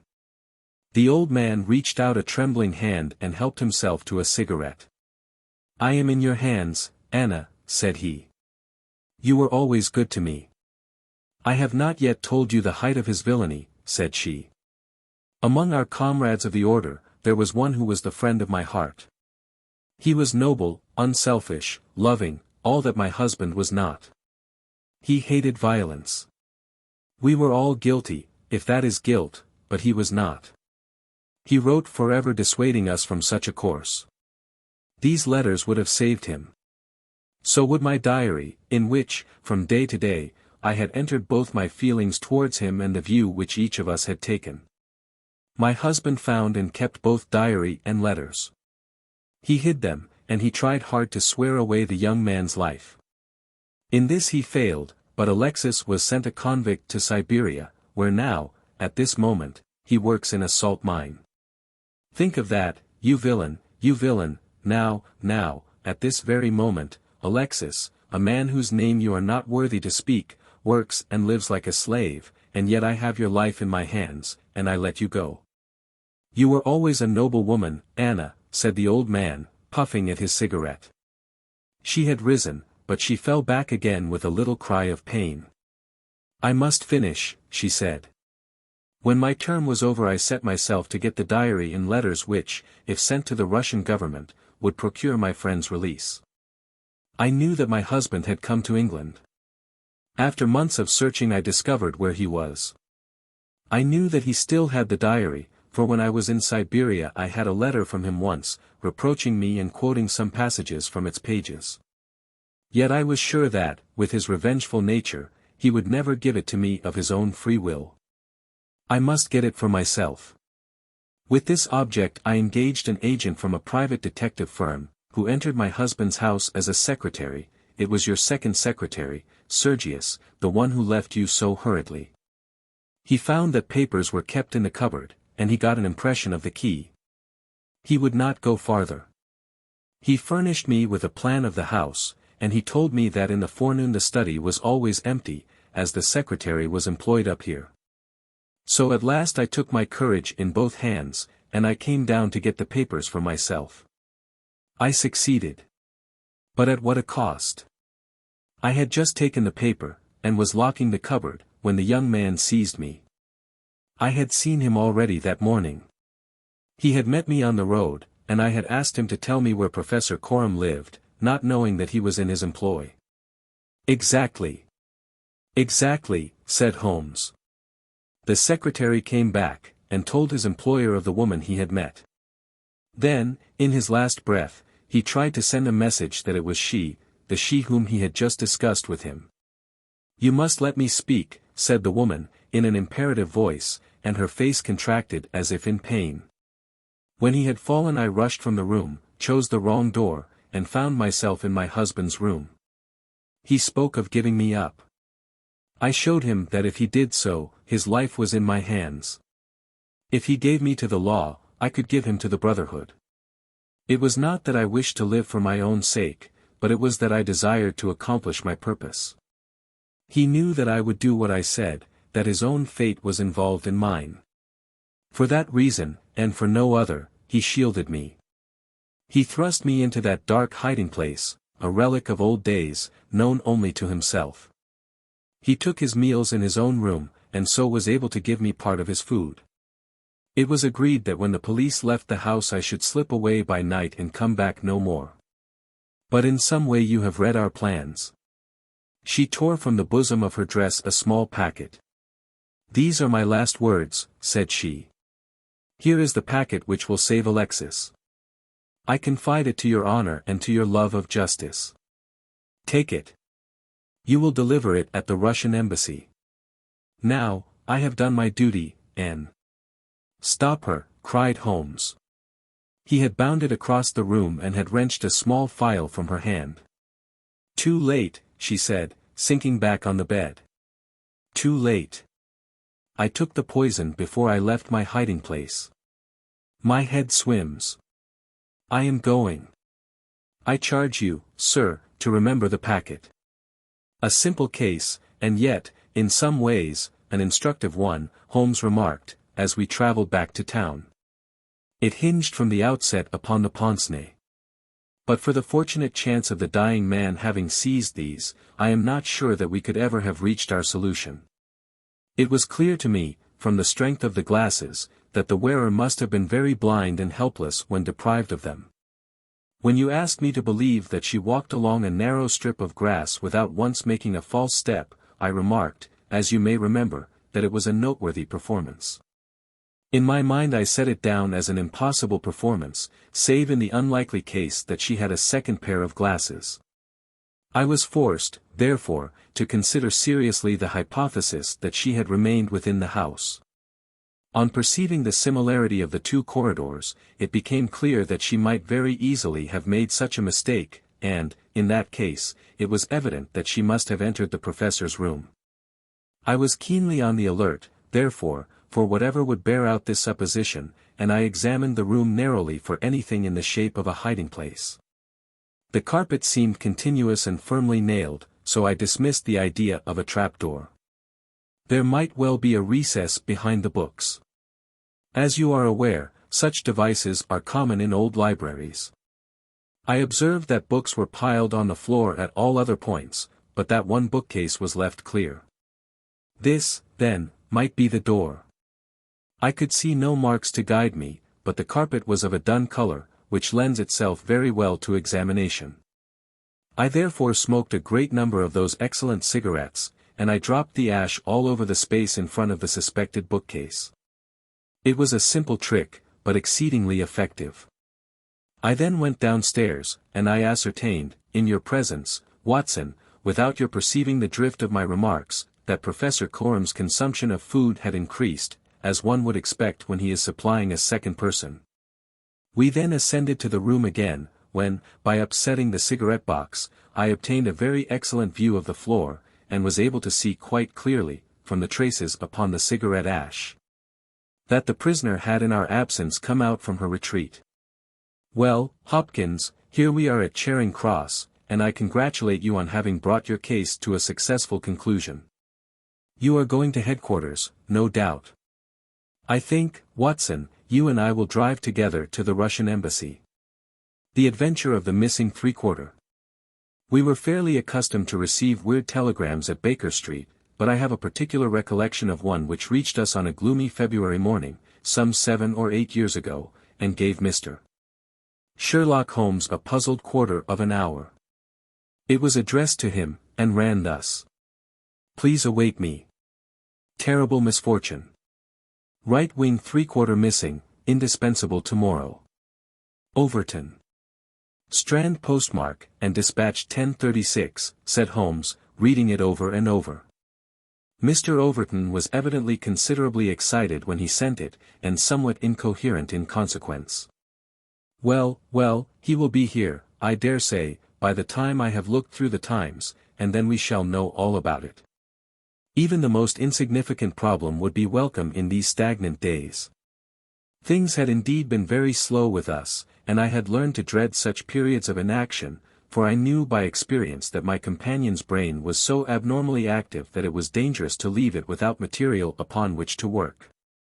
For years I had gradually weaned him from that drug mania which had threatened once to check his remarkable career. Now I knew that under ordinary conditions he no longer craved for this artificial stimulus, but I was well aware that the fiend was not dead but sleeping. And I have known that the sleep was a light one and the waking near when in periods of idleness I have seen the drawn look upon Holmes's ascetic face, and the brooding of his deep-set and inscrutable eyes. Therefore I blessed this Mr. Overton whoever he might be, since he had come with his enigmatic message to break that dangerous calm which brought more peril to my friend than all the storms of his tempestuous life. As we had expected, the telegram was soon followed by its sender, and the card of Mr.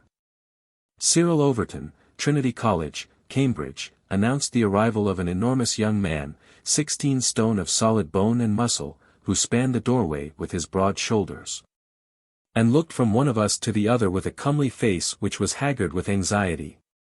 Mr. Sherlock Holmes. My companion bowed. I've been down to Scotland Yard, Mr. Holmes. I saw Inspector Stanley Hopkins. He advised me to come to you. He said the case, so far as he could see, was more in your line than in that of the regular police. Pray sit down and tell me what is the matter. It's awful, Mr. Holmes, simply awful. I wonder my hair isn't grey. Godfrey Staunton, you've heard of him, of course. He's simply the hinge that the whole team turns on. I'd rather spare 2 from the pack, and have Godfrey for my three-quarter line. Whether it's passing, or tackling, or dribbling, there's no one to touch him, and then, he's got the head, and can hold us all together. What am I to do? That's what I ask you, Mr. Holmes. There's Morehouse, first reserve, but he is trained as a half, and he always edges right in on to the scrum instead of keeping out on the touchline. He's a fine place kick, it's true, but then he has no judgment, and he can't sprint for nuts. Why, Morton or Johnson, the Oxford Flyers, could romp round him. Stevenson is fast enough, but he couldn't drop from the 25 line, and a three-quarter who can't either punt or drop isn't worth a place for pace alone. No, Mr. Holmes, we are done unless you can help me to find Godfrey Staunton. My friend had listened with amused surprise to this long speech, which was poured forth with extraordinary vigor and earnestness, every point being driven home by the slapping of a brawny hand upon the speaker's knee. When our visitor was silent, Holmes stretched out his hand and took down letter S of his commonplace book. For once he dug in vain into that mine of varied information. There is Arthur H. Staunton, the rising young forger, said he, and there was Henry Staunton, whom I helped to hang, but Godfrey Staunton is a new name to me. It was our visitor's turn to look surprised. Why, Mr. Holmes, I thought you knew things, said he. I suppose, then, if you have never heard of Godfrey Staunton, you don't know Cyril Overton either. Holmes shook his head good-humoredly. Great Scott, cried the athlete. Why, I was first reserve for England against Wales, and I've skippered the varsity all this year. But that's nothing. I didn't think there was a soul in England who didn't know Godfrey Staunton, the crack three-quarter, Cambridge, Blackheath, and 5 internationals. Good Lord! Mr. Holmes, where have you lived? Holmes laughed at the young giant's naive astonishment. You live in a different world to me, Mr. Overton, a sweeter and healthier one.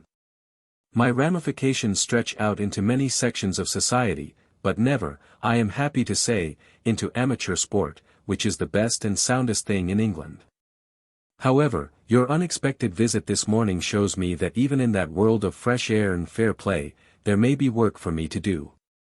So now, my good sir, I beg you to sit down and to tell me, slowly and quietly, exactly what it is that has occurred, and how you desire that I should help you. Young Overton's face assumed the bothered look of the man who is more accustomed to using his muscles than his wits, but by degrees, with many repetitions and obscurities which I may omit from his narrative, he laid his strange story before us. It's this way, Mr. Holmes. As I have said, I am the skipper of the rugger team of Cambridge varsity, and Godfrey Staunton is my best man. Tomorrow we play Oxford. Yesterday we all came up, and we settled at Bentley's private hotel. At 10 o'clock I went round and saw that all the fellows had gone to roost, for I believe in strict training and plenty of sleep to keep a team fit. I had a word or two with Godfrey before he turned in. He seemed to me to be pale and bothered. I asked him what was the matter. He said he was all right, just a touch of headache. I bade him good night and left him. Half an hour later, the porter tells me that a rough-looking man with a beard called with a note for Godfrey. He had not gone to bed, and the note was taken to his room. Godfrey read it, and fell back in a chair as if he had been poleaxed. The porter was so scared that he was going to fetch me, but Godfrey stopped him, had a drink of water, and pulled himself together. Then he went downstairs, said a few words to the man who was waiting in the hall, and the two of them went off together. The last that the porter saw of them, they were almost running down the street in the direction of the Strand. This morning Godfrey's room was empty, his bed had never been slept in, and his things were all just as I had seen them the night before. He had gone off at a moment's notice with this stranger, and no word has come from him since. I don't believe he will ever come back. He was a sportsman, was Godfrey, down to his marrow, and he wouldn't have stopped his training and let in his skipper if it were not for some cause that was too strong for him. No, I feel as if he were gone for good, and we should never see him again. Sherlock Holmes listened with the deepest attention to this singular narrative. "What did you do?" he asked. "I wired to Cambridge to learn if anything had been heard of him there. I have had an answer. No one has seen him." "Could he have got back to Cambridge?" "Yes, there is a late train, 11:15. But, so far as you can ascertain, he did not take it." "No, he has not been seen." "What did you do next?" "I wired to Lord Mount James." "Why to Lord Mount James?" "Godfrey is an orphan, and Lord Mount James is his nearest relative, his uncle, I believe." "Indeed. This throws new light upon the matter. Lord Mount James is one of the richest men in England." "So I've heard Godfrey say." "And your friend was closely related?" "Yes, he was his heir, and the old boy is nearly 80, cram full of gout, too. They say he could chalk his billiard cue with his knuckles. He never allowed Godfrey a shilling in his life, for he is an absolute miser, but it will all come to him right enough." "Have you heard from Lord Mount James?" "No." "What motive could your friend have in going to Lord Mount James?" "Well, something was worrying him the night before, and if it was to do with money it is possible that he would make for his nearest relative, who had so much of it, though from all I have heard he would not have much chance of getting it. Godfrey was not fond of the old man. He would not go if he could help it." "Well, we can soon determine that. If your friend was going to his relative, Lord Mount James, you have then to explain the visit of this rough-looking fellow at so late an hour, and the agitation that was caused by his coming." Cyril Overton pressed his hands to his head. "I can make nothing of it," said he. "Well, well, I have a clear day, and I shall be happy to look into the matter," said Holmes. "I should strongly recommend you to make your preparations for your match without reference to this young gentleman. It must, as you say, have been an overpowering necessity which tore him away in such a fashion, and the same necessity is likely to hold him away. Let us step round together to the hotel, and see if the porter can throw any fresh light upon the matter." Sherlock Holmes was a past master in the art of putting a humble witness at his ease, and very soon, in the privacy of Godfrey Staunton's abandoned room, he had extracted all that the porter had to tell. The visitor of the night before was not a gentleman, neither was he a working-man. He was simply what the porter described as a medium-looking chap, a man of 50, beard grizzled, pale face, quietly dressed. He seemed himself to be agitated. The porter had observed his hand trembling when he had held out the note. Godfrey Staunton had crammed the note into his pocket. Staunton had not shaken hands with the man in the hall. They had exchanged a few sentences, of which the porter had only distinguished the one word "time." Then they had hurried off in the manner described. It was just 10:30 by the hall clock. "Let me see," said Holmes, seating himself on Staunton's bed. "You are the day porter, are you not?" "Yes, sir, I go off duty at 11. "The night porter saw nothing, I suppose?"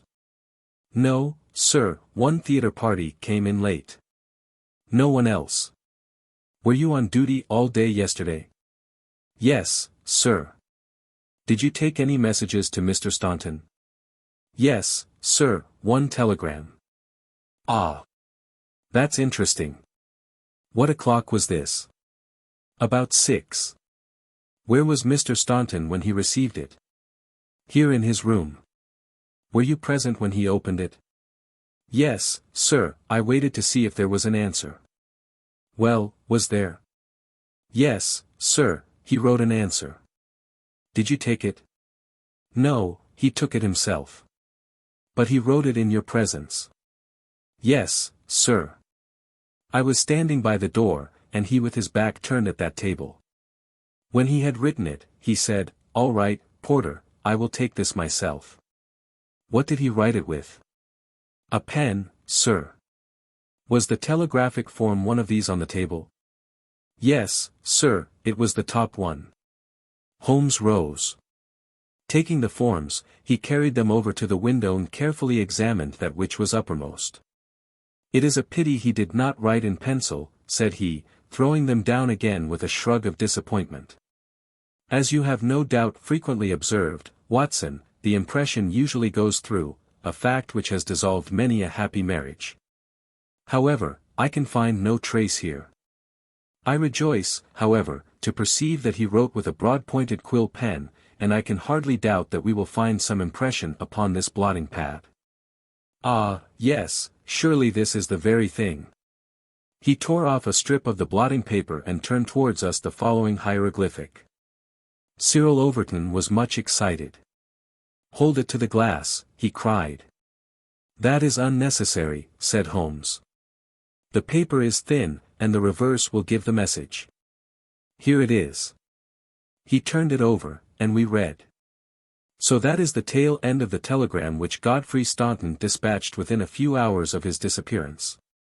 There are at least 6 words of the message which have escaped us, but what remains, "Stand by us for God's sake," proves that this young man saw a formidable danger which approached him, and from which someone else could protect him. Us, mark you. Another person was involved. Who should it be but the pale-faced, bearded man, who seemed himself in so nervous a state? What, then, is the connection between Godfrey Staunton and the bearded man? And what is the third source from which each of them sought for help against pressing danger? Our inquiry has already narrowed down to that. We have only to find to whom that telegram is addressed, I suggested. Exactly, my dear Watson. Your reflection, though profound, had already crossed my mind. But I dare say it may have come to your notice that, counterfoil of another man's message, there may be some disinclination on the part of the officials to oblige you. There is so much red tape in these matters. However, I have no doubt that with a little delicacy and finesse the end may be attained. Meanwhile, I should like in your presence, Mr. Overton, to go through these papers which have been left upon the table. There were a number of letters, bills, and notebooks, which Holmes turned over and examined with quick, nervous fingers and darting, penetrating eyes. "Nothing here," he said, at last. "By the way, I suppose your friend was a healthy young fellow, nothing amiss with him?" "Sound as a bell." "Have you ever known him ill?" "Not a day. He has been laid up with a hack, and once he slipped his knee-cap, but that was nothing. Perhaps he was not so strong as you suppose. I should think he may have had some secret trouble. With your assent, I will put 1 or 2 of these papers in my pocket, in case they should bear upon our future inquiry." "One moment, cried a querulous voice, and we looked up to find a queer little old man, jerking and twitching in the doorway. He was dressed in rusty black, with a very broad-brimmed top hat and a loose white necktie, the whole effect being that of a very rustic parson or of an undertaker's mute. Yet, in spite of his shabby and even absurd appearance, his voice had a sharp crackle, and his manner a quick intensity which commanded attention. "Who are you, sir, and by what right do you touch this gentleman's papers?" he asked. "I am a private detective, and I am endeavoring to explain his disappearance." "Oh, you are you? And who instructed you, eh?" "This gentleman, Mr. Staunton's friend, was referred to me by Scotland Yard." "Who are you, sir?" "I am Cyril Overton." "Then it is you who sent me a telegram." "My name is Lord Mount James. I came round as quickly as the Bayswater bus would bring me." "So you have instructed a detective?" "Yes, sir." "And are you prepared to meet the cost?" "I have no doubt, sir, that my friend Godfrey, when we find him, will be prepared to do that." "But if he is never found, eh?" "Answer me that." "In that case, no doubt his family." "Nothing of the sort, sir," screamed the little man. "Don't look to me for a penny, not a penny. You understand that, Mr. Detective. I am all the family that this young man has got, and I tell you that I am not responsible. If he has any expectations it is due to the fact that I have never wasted money, and I do not propose to begin to do so now. As to those papers with which you are making so free, I may tell you that in case there should be anything of any value among them, you will be held strictly to account for what you do with them." "Very good, sir," said Sherlock Holmes. "May I ask, in the meanwhile, whether you have yourself any theory to account for this young man's disappearance?" "No, sir, I have not. He is big enough and old enough to look after himself, and if he is so foolish as to lose himself, I entirely refuse to accept the responsibility of hunting for him." "I quite understand your position," said Holmes, with a mischievous twinkle in his eyes. "Perhaps you don't quite understand mine. Godfrey Staunton appears to have been a poor man. If he has been kidnapped, it could not have been for anything which he himself possesses. The fame of your wealth has gone abroad, Lord Mountjames, and it is entirely possible that a gang of thieves have secured your nephew in order to gain from him some information as to your house, your habits, and your treasure." The face of our unpleasant little visitor turned as white as his neckcloth. "Heavens, sir, what an idea! I never thought of such villainy. What inhuman rogues there are in the world! But Godfrey is a fine lad, a staunch lad. Nothing would induce him to give his old uncle away. I'll have the plate moved over to the bank this evening. In the meantime spare no pains, Mr. Detective. I beg you to leave no stone unturned to bring him safely back. As to money, well, so far as a fiver or even a tenner goes you can always look to me." Even in his chastened frame of mind, the noble miser could give us no information which could help us, for he knew little of the private life of his nephew. Our only clue lay in the truncated telegram, and with a copy of this in his hand Holmes set forth to find a second link for his chain. We had shaken off Lord Mountjames, and Overton had gone to consult with the other members of his team over the misfortune which had befallen them. There was a telegraph office at a short distance from the hotel. We halted outside it. "It's worth trying, Watson," said Holmes. "Of course, with a warrant we could demand to see the counterfoils, but we have not reached that stage yet. I don't suppose they remember faces in so busy a place. Let us venture it." "I am sorry to trouble you," said he, in his blandest manner, to the young woman behind the grating, "there is some small mistake about a telegram I sent yesterday.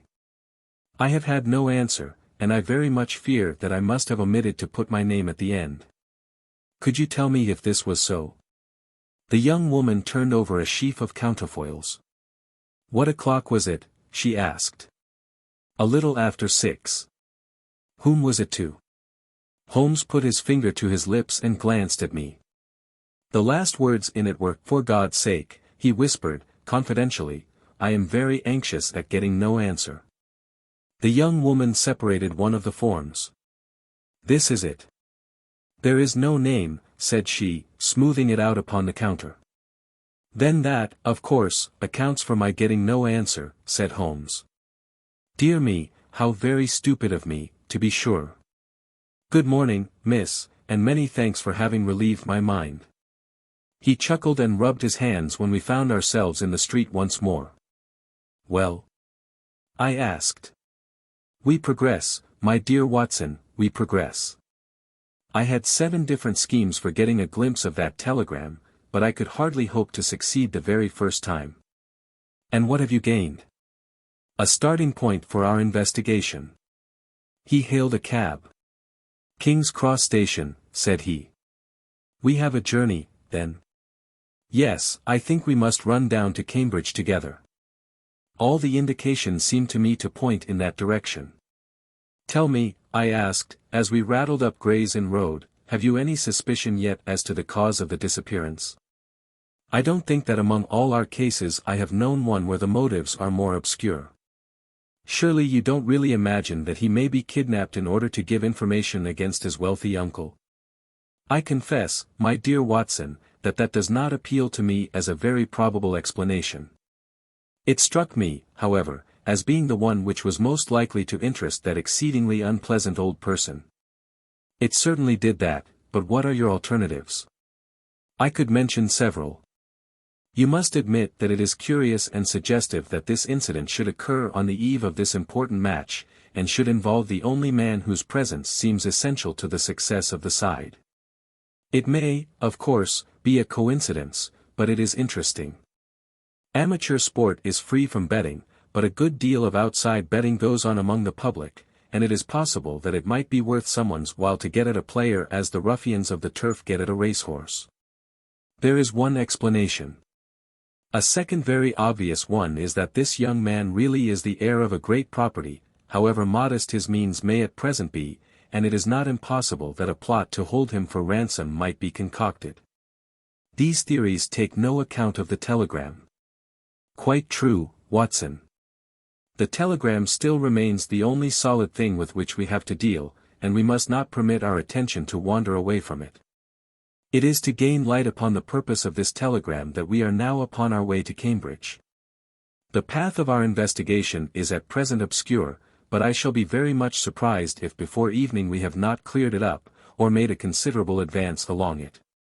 It was already dark when we reached the old university city.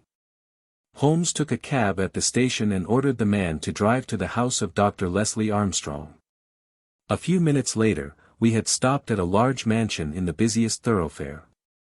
We were shown in, and after a long wait were at last admitted into the consulting room, where we found the doctor seated behind his table. It argues the degree in which I had lost touch with my profession that the name of Leslie Armstrong was unknown to me. Now I am aware that he is not only one of the heads of the medical school of the university, but a thinker of European reputation in more than one branch of science. Yet even without knowing his brilliant record one could not fail to be impressed by a mere glance at the man, the square, massive face, the brooding eyes under the thatched brows, and the granite molding of the inflexible jaw. A man of deep character, a man with an alert mind, grim, ascetic, self-contained, formidable, so I read Dr. Leslie Armstrong. He held my friend's card in his hand, and he looked up with no very pleased expression upon his dour features. "I have heard your name, Mr. Sherlock Holmes, and I am aware of your profession, one of which I by no means approve. In that, doctor, you will find yourself in agreement with every criminal in the country," said my friend, quietly.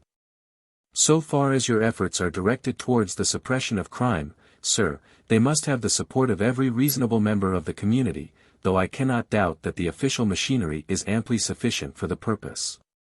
Where your calling is more open to criticism is when you pry into the secrets of private individuals, when you rake up family matters which are better hidden, and when you incidentally waste the time of men who are more busy than yourself. At the present moment, for example, I should be writing a treatise instead of conversing with you. No doubt, doctor, and yet the conversation may prove more important than the treatise. Incidentally, I may tell you that we are doing the reverse of what you very justly blame.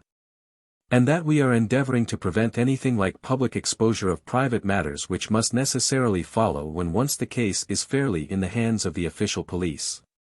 You may look upon me simply as an irregular pioneer, who goes in front of the regular forces of the country. I have come to ask you about Mr. Godfrey Staunton. What about him? You know him, do you not? He is an intimate friend of mine. You are aware that he has disappeared? Ah, indeed. There was no change of expression in the rugged features of the doctor. He left his hotel last night, he has not been heard of. No doubt he will return. Tomorrow is the varsity football match. I have no sympathy with these childish games. The young man's fate interests me deeply, since I know him and like him. The football match does not come within my horizon at all. I claim your sympathy, then, in my investigation of Mr. Staunton's fate. Do you know where he is? Certainly not. You have not seen him since yesterday? No, I have not. Was Mr. Staunton a healthy man? Absolutely. Did you ever know him ill? Never. Holmes popped a sheet of paper before the doctor's eyes. Then perhaps you will explain this receipted bill for 13 guineas, paid by Mr. Godfrey Staunton last month to Dr. Leslie Armstrong, of Cambridge. I picked it out from among the papers upon his desk. The doctor flushed with anger. I do not feel that there is any reason why I should render an explanation to you, Mr. Holmes. Holmes replaced the bill in his notebook. If you prefer a public explanation, it must come sooner or later, said he. I have already told you that I can hush up that which others will be bound to publish, and you would really be wiser to take me into your complete confidence. I know nothing about it. Did you hear from Mr. Staunton in London? Certainly not. Dear me, the post office again. Holmes sighed, wearily. A most urgent telegram was dispatched to you from London by Godfrey Staunton at 6:15 yesterday evening, a telegram which is undoubtedly associated with his disappearance, and yet you have not had it. It is most culpable. I shall certainly go down to the office here and register a complaint. Dr. Leslie Armstrong sprang up from behind his desk, and his dark face was crimson with fury. I'll trouble you to walk out of my house, sir, said he. You can tell your employer, Lord Mountjames, that I do not wish to have anything to do either with him or with his agents. No, sir, not another word. He rang the bell furiously. John, show these gentlemen out. A pompous butler ushered us severely to the door, and we found ourselves in the street. Holmes burst out laughing. Dr. Leslie Armstrong is certainly a man of energy and character, said he. I have not seen a man who, if he turns his talents that way, was more calculated to fill the gap left by the illustrious Moriarty. And now, my poor Watson, here we are, stranded and friendless in this inhospitable town, which we cannot leave without abandoning our case. This little inn just opposite Armstrong's house is singularly adapted to our needs. If you would engage a front room and purchase the necessaries for the night, I may have time to make a few inquiries. These few inquiries proved, however, to be a more lengthy proceeding than Holmes had imagined, for he did not return to the inn until nearly 9 o'clock. He was pale and dejected, stained with dust, and exhausted with hunger and fatigue. A cold supper was ready upon the table, and when his needs were satisfied and his pipe alight he was ready to take that half-comic and wholly philosophic view which was natural to him when his affairs were going awry. The sound of carriage wheels caused him to rise and glance out of the window. A brougham and pair of greys, under the glare of a gas lamp, stood before the doctor's door. It's been out 3 hours, said Holmes. Started at 6:30, and here it is back again. That gives a radius of 10 or 12 miles, and he does it once, or sometimes twice, a day. No unusual thing for a doctor in practice. But Armstrong is not really a doctor in practice. He is a lecturer and a consultant, but he does not care for general practice, which distracts him from his literary work. Why, then, does he make these long journeys, which must be exceedingly irksome to him, and who is it that he visits? His coachman. My dear Watson, can you doubt that it was to him that I first applied? I do not know whether it came from his own innate depravity or from the promptings of his master, but he was rude enough to set a dog at me. Neither dog nor man liked the look of my stick, however, and the matter fell through. Relations were strained after that, and further inquiries out of the question. All that I have learned I got from a friendly native in the yard of our own inn. It was he who told me of the doctor's habits and of his daily journey. At that instant, to give point to his words, the carriage came round to the door. Could you not follow it? Excellent, Watson. You are scintillating this evening. The idea did cross my mind. There is, as you may have observed, a bicycle shop next to our inn. Into this I rushed, engaged a bicycle, and was able to get started before the carriage was quite out of sight. I rapidly overtook it, and then, keeping at a discreet distance of 100 yards or so, I followed its lights until we were clear of the town. We had got well out on the country road, when a somewhat mortifying incident occurred. The carriage stopped, the doctor alighted, walked swiftly back to where I had also halted, and told me in an excellent sardonic fashion that he feared the road was narrow, and that he hoped his carriage did not impede the passage of my bicycle. Nothing could have been more admirable than his way of putting it. I at once rode past the carriage, and, keeping to the main road, I went on for a few miles, and then halted in a convenient place to see if the carriage passed. There was no sign of it, however, and so it became evident that it had turned down one of several side roads which I had observed. I rode back, but again saw nothing of the carriage, and now, as you perceive, it has returned after me. Of course, I had at the outset no particular reason to connect these journeys with the disappearance of Godfrey Staunton, and was only inclined to investigate them on the general grounds that everything which concerns Dr. Armstrong is at present of interest to us, but, now that I find he keeps so keen a lookout upon anyone who may follow him on these excursions, the affair appears more important, and I shall not be satisfied until I have made the matter clear. We can follow him tomorrow. Can we? It is not so easy as you seem to think. You are not familiar with Cambridgeshire scenery, are you? It does not lend itself to concealment. All this country that I passed over tonight is as flat and clean as the palm of your hand, and the man we are following is no fool, as he very clearly showed tonight.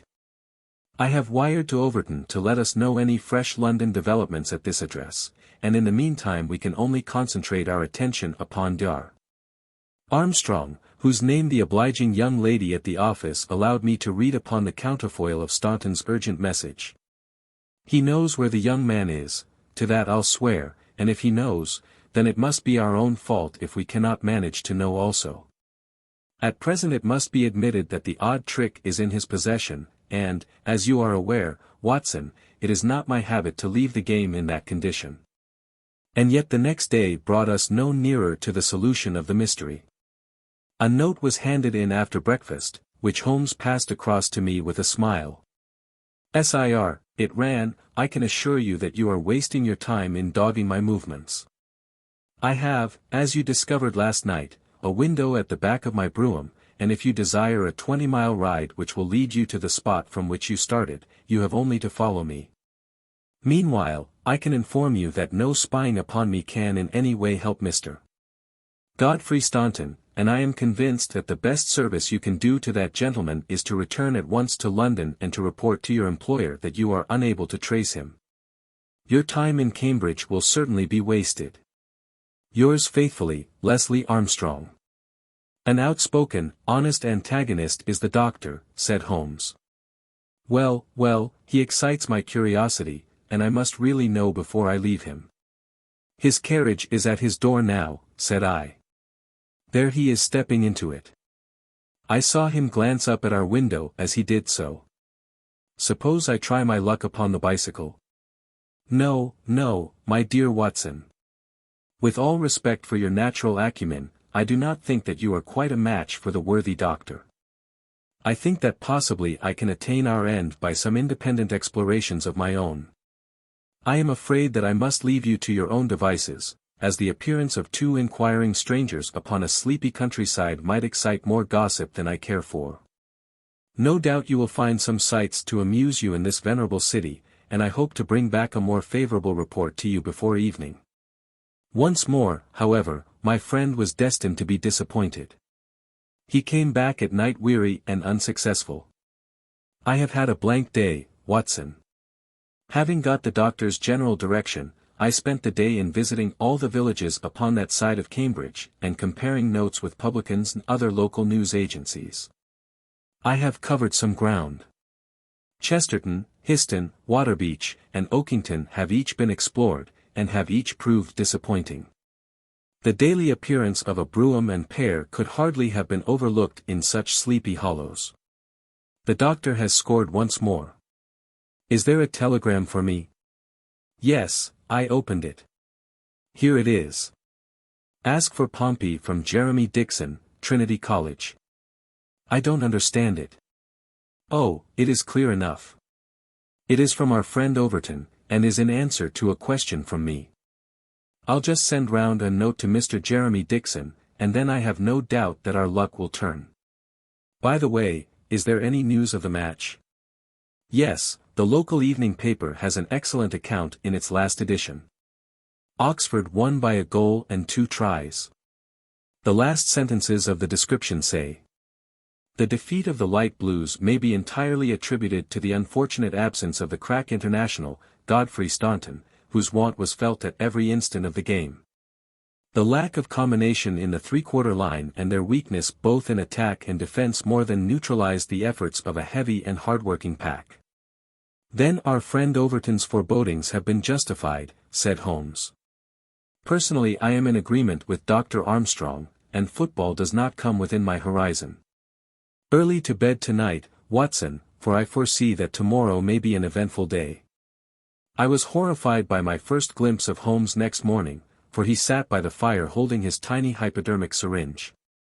I associated that instrument with the single weakness of his nature, and I feared the worst when I saw it glittering in his hand. He laughed at my expression of dismay and laid it upon the table.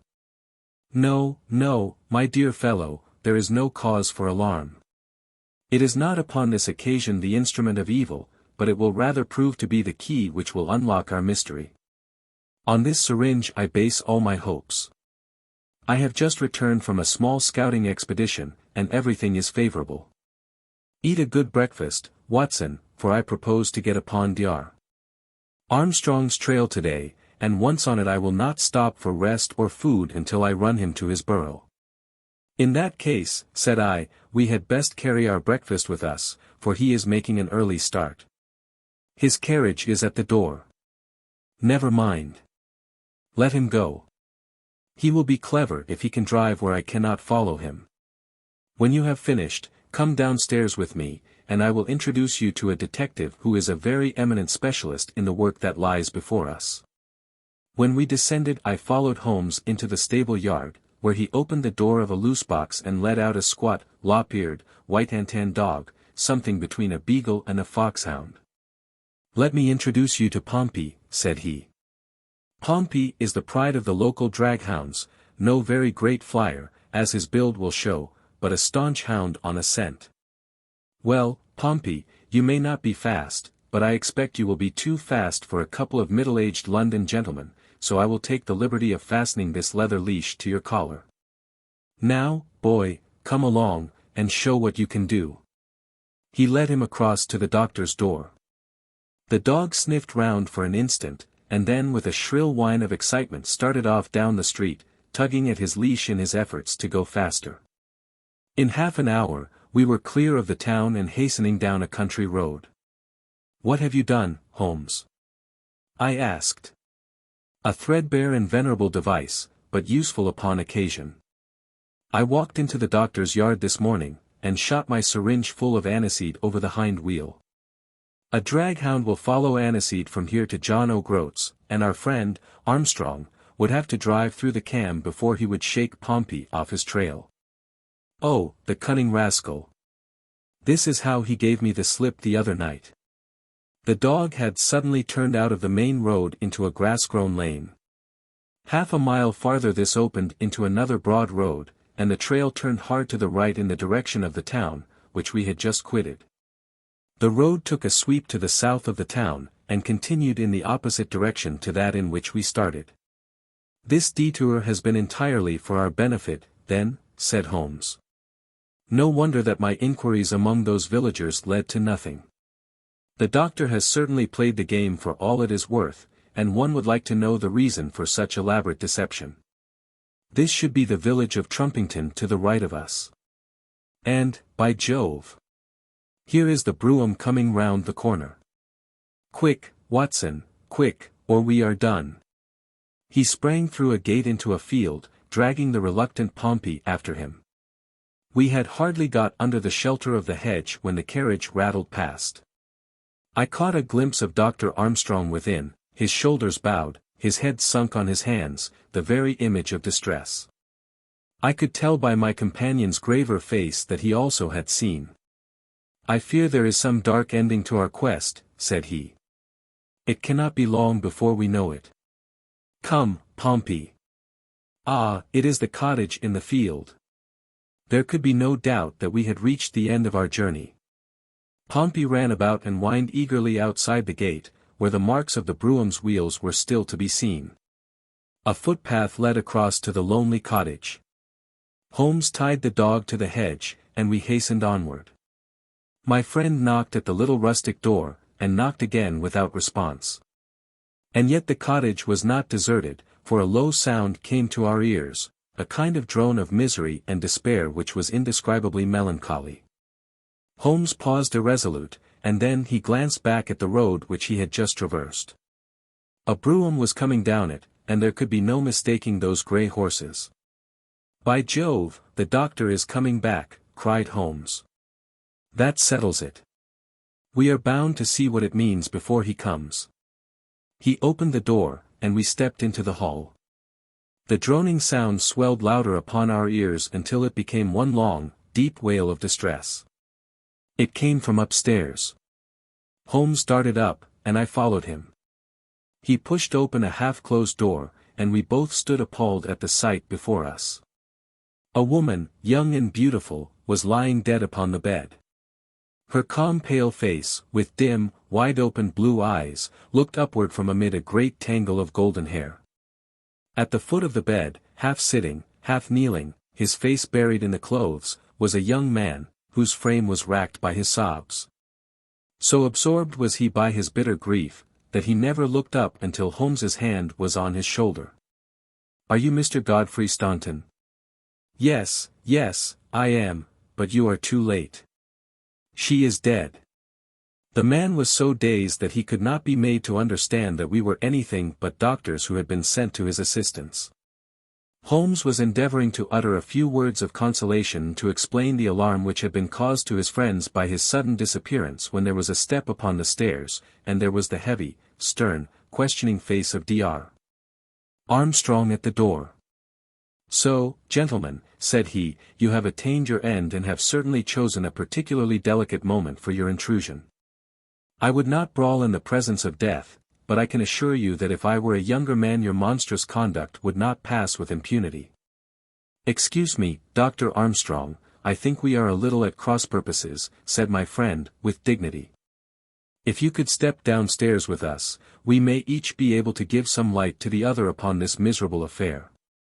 A minute later, the grim doctor and ourselves were in the sitting-room below. "Well, sir," said he. "I wish you to understand, in the first place, that I am not employed by Lord Mountjames, and that my sympathies in this matter are entirely against that nobleman. When a man is lost it is my duty to ascertain his fate, but having done so the matter ends so far as I am concerned, and so long as there is nothing criminal I am much more anxious to hush up private scandals than to give them publicity. If, as I imagine, there is no breach of the law in this matter, you can absolutely depend upon my discretion and my cooperation in keeping the facts out of the papers." Dr. Armstrong took a quick step forward and wrung Holmes by the hand. "You are a good fellow," said he. "I had misjudged you.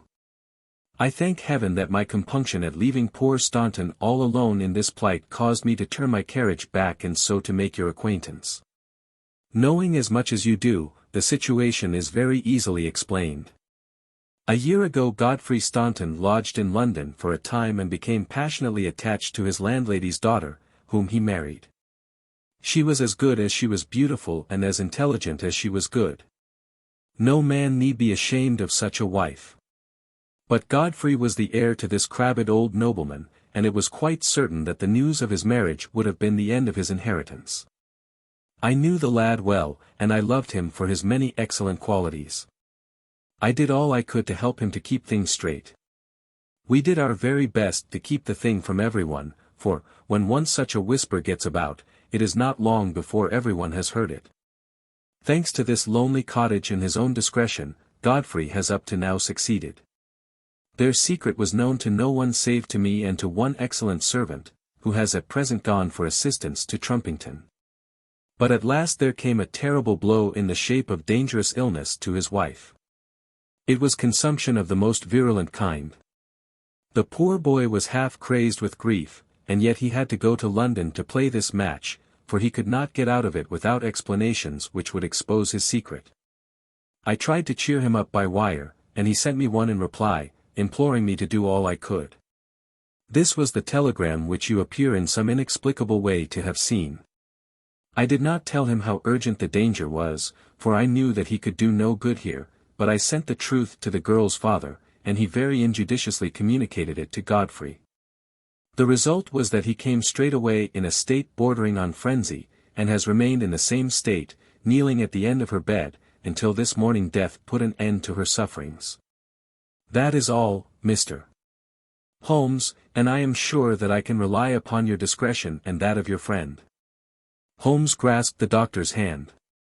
"Come, Watson," said he, and we passed from that house of grief into the pale sunlight of the winter day. The Adventure of the Abbey Grange. It was on a bitterly cold and frosty morning, towards the end of the winter of '97, that I was awakened by a tugging at my shoulder. It was Holmes. The candle in his hand shone upon his eager, stooping face, and told me at a glance that something was amiss. "Come, Watson, come," he cried. "The game is afoot. Not a word. Into your clothes and come." 10 minutes later we were both in a cab, and rattling through the silent streets on our way to Charing Cross Station. The first faint winter's dawn was beginning to appear, and we could dimly see the occasional figure of an early workman as he passed us, blurred and indistinct in the opalescent London reek. Holmes nestled in silence into his heavy coat, and I was glad to do the same, for the air was most bitter, and neither of us had broken our fast. It was not until we had consumed some hot tea at the station and taken our places in the Kentish train that we were sufficiently thawed, he to speak and I to listen. Holmes drew a note from his pocket, and read aloud. "Abbey Grange, Marsham, Kent, 3:30 a.m. My dear M. Holmes. I should be very glad of your immediate assistance in what promises to be a most remarkable case. It is something quite in your line. Except for releasing the lady, I will see that everything is kept exactly as I have found it, but I beg you not to lose an instant, as it is difficult to leave Sir Eustace there. Yours faithfully, Stanley Hopkins." Hopkins has called me in 7 times, and on each occasion his summons has been entirely justified, said Holmes. "I fancy that every one of his cases has found its way into your collection, and I must admit, Watson, that you have some power of selection, which atones for much which I deplore in your narratives. Your fatal habit of looking at everything from the point of view of a story instead of as a scientific exercise has ruined what might have been an instructive and even classical series of demonstrations.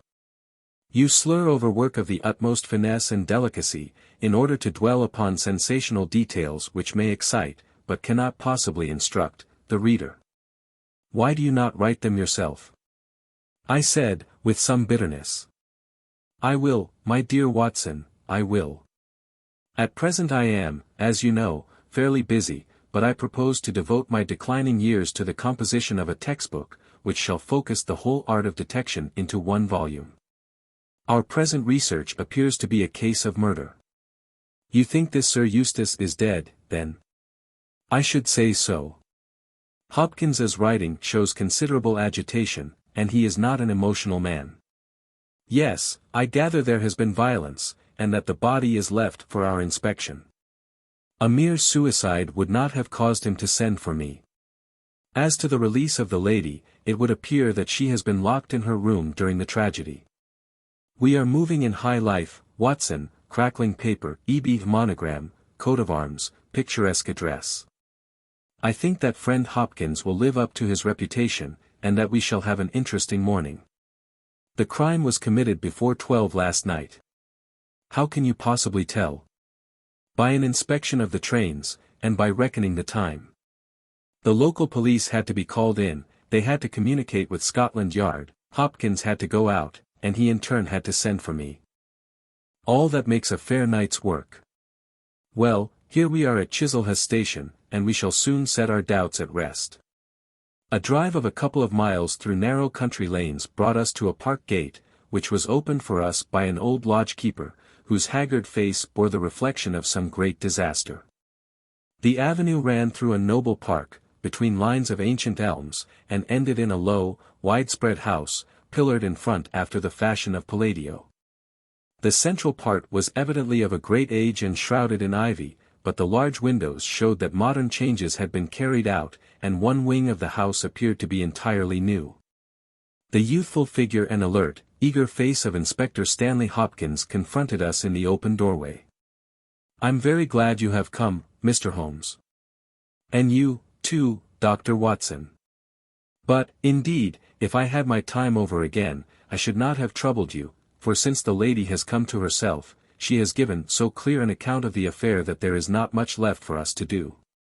You remember that Lewisham gang of burglars?" "What, the 3 Randalls?" "Exactly, the father and 2 sons. It's their work. I have not a doubt of it. They did a job at Sydenham a fortnight ago and were seen and described. Rather cool to do another so soon and so near, but it is they, beyond all doubt. It's a hanging matter this time. Sir Eustace is dead, then? Yes, his head was knocked in with his own poker. Sir Eustace Brackenstall, the driver tells me. Exactly, one of the richest men in Kent. Lady Brackenstall is in the morning room. Poor lady, she has had a most dreadful experience. She seemed half dead when I saw her first. I think you had best see her and hear her account of the facts. Then we will examine the dining room together. Lady Brackenstall was no ordinary person. Seldom have I seen so graceful a figure, so womanly a presence, and so beautiful a face. She was a blonde, golden-haired, blue-eyed, and would no doubt have had the perfect complexion which goes with such coloring, had not her recent experience left her drawn and haggard. Her sufferings were physical as well as mental, for over one eye rose a hideous, plum-colored swelling, which her maid, a tall, austere woman, was bathing assiduously with vinegar and water. The lady lay back exhausted upon a couch, but her quick, observant gaze, as we entered the room, and the alert expression of her beautiful features, showed that neither her wits nor her courage had been shaken by her terrible experience. She was enveloped in a loose dressing gown of blue and silver, but a black sequin-covered dinner dress lay upon the couch beside her. "I have told you all that happened, Mr. Hopkins," she said, wearily. "Could you not repeat it for me?" "Well, if you think it necessary, I will tell these gentlemen what occurred. Have they been in the dining room yet? I thought they had better hear your ladyship's story first. I shall be glad when you can arrange matters. It is horrible to me to think of him still lying there." She shuddered and buried her face in her hands. As she did so, the loose gown fell back from her forearms. Holmes uttered an exclamation. "You have other injuries, madam." "What is this?" Two vivid red spots stood out on one of the white, round limbs. She hastily covered it. "It is nothing. It has no connection with this hideous business tonight. If you and your friend will sit down, I will tell you all I can. I am the wife of Sir Eustace Brackenstall. I have been married about a year. I suppose that it is no use my attempting to conceal that our marriage has not been a happy one. I fear that all our neighbors would tell you that, even if I were to attempt to deny it. Perhaps the fault may be partly mine. I was brought up in the freer, less conventional atmosphere of South Australia, and this English life, with its proprieties and its primness, is not congenial to me. But the main reason lies in the one fact, which is notorious to everyone, and that is that Sir Eustace was a confirmed drunkard. To be with such a man for an hour is unpleasant. Can you imagine what it means for a sensitive and high-spirited woman to be tied to him for day and night? It is a sacrilege, a crime, a villainy to hold that such a marriage is binding. I say that these monstrous laws of yours will bring a curse upon the land. God will not let such wickedness endure." For an instant she sat up, her cheeks flushed, and her eyes blazing from under the terrible mark upon her brow. Then the strong, soothing hand of the austere maid drew her head down onto the cushion, and the wild anger died away into passionate sobbing. At last she continued. "I will tell you about last night. You are aware, perhaps, that in this house all the servants sleep in the modern wing. This central block is made up of the dwelling rooms, with the kitchen behind and our bedroom above. My maid, Teresa, sleeps above my room. There is no one else, and no sound could alarm those who are in the farther wing. This must have been well known to the robbers, or they would not have acted as they did. Sir Eustace retired about 10:30. The servants had already gone to their quarters. Only my maid was up, and she had remained in her room at the top of the house until I needed her services. I sat until after 11 in this room, absorbed in a book. Then I walked round to see that all was right before I went upstairs. It was my custom to do this myself, for, as I have explained, Sir Eustace was not always to be trusted. I went into the kitchen, the butler's pantry, the gun room, the billiard room, the drawing room, and finally the dining room. As I approached the window, which is covered with thick curtains, I suddenly felt the wind blow upon my face and realized that it was open. I flung the curtain aside and found myself face to face with a broad-shouldered elderly man, who had just stepped into the room. The window is a long French one, which really forms a door leading to the lawn. I held my bedroom candle lit in my hand, and, by its light, behind the first man I saw two others, who were in the act of entering. I stepped back, but the fellow was on me in an instant. He caught me first by the wrist and then by the throat. I opened my mouth to scream, but he struck me a savage blow with his fist over the eye, and felled me to the ground. I must have been unconscious for a few minutes, for when I came to myself, I found that they had torn down the bell rope, and had secured me tightly to the oaken chair which stands at the head of the dining table. I was so firmly bound that I could not move, and a handkerchief round my mouth prevented me from uttering a sound. It was at this instant that my unfortunate husband entered the room. He had evidently heard some suspicious sounds, and he came prepared for such a scene as he found. He was dressed in nightshirt and trousers, with his favorite blackthorn cudgel in his hand. He rushed at the burglars, but another, it was an elderly man, stooped, picked the poker out of the grate and struck him a horrible blow as he passed. He fell with a groan and never moved again. I fainted once more, but again it could only have been for a very few minutes during which I was insensible. When I opened my eyes I found that they had collected the silver from the sideboard, and they had drawn a bottle of wine which stood there. Each of them had a glass in his hand. I have already told you, have I not, that one was elderly, with a beard, and the others young, hairless lads. They might have been a father with his two sons. They talked together in whispers. Then they came over and made sure that I was securely bound. Finally they withdrew, closing the window after them. It was quite a quarter of an hour before I got my mouth free. When I did so, my screams brought the maid to my assistance.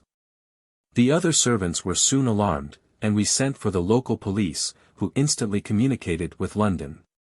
That is really all that I can tell you, gentlemen, and I trust that it will not be necessary for me to go over so painful a story again.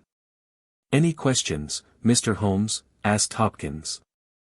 I will not impose any further tax upon Lady Brackenstall's patience and time, said Holmes.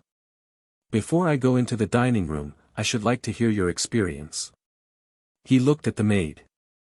I saw the men before ever they came into the house, said she. As I sat by my bedroom window I saw 3 men in the moonlight down by the lodge gate yonder, but I thought nothing of it at the time. It was more than an hour after that I heard my mistress scream, and down I ran, to find her, poor lamb, just as she says, and him on the floor, with his blood and brains over the room. It was enough to drive a woman out of her wits, tied there, and her very dress spotted with him, but she never wanted courage, did Miss Mary Fraser of Adelaide, and Lady Brackenstall of Abbey Grange hasn't learned new ways. You've questioned her long enough, you gentlemen, and now she is coming to her own room, just with her old Teresa, to get the rest that she badly needs. With a motherly tenderness the gaunt woman put her arm round her mistress and led her from the room. She has been with her all her life, said Hopkins. Nursed her as a baby, and came with her to England when they first left Australia, 18 months ago. Teresa Wright is her name, and the kind of maid you don't pick up nowadays. This way, Mr. Holmes, if you please. The keen interest had passed out of Holmes's expressive face, and I knew that with the mystery all the charm of the case had departed. There still remained an arrest to be effected, but what were these commonplace rogues that he should soil his hands with them? An abstruse and learned specialist who finds that he has been called in for a case of measles would experience something of the annoyance which I read in my friend's eyes. Yet the scene in the dining room of the Abbey Grange was sufficiently strange to arrest his attention and to recall his waning interest. It was a very large and high chamber, with carved oak ceiling, oaken paneling, and a fine array of deer's heads and ancient weapons around the walls. At the further end from the door was the high French window of which we had heard. 3 smaller windows on the right-hand side filled the apartment with cold winter sunshine. On the left was a large, deep fireplace, with a massive, overhanging oak mantelpiece. Beside the fireplace was a heavy oaken chair with arms and crossbars at the bottom. In and out through the open woodwork was woven a crimson cord, which was secured at each side to the crosspiece below. In releasing the lady, the cord had been slipped off her, but the knots with which it had been secured still remained. These details only struck our attention afterwards, for our thoughts were entirely absorbed by the terrible object which lay upon the tiger-skin hearthrug in front of the fire. It was the body of a tall, well-made man, about 40 years of age. He lay upon his back, his face upturned, with his white teeth grinning through his short, black beard. His two clenched hands were raised above his head, and a heavy, blackthorn stick lay across them. His dark, handsome, aquiline features were convulsed into a spasm of vindictive hatred, which had set his dead face in a terribly fiendish expression. He had evidently been in his bed when the alarm had broken out, for he wore a foppish, embroidered nightshirt, and his bare feet projected from his trousers. His head was horribly injured, and the whole room bore witness to the savage ferocity of the blow which had struck him down. Beside him lay the heavy poker, bent into a curve by the concussion. Holmes examined both it and the indescribable wreck which it had wrought. "He must be a powerful man, this elder Randall," he remarked. "Yes," said Hopkins. "I have some record of the fellow, and he is a rough customer. You should have no difficulty in getting him." "Not the slightest. We have been on the lookout for him, and there was some idea that he had got away to America. Now that we know that the gang are here, I don't see how they can escape. We have the news at every seaport already, and a reward will be offered before evening. What beats me is how they could have done so mad a thing, knowing that the lady could describe them and that we could not fail to recognize the description." "Exactly. One would have expected that they would silence Lady Brackenstall as well." "They may not have realized," I suggested, "that she had recovered from her faint." "That is likely enough. If she seemed to be senseless, they would not take her life. What about this poor fellow, Hopkins? I seem to have heard some queer stories about him. He was a good-hearted man when he was sober, but a perfect fiend when he was drunk, or rather when he was half drunk, for he seldom really went the whole way. The devil seemed to be in him at such times, and he was capable of anything. From what I hear, in spite of all his wealth and his title, he very nearly came our way once or twice. There was a scandal about his drenching a dog with petroleum and setting it on fire, her ladyship's dog, to make the matter worse, and that was only hushed up with difficulty. Then he threw a decanter at that maid, Teresa Wright. There was trouble about that. On the whole, and between ourselves, it will be a brighter house without him.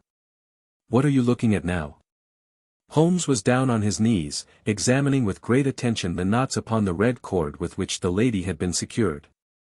Then he carefully scrutinized the broken and frayed end where it had snapped off when the burglar had dragged it down. "When this was pulled down, the bell in the kitchen must have rung loudly," he remarked. "No one could hear it. The kitchen stands right at the back of the house. How did the burglar know no one would hear it? How dared he pull at a bell rope in that reckless fashion?" "Exactly, Mr. Holmes, exactly. You put the very question which I have asked myself again and again. There can be no doubt that this fellow must have known the house and its habits. He must have perfectly understood that the servants would all be in bed at that comparatively early hour, and that no one could possibly hear a bell ring in the kitchen. Therefore, he must have been in close league with one of the servants. Surely that is evident. But there are 8 servants, and all of good character. Other things being equal," said Holmes, "one would suspect the one at whose head the master threw a decanter. And yet that would involve treachery towards the mistress to whom this woman seems devoted. Well, the point is a minor one, and when you have Randall you will probably find no difficulty in securing his accomplice. The lady's story certainly seems to be corroborated, if it needed corroboration, by every detail which we see before us." He walked to the French window and threw it open. "There are no signs here, but the ground is iron hard, and one would not expect them. I see that these candles in the mantelpiece have been lighted. Yes, it was by their light and that of the lady's bedroom candle, that the burglars saw their way about. And what did they take? Well, they did not take much, only half a dozen articles of plate off the sideboard. Lady Brackenstall thinks that they were themselves so disturbed by the death of Sir Eustace that they did not ransack the house, as they would otherwise have done. No doubt that is true, and yet they drank some wine, I understand. To steady their nerves. Exactly. These 3 glasses upon the sideboard have been untouched, I suppose. Yes, and the bottle stands as they left it. Let us look at it. Hullo, hullo.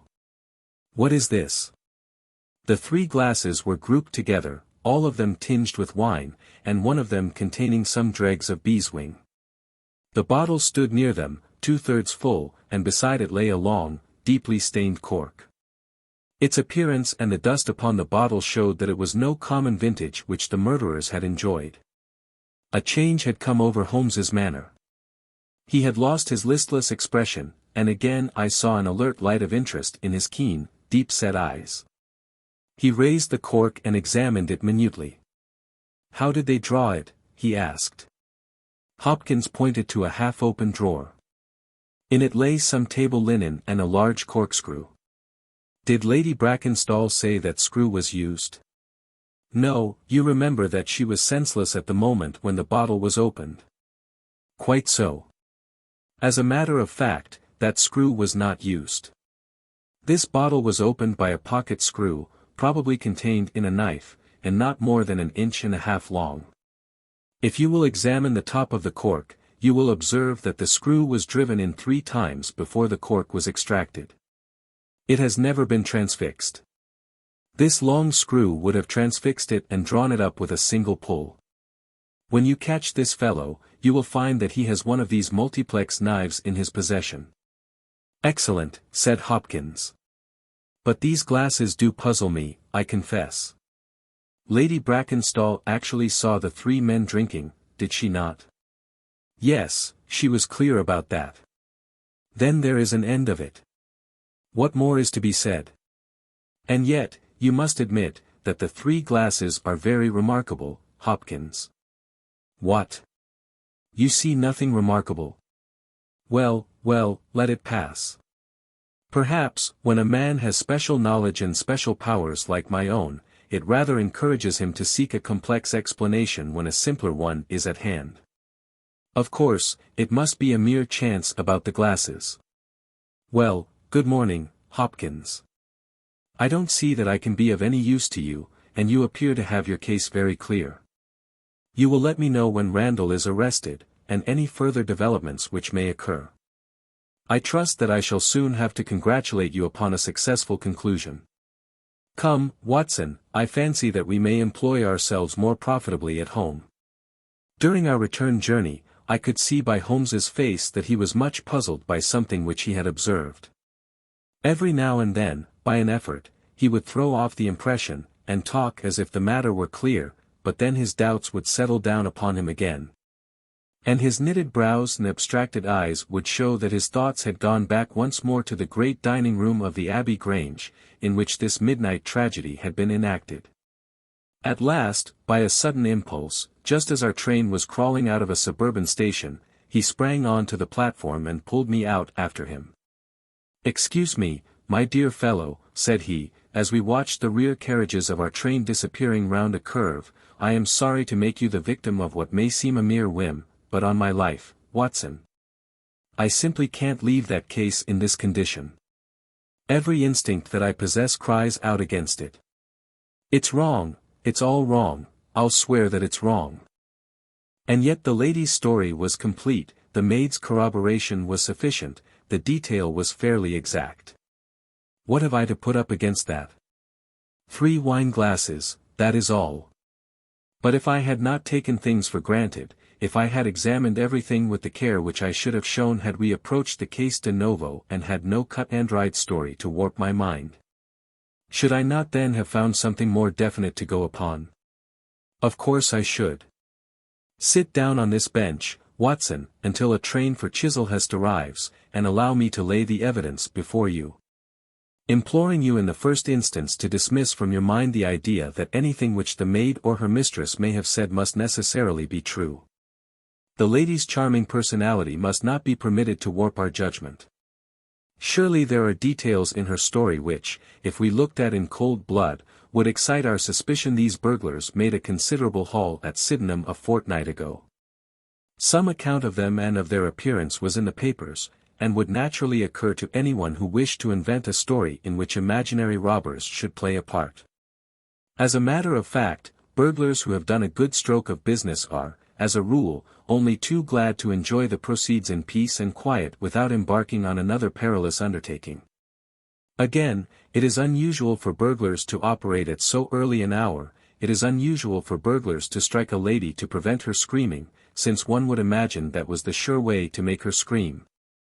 It is unusual for them to commit murder when their numbers are sufficient to overpower one man. It is unusual for them to be content with a limited plunder when there was much more within their reach, and finally, I should say that it was very unusual for such men to leave a bottle half empty. How do all these unusuals strike you, Watson? Their cumulative effect is certainly considerable, and yet each of them is quite possible in itself. The most unusual thing of all, as it seems to me, is that the lady should be tied to the chair. Well, I am not so clear about that, Watson, for it is evident that they must either kill her or else secure her in such a way that she could not give immediate notice of their escape. But at any rate I have shown, have I not, that there is a certain element of improbability about the lady's story? And now, on the top of this, comes the incident of the wineglasses. What about the wineglasses? Can you see them in your mind's eye? I see them clearly. We are told that 3 men drank from them. Does that strike you as likely? Why not? There was wine in each glass. Exactly, but there was beeswing only in one glass. You must have noticed that fact. What does that suggest to your mind? The last glass filled would be most likely to contain beeswing. Not at all. The bottle was full of it, and it is inconceivable that the first 2 glasses were clear and the third heavily charged with it. There are 2 possible explanations, and only 2. One is that after the second glass was filled the bottle was violently agitated, and so the third glass received the beeswing. That does not appear probable. No, I am sure that I am right. What, then, do you suppose?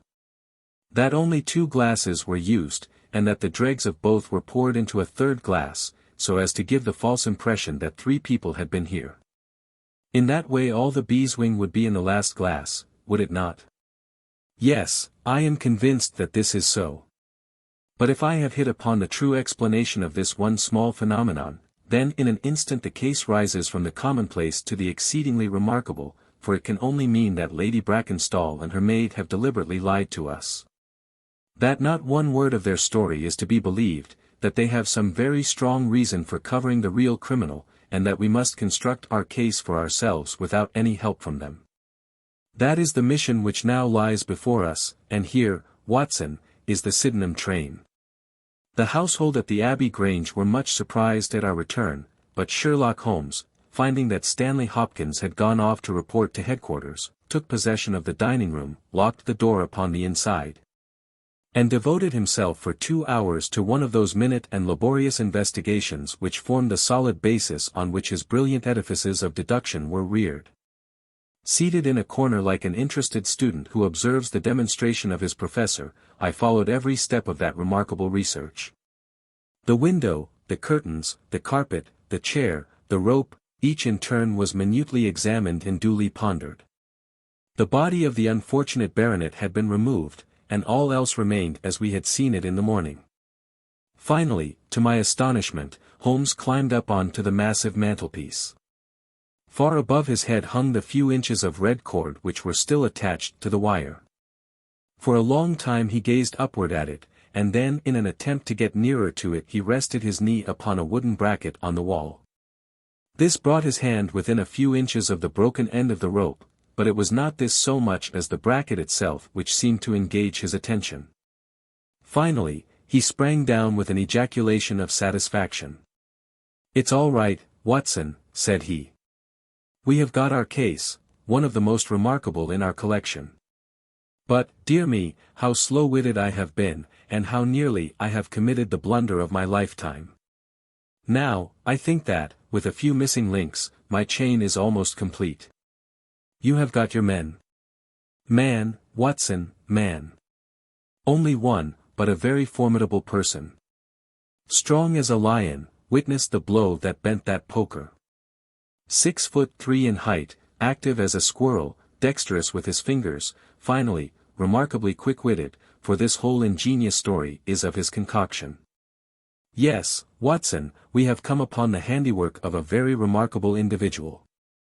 And yet, in that bell-rope, he has given us a clue which should not have left us a doubt." "Where was the clue?" "Well, if you were to pull down a bell-rope, Watson, where would you expect it to break?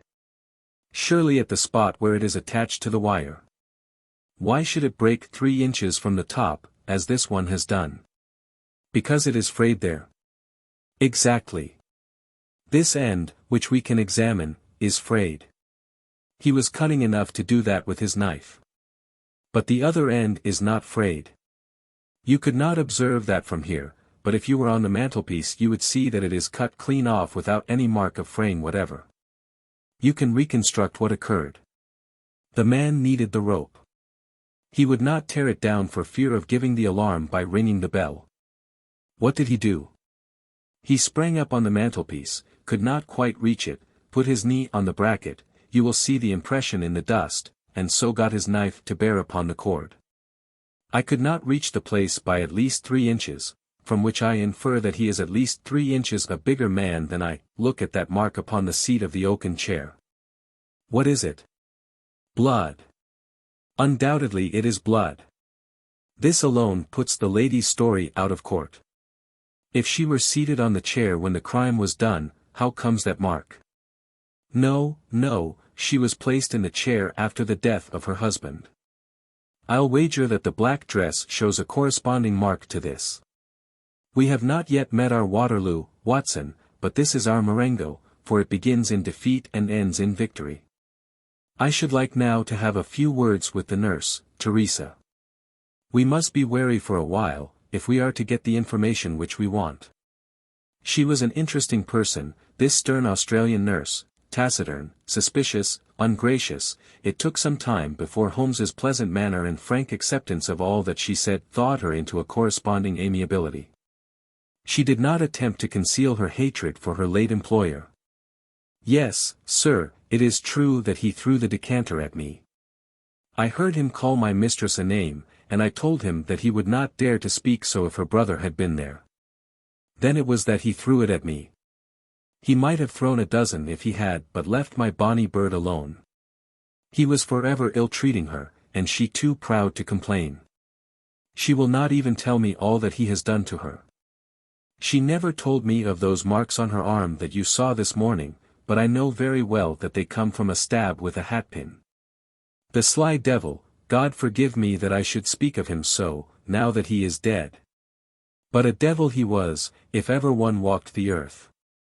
He was all honey when first we met him, only 18 months ago, and we both feel as if it were 18 years. She had only just arrived in London. Yes, it was her first voyage, she had never been from home before. He won her with his title and his money and his false London ways. If she made a mistake she has paid for it, if ever a woman did. What month did we meet him? Well, I tell you it was just after we arrived. We arrived in June, and it was July. They were married in January of last year. Yes, she is down in the morning room again, and I have no doubt she will see you, but you must not ask too much of her, for she has gone through all that flesh and blood will stand. Lady Brackenstall was reclining on the same couch, but looked brighter than before. The maid had entered with us, and began once more to foment the bruise upon her mistress's brow. I hope, said the lady, that you have not come to cross-examine me again. No, Holmes answered, in his gentlest voice, I will not cause you any unnecessary trouble, Lady Brackenstall, and my whole desire is to make things easy for you, for I am convinced that you are a much-tried woman. If you will treat me as a friend and trust me, you may find that I will justify your trust. What do you want me to do? To tell me the truth. Mr. Holmes. No, no, Lady Brackenstall, it is no use. You may have heard of any little reputation which I possess. I will stake it all on the fact that your story is an absolute fabrication. Mistress and maid were both staring at Holmes with pale faces and frightened eyes. You are an impudent fellow, cried Teresa. Do you mean to say that my mistress has told a lie? Holmes rose from his chair. Have you nothing to tell me? I have told you everything. Think once more, Lady Brackenstall. Would it not be better to be frank? For an instant there was hesitation in her beautiful face. Then some new strong thought caused it to set like a mask. I have told you all I know. Holmes took his hat and shrugged his shoulders. I am sorry, he said, and without another word we left the room and the house. There was a pond in the park, and to this my friend led the way. It was frozen over, but a single hole was left for the convenience of a solitary swan. Holmes gazed at it, and then passed on to the lodge gate. There he scribbled a short note for Stanley Hopkins, and left it with the lodge keeper. It may be a hit, or it may be a miss, but we are bound to do something for friend Hopkins, just to justify this second visit, said he. I will not quite take him into my confidence yet. I think our next scene of operations must be the shipping office of the Adelaide-Southampton line, which stands at the end of Pall Mall, if I remember right. There is a second line of steamers which connect South Australia with England, but we will draw the larger cover first. Holmes's card sent in to the manager ensured instant attention, and he was not long in acquiring all the information he needed. In June of '95, only one of their line had reached a home port. It was the Rock of Gibraltar, their largest and best boat. A reference to the passenger list showed that Miss Fraser, of Adelaide, with her maid had made the voyage in her. The boat was now somewhere south of the Suez Canal on her way to Australia. Her officers were the same as in '95, with one exception. The first officer, Mr. Jack Crocker, had been made a captain and was to take charge of their new ship, the Bass Rock, sailing in 2 days' time from Southampton. He lived at Sydenham, but he was likely to be in that morning for instructions, if we cared to wait for him. No, Mr. Holmes had no desire to see him, but would be glad to know more about his record and character. His record was magnificent. There was not an officer in the fleet to touch him. As to his character, he was reliable on duty, but a wild, desperate fellow off the deck of his ship, hot-headed, excitable, but loyal, honest, and kind-hearted. That was the pith of the information with which Holmes left the office of the Adelaide-Southampton Company. Thence he drove to Scotland Yard, but, instead of entering, he sat in his cab with his brows drawn down, lost in profound thought. Finally he drove round to the Charing Cross Telegraph Office, sent off a message, and then, at last, we made for Baker Street once more. No, I couldn't do it, Watson, said he, as we re-entered our room. Once that warrant was made out, nothing on earth would save him. Once or twice in my career I feel that I have done more real harm by my discovery of the criminal than ever he had done by his crime. I have learned caution now, and I had rather play tricks with the law of England than with my own conscience. Let us know a little more before we act. Before evening, we had a visit from Inspector Stanley Hopkins. Things were not going very well with him. I believe that you are a wizard, Mr. Holmes. I really do sometimes think that you have powers that are not human. Now, how on earth could you know that the stolen silver was at the bottom of that pond? I didn't know it. But you told me to examine it. You got it, then? Yes, I got it. I am very glad if I have helped you. But you haven't helped me. You have made the affair far more difficult. What sort of burglars are they who steal silver and then throw it into the nearest pond? It was certainly rather eccentric behavior. I was merely going on the idea that if the silver had been taken by persons who did not want it, who merely took it for a blind, as it were, then they would naturally be anxious to get rid of it. But why should such an idea cross your mind? Well, I thought it was possible. When they came out through the French window, there was the pond with one tempting little hole in the ice, right in front of their noses. Could there be a better hiding place? Ah, a hiding place, that is better, cried Stanley Hopkins. Yes, yes, I see it all now. It was early, there were folk upon the roads, they were afraid of being seen with the silver, so they sank it in the pond, intending to return for it when the coast was clear. Excellent, Mr. Holmes, that is better than your idea of a blind. Quite so, you have got an admirable theory. I have no doubt that my own ideas were quite wild, but you must admit that they have ended in discovering the silver. Yes, sir, yes.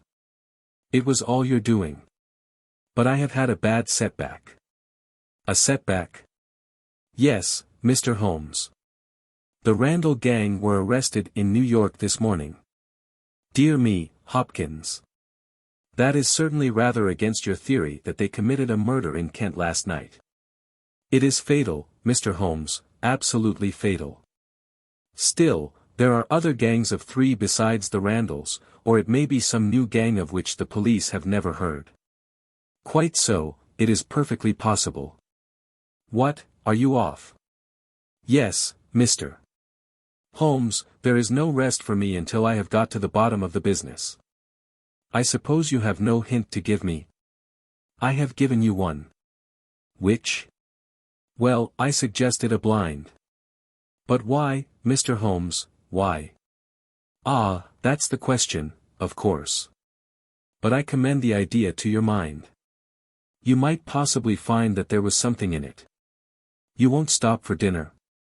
Well, goodbye, and let us know how you get on. Dinner was over, and the table cleared before Holmes alluded to the matter again. He had lit his pipe and held his slippered feet to the cheerful blaze of the fire. Suddenly he looked at his watch. I expect developments, Watson. When? Now, within a few minutes. I dare say you thought I acted rather badly to Stanley Hopkins just now. I trust your judgment. A very sensible reply, Watson. You must look at it this way, what I know is unofficial, what he knows is official. I have the right to private judgment, but he has none. He must disclose all, or he is a traitor to his service. In a doubtful case I would not put him in so painful a position, and so I reserve my information until my own mind is clear upon the matter. But when will that be? The time has come. You will now be present at the last scene of a remarkable little drama. There was a sound upon the stairs, and our door was opened to admit as fine a specimen of manhood as ever passed through it. He was a very tall young man, golden-moustached, blue-eyed, with a skin which had been burned by tropical suns, and a springy step, which showed that the huge frame was as active as it was strong. He closed the door behind him, and then he stood with clenched hands and heaving breast, choking down some overmastering emotion. Sit down, Captain Crocker. You got my telegram? Our visitor sank into an armchair and looked from one to the other of us with questioning eyes. I got your telegram, and I came at the hour you said. I heard that you had been down to the office. There was no getting away from you. Let's hear the worst. What are you going to do with me? Arrest me? Speak out, man. You can't sit there and play with me like a cat with a mouse. Give him a cigar, said Holmes. Bite on that, Captain Crocker, and don't let your nerves run away with you. I should not sit here smoking with you if I thought that you were a common criminal, you may be sure of that. Be frank with me and we may do some good. Play tricks with me, and I'll crush you. What do you wish me to do? To give me a true account of all that happened at the Abbey Grange last night, a true account, mind you, with nothing added and nothing taken off. I know so much already that if you go 1 inch off the straight, I'll blow this police whistle from my window and the affair goes out of my hands forever. The sailor thought for a little. Then he struck his leg with his great sunburned hand. I'll chance it, he cried. I believe you are a man of your word, and a white man, and I'll tell you the whole story. But one thing I will say first. So far as I am concerned, I regret nothing and I fear nothing, and I would do it all again and be proud of the job. Damn the beast, if he had as many lives as a cat, he would owe them all to me. But it's the lady, Mary Fraser, for never will I call her by that accursed name. When I think of getting her into trouble, I who would give my life just to bring one smile to her dear face, it's that turns my soul into water. And yet, what less could I do? I'll tell you my story, gentlemen, and then I'll ask you, as man to man, what less could I do? I must go back a bit. You seem to know everything, so I expect that you know that I met her when she was a passenger and I was first officer of the Rock of Gibraltar. From the first day I met her, she was the only woman to me. Every day of that voyage I loved her more, and many a time since have I kneeled down in the darkness of the night watch and kissed the deck of that ship because I knew her dear feet had trod it. She was never engaged to me. She treated me as fairly as ever a woman treated a man. I have no complaint to make. It was all love on my side, and all good comradeship and friendship on hers. When we parted she was a free woman, but I could never again be a free man. Next time I came back from sea, I heard of her marriage. Well, why shouldn't she marry whom she liked? Title and money, who could carry them better than she? She was born for all that is beautiful and dainty. I didn't grieve over her marriage. I was not such a selfish hound as that. I just rejoiced that good luck had come her way, and that she had not thrown herself away on a penniless sailor. That's how I loved Mary Fraser. Well, I never thought to see her again, but last voyage I was promoted, and the new boat was not yet launched, so I had to wait for a couple of months with my people at Sydenham. One day out in a country lane I met Teresa Wright, her old maid. She told me all about her, about him, about everything. I tell you, gentlemen, it nearly drove me mad. This drunken hound, that he should dare to raise his hand to her, whose boots he was not worthy to lick. I met Teresa again. Then I met Mary herself, and met her again. Then she would meet me no more. But the other day I had a notice that I was to start on my voyage within a week, and I determined that I would see her once before I left. Teresa was always my friend, for she loved Mary and hated this villain almost as much as I did. From her I learned the ways of the house. Mary used to sit up reading in her own little room downstairs. I crept round there last night and scratched at the window. At first she would not open to me, but in her heart I know that now she loves me, and she could not leave me in the frosty night. She whispered to me to come round to the big front window, and I found it open before me, so as to let me into the dining room. Again I heard from her own lips things that made my blood boil, and again I cursed this brute who mishandled the woman I loved. Well, gentlemen, I was standing with her just inside the window, in all innocence, as God is my judge, when he rushed like a madman into the room, called her the vilest name that a man could use to a woman, and welted her across the face with the stick he had in his hand. I had sprung for the poker, and it was a fair fight between us. See here, on my arm, where his first blow fell. Then it was my turn, and I went through him as if he had been a rotten pumpkin. Do you think I was sorry? Not I. It was his life or mine, but far more than that, it was his life or hers, for how could I leave her in the power of this madman? That was how I killed him. Was I wrong? Well, then, what would either of you gentlemen have done, if you had been in my position? She had screamed when he struck her, and that brought old Teresa down from the room above. There was a bottle of wine on the sideboard, and I opened it and poured a little between Mary's lips, for she was half dead with shock. Then I took a drop myself. Teresa was as cool as ice, and it was her plot as much as mine. We must make it appear that burglars had done the thing. Teresa kept on repeating our story to her mistress, while I swarmed up and cut the rope of the bell. Then I lashed her in her chair, and frayed out the end of the rope to make it look natural, else they would wonder how in the world a burglar could have got up there to cut it. Then I gathered up a few plates and pots of silver, to carry out the idea of the robbery, and there I left them, with orders to give the alarm when I had a quarter of an hour's start. I dropped the silver into the pond, and made off for Sydenham, feeling that for once in my life I had done a real good night's work. And that's the truth and the whole truth, Mr. Holmes, if it costs me my neck. Holmes smoked for some time in silence. Then he crossed the room, and shook our visitor by the hand. "That's what I think," said he. "I know that every word is true, for you have hardly said a word which I did not know. No one but an acrobat or a sailor could have got up to that bell rope from the bracket, and no one but a sailor could have made the knots with which the cord was fastened to the chair. Only once had this lady been brought into contact with sailors, and that was on her voyage, and it was someone of her own class of life, since she was trying hard to shield him, and so showing that she loved him.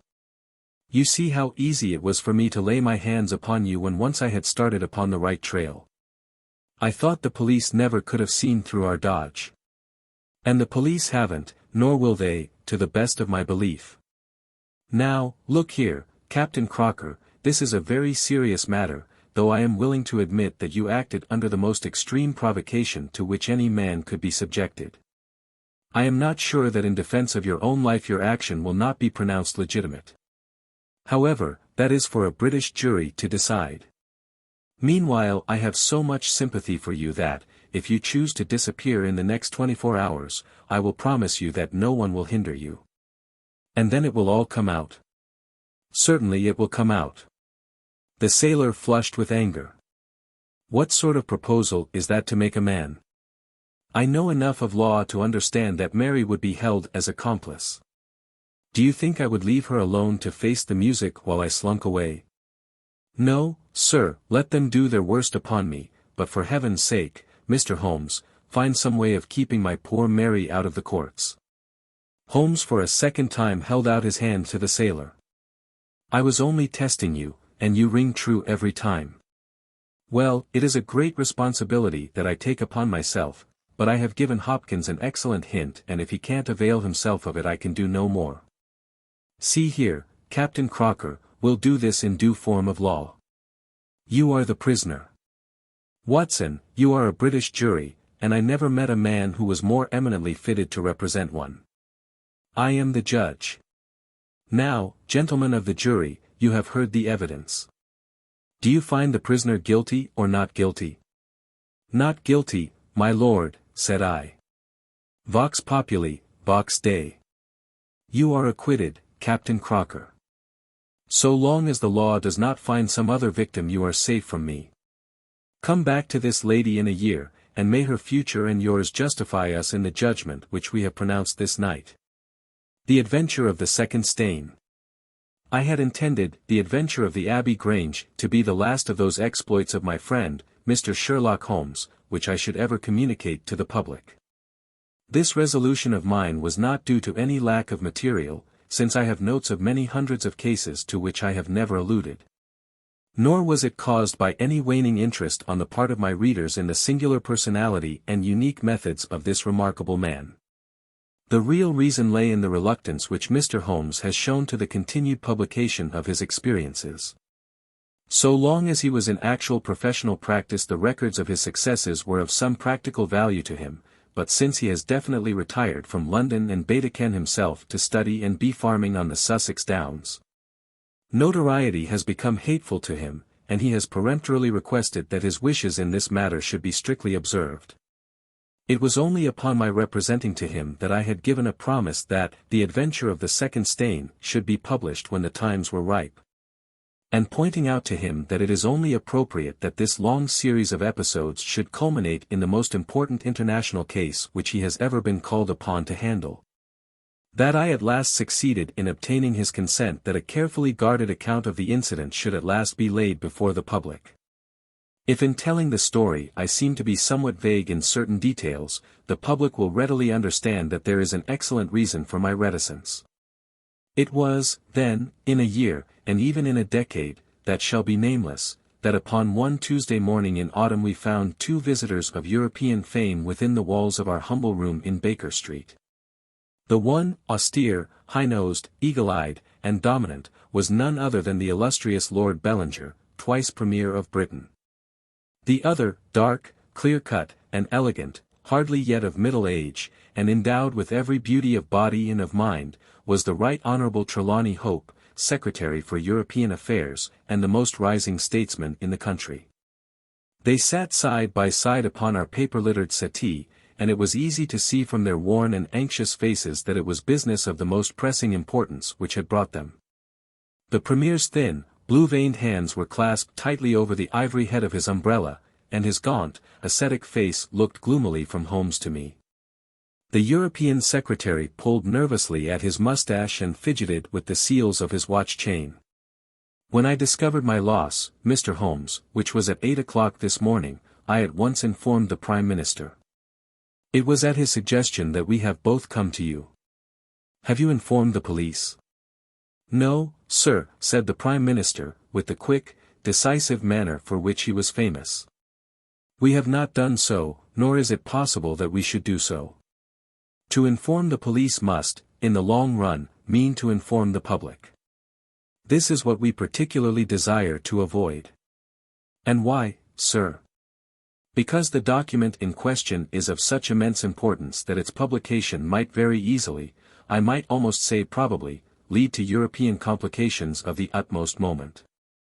It is not too much to say that peace or war may hang upon the issue. Unless its recovery can be attended with the utmost secrecy, then it may as well not be recovered at all, for all that is aimed at by those who have taken it is that its contents should be generally known. I understand. Now, Mr. Trelawney Hope, I should be much obliged if you would tell me exactly the circumstances under which this document disappeared. That can be done in a very few words, Mr. Holmes. The letter, for it was a letter from a foreign potentate, was received 6 days ago. It was of such importance that I have never left it in my safe, but have taken it across each evening to my house in Whitehall Terrace, and kept it in my bedroom in a locked dispatch box. It was there last night. Of that I am certain. I actually opened the box while I was dressing for dinner and saw the document inside. This morning it was gone. The dispatch box had stood beside the glass upon my dressing table all night. I am a light sleeper, and so is my wife. We are both prepared to swear that no one could have entered the room during the night. And yet I repeat that the paper is gone. What time did you dine? 7:30. How long was it before you went to bed? My wife had gone to the theatre. I waited up for her. It was 11:30 before we went to our room. Then for 4 hours the dispatch box had lain unguarded. No one is ever permitted to enter that room save the housemaid in the morning, and my valet, or my wife's maid, during the rest of the day. They are both trusty servants who have been with us for some time. Besides, neither of them could possibly have known that there was anything more valuable than the ordinary departmental papers in my dispatch box.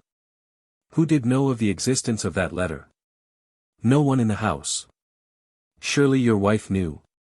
No, sir. I had said nothing to my wife until I missed the paper this morning. The Premier nodded approvingly. I have long known, sir, how high is your sense of public duty, said he. I am convinced that in the case of a secret of this importance it would rise superior to the most intimate domestic ties. The European Secretary bowed. You do me no more than justice, sir. Until this morning I have never breathed one word to my wife upon this matter. Could she have guessed? No, Mr. Holmes, she could not have guessed, nor could anyone have guessed. Have you lost any documents before? No, sir. Who is there in England who did know of the existence of this letter? Each member of the Cabinet was informed of it yesterday, but the pledge of secrecy which attends every Cabinet meeting was increased by the solemn warning which was given by the Prime Minister. Good heavens, to think that within a few hours I should myself have lost it. His handsome face was distorted with a spasm of despair, and his hands tore at his hair. For a moment we caught a glimpse of the natural man, impulsive, ardent, keenly sensitive. The next the aristocratic mask was replaced, and the gentle voice had returned. Besides the members of the Cabinet there are 2, or possibly 3, departmental officials who know of the letter. No one else in England, Mr. Holmes, I assure you. But abroad? I believe that no one abroad has seen it save the man who wrote it. I am well convinced that his ministers, that the usual official channels have not been employed. Holmes considered for some little time. Now, sir, I must ask you more particularly what this document is, and why its disappearance should have such momentous consequences. The two statesmen exchanged a quick glance and the Premier's shaggy eyebrows gathered in a frown. Mr. Holmes, the envelope is a long, thin one of pale blue color. There is a seal of red wax stamped with a crouching lion. It is addressed in large, bold handwriting to. I fear, sir, said Holmes, that, interesting and indeed essential as these details are, my inquiries must go more to the root of things. What was the letter? That is a state secret of the utmost importance, and I fear that I cannot tell you, nor do I see that it is necessary. If by the aid of the powers which you are said to possess you can find such an envelope as I describe with its enclosure, you will have deserved well of your country, and earned any reward which it lies in our power to bestow. Sherlock Holmes rose with a smile. You are two of the most busy men in the country, said he, and in my own small way I have also a good many calls upon me.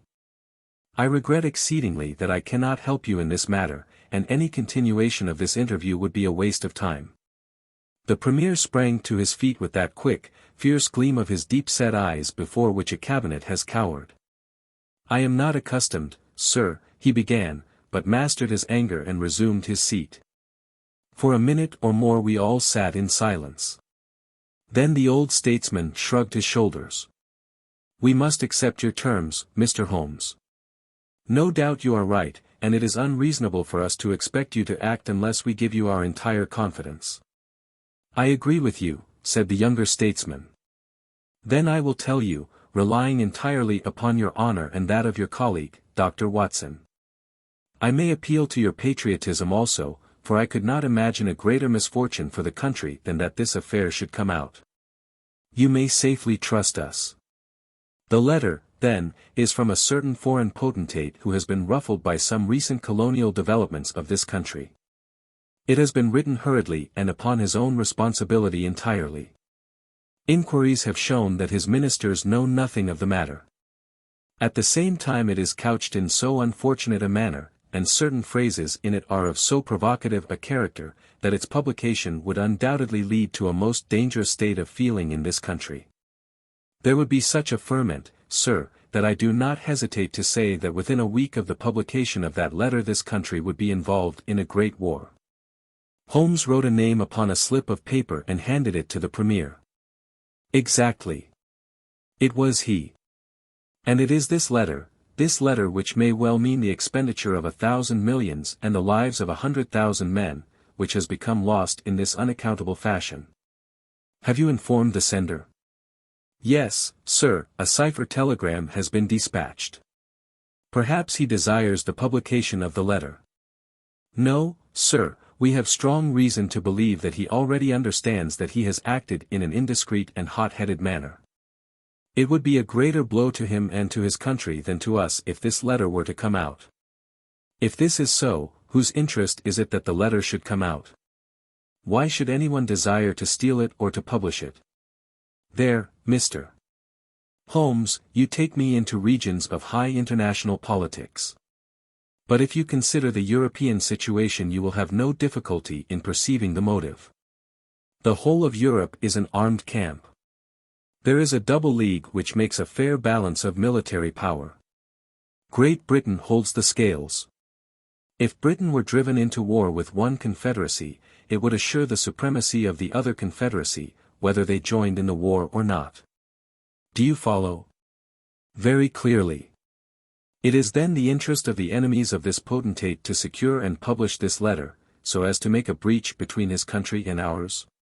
Yes, sir. And to whom would this document be sent if it fell into the hands of an enemy? To any of the great chancelleries of Europe.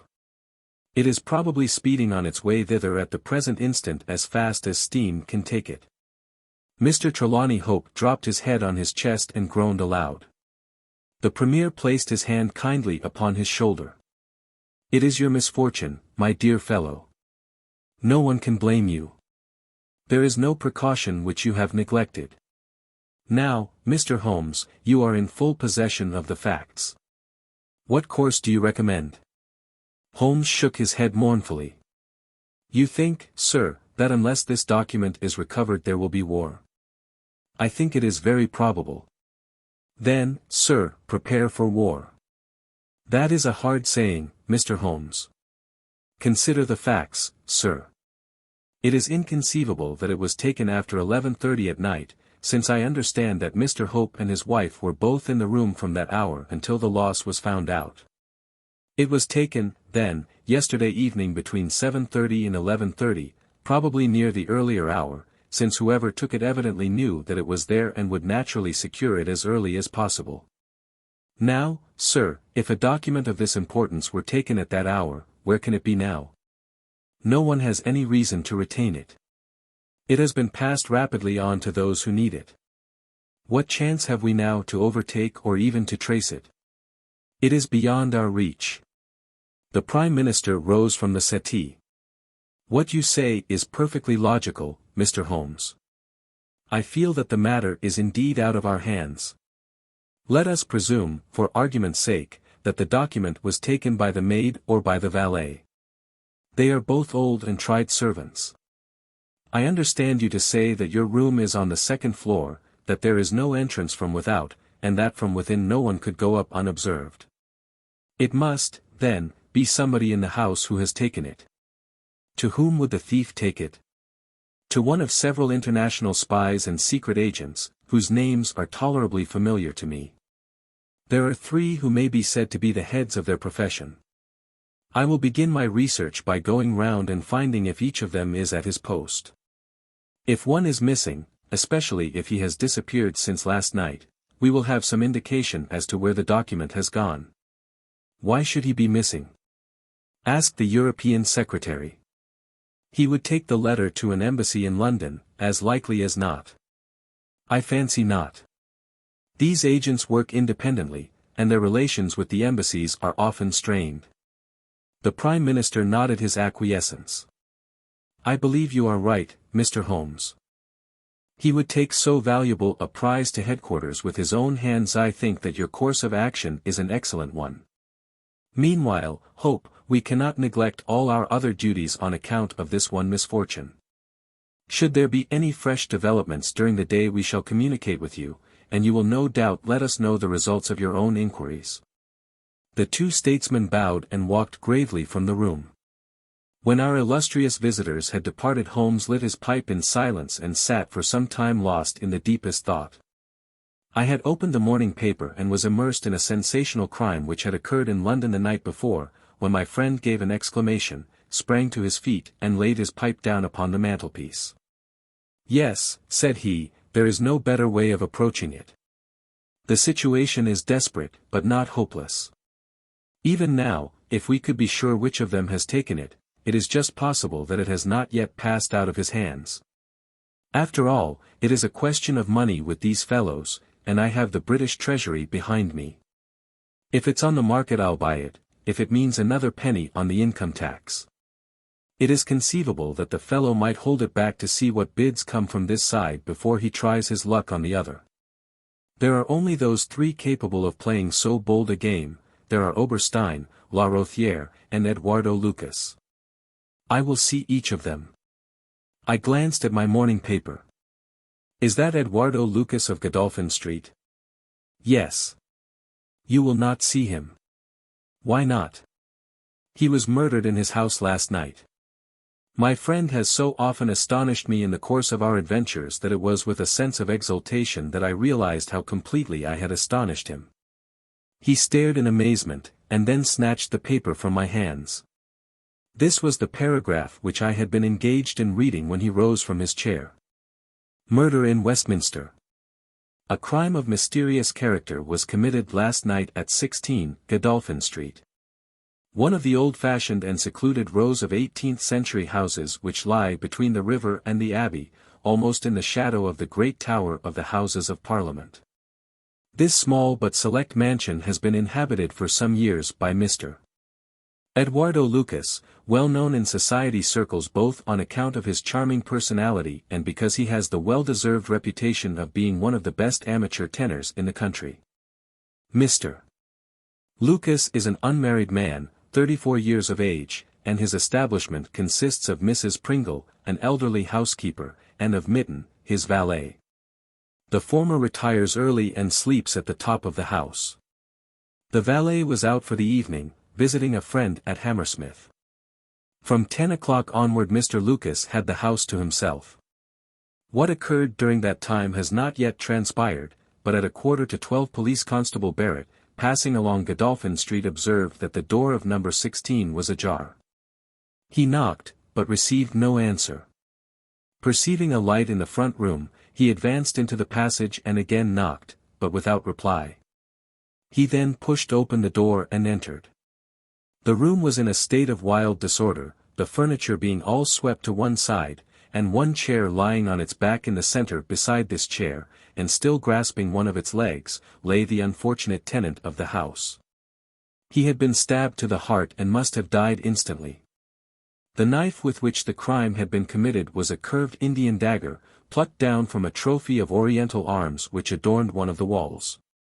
Robbery does not appear to have been the motive of the crime, for there had been no attempt to remove the valuable contents of the room. Mr. Eduardo Lucas was so well known and popular that his violent and mysterious fate will arouse painful interest and intense sympathy in a widespread circle of friends. "Well, Watson, what do you make of this?" asked Holmes, after a long pause. "It is an amazing coincidence." "A coincidence. Here is one of the three men whom we had named as possible actors in this drama, and he meets a violent death during the very hours when we know that that drama was being enacted. The odds are enormous against its being coincidence. No figures could express them. No, my dear Watson, the two events are connected, must be connected. It is for us to find the connection. But now the official police must know all. Not at all. They know all they see at Godolphin Street. They know, and shall know, nothing of Whitehall Terrace. Only we know of both events, and can trace the relation between them. There is one obvious point which would, in any case, have turned my suspicions against Lucas. Godolphin Street, Westminster, is only a few minutes' walk from Whitehall Terrace. The other secret agents whom I have named live in the extreme West End. It was easier, therefore, for Lucas than for the others to establish a connection or receive a message from the European secretary's household, a small thing, and yet where events are compressed into a few hours it may prove essential. Hullo! What have we here? Mrs. Hudson had appeared with a lady's card upon her salver. Holmes glanced at it, raised his eyebrows, and handed it over to me. "Ask Lady Hilda Trelawney Hope if she will be kind enough to step up," said he. A moment later our modest apartment, already so distinguished that morning, was further honored by the entrance of the most lovely woman in London. I had often heard of the beauty of the youngest daughter of the Duke of Belminster, but no description of it, and no contemplation of colorless photographs, had prepared me for the subtle, delicate charm and the beautiful coloring of that exquisite head. And yet as we saw it that autumn morning, it was not its beauty which would be the first thing to impress the observer. The cheek was lovely but it was paled with emotion, the eyes were bright but it was the brightness of fever, the sensitive mouth was tight and drawn in an effort after self-command. Terror, not beauty, was what sprang first to the eye as our fair visitor stood framed for an instant in the open door. "Has my husband been here, Mr. Holmes?" "Yes, madam, he has been here." "Mr. Holmes. I implore you not to tell him that I came here." Holmes bowed coldly, and motioned the lady to a chair. "Your ladyship places me in a very delicate position. I beg that you will sit down and tell me what you desire, but I fear that I cannot make any unconditional promise." She swept across the room and seated herself with her back to the window. It was a queenly presence, tall, graceful, and intensely womanly. "Mr. Holmes," she said, and her white-gloved hands clasped and unclasped as she spoke, "I will speak frankly to you in the hopes that it may induce you to speak frankly in return. There is complete confidence between my husband and me on all matters save one. That one is politics. On this his lips are sealed. He tells me nothing. Now, I am aware that there was a most deplorable occurrence in our house last night. I know that a paper has disappeared. But because the matter is political, my husband refuses to take me into his complete confidence. Now it is essential, I say, that I should thoroughly understand it. You are the only other person, save only these politicians, who knows the true facts. I beg you then, Mr. Holmes, to tell me exactly what has happened and what it will lead to. Tell me all, Mr. Holmes. Let no regard for your client's interests keep you silent, for I assure you that his interests, if he would only see it, would be best served by taking me into his complete confidence. What was this paper which was stolen? Madam, what you ask me is really impossible. She groaned and sank her face in her hands. You must see that this is so, madam. If your husband thinks fit to keep you in the dark over this matter, is it for me, who has only learned the true facts under the pledge of professional secrecy, to tell what he has withheld? It is not fair to ask it. It is him whom you must ask. I have asked him. I come to you as a last resource. But without your telling me anything definite, Mr. Holmes, you may do a great service if you would enlighten me on one point. What is it, madam? Is my husband's political career likely to suffer through this incident? Well, madam, unless it is set right it may certainly have a very unfortunate effect. Ah! She drew in her breath sharply as one whose doubts are resolved. One more question, Mr. Holmes. From an expression which my husband dropped in the first shock of this disaster I understood that terrible public consequences might arise from the loss of this document. If he said so, I certainly cannot deny it. Of what nature are they? Nay, madam, there again you ask me more than I can possibly answer. Then I will take up no more of your time. I cannot blame you, Mr. Holmes, for having refused to speak more freely, and you on your side will not, I am sure, think the worse of me because I desire, even against his will, to share my husband's anxieties. Once more I beg that you will say nothing of my visit. She looked back at us from the door, and I had a last impression of that beautiful haunted face, the startled eyes, and the drawn mouth. Then she was gone. Now, Watson, the fair sex is your department, said Holmes, with a smile, when the dwindling frou-frou of skirts had ended in the slam of the front door. What was the fair lady's game?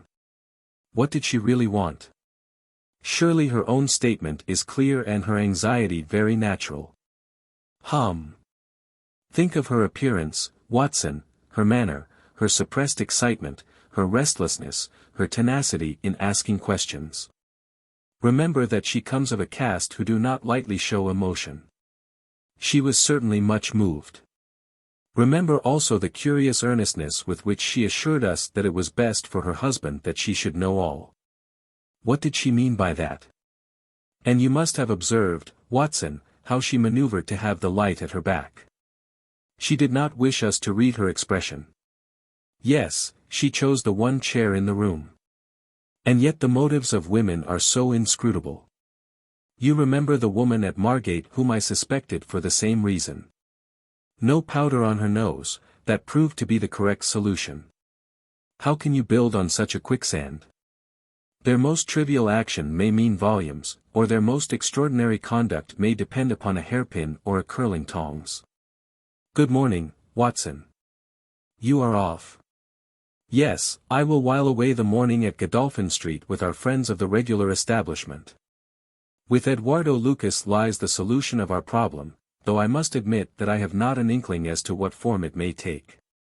It is a capital mistake to theorize in advance of the facts. Do you stay on guard, my good Watson, and receive any fresh visitors. I'll join you at lunch if I am able. All that day and the next Holmes was in a mood which his friends would call taciturn, and others morose. He ran out and ran in, smoked incessantly, played snatches on his violin, sank into reveries, devoured sandwiches at irregular hours, and hardly answered the casual questions which I put to him. It was evident to me that things were not going well with him or his quest. He would say nothing of the case, and it was from the papers that I learned the particulars of the inquest, and the arrest with the subsequent release of John Mitten, the valet of the deceased. The coroner's jury brought in the obvious willful murder, but the parties remained as unknown as ever. No motive was suggested. The room was full of articles of value, but none had been taken. The dead man's papers had not been tampered with. They were carefully examined, and showed that he was a keen student of international politics, an indefatigable gossip, a remarkable linguist, and an untiring letter writer. He had been on intimate terms with the leading politicians of several countries. But nothing sensational was discovered among the documents which filled his drawers. As to his relations with women, they appeared to have been promiscuous but superficial. He had many acquaintances among them, but few friends, and no one whom he loved. His habits were regular, his conduct inoffensive. His death was an absolute mystery and likely to remain so. As to the arrest of John Mitten, the valet, it was a counsel of despair as an alternative to absolute inaction. But no case could be sustained against him. He had visited friends in Hammersmith that night. The alibi was complete. It is true that he started home at an hour which should have brought him to Westminster before the time when the crime was discovered. But his own explanation that he had walked part of the way seemed probable enough in view of the fineness of the night. He had actually arrived at 12 o'clock, and appeared to be overwhelmed by the unexpected tragedy. He had always been on good terms with his master. Several of the dead man's possessions, notably a small case of razors, had been found in the valet's boxes, but he explained that they had been presents from the deceased, and the housekeeper was able to corroborate the story. Mitten had been in Lucas's employment for 3 years. It was noticeable that Lucas did not take Mitten on the continent with him. Sometimes he visited Paris for 3 months on end, but Mitten was left in charge of the Godolphin Street house. As to the housekeeper, she had heard nothing on the night of the crime. If her master had a visitor he had himself admitted him. So for 3 mornings the mystery remained, so far as I could follow it in the papers. If Holmes knew more, he kept his own counsel, but, as he told me that Inspector Lestrade had taken him into his confidence in the case, I knew that he was in close touch with every development. Upon the 4th day there appeared a long telegram from Paris which seemed to solve the whole question. "A discovery has just been made by the Parisian police," said the Daily Telegraph, "which raises the veil which hung round the tragic fate of Mr. Eduardo Lucas, who met his death by violence last Monday night at Godolphin Street, Westminster. Our readers will remember that the deceased gentleman was found stabbed in his room, and that some suspicion attached to his valet, but that the case broke down on an alibi.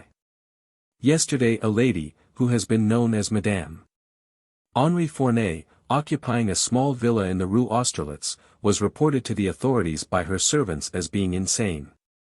An examination showed she had indeed developed mania of a dangerous and permanent form. On inquiry, the police have discovered that Madame Henri Fournay only returned from a journey to London on Tuesday last, and there is evidence to connect her with the crime at Westminster. A comparison of photographs has proved conclusively that M. Henri Fournay and Eduardo Lucas were really one and the same person, and that the deceased had for some reason lived a double life in London and Paris. Madame Fournay, who is of Creole origin, is of an extremely excitable nature, and has suffered in the past from attacks of jealousy which have amounted to frenzy. It is conjectured that it was in one of these that she committed the terrible crime which has caused such a sensation in London. Her movements upon the Monday night have not yet been traced. But it is undoubted that a woman answering to her description attracted much attention at Charing Cross Station on Tuesday morning by the wildness of her appearance and the violence of her gestures. It is probable, therefore, that the crime was either committed when insane, or that its immediate effect was to drive the unhappy woman out of her mind. At present she is unable to give any coherent account of the past, and the doctors hold out no hopes of the re-establishment of her reason. There is evidence that a woman, who might have been Madame Fournay, was seen for some hours upon Monday night watching the house in Godolphin Street. What do you think of that, Holmes? I had read the account aloud to him, while he finished his breakfast. "My dear Watson," said he, as he rose from the table and paced up and down the room, "you are most long-suffering, but if I have told you nothing in the last 3 days, it is because there is nothing to tell. Even now this report from Paris does not help us much. Surely it is final as regards the man's death. The man's death is a mere incident, a trivial episode, in comparison with our real task, which is to trace this document and save a European catastrophe. Only one important thing has happened in the last 3 days, and that is that nothing has happened. I get reports almost hourly from the government, and it is certain that nowhere in Europe is there any sign of trouble. Now, if this letter were loose, no, it can't be loose, but if it isn't loose, where can it be? Who has it? Why is it held back? That's the question that beats in my brain like a hammer. Was it, indeed, a coincidence that Lucas should meet his death on the night when the letter disappeared? Did the letter ever reach him? If so, why is it not among his papers? Did this mad wife of his carry it off with her? If so, is it in her house in Paris? How could I search for it without the French police having their suspicions aroused? It is a case, my dear Watson, where the law is as dangerous to us as the criminals are. Every man's hand is against us, and yet the interests at stake are colossal. Should I bring it to a successful conclusion, it will certainly represent the crowning glory of my career. Ah, here is my latest from the front." He glanced hurriedly at the note which had been handed in. "Hullo! Lestrade seems to have observed something of interest. Put on your hat, Watson, and we will stroll down together to Westminster." It was my first visit to the scene of the crime, a high, dingy, narrow-chested house, prim, formal, and solid, like the century which gave it birth. Lestrade's bulldog features gazed out at us from the front window, and he greeted us warmly when a big constable had opened the door and let us in. The room into which we were shown was that in which the crime had been committed, but no trace of it now remained save an ugly, irregular stain upon the carpet. This carpet was a small square drugget in the center of the room, surrounded by a broad expanse of beautiful, old-fashioned wood flooring in square blocks, highly polished. Over the fireplace was a magnificent trophy of weapons, one of which had been used on that tragic night. In the window was a sumptuous writing desk, and every detail of the apartment, the pictures, the rugs, and the hangings, all pointed to a taste which was luxurious to the verge of effeminacy. "Seen the Paris news?" asked Lestrade. Holmes nodded. "Our French friends seem to have touched the spot this time. No doubt it's just as they say. She knocked at the door, surprise visit, I guess, for he kept his life in watertight compartments, he let her in, couldn't keep her in the street. She told him how she had traced him, reproached him. One thing led to another, and then with that dagger so handy the end soon came. It wasn't all done in an instant, though, for these chairs were all swept over yonder, and he had one in his hand as if he had tried to hold her off with it. We've got it all clear as if we had seen it." Holmes raised his eyebrows. "And yet you have sent for me?" "Ah, yes, that's another matter, a mere trifle, but the sort of thing you take an interest in, queer, you know, and what you might call freakish. It has nothing to do with the main fact, can't have, on the face of it." "What is it, then?"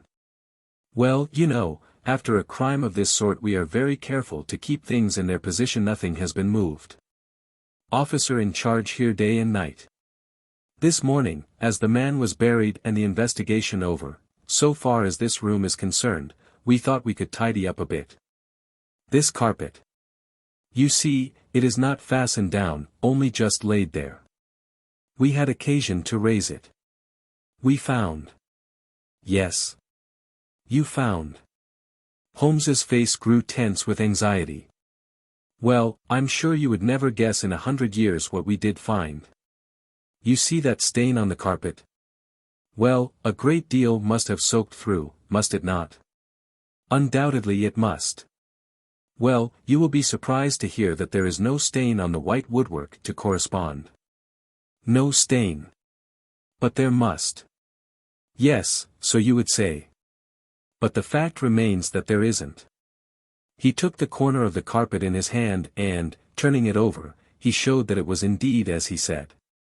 But the underside is as stained as the upper. It must have left a mark. Lestrade chuckled with delight at having puzzled the famous expert. Now, I'll show you the explanation. There is a second stain, but it does not correspond with the other. See for yourself.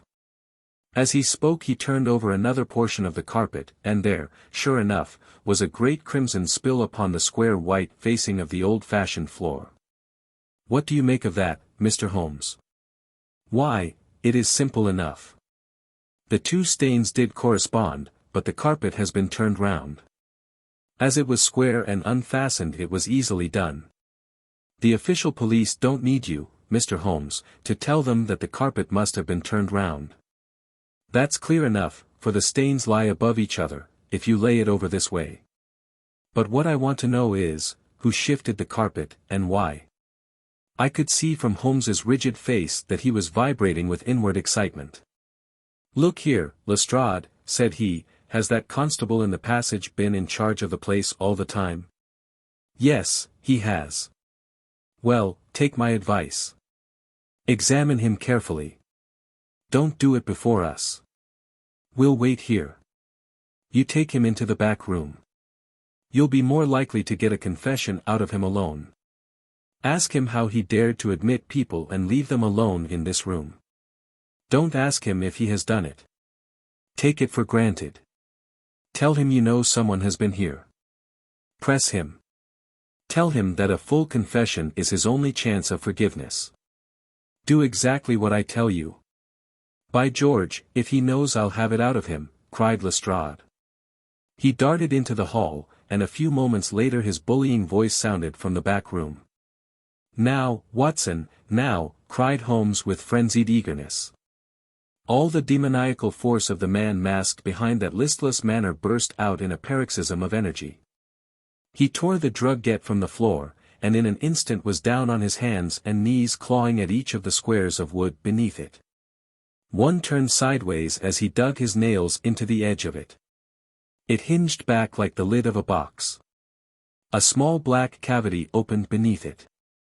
Holmes plunged his eager hand into it and drew it out with a bitter snarl of anger and disappointment. It was empty. Quick, Watson, quick. Get it back again. The wooden lid was replaced, and the drugget had only just been drawn straight when Lestrade's voice was heard in the passage. He found Holmes leaning languidly against the mantelpiece, resigned and patient, endeavoring to conceal his irrepressible yawns.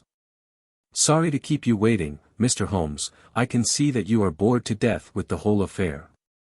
Well, he has confessed, all right. Come in here, Macpherson. Let these gentlemen hear of your most inexcusable conduct. The big constable, very hot and penitent, sidled into the room. I meant no harm, sir, I'm sure. The young woman came to the door last evening, mistook the house, she did. And then we got talking. It's lonesome, when you're on duty here all day. Well, what happened then? She wanted to see where the crime was done, had read about it in the papers, she said. She was a very respectable, well-spoken young woman, sir, and I saw no harm in letting her have a peep. When she saw that mark on the carpet, down she dropped on the floor, and lay as if she were dead. I ran to the back and got some water, but I could not bring her to. Then I went round the corner to the ivy plant for some brandy, and by the time I had brought it back the young woman had recovered and was off, ashamed of herself, I dare say, and dared not face me. How about moving that drugget? Well, sir, it was a bit rumpled, certainly, when I came back. You see, she fell on it and it lies on a polished floor with nothing to keep it in place. I straightened it out afterwards. It's a lesson to you that you can't deceive me, Constable Macpherson, said Lestrade, with dignity. No doubt you thought that your breach of duty could never be discovered, and yet a mere glance at that drugget was enough to convince me that someone had been admitted to the room. It's lucky for you, my man, that nothing is missing, or you would find yourself in Queer Street. I'm sorry to have called you down over such a petty business, Mr. Holmes, but I thought the point of the second stain not corresponding with the first would interest you. Certainly, it was most interesting. Has this woman only been here once, Constable? Yes, sir, only once. Who was she? Don't know the name, sir. Was answering an advertisement about typewriting and came to the wrong number. Very pleasant, genteel young woman, sir. Tall. Handsome. Yes, sir, she was a well-grown young woman. I suppose you might say she was handsome. Perhaps some would say she was very handsome. Oh, officer, do let me have a peep, says she. She had pretty, coaxing ways, as you might say, and I thought there was no harm in letting her just put her head through the door. How was she dressed? Quiet, sir, a long mantle down to her feet. What time was it? It was just growing dusk at the time. They were lighting the lamps as I came back with the brandy. Very good, said Holmes. Come, Watson, I think that we have more important work elsewhere.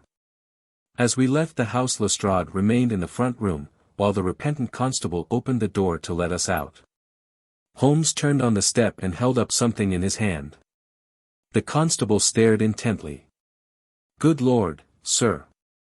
He cried, with amazement on his face. Holmes put his finger on his lips, replaced his hand in his breast pocket, and burst out laughing as we turned down the street. Excellent, said he. Come, friend Watson, the curtain rings up for the last act. You will be relieved to hear that there will be no war, that the Right Honourable Trelawney Hope will suffer no setback in his brilliant career, that the indiscreet sovereign will receive no punishment for his indiscretion. That the Prime Minister will have no European complication to deal with, and that with a little tact and management upon our part nobody will be a penny the worse for what might have been a very ugly incident.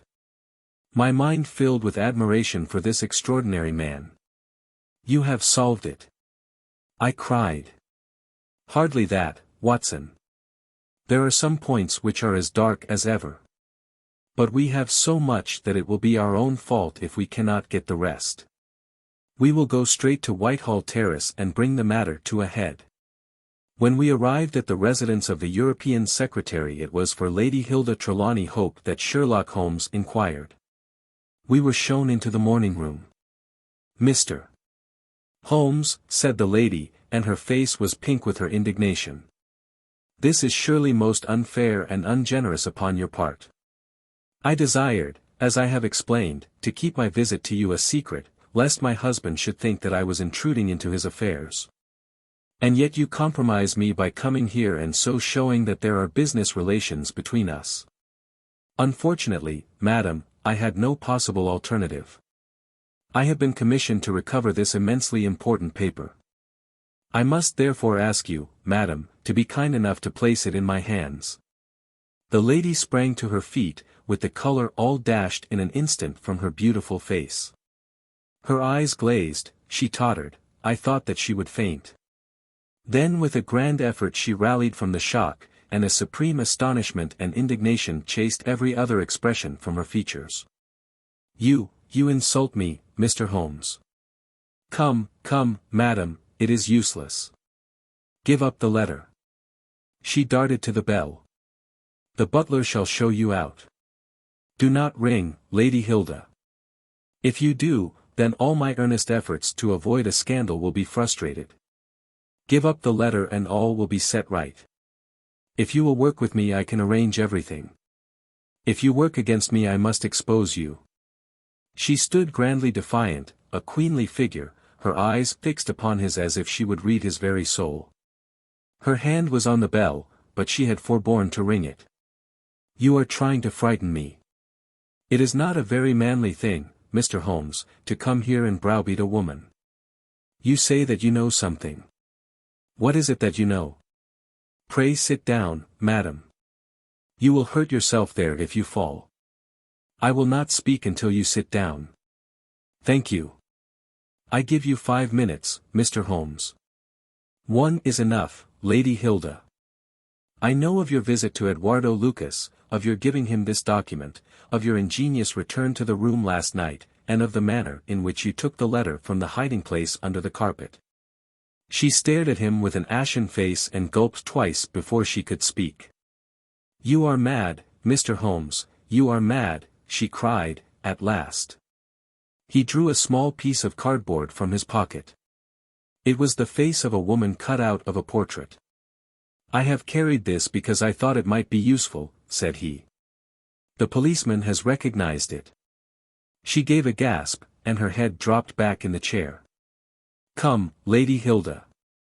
You have the letter. The matter may still be adjusted. I have no desire to bring trouble to you. My duty ends when I have returned the lost letter to your husband. Take my advice and be frank with me. It is your only chance." Her courage was admirable. Even now she would not own defeat. "I tell you again, Mr. Holmes, that you are under some absurd illusion." Holmes rose from his chair. "I am sorry for you, Lady Hilda. I have done my best for you. I can see that it is all in vain." He rang the bell. The butler entered. "Is Mr. Trelawney Hope at home?" "He will be home, sir, at 1:15. Holmes glanced at his watch. "Still 1/4 hour," said he. "Very good, I shall wait." The butler had hardly closed the door behind him when Lady Hilda was down on her knees at Holmes's feet, her hands outstretched, her beautiful face upturned and wet with her tears. "Oh, spare me, Mr. Holmes.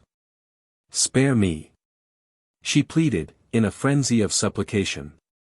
"For heaven's sake, don't tell him. I love him so. I would not bring one shadow on his life, and this I know would break his noble heart." Holmes raised the lady.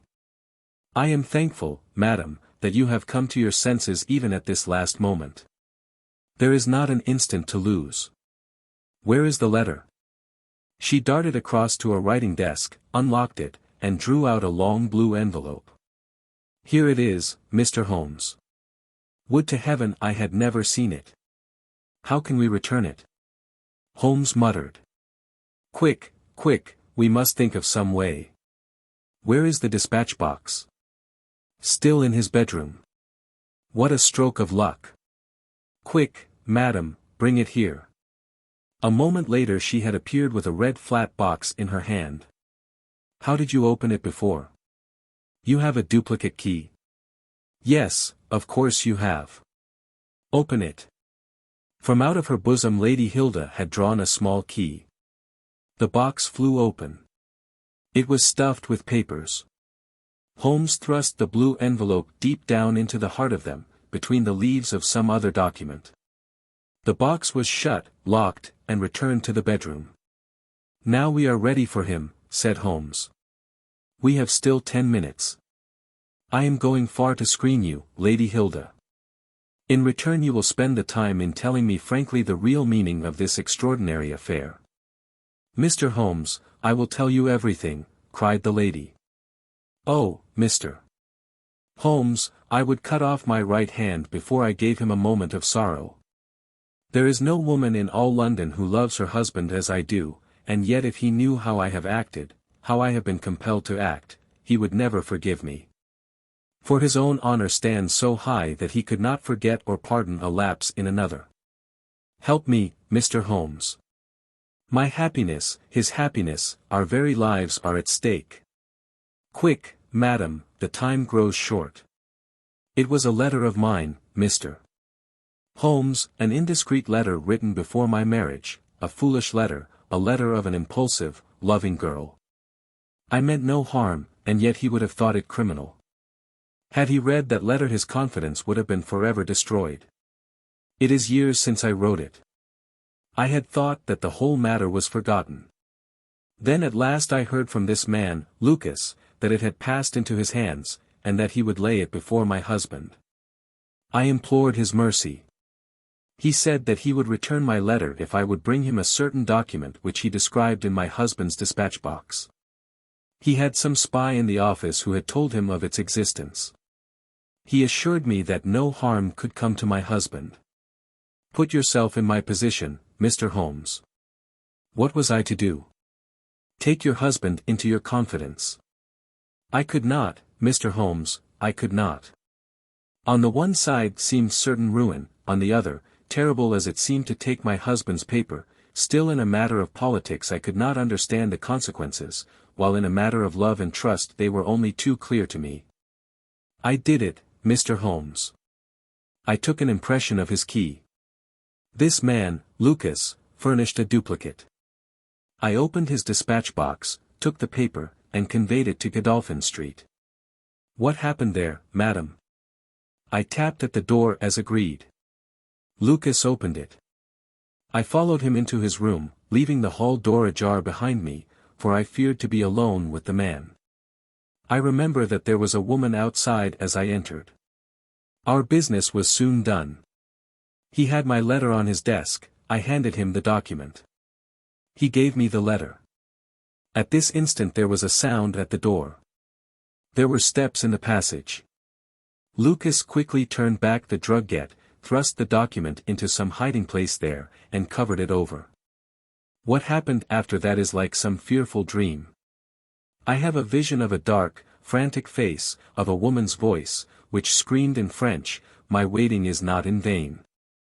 At last I have found you with her." There was a savage struggle.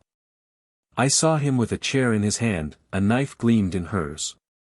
I rushed from the horrible scene, ran from the house, and only next morning in the paper did I learn the dreadful result. That night I was happy, for I had my letter, and I had not seen yet what the future would bring. It was the next morning that I realized that I had only exchanged one trouble for another. My husband's anguish at the loss of his paper went to my heart. I could hardly prevent myself from there and then kneeling down at his feet and telling him what I had done. But that again would mean a confession of the past.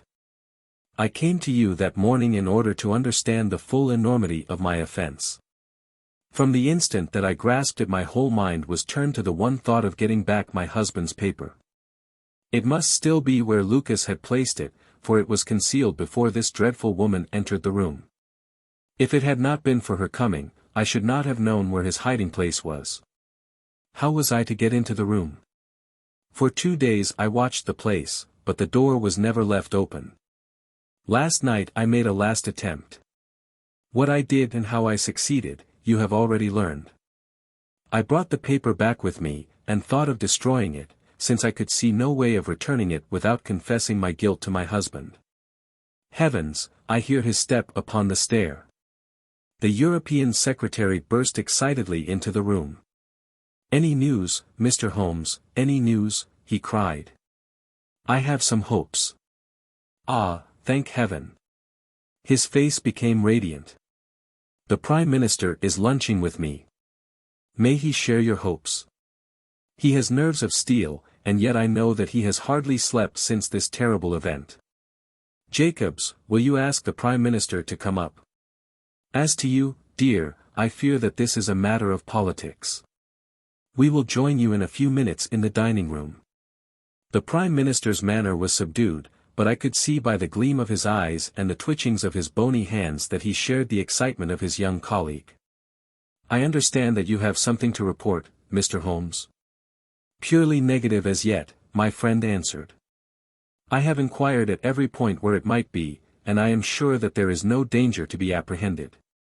But that is not enough, Mr. Holmes. We cannot live forever on such a volcano. We must have something definite. I am in hopes of getting it. That is why I am here. The more I think of the matter the more convinced I am that the letter has never left this house. Mr. Holmes. If it had it would certainly have been public by now. But why should anyone take it in order to keep it in his house? I am not convinced that anyone did take it. Then how could it leave the dispatch box? I am not convinced that it ever did leave the dispatch box. Mr. Holmes, this joking is very ill-timed. You have my assurance that it left the box. Have you examined the box since Tuesday morning? No. It was not necessary. You may conceivably have overlooked it. Impossible, I say. But I am not convinced of it. I have known such things to happen. I presume there are other papers there. Well, it may have got mixed with them. It was on the top. Someone may have shaken the box and displaced it. No, no, I had everything out. Surely it is easily decided, Hope, said the Premier. Let us have the dispatch box brought in. The secretary rang the bell. Jacobs, bring down my dispatch box. This is a farcical waste of time, but still, if nothing else will satisfy you, it shall be done. Thank you, Jacobs, put it here. I have always had the key on my watch chain. Here are the papers, you see. Letter from Lord Marrow, report from Sir Charles Hardy, memorandum from Belgrade, note on the Russo-German grain taxes, letter from Madrid, note from Lord Flowers, good heavens. What is this? Lord Bellinger. Lord Bellinger. The Premier snatched the blue envelope from his hand. Yes, it is it, and the letter is intact. Hope, I congratulate you. Thank you. Thank you. What a weight from my heart. But this is inconceivable, impossible. Mr. Holmes, you are a wizard, a sorcerer. How did you know it was there? Because I knew it was nowhere else. I cannot believe my eyes. He ran wildly to the door. Where is my wife? I must tell her that all is well. Hilda. Hilda. We heard his voice on the stairs. The Premier looked at Holmes with twinkling eyes. Come, sir, said he. There is more in this than meets the eye. How came the letter back in the box? Holmes turned away smiling from the keen scrutiny of those wonderful eyes. We also have our diplomatic secrets, said he and, picking up his hat, he turned to the door.